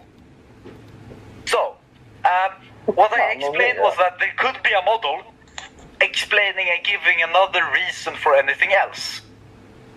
But inventing a sex robot that doesn't when you then go and verify, look, he didn't have a battery pack. Another model. I'm sorry, man, but you sound like one of those people that, like, even if you walked into the room and neighbor was banging out your wife and you realized it wasn't a sex robot, you'd be like, well, the neighbor would be like, well, I'm sorry, man, I just fell, and somehow I just happened to wind up inside her. And you'd be like, oh, shit, that makes sense. Yeah, we can make a model for that. That makes sense to you. I'll have to get that step from the front door removed so it doesn't happen again. Yes, that is true. Yes, that is true. Oh, man, bro. Your man card back. Brother man, you need to go get your man card back. I don't know where it went. This would have been much easier for you if you'd have just said at the start, you know what, if there was a dude banging my wife, I'd be pissed. This would have been over 20 minutes ago. Yeah, this is an infinite regress fallacy. But I'm trying to explain my point. I think to be fair to Pagus, we should let him explain how the neighbor could be a sex doll when he's getting cheated on. That's part of the example. No. It's a red herring. Actually, Crypto's right.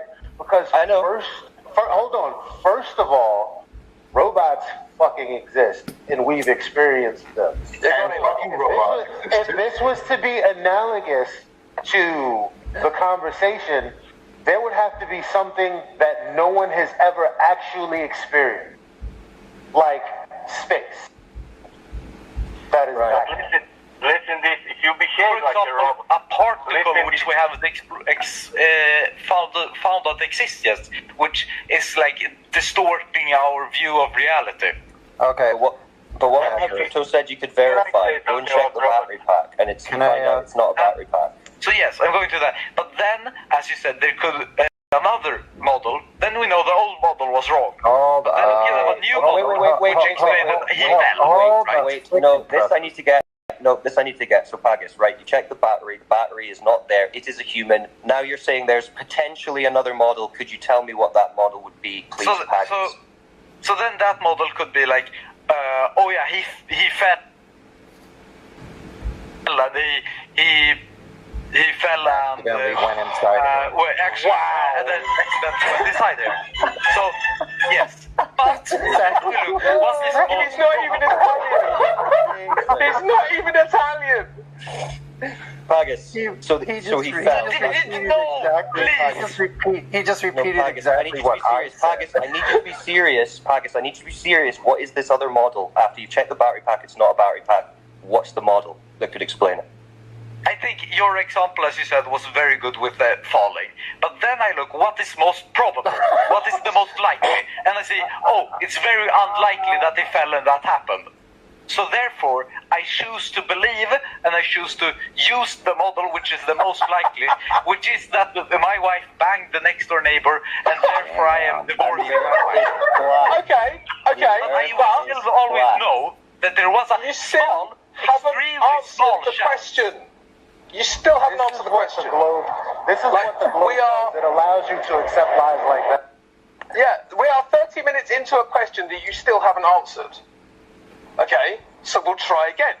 What model could you construct that your wife could then prove with this model that she didn't cheat on you after objectively having sex with a man next door? But the problem with that statement is that we don't know. She is technically not objectively we can't know that she's objectively having sex with a man next door. Wait a minute. We can, because we verified it. No, but the verifying, there will be another explanation. What the fuck are you talking about? We verified it. We checked that the battery pack isn't there. We checked that the penis is in the vagina. It happened. Yeah? Yeah. And now we're constructing a model to make the cheating go away.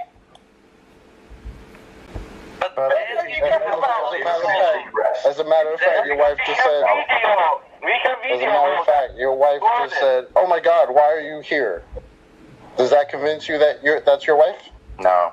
Oh, Pagus. There could be. Pagus. Please, can we keep him on the question? Don't allow him to red herring and squirm and answer whatever question he wishes I asked. I asked a very specific question. He hasn't provided an answer because he can't. I just want him to accept this. Any obfuscation is very irritating right now. So the fundamental way of what I am saying is that I can't technically give you an exact model, because the whole premise of this is that it is something which is beyond my understanding, beyond knowledge, which is affecting this thing. So, for example, when I checked that the penis is in the vagina, it could have been. Let me finish, please. It could have been, like, say, an otherworldly, all-powerful being, like a demon or something, which then altered the visions and my memory, as well as my wife's. Descartes' evil demon. Right, okay. Sonny, what were you going to say? And then we look, this model, it's an explanation, so it's actually likely, but it's very unlikely. It's extremely unlikely. Yeah, therefore, we don't look at Sonny, that. go ahead.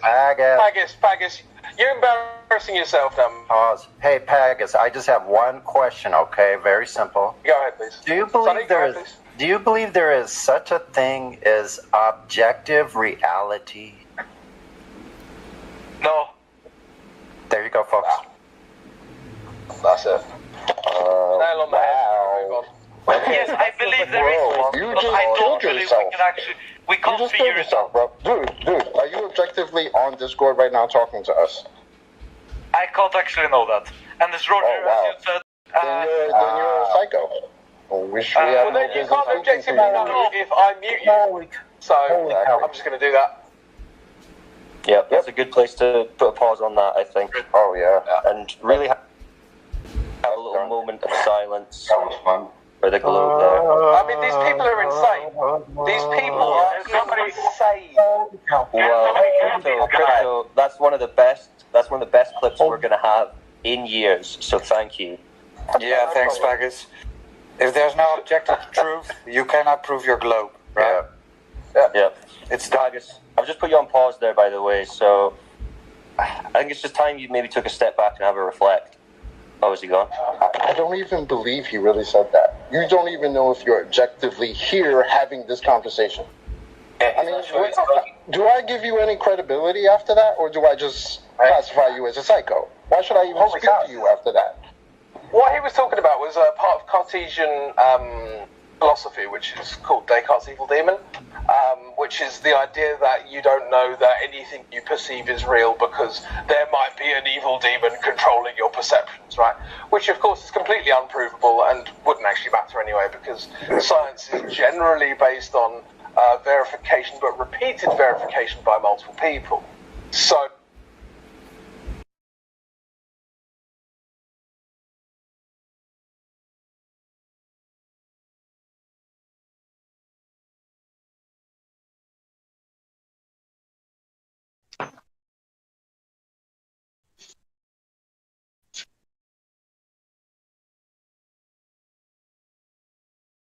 The classic saga of Pagus.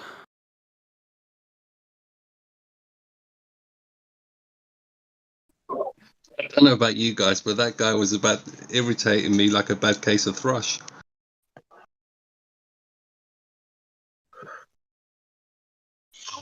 I don't mind that guy. He's the kind who's gonna lick his wife where his neighbor pushed her, and he's gonna say that's washing away the cheating.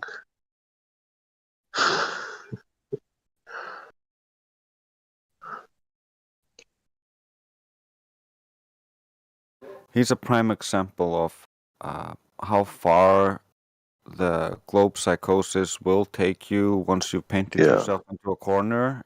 There's just no way out, so you just have to abandon all of reality.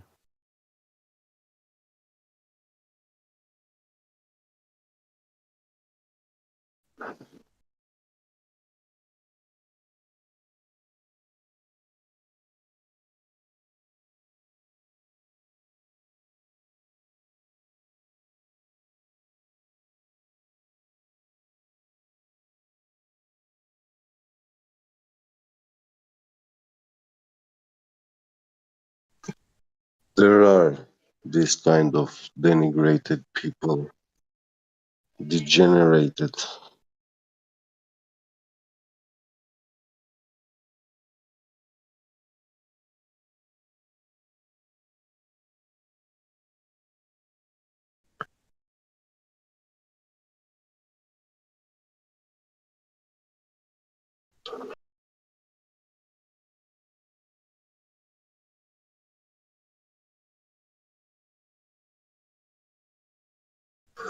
Was this recorded on the bot?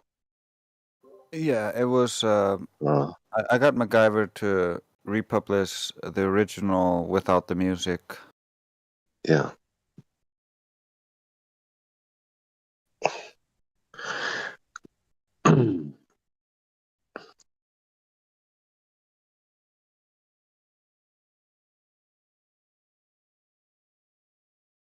I remember this guy, Peggy's. I know when. He came back recently, so I don't know. We all welcomed him with open arms, like, "Oh, you're a legend now." Yeah. I don't think he liked it.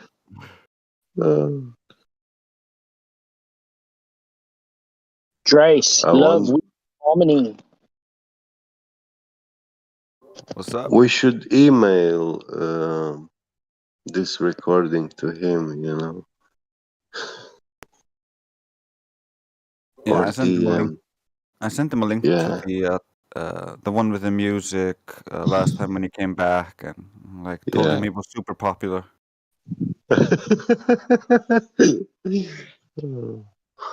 That's nice. I seen you made the playlist, huh? Yep, you told me I needed to do it, and I did need to do it. That's right, bro. Cool. I got this iPad. I've been messing around with it a little bit here and there when I'm allowed to use it. You know what I mean? When Jackie lets me use it. I started to work on like a. I don't know. I was working on like a. I took your picture and I put your name in like calligraphy, but I don't know what kind of writing you like. I was just gonna see if you like it.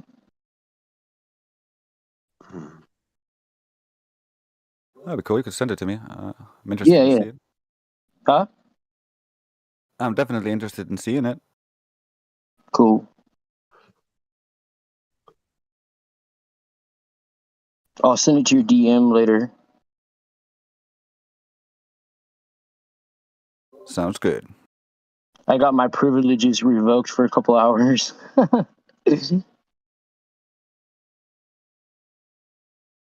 Yeah, we gotta be careful with the bot. We can't put anything too spicy on there. Well, no, I'm not even talking about that. I'm talking about I got my privileges for the iPad taken away for a couple hours. That's what I meant. Well, that sucks. Yeah, I know.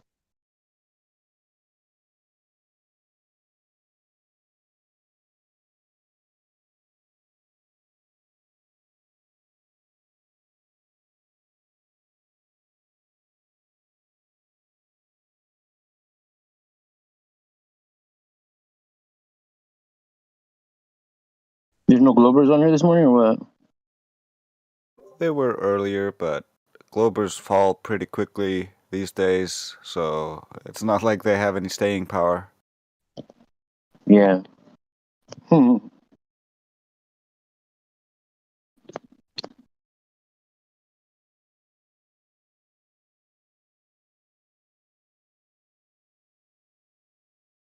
Is it, what do you call it right now?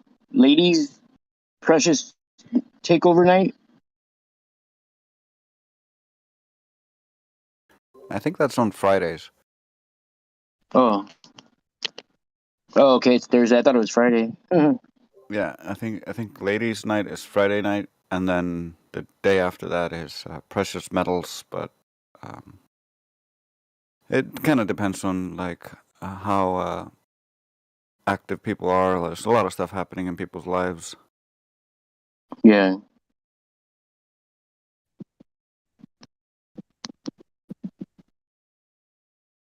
Are you working?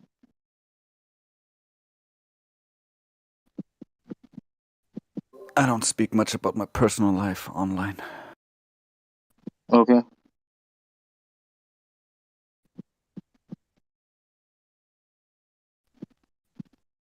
I had enough bad stories of them contacting people you work for and getting you fired and stuff like that, so... Right.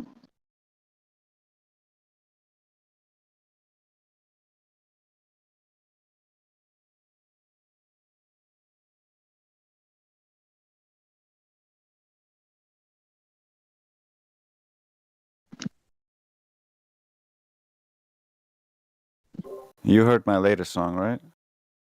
Mm-hmm. Wait, how long ago did it come out? Can you play it? Yeah. Play it on the bot, bro. It's not that long ago. Play it on the bot.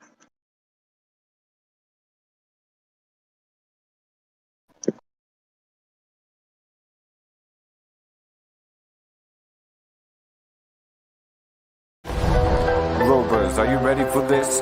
Falsification is independent of replacement! Your cosmology is in the trash. We live in reality, logic-based with an unknown cosmology, potential limitless with my brothers and sisters. Who am I, you ask? That doesn't matter, bud.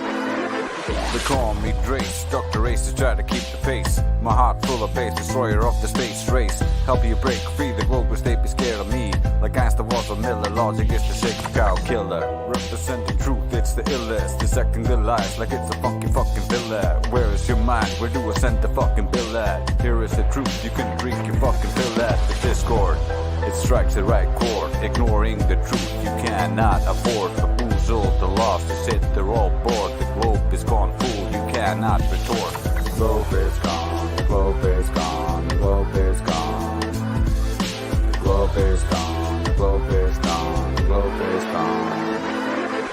They call me love, the lover of the creative spirit. We measured the earth, but Globus never fucking did it. Get off your high horse and open up your eyes. The truth sets you free, it melts away the lies. Why would they lie? So you die. Surprise, we've been indoctrinated since birth. I surmise it's time to rise against these obstinate giants. To go round and round a fallacy, be blinded by bias. If you think you got what it takes, step up and fucking try us. The globe is dead and like exposed to starting up trials. The world is on fire, your situation dire.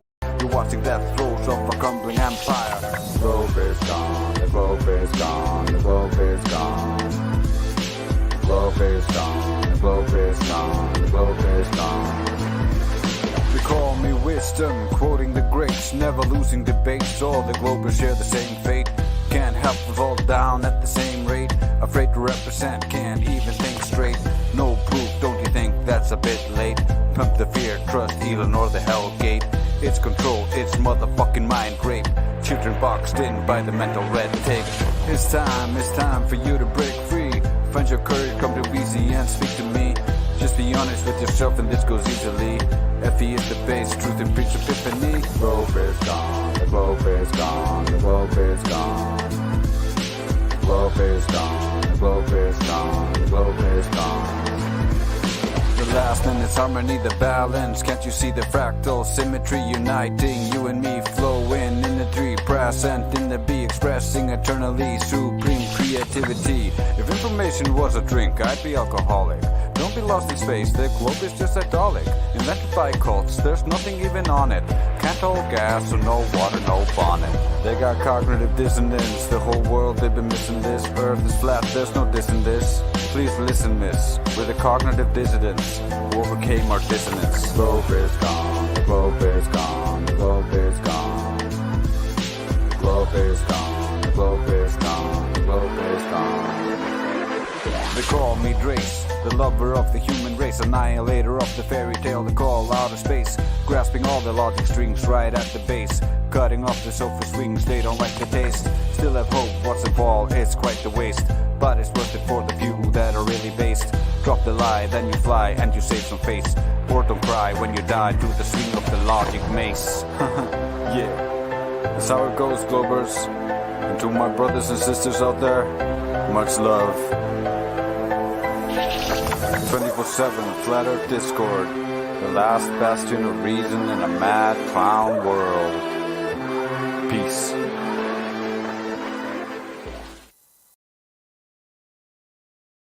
You're getting better, bro.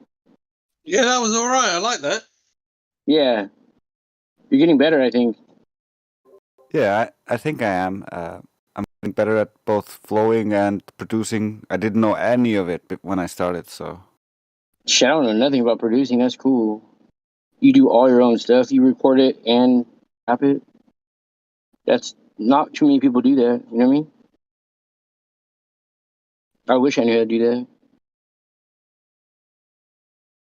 I'm like retarded when it comes to that stuff, bro. That's how I feel. I'm just fumbling my way in the dark, trying to figure it out. Yeah, for sure. Yeah.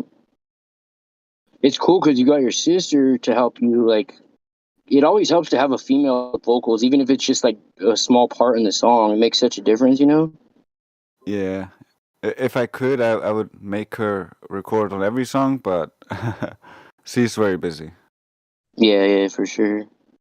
Yeah, every time I want to put a different voice or something, I just got to use a different accent or like make my voice sound different and shit, you know what I mean? Yeah. But sometimes it doesn't, like sometimes it just doesn't cut it there, you know what I mean? Yeah. So yeah, I just work with what I have. But yeah, it's cool that you have your sister. I wish I had a sister or something who could sing or something, you know? Or a girl that could sing, like a girlfriend that knew how to sing or something. You know what I mean?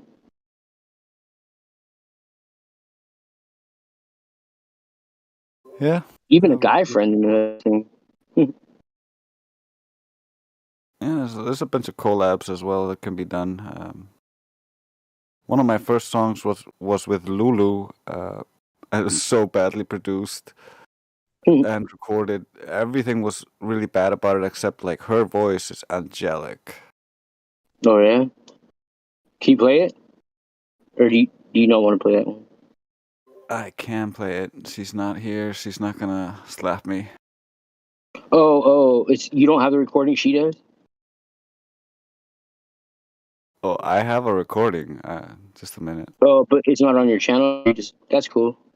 I keep it off my YouTube channel just for her sake, so it's not like everywhere. Okay. Oh, that's cool.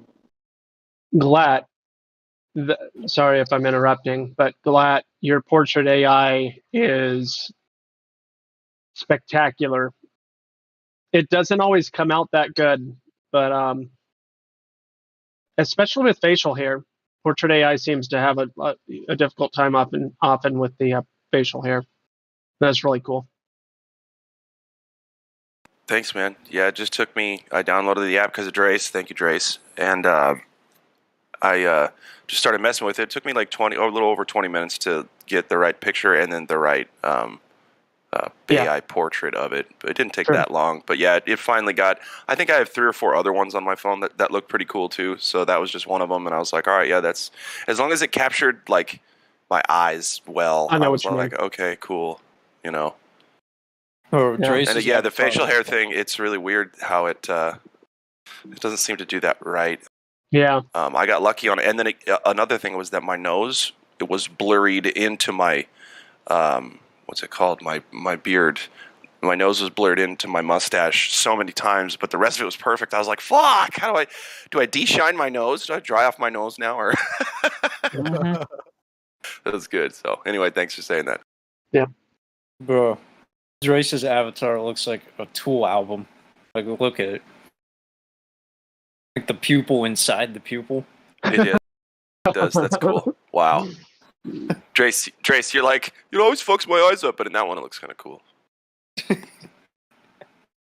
Yeah. It does. A lot of. I was cross-eyed in so many of them, man.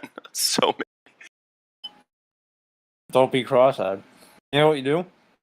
You gotta like take your eyes and spread them apart with your hand, and then. Oh, see, I That's what we wasn't doing that. So Just thanks, like really though. quickly take it after you do that before Okay. they reset. I appreciate your work on that. Thanks. This is my years of research coming into play.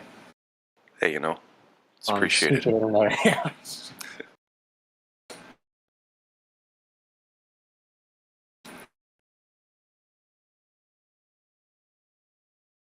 I wanted to put this picture that I have for the AI, but I couldn't figure it out because it seems like it's only for fun.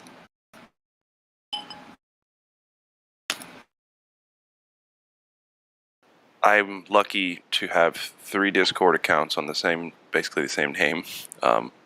So I use one Discord account to send it to my other, and that's how I. Only 3? Yeah, just only 3. Bro, I got like 20. I only use 2 of them, but yeah. Listen, I keep getting fucking deleted. I keep getting deleted because I'm associated with servers that Discord doesn't like, and now that Discord is more public with their misinformation campaign, I get deleted even quicker. Yeah. It's a pain in the ass. Well, just stick around here. We do our best not to be one of those servers. I mean, you seem to do a pretty good job. Yeah. I hope so. Yeah, I only have one account. The reason I have the other account is I literally have one account per device. I've got one for my laptop, one for my computer, and one for my phone. But it's always me. You don't need to do that as long as you don't get phone walled. Listen, it's just easier this way, and as long as the server is cool with it. I don't have to do any logging in, changing passwords anymore, because I hate that shit.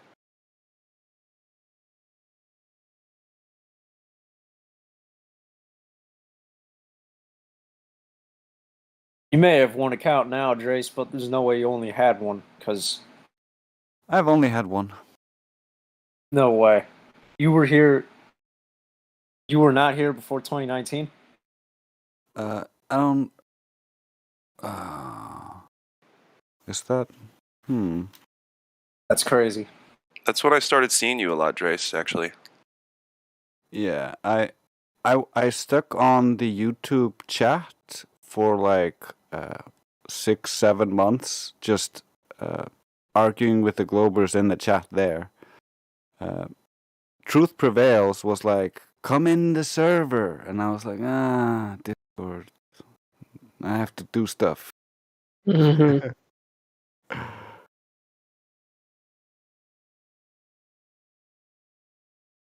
Direct realist. It's a badge of honor.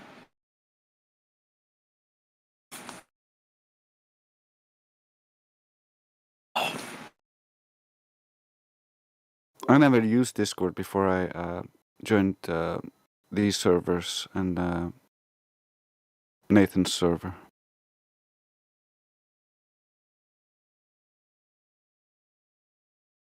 The beta back in 2014 was kind of awkward, but I think it came into its own in 2017. It was really when it was pretty good. It got even better. Like it got more, and now now what they do is they just slap on features that don't matter. So I don't know. I don't know if that's really good or bad. Like fucking threads. Like who does that shit? Or like chat room within a voice chat. Who does that? Nobody.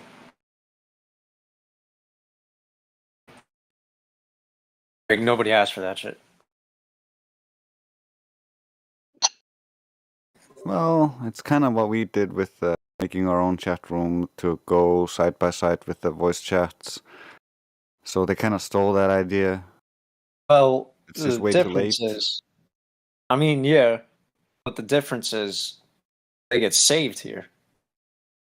They don't get saved. Like when you're done with the voice chat, and you close that thread, it's gone. Everything in it was just gone. But here, with Livestream voice text, the chat is saved, so you can catch up on what happened while you were away. That's part of the point of it. They took that feature away. They took that function away with the chat within voice chat. It doesn't make any sense. Okay, so they made something even worse. Congratulations, Discord. That's exactly what I'm trying to say. And they did the same thing with threads, where you have to have fucking text channel anyway in order to make a thread off a message. Yeah. It's like, what?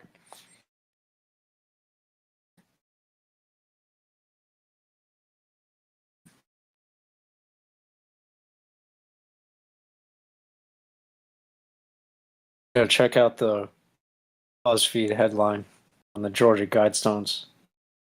A roadside attraction in Georgia was bombed after a far-right candidate promoted conspiracy theories about it.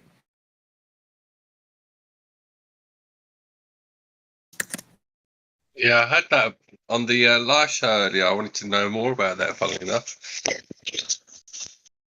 Isn't this just the beginning of the conspiracy terrorists? Yep. We are so fucked. We are so fucked.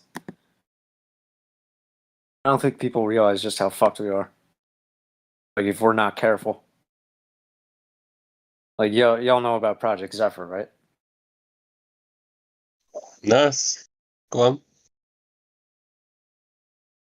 Okay, so Project Zephyr, well, Zephyr is like the second half of it. I forget what the first half is called. But it's basically a two-part plan to round up any dissenters, and then I quote, I think verbatim, eliminate. Now, what they mean by eliminate, I don't know. What they mean, I don't know if they mean imprison or kill. Well, they said eliminate dissenters. Make of that what you will.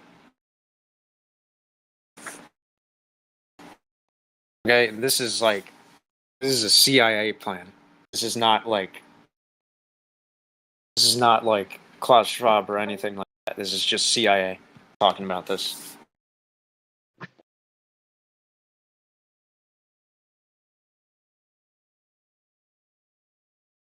Bruh. What is happening in the voice chat? Or in the voice chat.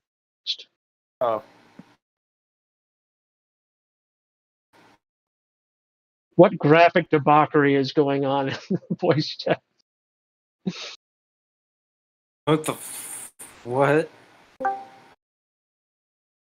I don't even want to know. I don't know what you're talking about, but we were talking about Pagus and the recording. Yeah, I'm just referring to Get Beget.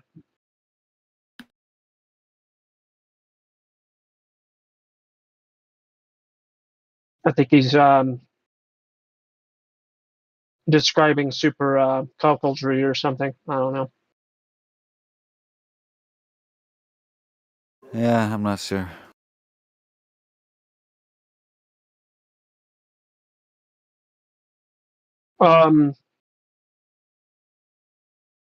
Shout out to the development so far. I don't know how many people here have heard Chris's abbreviated track. I'll post a link here. I think, yeah, it's right here. Copy message link. You did a really good job, and I hope it's motivating for more people to participate and work on things like this, because it doesn't take the world of skills and abilities. It just takes time and effort. Not that he doesn't have skills. He obviously has skills. Anyway.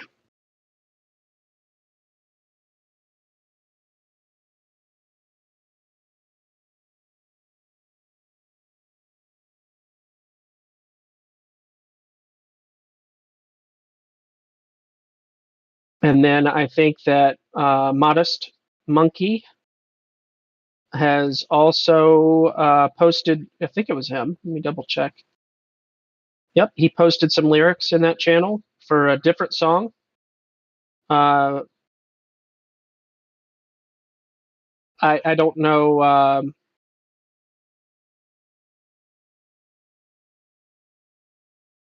I don't know what song that is that he's referring to. The Force Screamer. But yeah, he redid some lyrics to a song in there too. So if anybody wants to identifies or knows what song that's referring to, and anyway, I think that that's a useful channel to collaborate and work on stuff.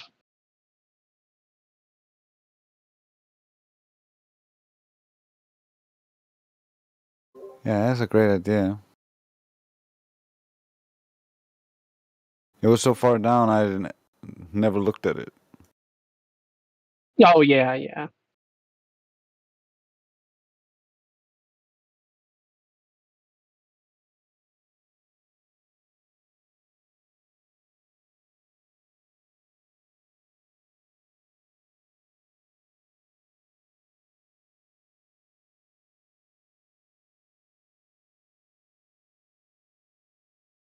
To give you my interpretation, because it's my understanding that we'll probably never know why or how, or not why. We'll not necessarily ever know how the destruction happened, but the consequence of the destruction of the Georgia Guidestones, I have some speculations. I have some speculations on that. I think, this is my opinion, perspective, I think it will usher in as an omen for a Luciferian Jubilee. You'll notice in the last 3 weeks, gas prices have consistently gone down every single day. You'll notice a handful of different activities happening all over the place that seem to be seemingly positive. You know, you got Mr. Build Back Better in England resigning, and a handful of different things happening. They may or may not be correlated. I don't know, but it just seems to be building a trend, a theme. a pattern. That's the word I was looking for. I don't know about that gas part, buddy. Yeah. It has. I mean, it very slowly, like only a penny or two. Your robot really bad, Red. Who's the robot, dude? He's on the job. Cell service is inconsistent because your distance to the satellites is always changing and stuff.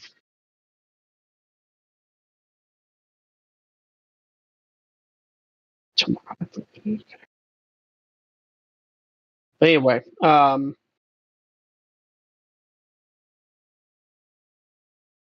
gas price is still way too high, but there's a pattern emerging is all I'm noticing.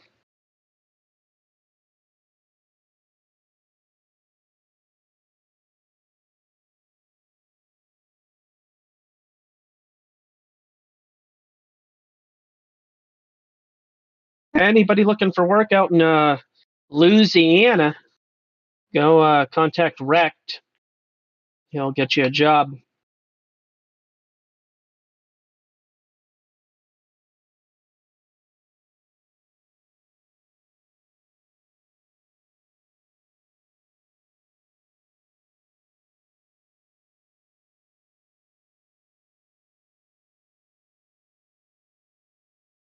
Yes.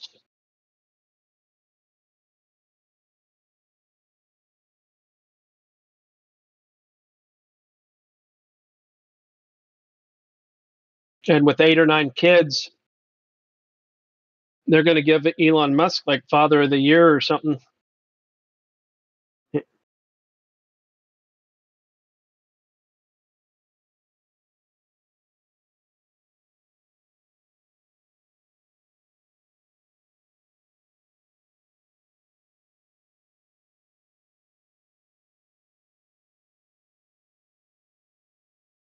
Excellent.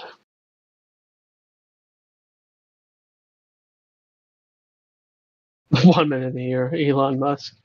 African American Woman of the Year, Elon Musk. Let's not forget, Elon Musk is the richest African American ever. And also the richest man in the world. It's also one of the stupidest. Well,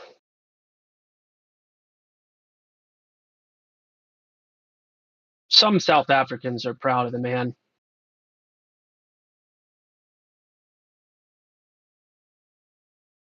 Are you proud of South Africa? No, but Rhodesia is pretty cool. Or was.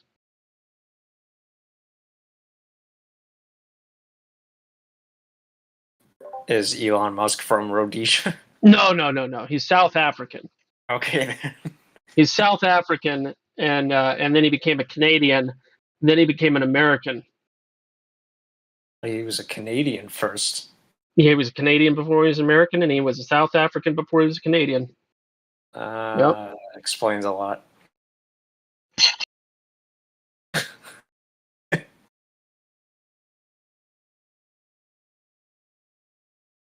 It's a Dutch conspiracy. No, to my Canadians in the live stream, offense intended.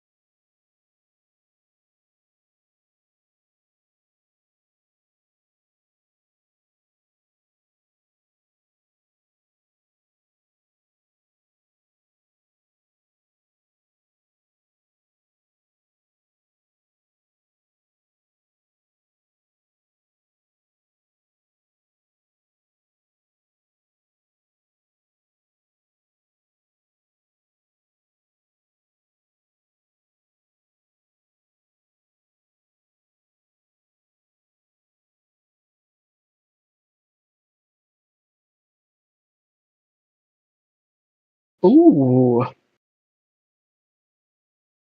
Interesting. It was only 30 years ago.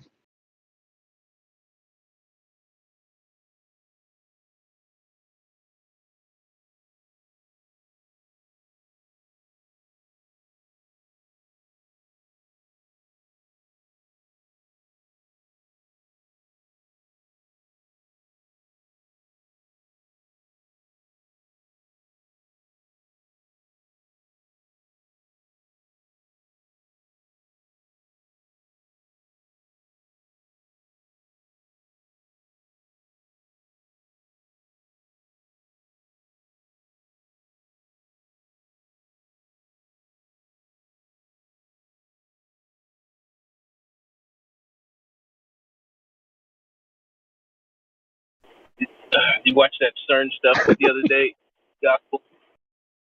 No, I ignore a lot of the hype news because I see no power in any of it. I'm not worried in the slightest because I think it's all like the man behind the curtain in The Wizard of Oz to me.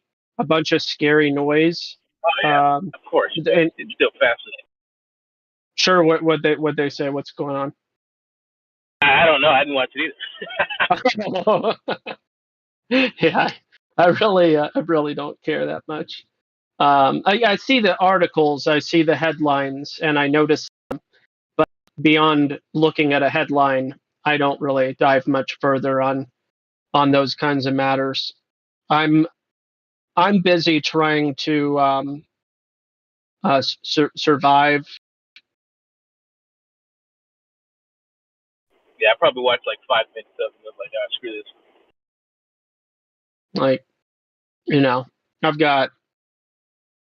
I got quad digits to come up with, maybe quintessential digits to come in, 5 digits to come up with, maybe. And we've got things, we've got needs in this world that far outweigh the relevance of any silly news things. I feel you, my friend.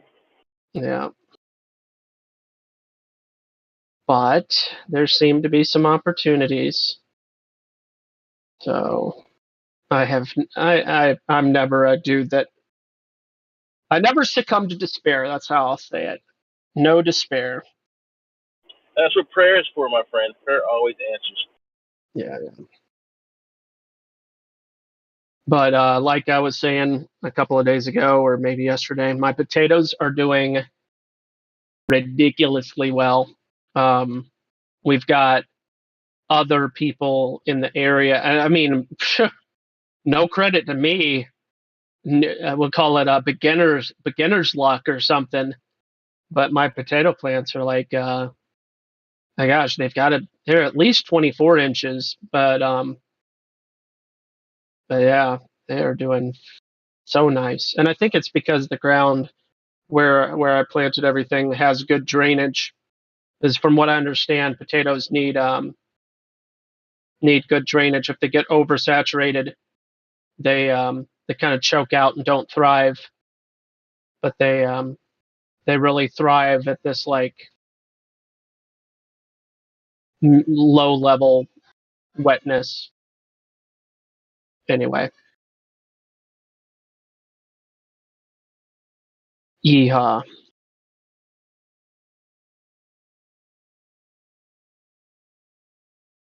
Yeah, for those of you that have like an ugly potato that's like, just sat in your pantry for way too long, like literally just, you can always just do like a really simple method. You just dig a small hole about the size of a 5-gallon bucket. If you're really going for the gusto, it'll take you like 15 minutes, just one potato, just one. You just want to experiment. Shoot, you can grow it in a 5-gallon bucket if you need to. Throw a bag of Miracle Grow or some other type of soil if you have it. And yeah, moderate to high levels of sunlight, and You're good to go. Potato. Folks should experiment with things like that just for kicks and giggles, just so that they can understand. Like you don't want to be you don't want to be hungry and be learning how to grow food as you're starving to death. That's a losing strategy. And I don't think that's just my opinion. It just seems logical to me that if you're starving to death and just getting started trying to grow something, that's probably a slow ticket to the afterlife.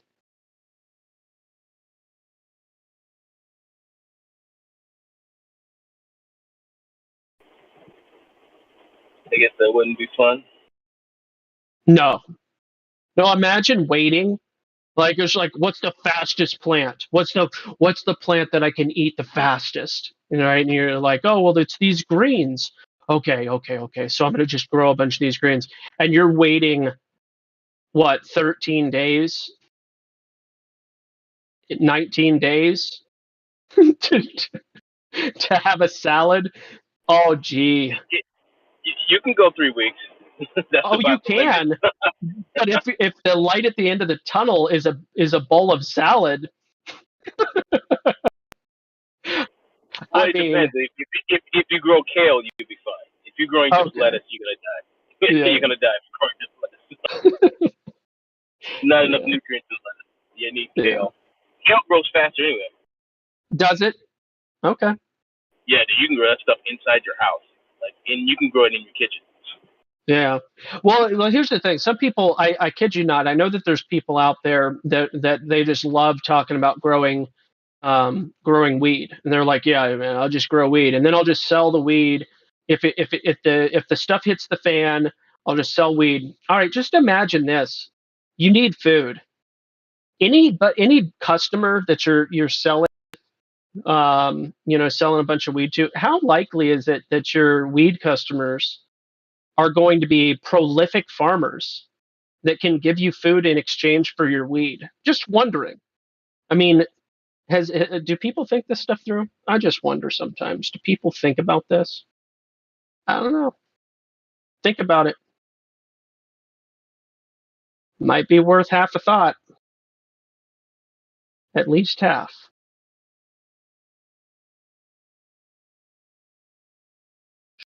Shooter McGavin.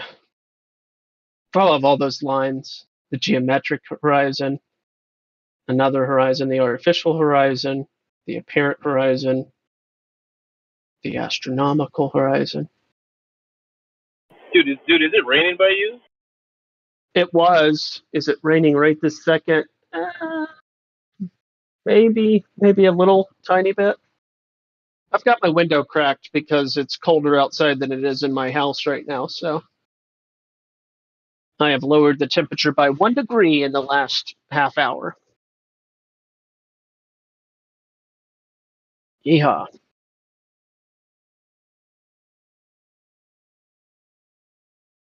But man, I am really enjoying this summer compared to last summer as far as temperature goes. This is my kind of summer. 70s and 80s. That is the best.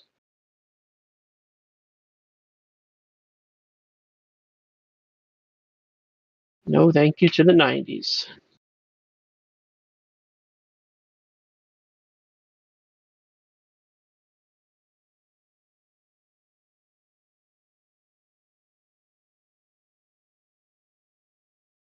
What in the tarnation?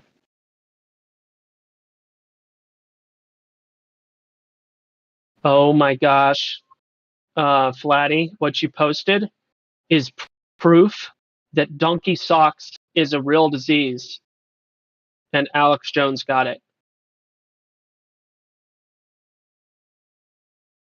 Oh, Flatty can't hear me.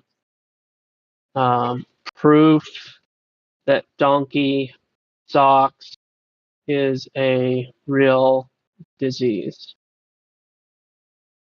I predicted it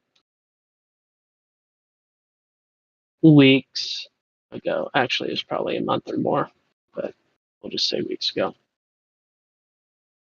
There, Mr. CJ.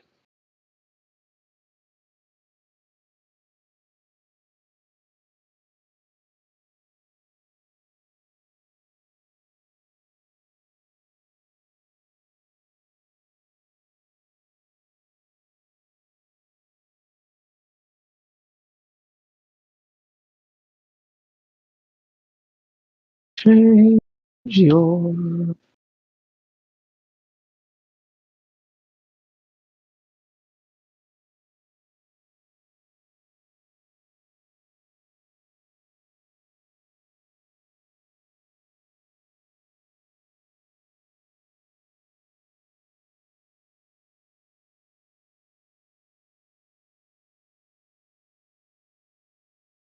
all right.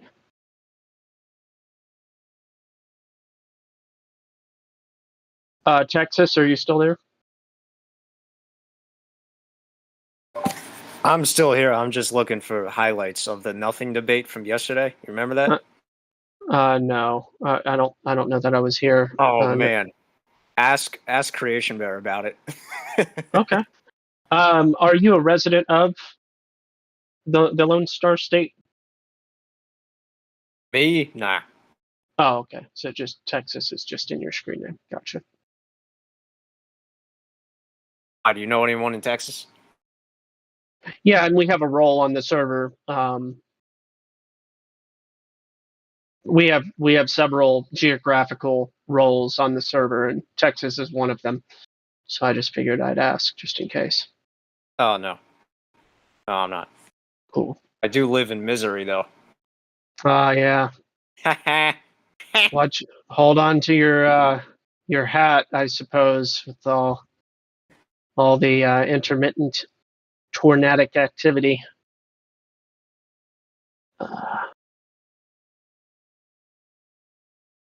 Not yet, Mr.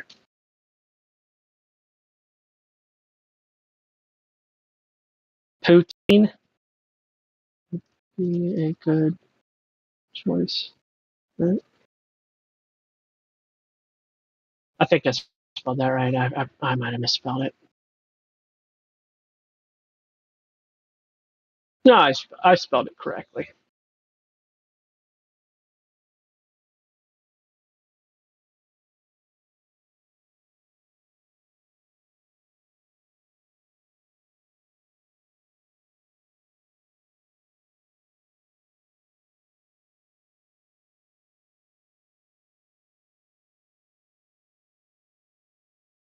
Good stuff.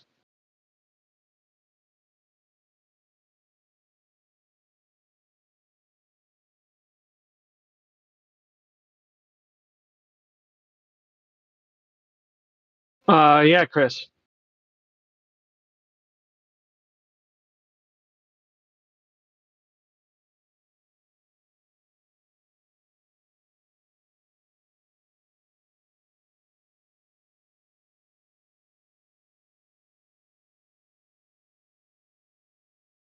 Gumbo.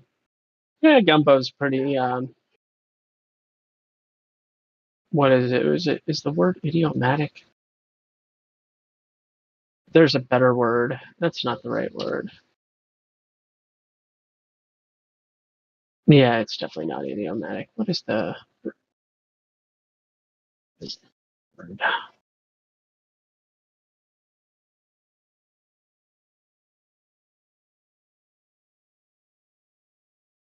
I guess.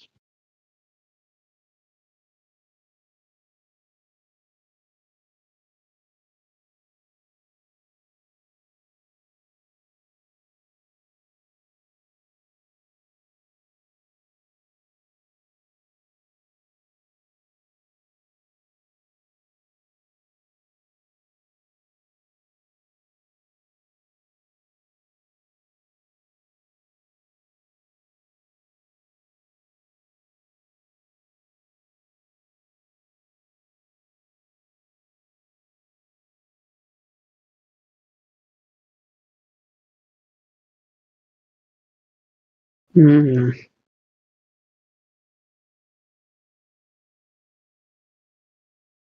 Etouffee. Yeah, I think I've heard of that too.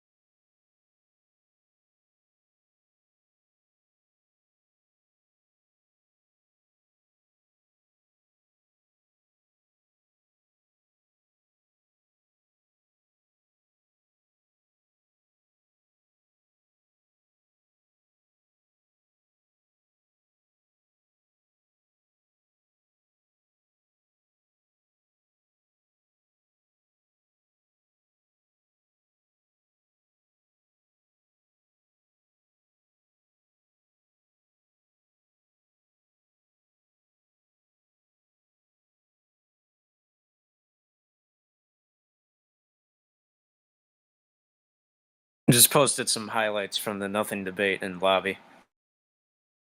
Okay.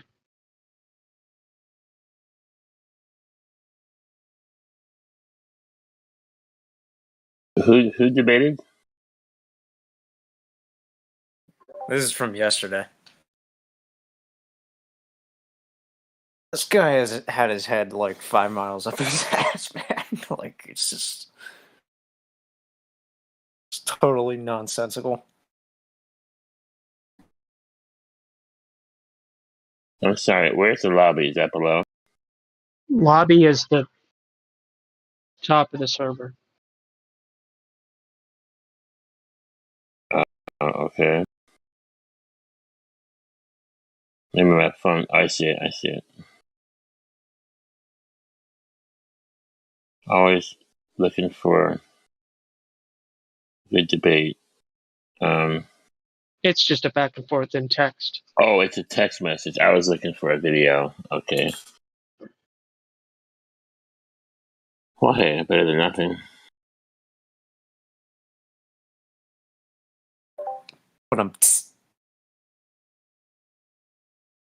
Looks like you got a winner here.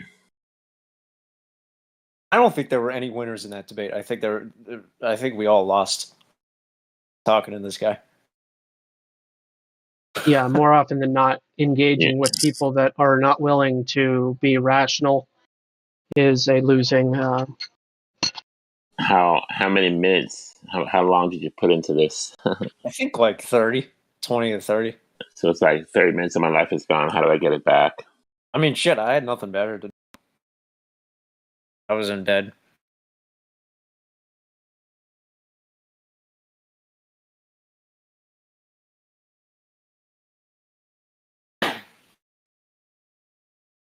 It's like like in YouTube when you watch a terrible video and it's like whatever 20 minutes. You're like, I just lost 20 minutes of my life. How do I get it back? Put that in the comments. Yeah, that's just not healthy.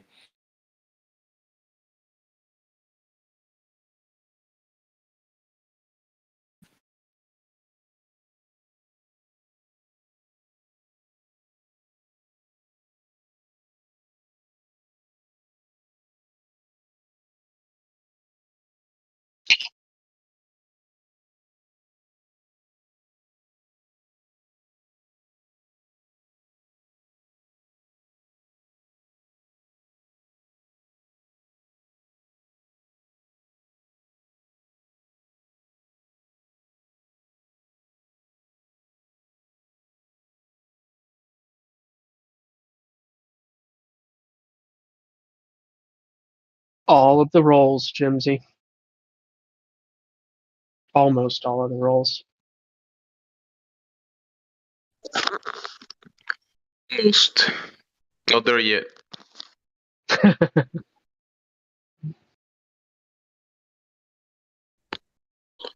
I mean, someone gave me server complete.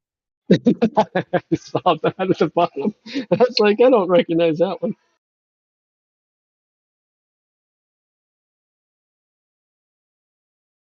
I think you're supposed to only get that one when you get admin, then you get server complete.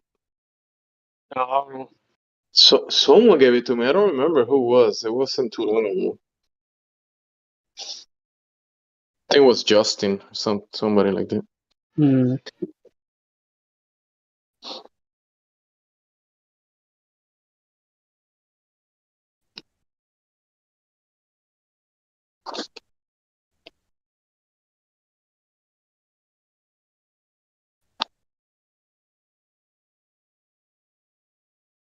How's life for you today?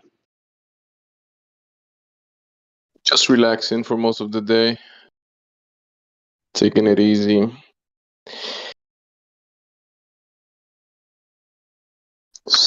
Watching videos and gonna have some food in a little bit with my girls. Nice.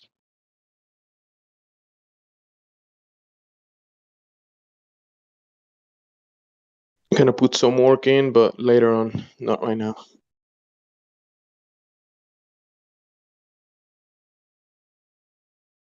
That is what I'm always doing. I'm either working on work or I'm working on some other work. Yeah. What is? Okay. Hey, how long do you think the conspiratards are gonna flip out about the Georgia Guidestones? Oh, gee. I mean, who's talking about those pylons? Like the one that showed up in the Rockies, and then the one that showed up in like Poland. You know, You're gonna have to show me. The retarded things they called monoliths, but monolith means Is there- one stone, but they were actually made of metal, so they were misnaming them monoliths. Like, Yeah, and no human being could go out there and place them in the middle of the night. No way. yeah, Is it's there something physically new? impossible. Guidestone, something new? Guidestones blew up, bro. They took them down. They took them down? Yeah, they demolished them yesterday. So the story is that some rando or a group of randos that weren't seen at all near the area, nobody was seen near the area. All we get is a 5-second clip of the Georgia Guidestones blowing up. Nobody around, no suspects, nothing, even though they And have a car cameras driving 24 away. hours a day. Huh? And a car driving away. Yeah, and a car driving away. So they have no suspects, even though they have multiple cameras filming the Guidestones 24 hours a day. No big deal. So anyway, Guidestones blow up, news freaks out about it the next morning, and they tear the whole fucking thing down. Instead of maybe trying to replace it or whatever, they just fucking tear the whole damn thing down. Yep. And here's what I thought was interesting about it is it's actually, people are like, oh, it's a victory, it's a good thing. I was like, well, The hell it is. It's the start of something. But at the same time, check this out. You go to tell somebody, like a normie, right? You're talking to a normie, and you're like, and you know, the Georgia Guidestones said 500 million, blah blah blah blah blah blah blah, and they're like, Georgia Guidestones, what's that? And you're like, oh, look here, you know, built in 1979, destroyed in, you know, in 2022, and look there, and their response is going to be like, so it's not there anymore, so why does it matter? Yep. That's what the response is going to be.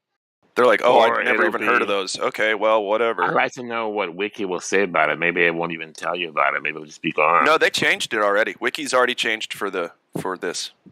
What did they say? They said they destroyed it? I don't know. Go ahead and check. You can look at revision history. You can look at what revision history. What is GBI? Searching for suspects. I think someone is gonna be charged. Someone's gonna be fucking thrown under the old bus on this one. You betcha. They're gonna get a patsy.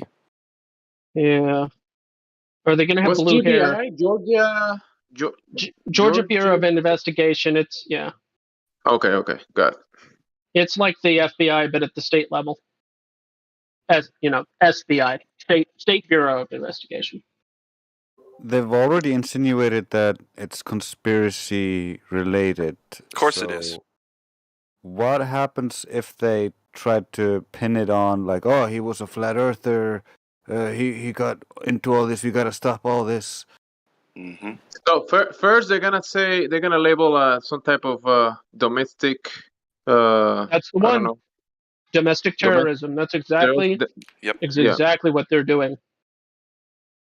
And then they might add other labels to it, like a conspirator, a Trump supporter, or something. Well, like that. here's something. Mostly only people in Georgia and us kind of folk know about this. Like Gospel was saying, nobody else is going to care. So like they took down an effigy to their nonsense that most people didn't know about. So even if they say, oh, there's conspiracy people, the flat earthers, like still no one's going to give a fuck. Yeah, I mean, it was there for 43 years approximately. Yep, and no one cared. People visited it. People did videos on it. There's hundreds of thousands of views on YouTube. You know, there's definitely people that were like, oh yeah, that's really weird, and some people talked about it as if it was just another spooky thing that exists, but not really. Well, Nobody took it seriously. Precisely. Yeah. Everybody's like, oh, keep population under 500 million. Ah, that's kind of crazy. Hey, let's go get a beer. I mean, it's not aligned to the North Star anymore, so you cannot use it as proof that the ground is motionless. No, yeah, but there's tens of thousands of those all over the world. So, but not in Georgia. I don't know, man. There probably are plenty of spots in Georgia that do that. There's one just in how far is that down the road? About maybe 2 or 3 hours down the road from where I am. There's one on top of the mountain. I got a scammer calling me. You guys want to speak to him? Let me see. Yeah. Prithvi samtal hai. Yeah, let's go. Prithvi samtal hai. Phone mat latkao. Huh? Are they there? They hang up. Oh, you got to say phone mat latkao. Phone mat latkao. Prithvi samtal hai. So don't hang up the phone. Phone mat latkao. And then Prithvi samtal hai, which is, of course, the Earth is flat. You could also say logo sejut polna ban karo. What language is that? These are the phrases that I've saved. I'll post them in the chat. This was a shy scammer. Oh yeah, they all are. What's that? What's that other language that I have it written here? I just don't have the name of the language. Gujarati. That's what. Whatever happened to Esperanto? Let me tell you, they've been upgrading their game. Actually, you know, normally we associate like Pakistan, India because of the kind of like the accent that they have. But I've been receiving people from the U.S. that speak perfect English. I'm talking people that probably worked for a bank or definitely had some type of job related to calling people and speaking to them. Yeah, they're hiring people these days. If you didn't know about scams on the phone, you'll definitely believe these people because they sound like they're calling from New York or from whatever, the U.S. So I came on yesterday midday to rant and give a PSA because one of the customers that had called me before, he had already called our company, but he was just going through his recently called list and called because he thought it was a different number. And he was like, is this Microsoft? I'm like, no, this is not Microsoft. And then I explained to him immediately, I was like, listen, bro, Microsoft doesn't have tech support.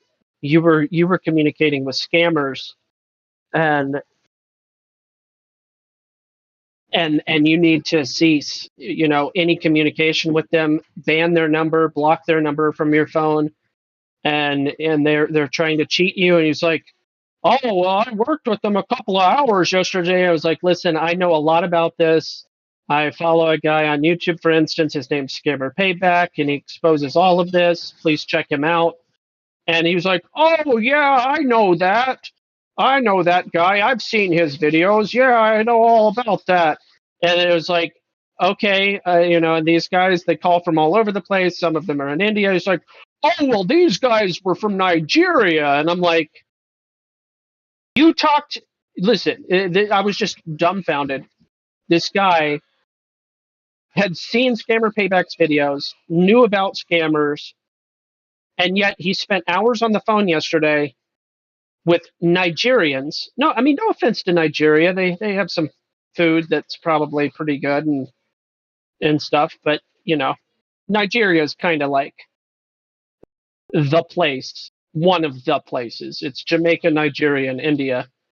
Scam Really, Central. yeah. But anyway, I was just dumbfounded that that somebody could both be fully equipped with the right knowledge and yet actually think that he was talking to tech support for Microsoft from Nigeria. But that happened, and it happens every day. And hundreds of thousands of dollars are siphoned out of America every day, if not every couple of minutes. I mean, just look at the numbers. It's big numbers. Big numbers.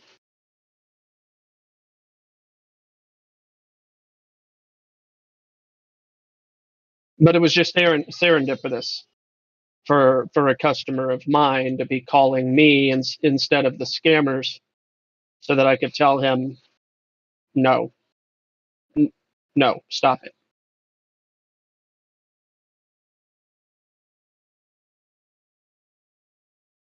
A common scam is for a guy to pretend to be a girl and try to find other guys, like middle-aged Sure, losers, yeah. and then start sending pictures of a blonde-haired, blue-eyed, catfish.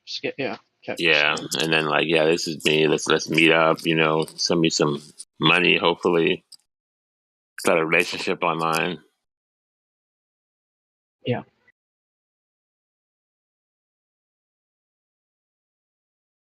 They call them romance scams. You fall in love with a catfish, a romance scam. There you go.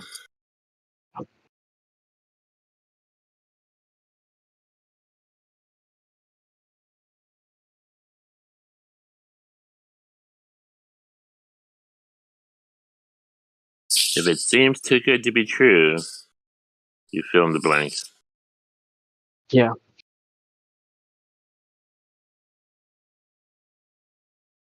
Yeah, I did have one guy as I spoke to him in Hindi before he hung up.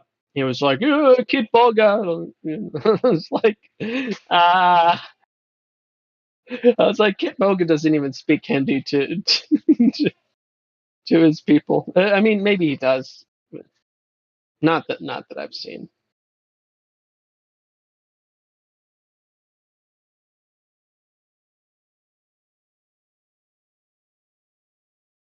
So what do you think about this? What do you think about this Ukraine thing? It's a country, and they have a lot of good. They have a lot of good craftspeople. If you go on Etsy, you'll notice a lot of handmade crafts, leather goods, metal goods, like a lot of leather goods, made in Ukraine. Like really really awesome coats, leather coats, and parkas. And then, of course, the stuff for the ladies. They've got stuff for the ladies too. But I have noticed a lot of Ukrainian craftspeople on Etsy over the years. So that's my thoughts on Ukraine. I mean, how long does it take to blow up one city? I don't know about all that. I'm thinking about the people that live there that do things. All the other stuff is a charade. The game of charades, people do things and then you're trying to interpret what they're doing by their actions. Yeah, it's kind of like that. There's your Foucault. There's your Foucault, Glat. There is your Foucault experiment right there. I have never seen that many cranes in one location, by the way. Can't help but think that that was probably China or something. It's a lot of cranes. Well, I have to do due diligence now.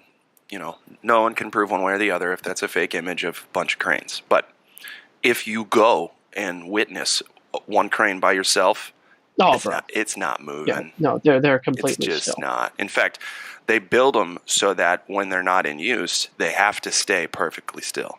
Yeah, otherwise it would add stress to the structure and components and deteriorate over time. It needs to be stable. Needs to be stable. Yeah. So with Foucault's pendulum, you have to start it yourself. It starts. It's a motor. There's all kinds of shit to make you think that the Earth is spinning, and that's why this thing is spinning. But then, just go look at any other pendulum ever made. Okay? And it just sits there. Get the fuck out of here. All right. How about these ones? Those aren't really pendulums. Eventually they come to rest anyway. Yeah. I mean, I guess they are pendulums the way they're made, but those come to rest anyways, I guess my point. Yeah. I used to have one, and then somebody was messing with it and completely destroyed it in like a heartbeat. And I was like, oh man. It was kind of a fun thing, I guess there's stainless steel balls and the noise that they made and the different patterns you could do. Like you could pull the left and the right side and they'd bounce off of each other if you like let them go at the same time. And there was some really fun things you could do with that. I liked it. Yeah, it was fun. It's good to have on your desk, Yeah.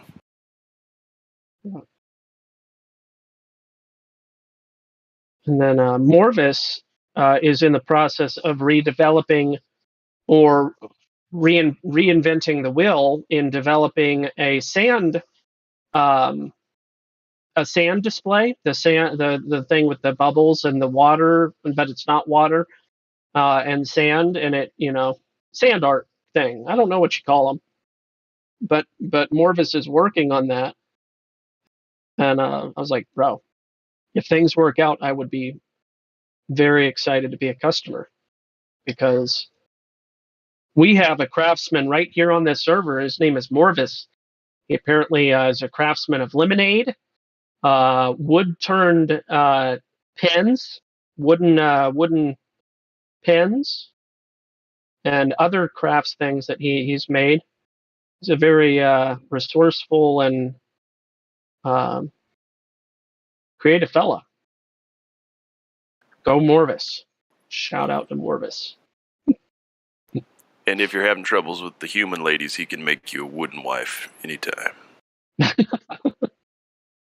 No, it's just encouraging. I had no idea. Like you hear about what people do for a living and stuff, and then all of a sudden you hear about how somebody is just like really, really good at just making random things and then making a living off of making these random things. And I like it. It's encouraging to hear about different people's resourcefulness and productivity and stuff.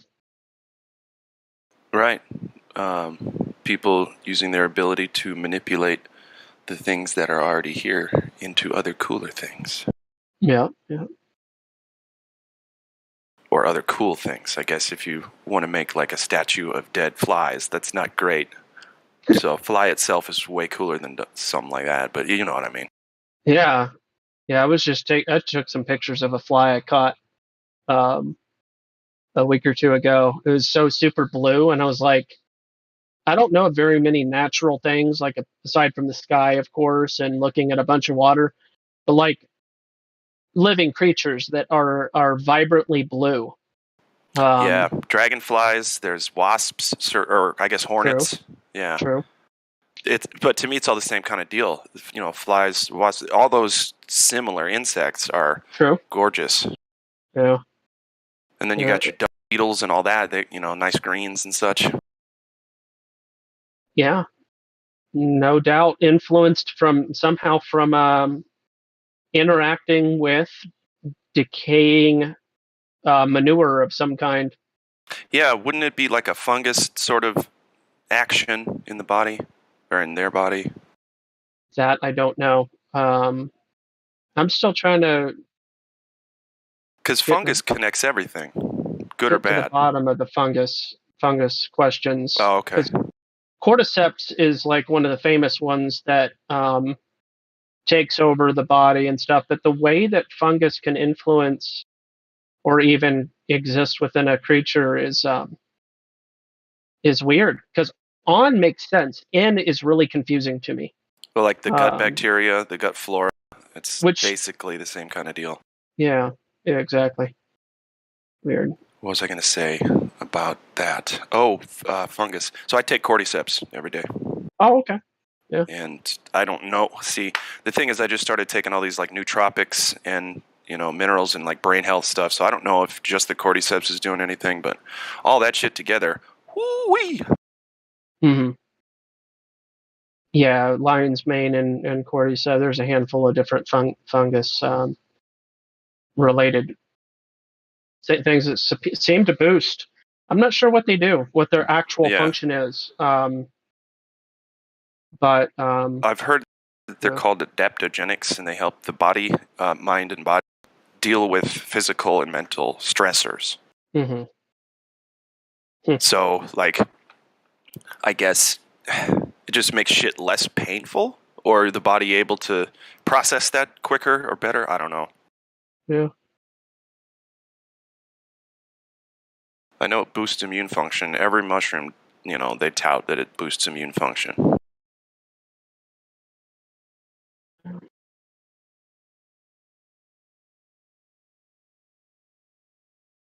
That little E with the accent at the end bothers me. Could we go into this graphic trace and like hand draw a revision? Anneli Poincaré. Is that how you say it? Yeah. Yeah. Usted bien por no sé. Oh, he complimented you. Oh, cool. He insulted my French, but he gave you a compliment, so that's really saying something. I have to focus though if I'm gonna do it right. Henri Poincaré. Like, it's I've just heard it a bunch, and I actually took a French class for a few weeks. I was trying to impress this girl who was in the class, so I took the class. Oh, Platter says both of us sounded good. So there you go, Gospel. Oh, okay. Wait, maybe Platter is not the guy. No, Platter's different. Are you talking about Flatty 2.0? No, I'm talking about the guy that had the screen name Platt. But then he's a French guy. He's a Glober, and I don't know what his screen name is right now. But isn't Platt P-L-A-T? Is that flat in French? It is. I named him that because he came in with Patrick or something. So I was messing with his. But he's come in with a handful of different screen names. That guy. See, if you say it right, the people's names in French sound great. But if you try to say it like with an English gate, Henry Poincaré. Sure.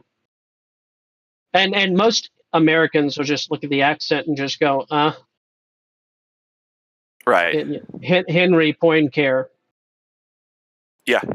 What's that little thing on the E? Oh, you don't have to pronounce it. It's just extra. Whatever. Yeah. Yeah. Try. Yeah, Icelandic also speak. I don't know, man. You Europeans, you have a way with multilingual, polyglottism.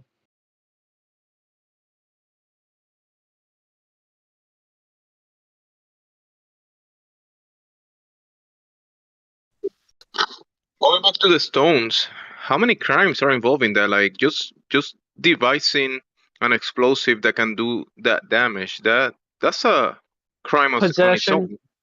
Possession of restricted material, potentially, maybe not. If it was like tannerite, like somebody mentioned, trespassing for sure, destruction of property, yes, reckless endangerment potentially, but I don't.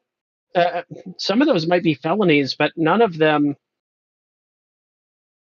would hold an extremely strong sentence. And here's the irony. Monuments and statues with known creators, known owners, it like, let's say it's government property or whatever. Statues and monuments have been torn down and destroyed over the last handful of years without any repercussions whatsoever.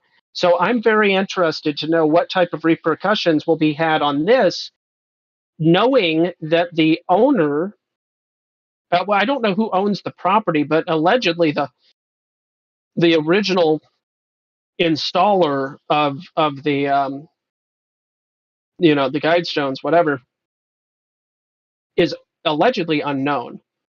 Of course, his name is like Rosicrucian or whatever, all that nonsense. But yeah, it's just I wonder what they'll do with this, because if they do any type of prosecution at all, it would be very, well, hypocritical, which is exactly what I expect. I expect there to be some level of ironic hypocrisy, but we'll see. We'll see what happens.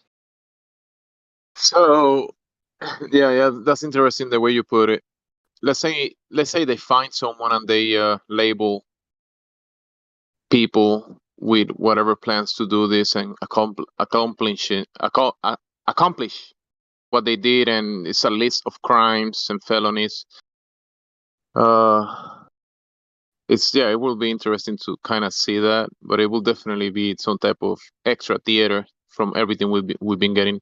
But wasn't the premise of the stones to have population control and mass murder in a way, or what?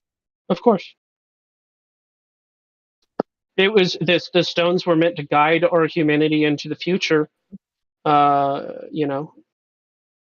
into a perfect utopia of the future. Here's what I think it is. So part of blood magic is when you destroy or burn the blood magic, it becomes more powerful.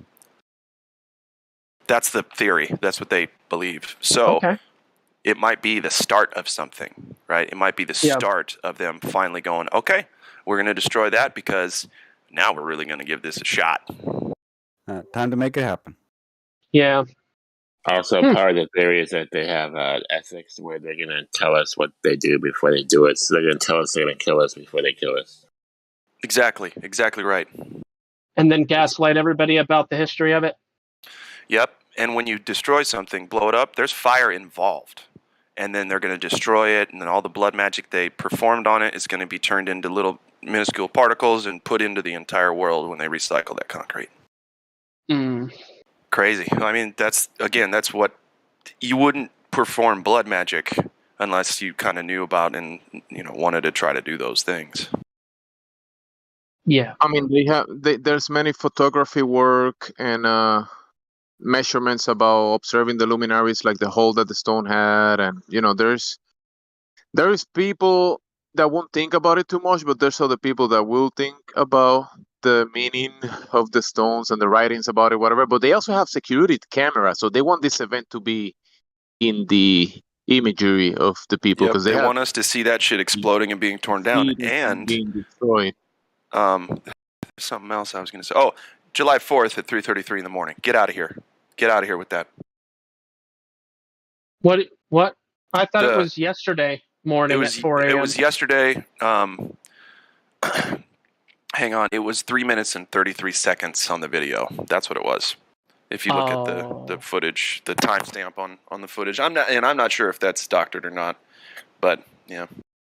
I wouldn't be surprised if they grab the whole land area and develop another upgraded thing in relation to whatever was there, and it was destroyed. So they'll make something new from it.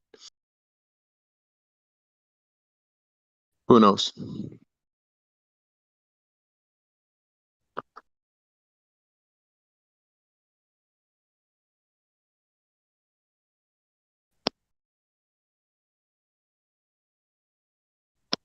Yeah, the moment it exploded, it was. Now here's where they're. Oh, guys, don't even worry about it. It didn't happen until tomorrow. What? It didn't. Yeah, don't even worry about it. It's not even going to happen until tomorrow. Oh my God. Oh yeah, 7, 8, or would that be 8, 7? Well, either way, that's either tomorrow or next month. But Wow. Well, Well, adding another layer to the whole thing. Timing is off, or someone yeah, made a mistake. the timing is definitely off. Maybe some shit's gonna go down today, tomorrow, the next day. Well, we'll see. Wait, what's gonna happen tomorrow? You lost me. No, it happened to the 6th. See, it says 6th. What do you? That looks like an 8. Oh no! Check this out. When the explosion happens, that's showing 7, 8, but on the thumbnail, it switches and says 6. But the other one is definitely saying 8. But they're different cameras. So one of the cameras is 8, and one of the cameras is 6. Great. Well, I and we're just getting fucked with at this point. That's what I think about all these timings and all that shit. I see footage posted 18 hours ago from 11 Alive, I guess, and it says 07 or 7/6/2022 4:03 a.m. Yes, but when the explosion actually happens from the other camera, okay, it's 30. How many minutes? It says 4:03 a.m. And 43 seconds. Oh, and 30. Okay, so it's only 10 seconds. I was like, why is there so much? Yeah. But I yeah, see a 10-second difference between some videos, but you see, that explosion camera definitely is an 8. Here, I'll post it again here.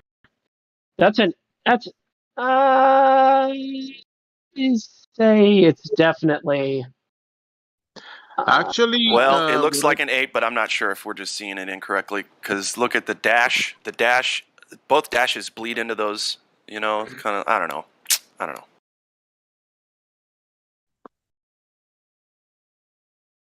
Either way, I guarantee it's all made for us to sit here and go, what does it mean? Yeah. Okay, never mind. The second before the explosion, it is clearly 7:06. But the moment the explosion happens, it makes it look tremendously like an 8. You're right. So there you go. And I say that because you can trace it with the dark. It looks like an 8. It really does. Yeah, that's spooky, but at the same time, I'm always going to be the guy that's like, who cares? They're fucking with us. Wait, but if they have multiple cameras in the whole area, they definitely have people walking to them and setting things up. Oh, it's incredible how much people are going to believe. Like we have to make up stories because all we have is footage of the explosion. They don't show us anything else of hours before. Nothing beforehand. God forbid they show us any of that. So we don't know who set up the bomb. All they do is just say, "Oh yeah, hey, someone bombed it." Crazy. We have no other information. It's better for you to not know at this moment. You got all these conspiracy Instagram pages that I see talking about it, like, and here's what the truth is, breaking it down. God. Bro. Okay, so I know overanalyzing and breaking stuff down is really crazy, but it's fun. But this is what's really crazy about this 8 versus 6 thing. I timestamped it here. What's really crazy is if you watch really, I'll even put it on the quarter speed. All right, here's the problem. The screen goes black, and it goes from it goes from 6 before the explosion to 8. At least it looks like an 8. Then the screen goes black back to a 6. Wow. Well, great. I don't mean to be a dick about it. Yeah, it's super interesting. I'm gonna watch it. Yeah, throw it in quarter speed, and in the spot where the time should be. So think about it: a camera functioning. Why would the camera go black for a little under a quarter of a second? Because they didn't want to show you people setting up the bombs. No, we're talking about the second between 33 and 34. I know they're switching the footage. You know how, like in Mission Impossible, where they made it look like the camera was just filming the same spot the whole time, but this is after the explosion. I see it go to black before the explosion. No, this is after. There's a quick shot right before the explosion. It goes black and then explosion. Watch. Is there any insurance place on the property that might? Oh, you're right. It's after. You're right, Gospel. Yeah. And after it goes black, it switches back to a very clear 6. But there's this discrepancy of an 8 to a 6 to an 8 to a 6, and that is really weird to me. Also, look at. Acid Rain said it's not the same camera. Yeah, it looks like it switches views, because if you look at the guide stones, they change completely during the explosion. No. The angle of the shot changes completely. Watch. Right, it goes to black. It either switches cameras or something. Oh, I see what you mean. You're right. It is a different camera. So that one camera actually truly could definitely be a, well, but right before it's a 6. So yeah, that's really. Yeah, it goes back and forth between 6 to 8 to 6. Yeah. Again, interesting. My opinion is we'll never know what it means. I think someone is getting paid from the event. Someone is getting a check for damages. Oh, well, I just can't wait to see who they pick as the. I can't wait to see who they pick as the Lee Harvey Oswald. That's what I want to know. The moment it hits 333, it switches to an 8. The exact instantaneous moment. What that Georgia guy said nearly took out the entire Earth. Wow, funny. Right. Always be the curvature. Oh my gosh. That's so funny. The curvature. Hopefully Globers are even like, that's just the local footage with the fisheye. It's like, yeah, what do you think they do up in quote unquote space? Yeah, I know.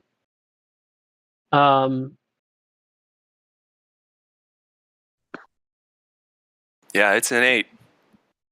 It goes from a 6 to an 8. It changes emphatically from 32 to 33, and then they change the camera. That is some weird stuff. But the same camera, it's a continuous. I mean, it could still be cut. You could do anything. Movie magic is movie magic, but. Reminds me of that clip when that guy was walking across the street with a little, like a handheld iPad, and it turns color from red to green. Oh yeah, that thing. Remember that? It's a briefcase, I think he's carrying. Oh, it's a briefcase. I was going to say, always be leery if you hear on the TV that you've committed suicide or that you've been killed, and you're still there watching it, and then someone knocks at your door. Yeah. So you've been killed. Knock, knock, knock. The explosion was recorded at 3 minutes 33 seconds.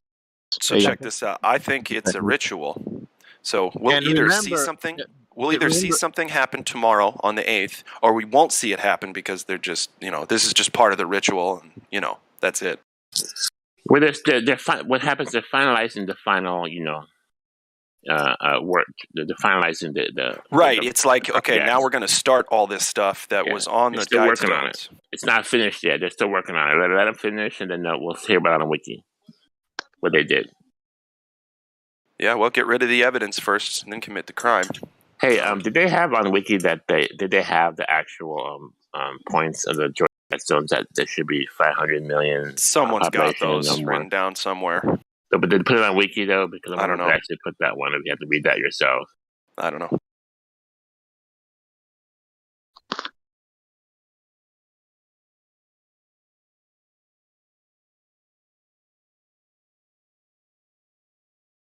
Why couldn't it have happened at like 3 minutes and 17 seconds? Why couldn't it happen at like 3 minutes and 53 seconds? Why does it have to be a 33? Well, I mean, really? I was just watching. Doesn't it feel contrived? It's contrived, but listen, 369 reality. Tesla said it. So if you want to control things or have influence here, I guess you got to stick with the threes somehow. Third time's a charm, 3 strikes, you're out, this kind of deal. It just proves it's a fabrication. I was just watching Jaredism where he was doing a show where everything was 3-3 for Masons, and they were making a joke about it. And now here it is now.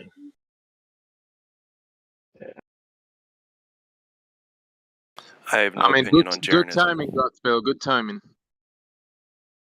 What's that? The timing that you took the screenshot. Well, yeah, I just see things. Blatt said the 33 thing, and I was like, oh, let me check that out. Interesting. And then I look at it and I go, wait, why does it say July 8th? So that is just keep an eye out tomorrow, folks. I mean, it's not like we'll need to. If something happens, we'll know. But if anybody dies tomorrow, like famous people or whatever, or you know what I mean, like. We won't be able to prove it, but it's like, okay, well, that kind of makes sense then. Well, if you ask me about the screenshots that you posted, it could be a pixelation thing that is making that 6 look like an 8. That's me. It looks like a really clear 8, though, and none of the other numbers are changed. Like the 2023 might be a 3 at the end there too, in that last screenshot. Yeah. The news share kind of like a pixelated. Yeah, but image. the top right corner of that number that would be the 6 is dark on the white background of the smoke from the explosion. Right, he's right. It changes from a 6 to pretty much full 8. A full 8. The smoke is giving you that. No, listen, it's in more than one frame. Yeah. And it only exists during the second of 333. Wow, that's pretty cool. Yep, just 1 second long.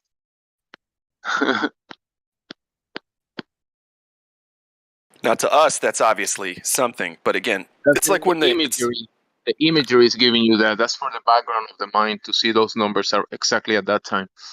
Well, it's neither confirmed nor denied. It just apparently it looks like an 8. It's numbers being put on a screen by. I understand. You're right. I understand. But it's just funny. It's like, well, at the very least, we see all of the 3s and the numbers doing crazy shit. But then again, it's like like when the Illuminati card game says the flat earthers know something. It's like they know some stuff, but they don't really know it all. To me, it's the same thing as noticing 3s. Like, cool, there's 3s everywhere. What does it mean?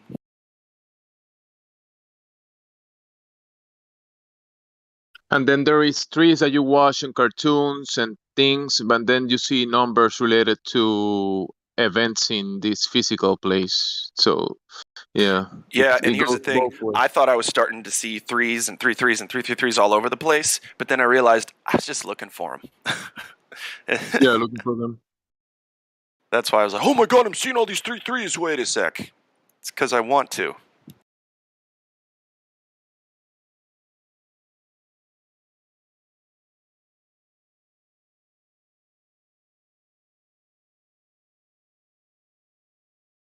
Yeah, and it does switch cameras.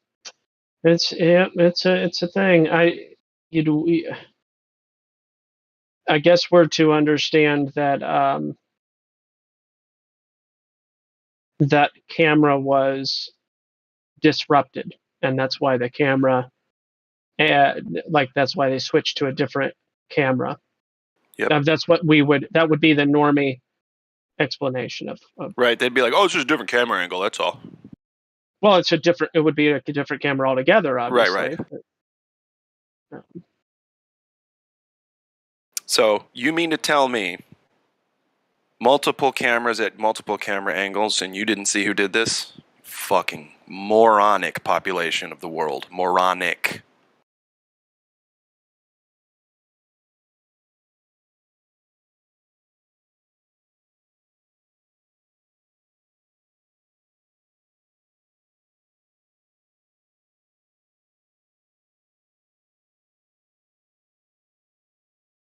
Who drives away after an explosion anyway? Well, they got to make sure they did the job now. Here's the deal. I think they, that's all we're going to show you. Ooh, who are these mystery men driving or mystery folks driving away? And that's going to be the entirety of their investigation. Yeah. And they'll come up with nothing. Or a Lee Harvey Oswald. Mm-hmm. I think they will. I think they'll lie and say they found somebody, like a group, like a militia or something, right? They say militia did it. Uh-oh. I mean, people are still talking about that small talk and brainwashing couple that the murder-suicide allegedly. Oh, yeah. The girl that was named Small Talk and the guy that was named Brainwashing. Mm-hmm. When I found that out, saw their names, and I was, what? Yep. Small Talk and Brainwashing, and this is okay? Nothing to see here. Nobody even mentioned it. It's the first time I've heard about it from anybody outside of the news and such. What, the brainwashing and Yeah, I'd never heard of it. Oh. Well, Brian Laundrie.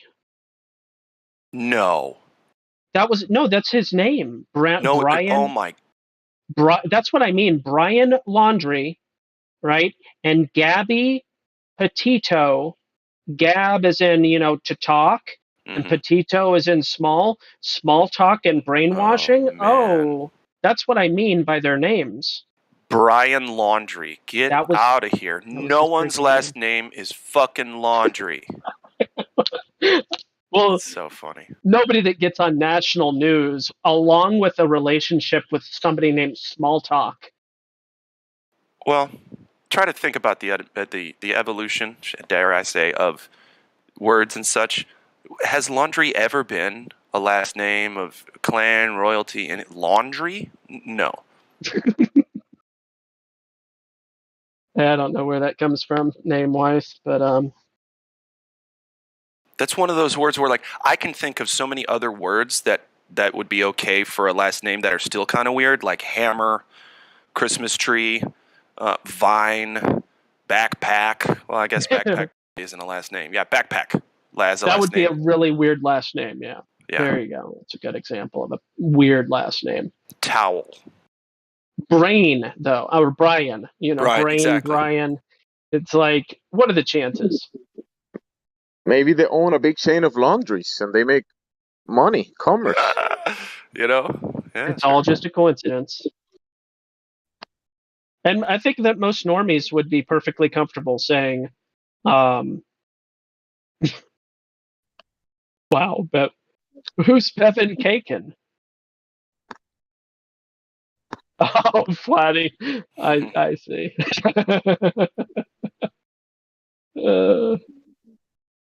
Anyway, no, obvious is like, oh shit, this spoonerism has to stop. Bevan Kaken, Prad Bit, Comtrues, get it out of here. Yeah. No, I'm just saying there's lots of normies out there that would be perfectly comfortable saying, yeah, coincidence. Stuff happens. There's, law of big numbers, coincidence. It's fine. Nothing to see here.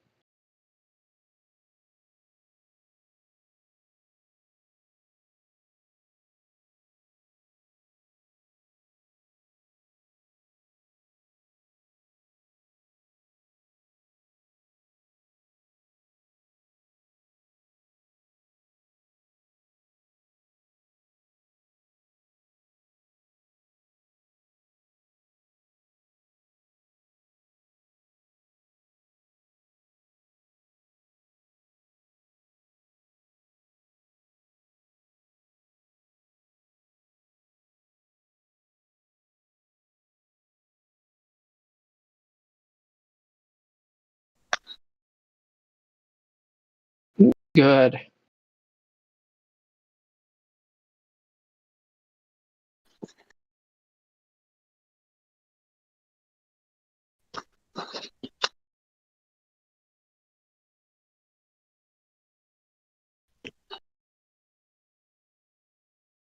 What?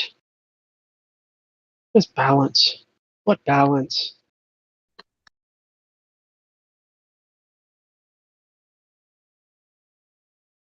Does anybody else like have a little bit of a little eye twitch when they try to distinguish between words like balance and credit?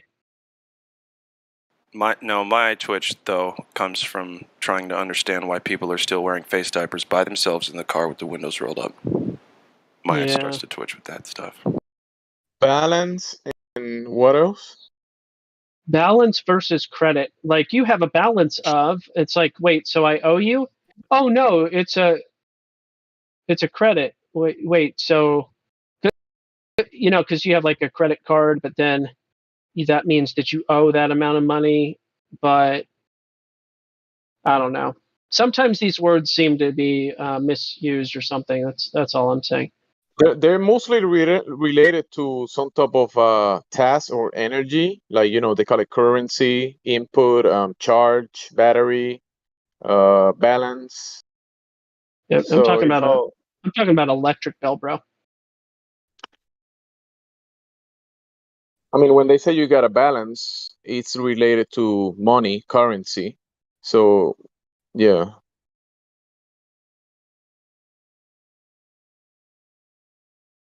But they send you these coupons with the numbers and everything on it, and you can, from my understanding, that's a monetary instrument that can be utilized to, I guess, grab the balance and settle the debt or whatever.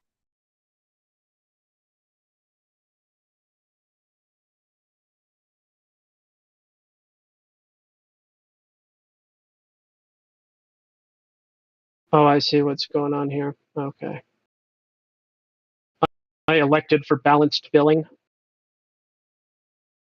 So now they're going to keep a tally of what my due amount is versus how much I've used, and then renegotiate the balance billing amount over time or some stuff like that.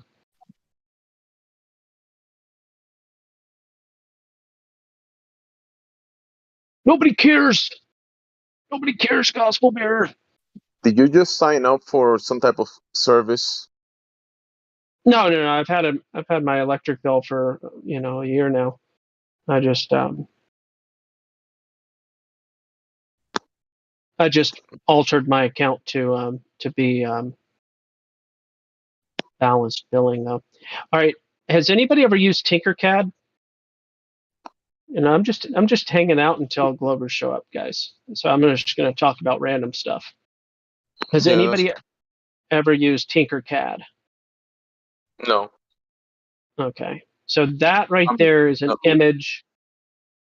What's that? Not me, not myself. So on this flat plane, the flat plane of my back porch, I'm going to be building that right there. And I put it all in Tinkercad so that I could just kind of plot everything out, see how I'm going to organize my wood. The blue wood represents wood that I need to buy still, and the red wood represents wood that I already possess. So as you'll see here, I've conglomerated a couple of different ideas. I'm going to do a bench seating as well as bar seating. So that's going to be a 12-inch bar top called a belly up bar. So bar stools can sit there, probably 3 more than likely. And then those are 12-foot. The red ones, the porch itself, that's only 12 foot, not a massive porch. And as you notice, the boards kind of going across each other. That's not the end result. That just shows me where my cut lines are going to have to be. Basically, blueprints. Yeah, that's the one. So I'm going to feather my boards into each other. So the left board will terminate at one point, and then the right board on the next board will terminate at a further point, and then left, right, left, right, left, right. So I'm going to feather the boards into each other so that there's a bit of a pattern and it all works out.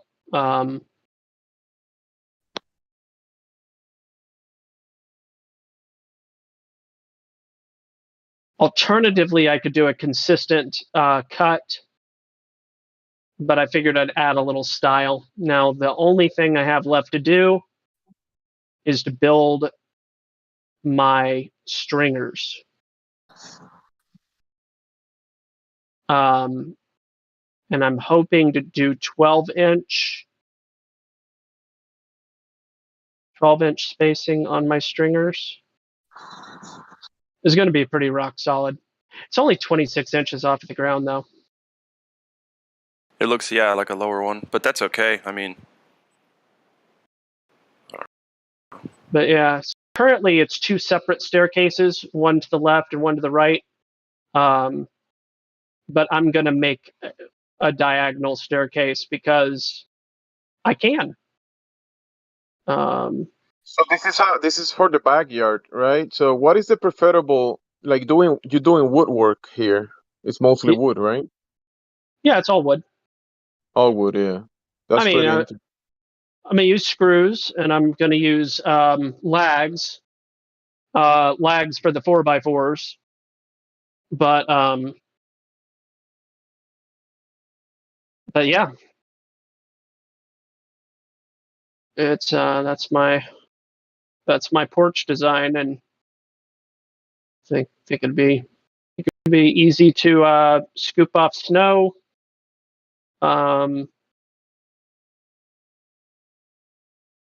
Yeah, just simple. Nope.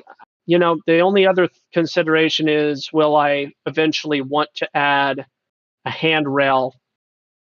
Down the middle? Down the corner. Is it code? I don't think code requires it, from what I understand, based on the height.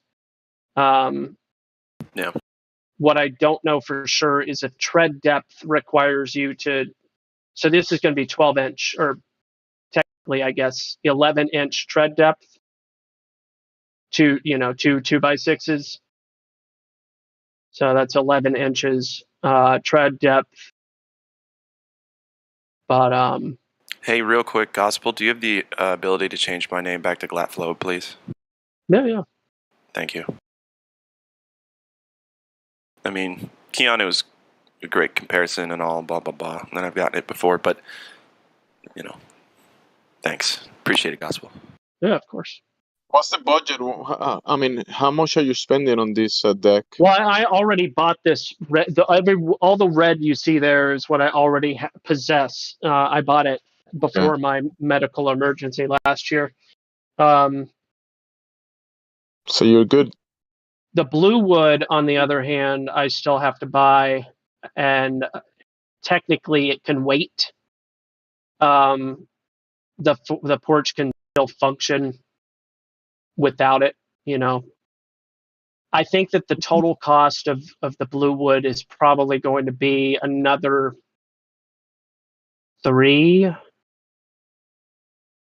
probably 300. Unfortunately. Well, just because wood's so expensive. Like, I was looking up 2x6s and 2x12s, and I'll need a 2x12x6 and a 2x12x8, a 4x4x6, and 3 2x6s by 8, and all of that I think will probably be around 300. Oh yeah, 2x4s. I need 2 2x4s by 6. But yeah, Yeah, it's rough. It's the good copper wood. The what do they call it? The yellow wood that's infused with the PT copper treatment. I did not know that until last year, that the element that they pressure treat wood with is copper, and that's why a greenish goo comes out. It's the oxidation of liquid copper. Yeah, that's why Statue of Liberty turned green. Yeah, but isn't it because it's copper? That's what I just said. Oh yeah. Well, I mean, I know about copper and turning green. I just didn't know that PT wood was copper. Oh, got it. Yeah, that Yeah, green oxidation of it. goo. That green goo is technically oxidized liquid copper, Which is not probably super conductive. Oh, you know what? I wonder to what degree PT would, what relevance that would have. But that's an interesting consideration. Get lightning strike, boy. Get your whole house down. Uh-oh. No, Well, but what was I going to say about copper? Shit. I don't know. Sorry. Yeah.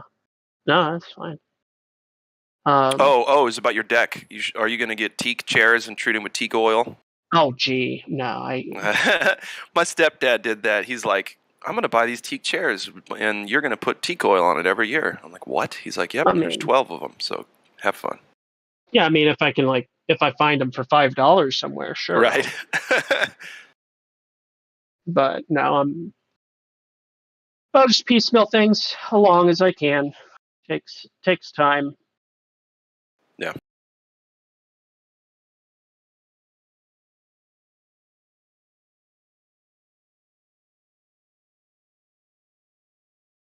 But yeah, I'm throwing a shout out to Tinkercad. Google SketchUp has just become unusable to me. I don't know what happened, but I used to use Google SketchUp, and then I don't know if they turned it into a subscription or what, but last time I tried to use it, it was just something. I don't know what it was about it. I just couldn't use it, and I don't remember why. Google's ketchup. Yeah. Yummy. But Tinkercad, TINKERCAD.com. You can log in with a Google email. It's easy to use. It lacks dynamic functionality. Its ruler sucks really bad. But for really, really simple things like simple planning of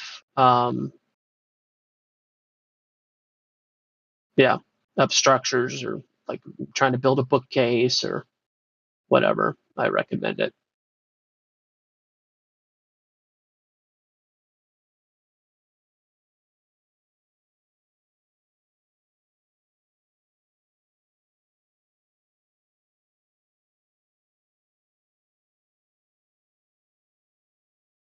Yeah, the price of wood in Oregon. Oregon is, you'd expect wood to just be so plentiful. Well, isn't so much of the world just pure wood? I mean, yeah. No big deal, though. A lot of wood. Also, you know what most of the world is? Empty space. Oh, but overpopulation. No problem. Yeah, there's a lot of arable land. It's nuts. I basically drove through North Dakota, South Dakota, and a lot of Minnesota, and you have no idea how much land is not being used for farmers and farmland. It's more than there is for farmland. I live here, right? Which place? North Dakota. No, I know you do, but I'm just saying for the general population, everybody needs to know overpopulation is absolute garbage. Yeah. Yeah, I mean, on one hand, it depends on your living standards, though, because cities' populations are obviously overpopulated, but right. And then if you don't want to have running water all the time and hot water and cold water whenever you want it and consistent tons of electricity, and you got to have a generator too, and that's a lot of work. Get the fuel for it, Yeah.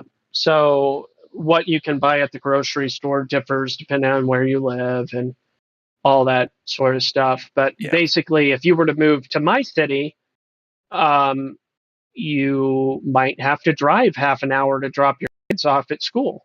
No. Yeah. Yeah. Or there's a school bus that comes through though. There is Gosh, that. imagine having to walk your children to school every day because there weren't cars and you wanted to keep them safe. Oh yeah. Yeah. Can you imagine? Little House on the Prairie style where the kids are just like, all right, we're off to school. You can learn a lot from that Little House on the Prairie idea. Yeah. I've been enjoying that series. I'm just into season 2 now. You know, I've never watched it.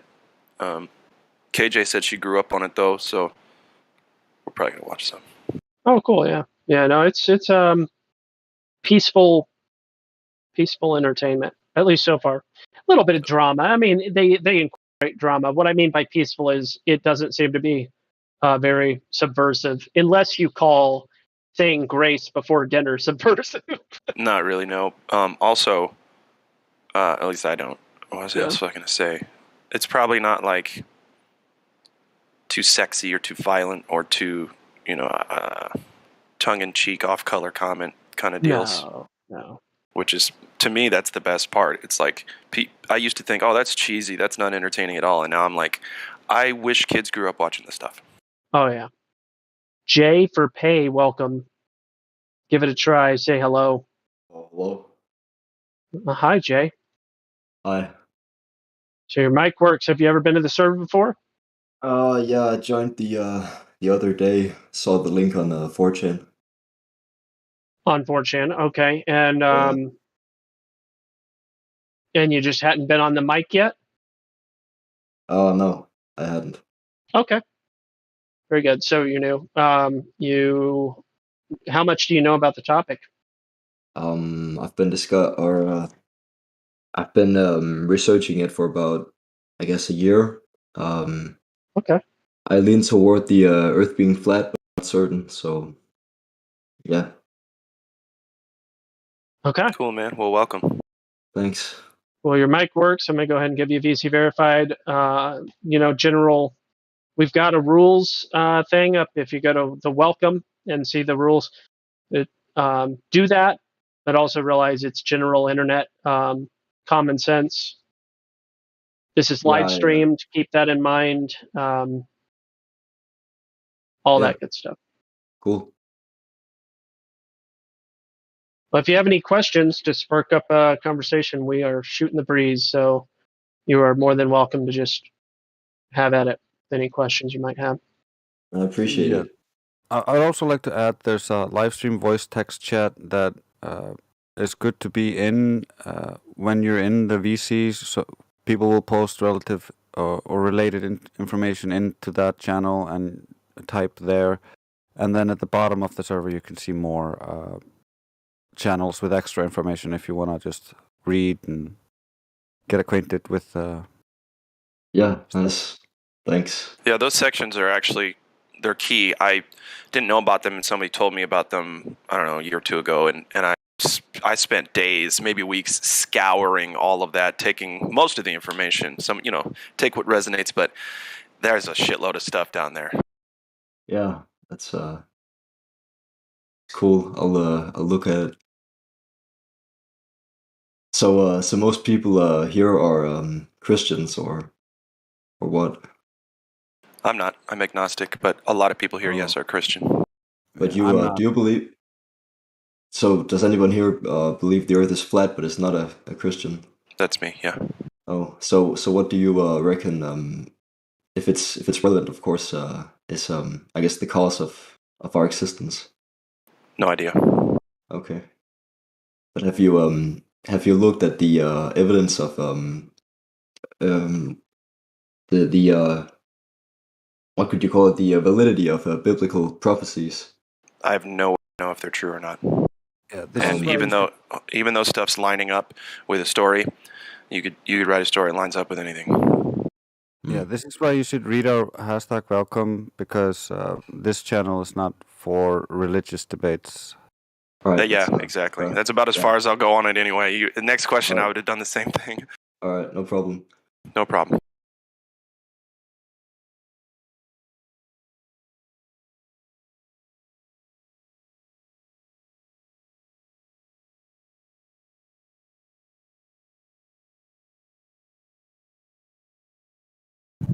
You said you're leaning towards flat Earth,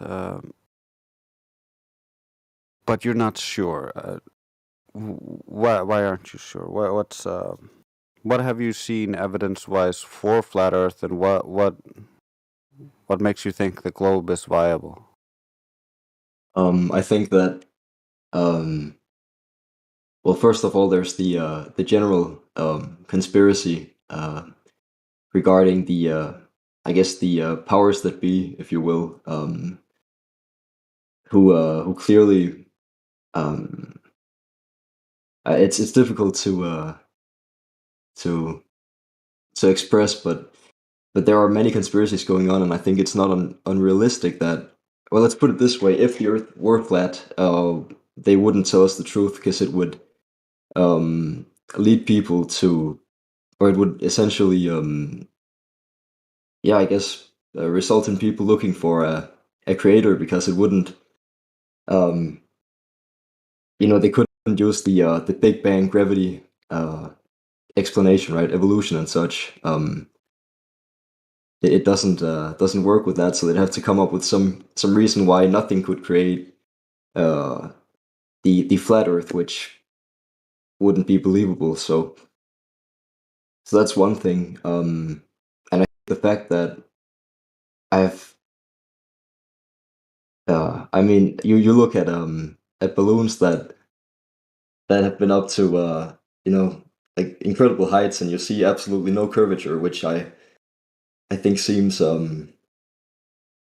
strange, I guess. It could be that I don't understand it, but yeah.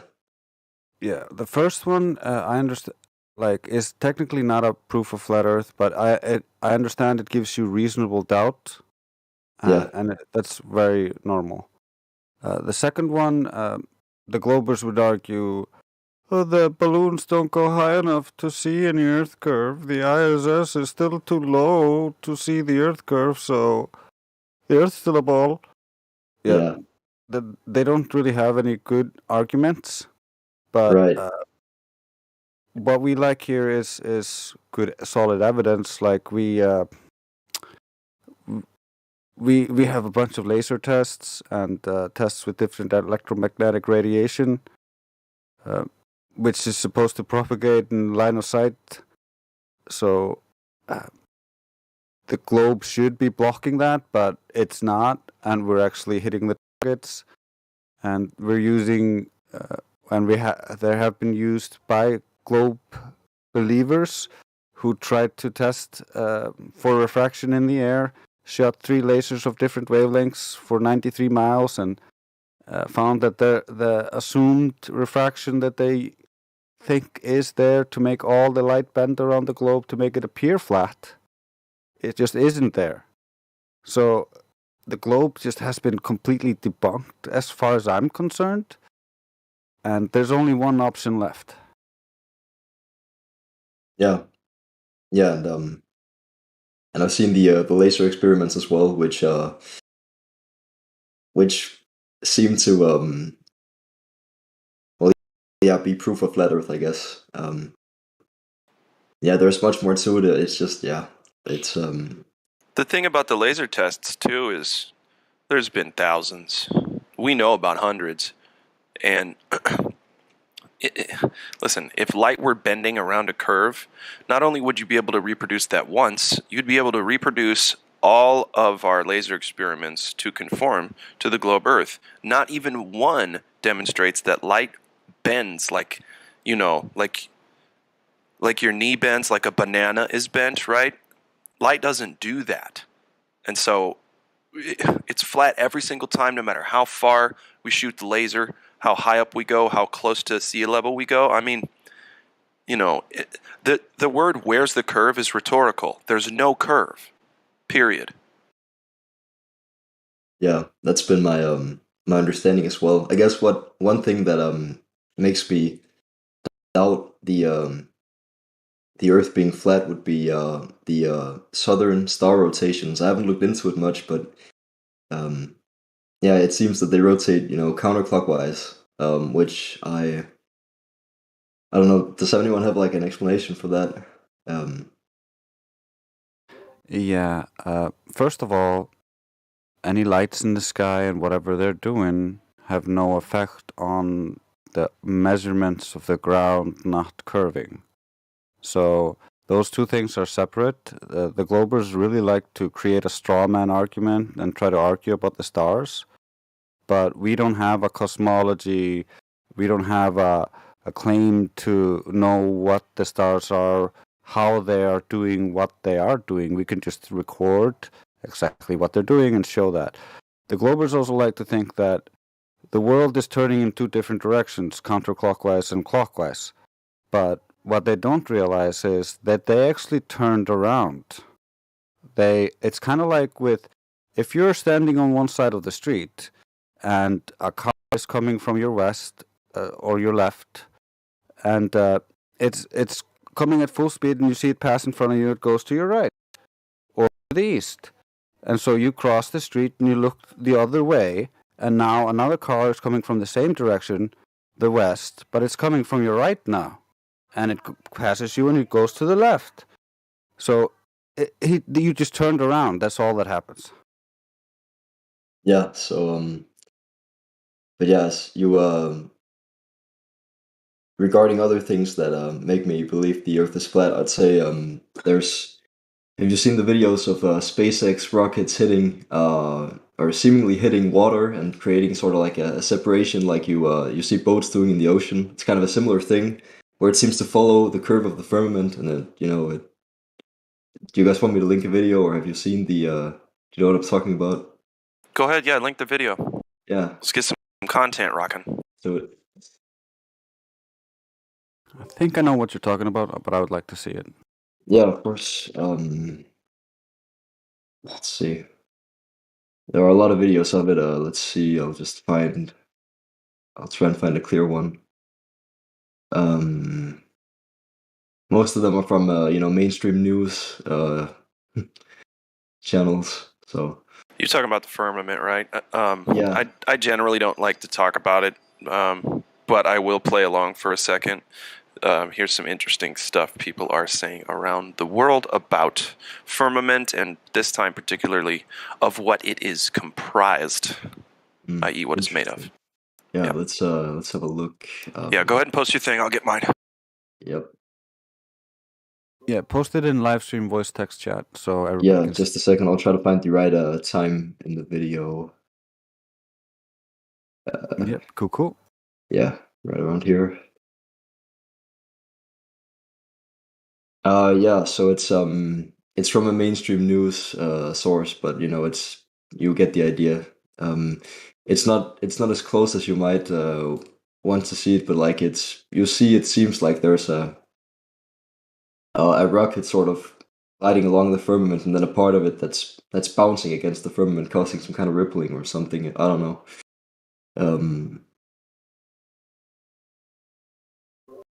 Yeah, the sky is a big mystery. We have really no idea what they're doing up there, and it's the same as kind of with the Antarctic, because we don't really know what they're doing out there. They won't tell us, and what they do tell us is like all fragmented and has issues, and you're like, wait a minute, if you're saying this, then the other thing you said doesn't work. So who is lying? One of you is lying. So we're just like stuck in this this mess of we don't know exactly what they're doing, and we don't want to make too many guesses on it. Yeah.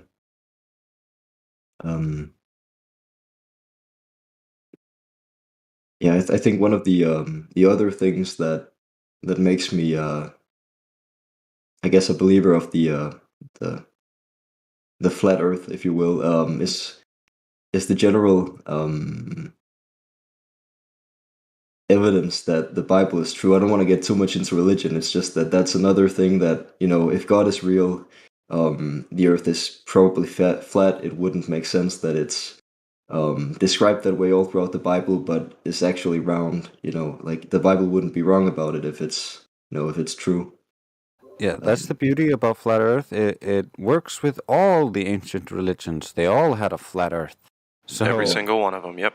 So we're not gonna like pigeonhole ourselves into a single religion. We're just gonna stay on the facts and the objective truth that we cannot measure any rotation. There is no curvature to be found, and gas pressure is not contained by any invisible forces that doesn't work on it. Like they have to violate all gas laws and the second law of thermodynamics to even imagine this ball in a vacuum. So it just doesn't work. Nope. At least with the physics in this place, right? Hold on. Yeah, they want us to imagine that everything works differently out there. Yep. What did I say that? At 1:16, 16 after the hour, Livestream voice text 16 after the hour, I posted a video I just stumbled upon. It's from 2021, and the title is Ringwoodite from the Firmament. Ringwoodite is all one word, Ringwoodite, Ringwoodite. And they're claiming, it's from the biblical firmament and such. But anyway, this is a very specific kind of, I guess, mineral that they found. Someone found. I don't know where the hell they found it. It's a 15-second video, but then if you do research on ringwoodite, you'll find some stuff. Yeah, but particularly what's it? Right. It does. Yep. Only Christian Bible. And what was I going to say? Oh, you can find the chemical composition of this stuff too. They've got it. You just do a simple Google search and you'll find what it's made of, and yeah, all that. So go ahead, guys. Now.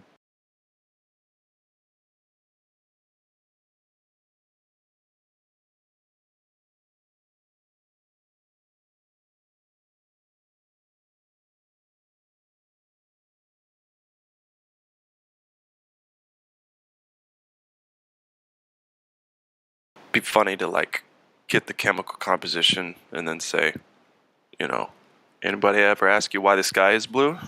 Yeah. Well, it's because of this mineral interacting with exciting the metals and gases. And or it could just be for another reason. Yeah. Yeah, exactly different reason, right? This is like correlation. Barely correlation is certainly not any kind of causation. Oh, they're both blue. Well, that says it right there. Also, they say that a lot of it is found under the ocean, or deep in the ocean, rather. Well, what it's lacking is confirmation. Correct. That's what I'd like to have. Yeah, this is all just, like I said, this is why I don't like to talk about firmament, man. This is all I got for it, really and truly.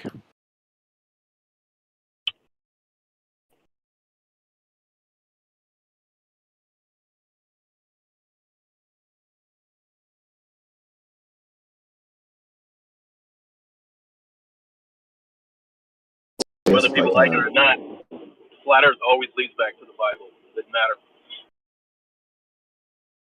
It seems to, amongst human conversation. You just made me curious.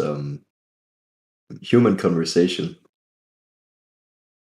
Well, human communication. It just seems to for other people. Yeah, listen. I don't know how to even respond to it. If you have beliefs, that's great. In this server, we do our best not to rely on beliefs for, continuation of the topic, debates, and maintaining a position. So, yeah.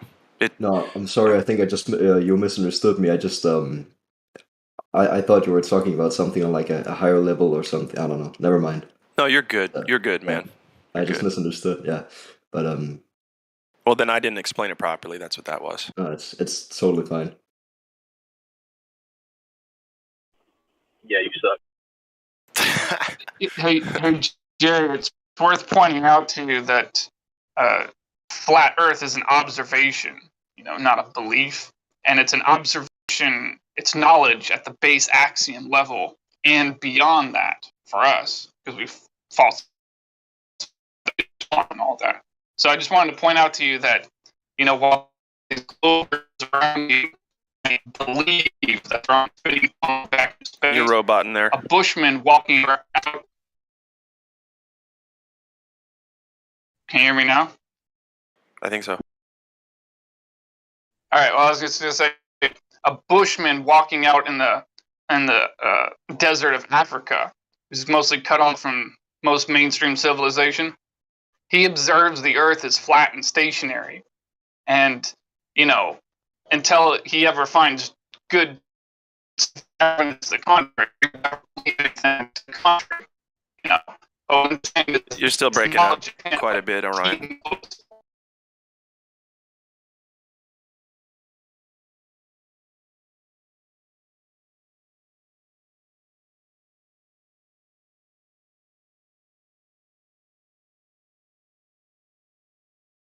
Then I'm not going to do the thing where I go, I think what he's trying to say is,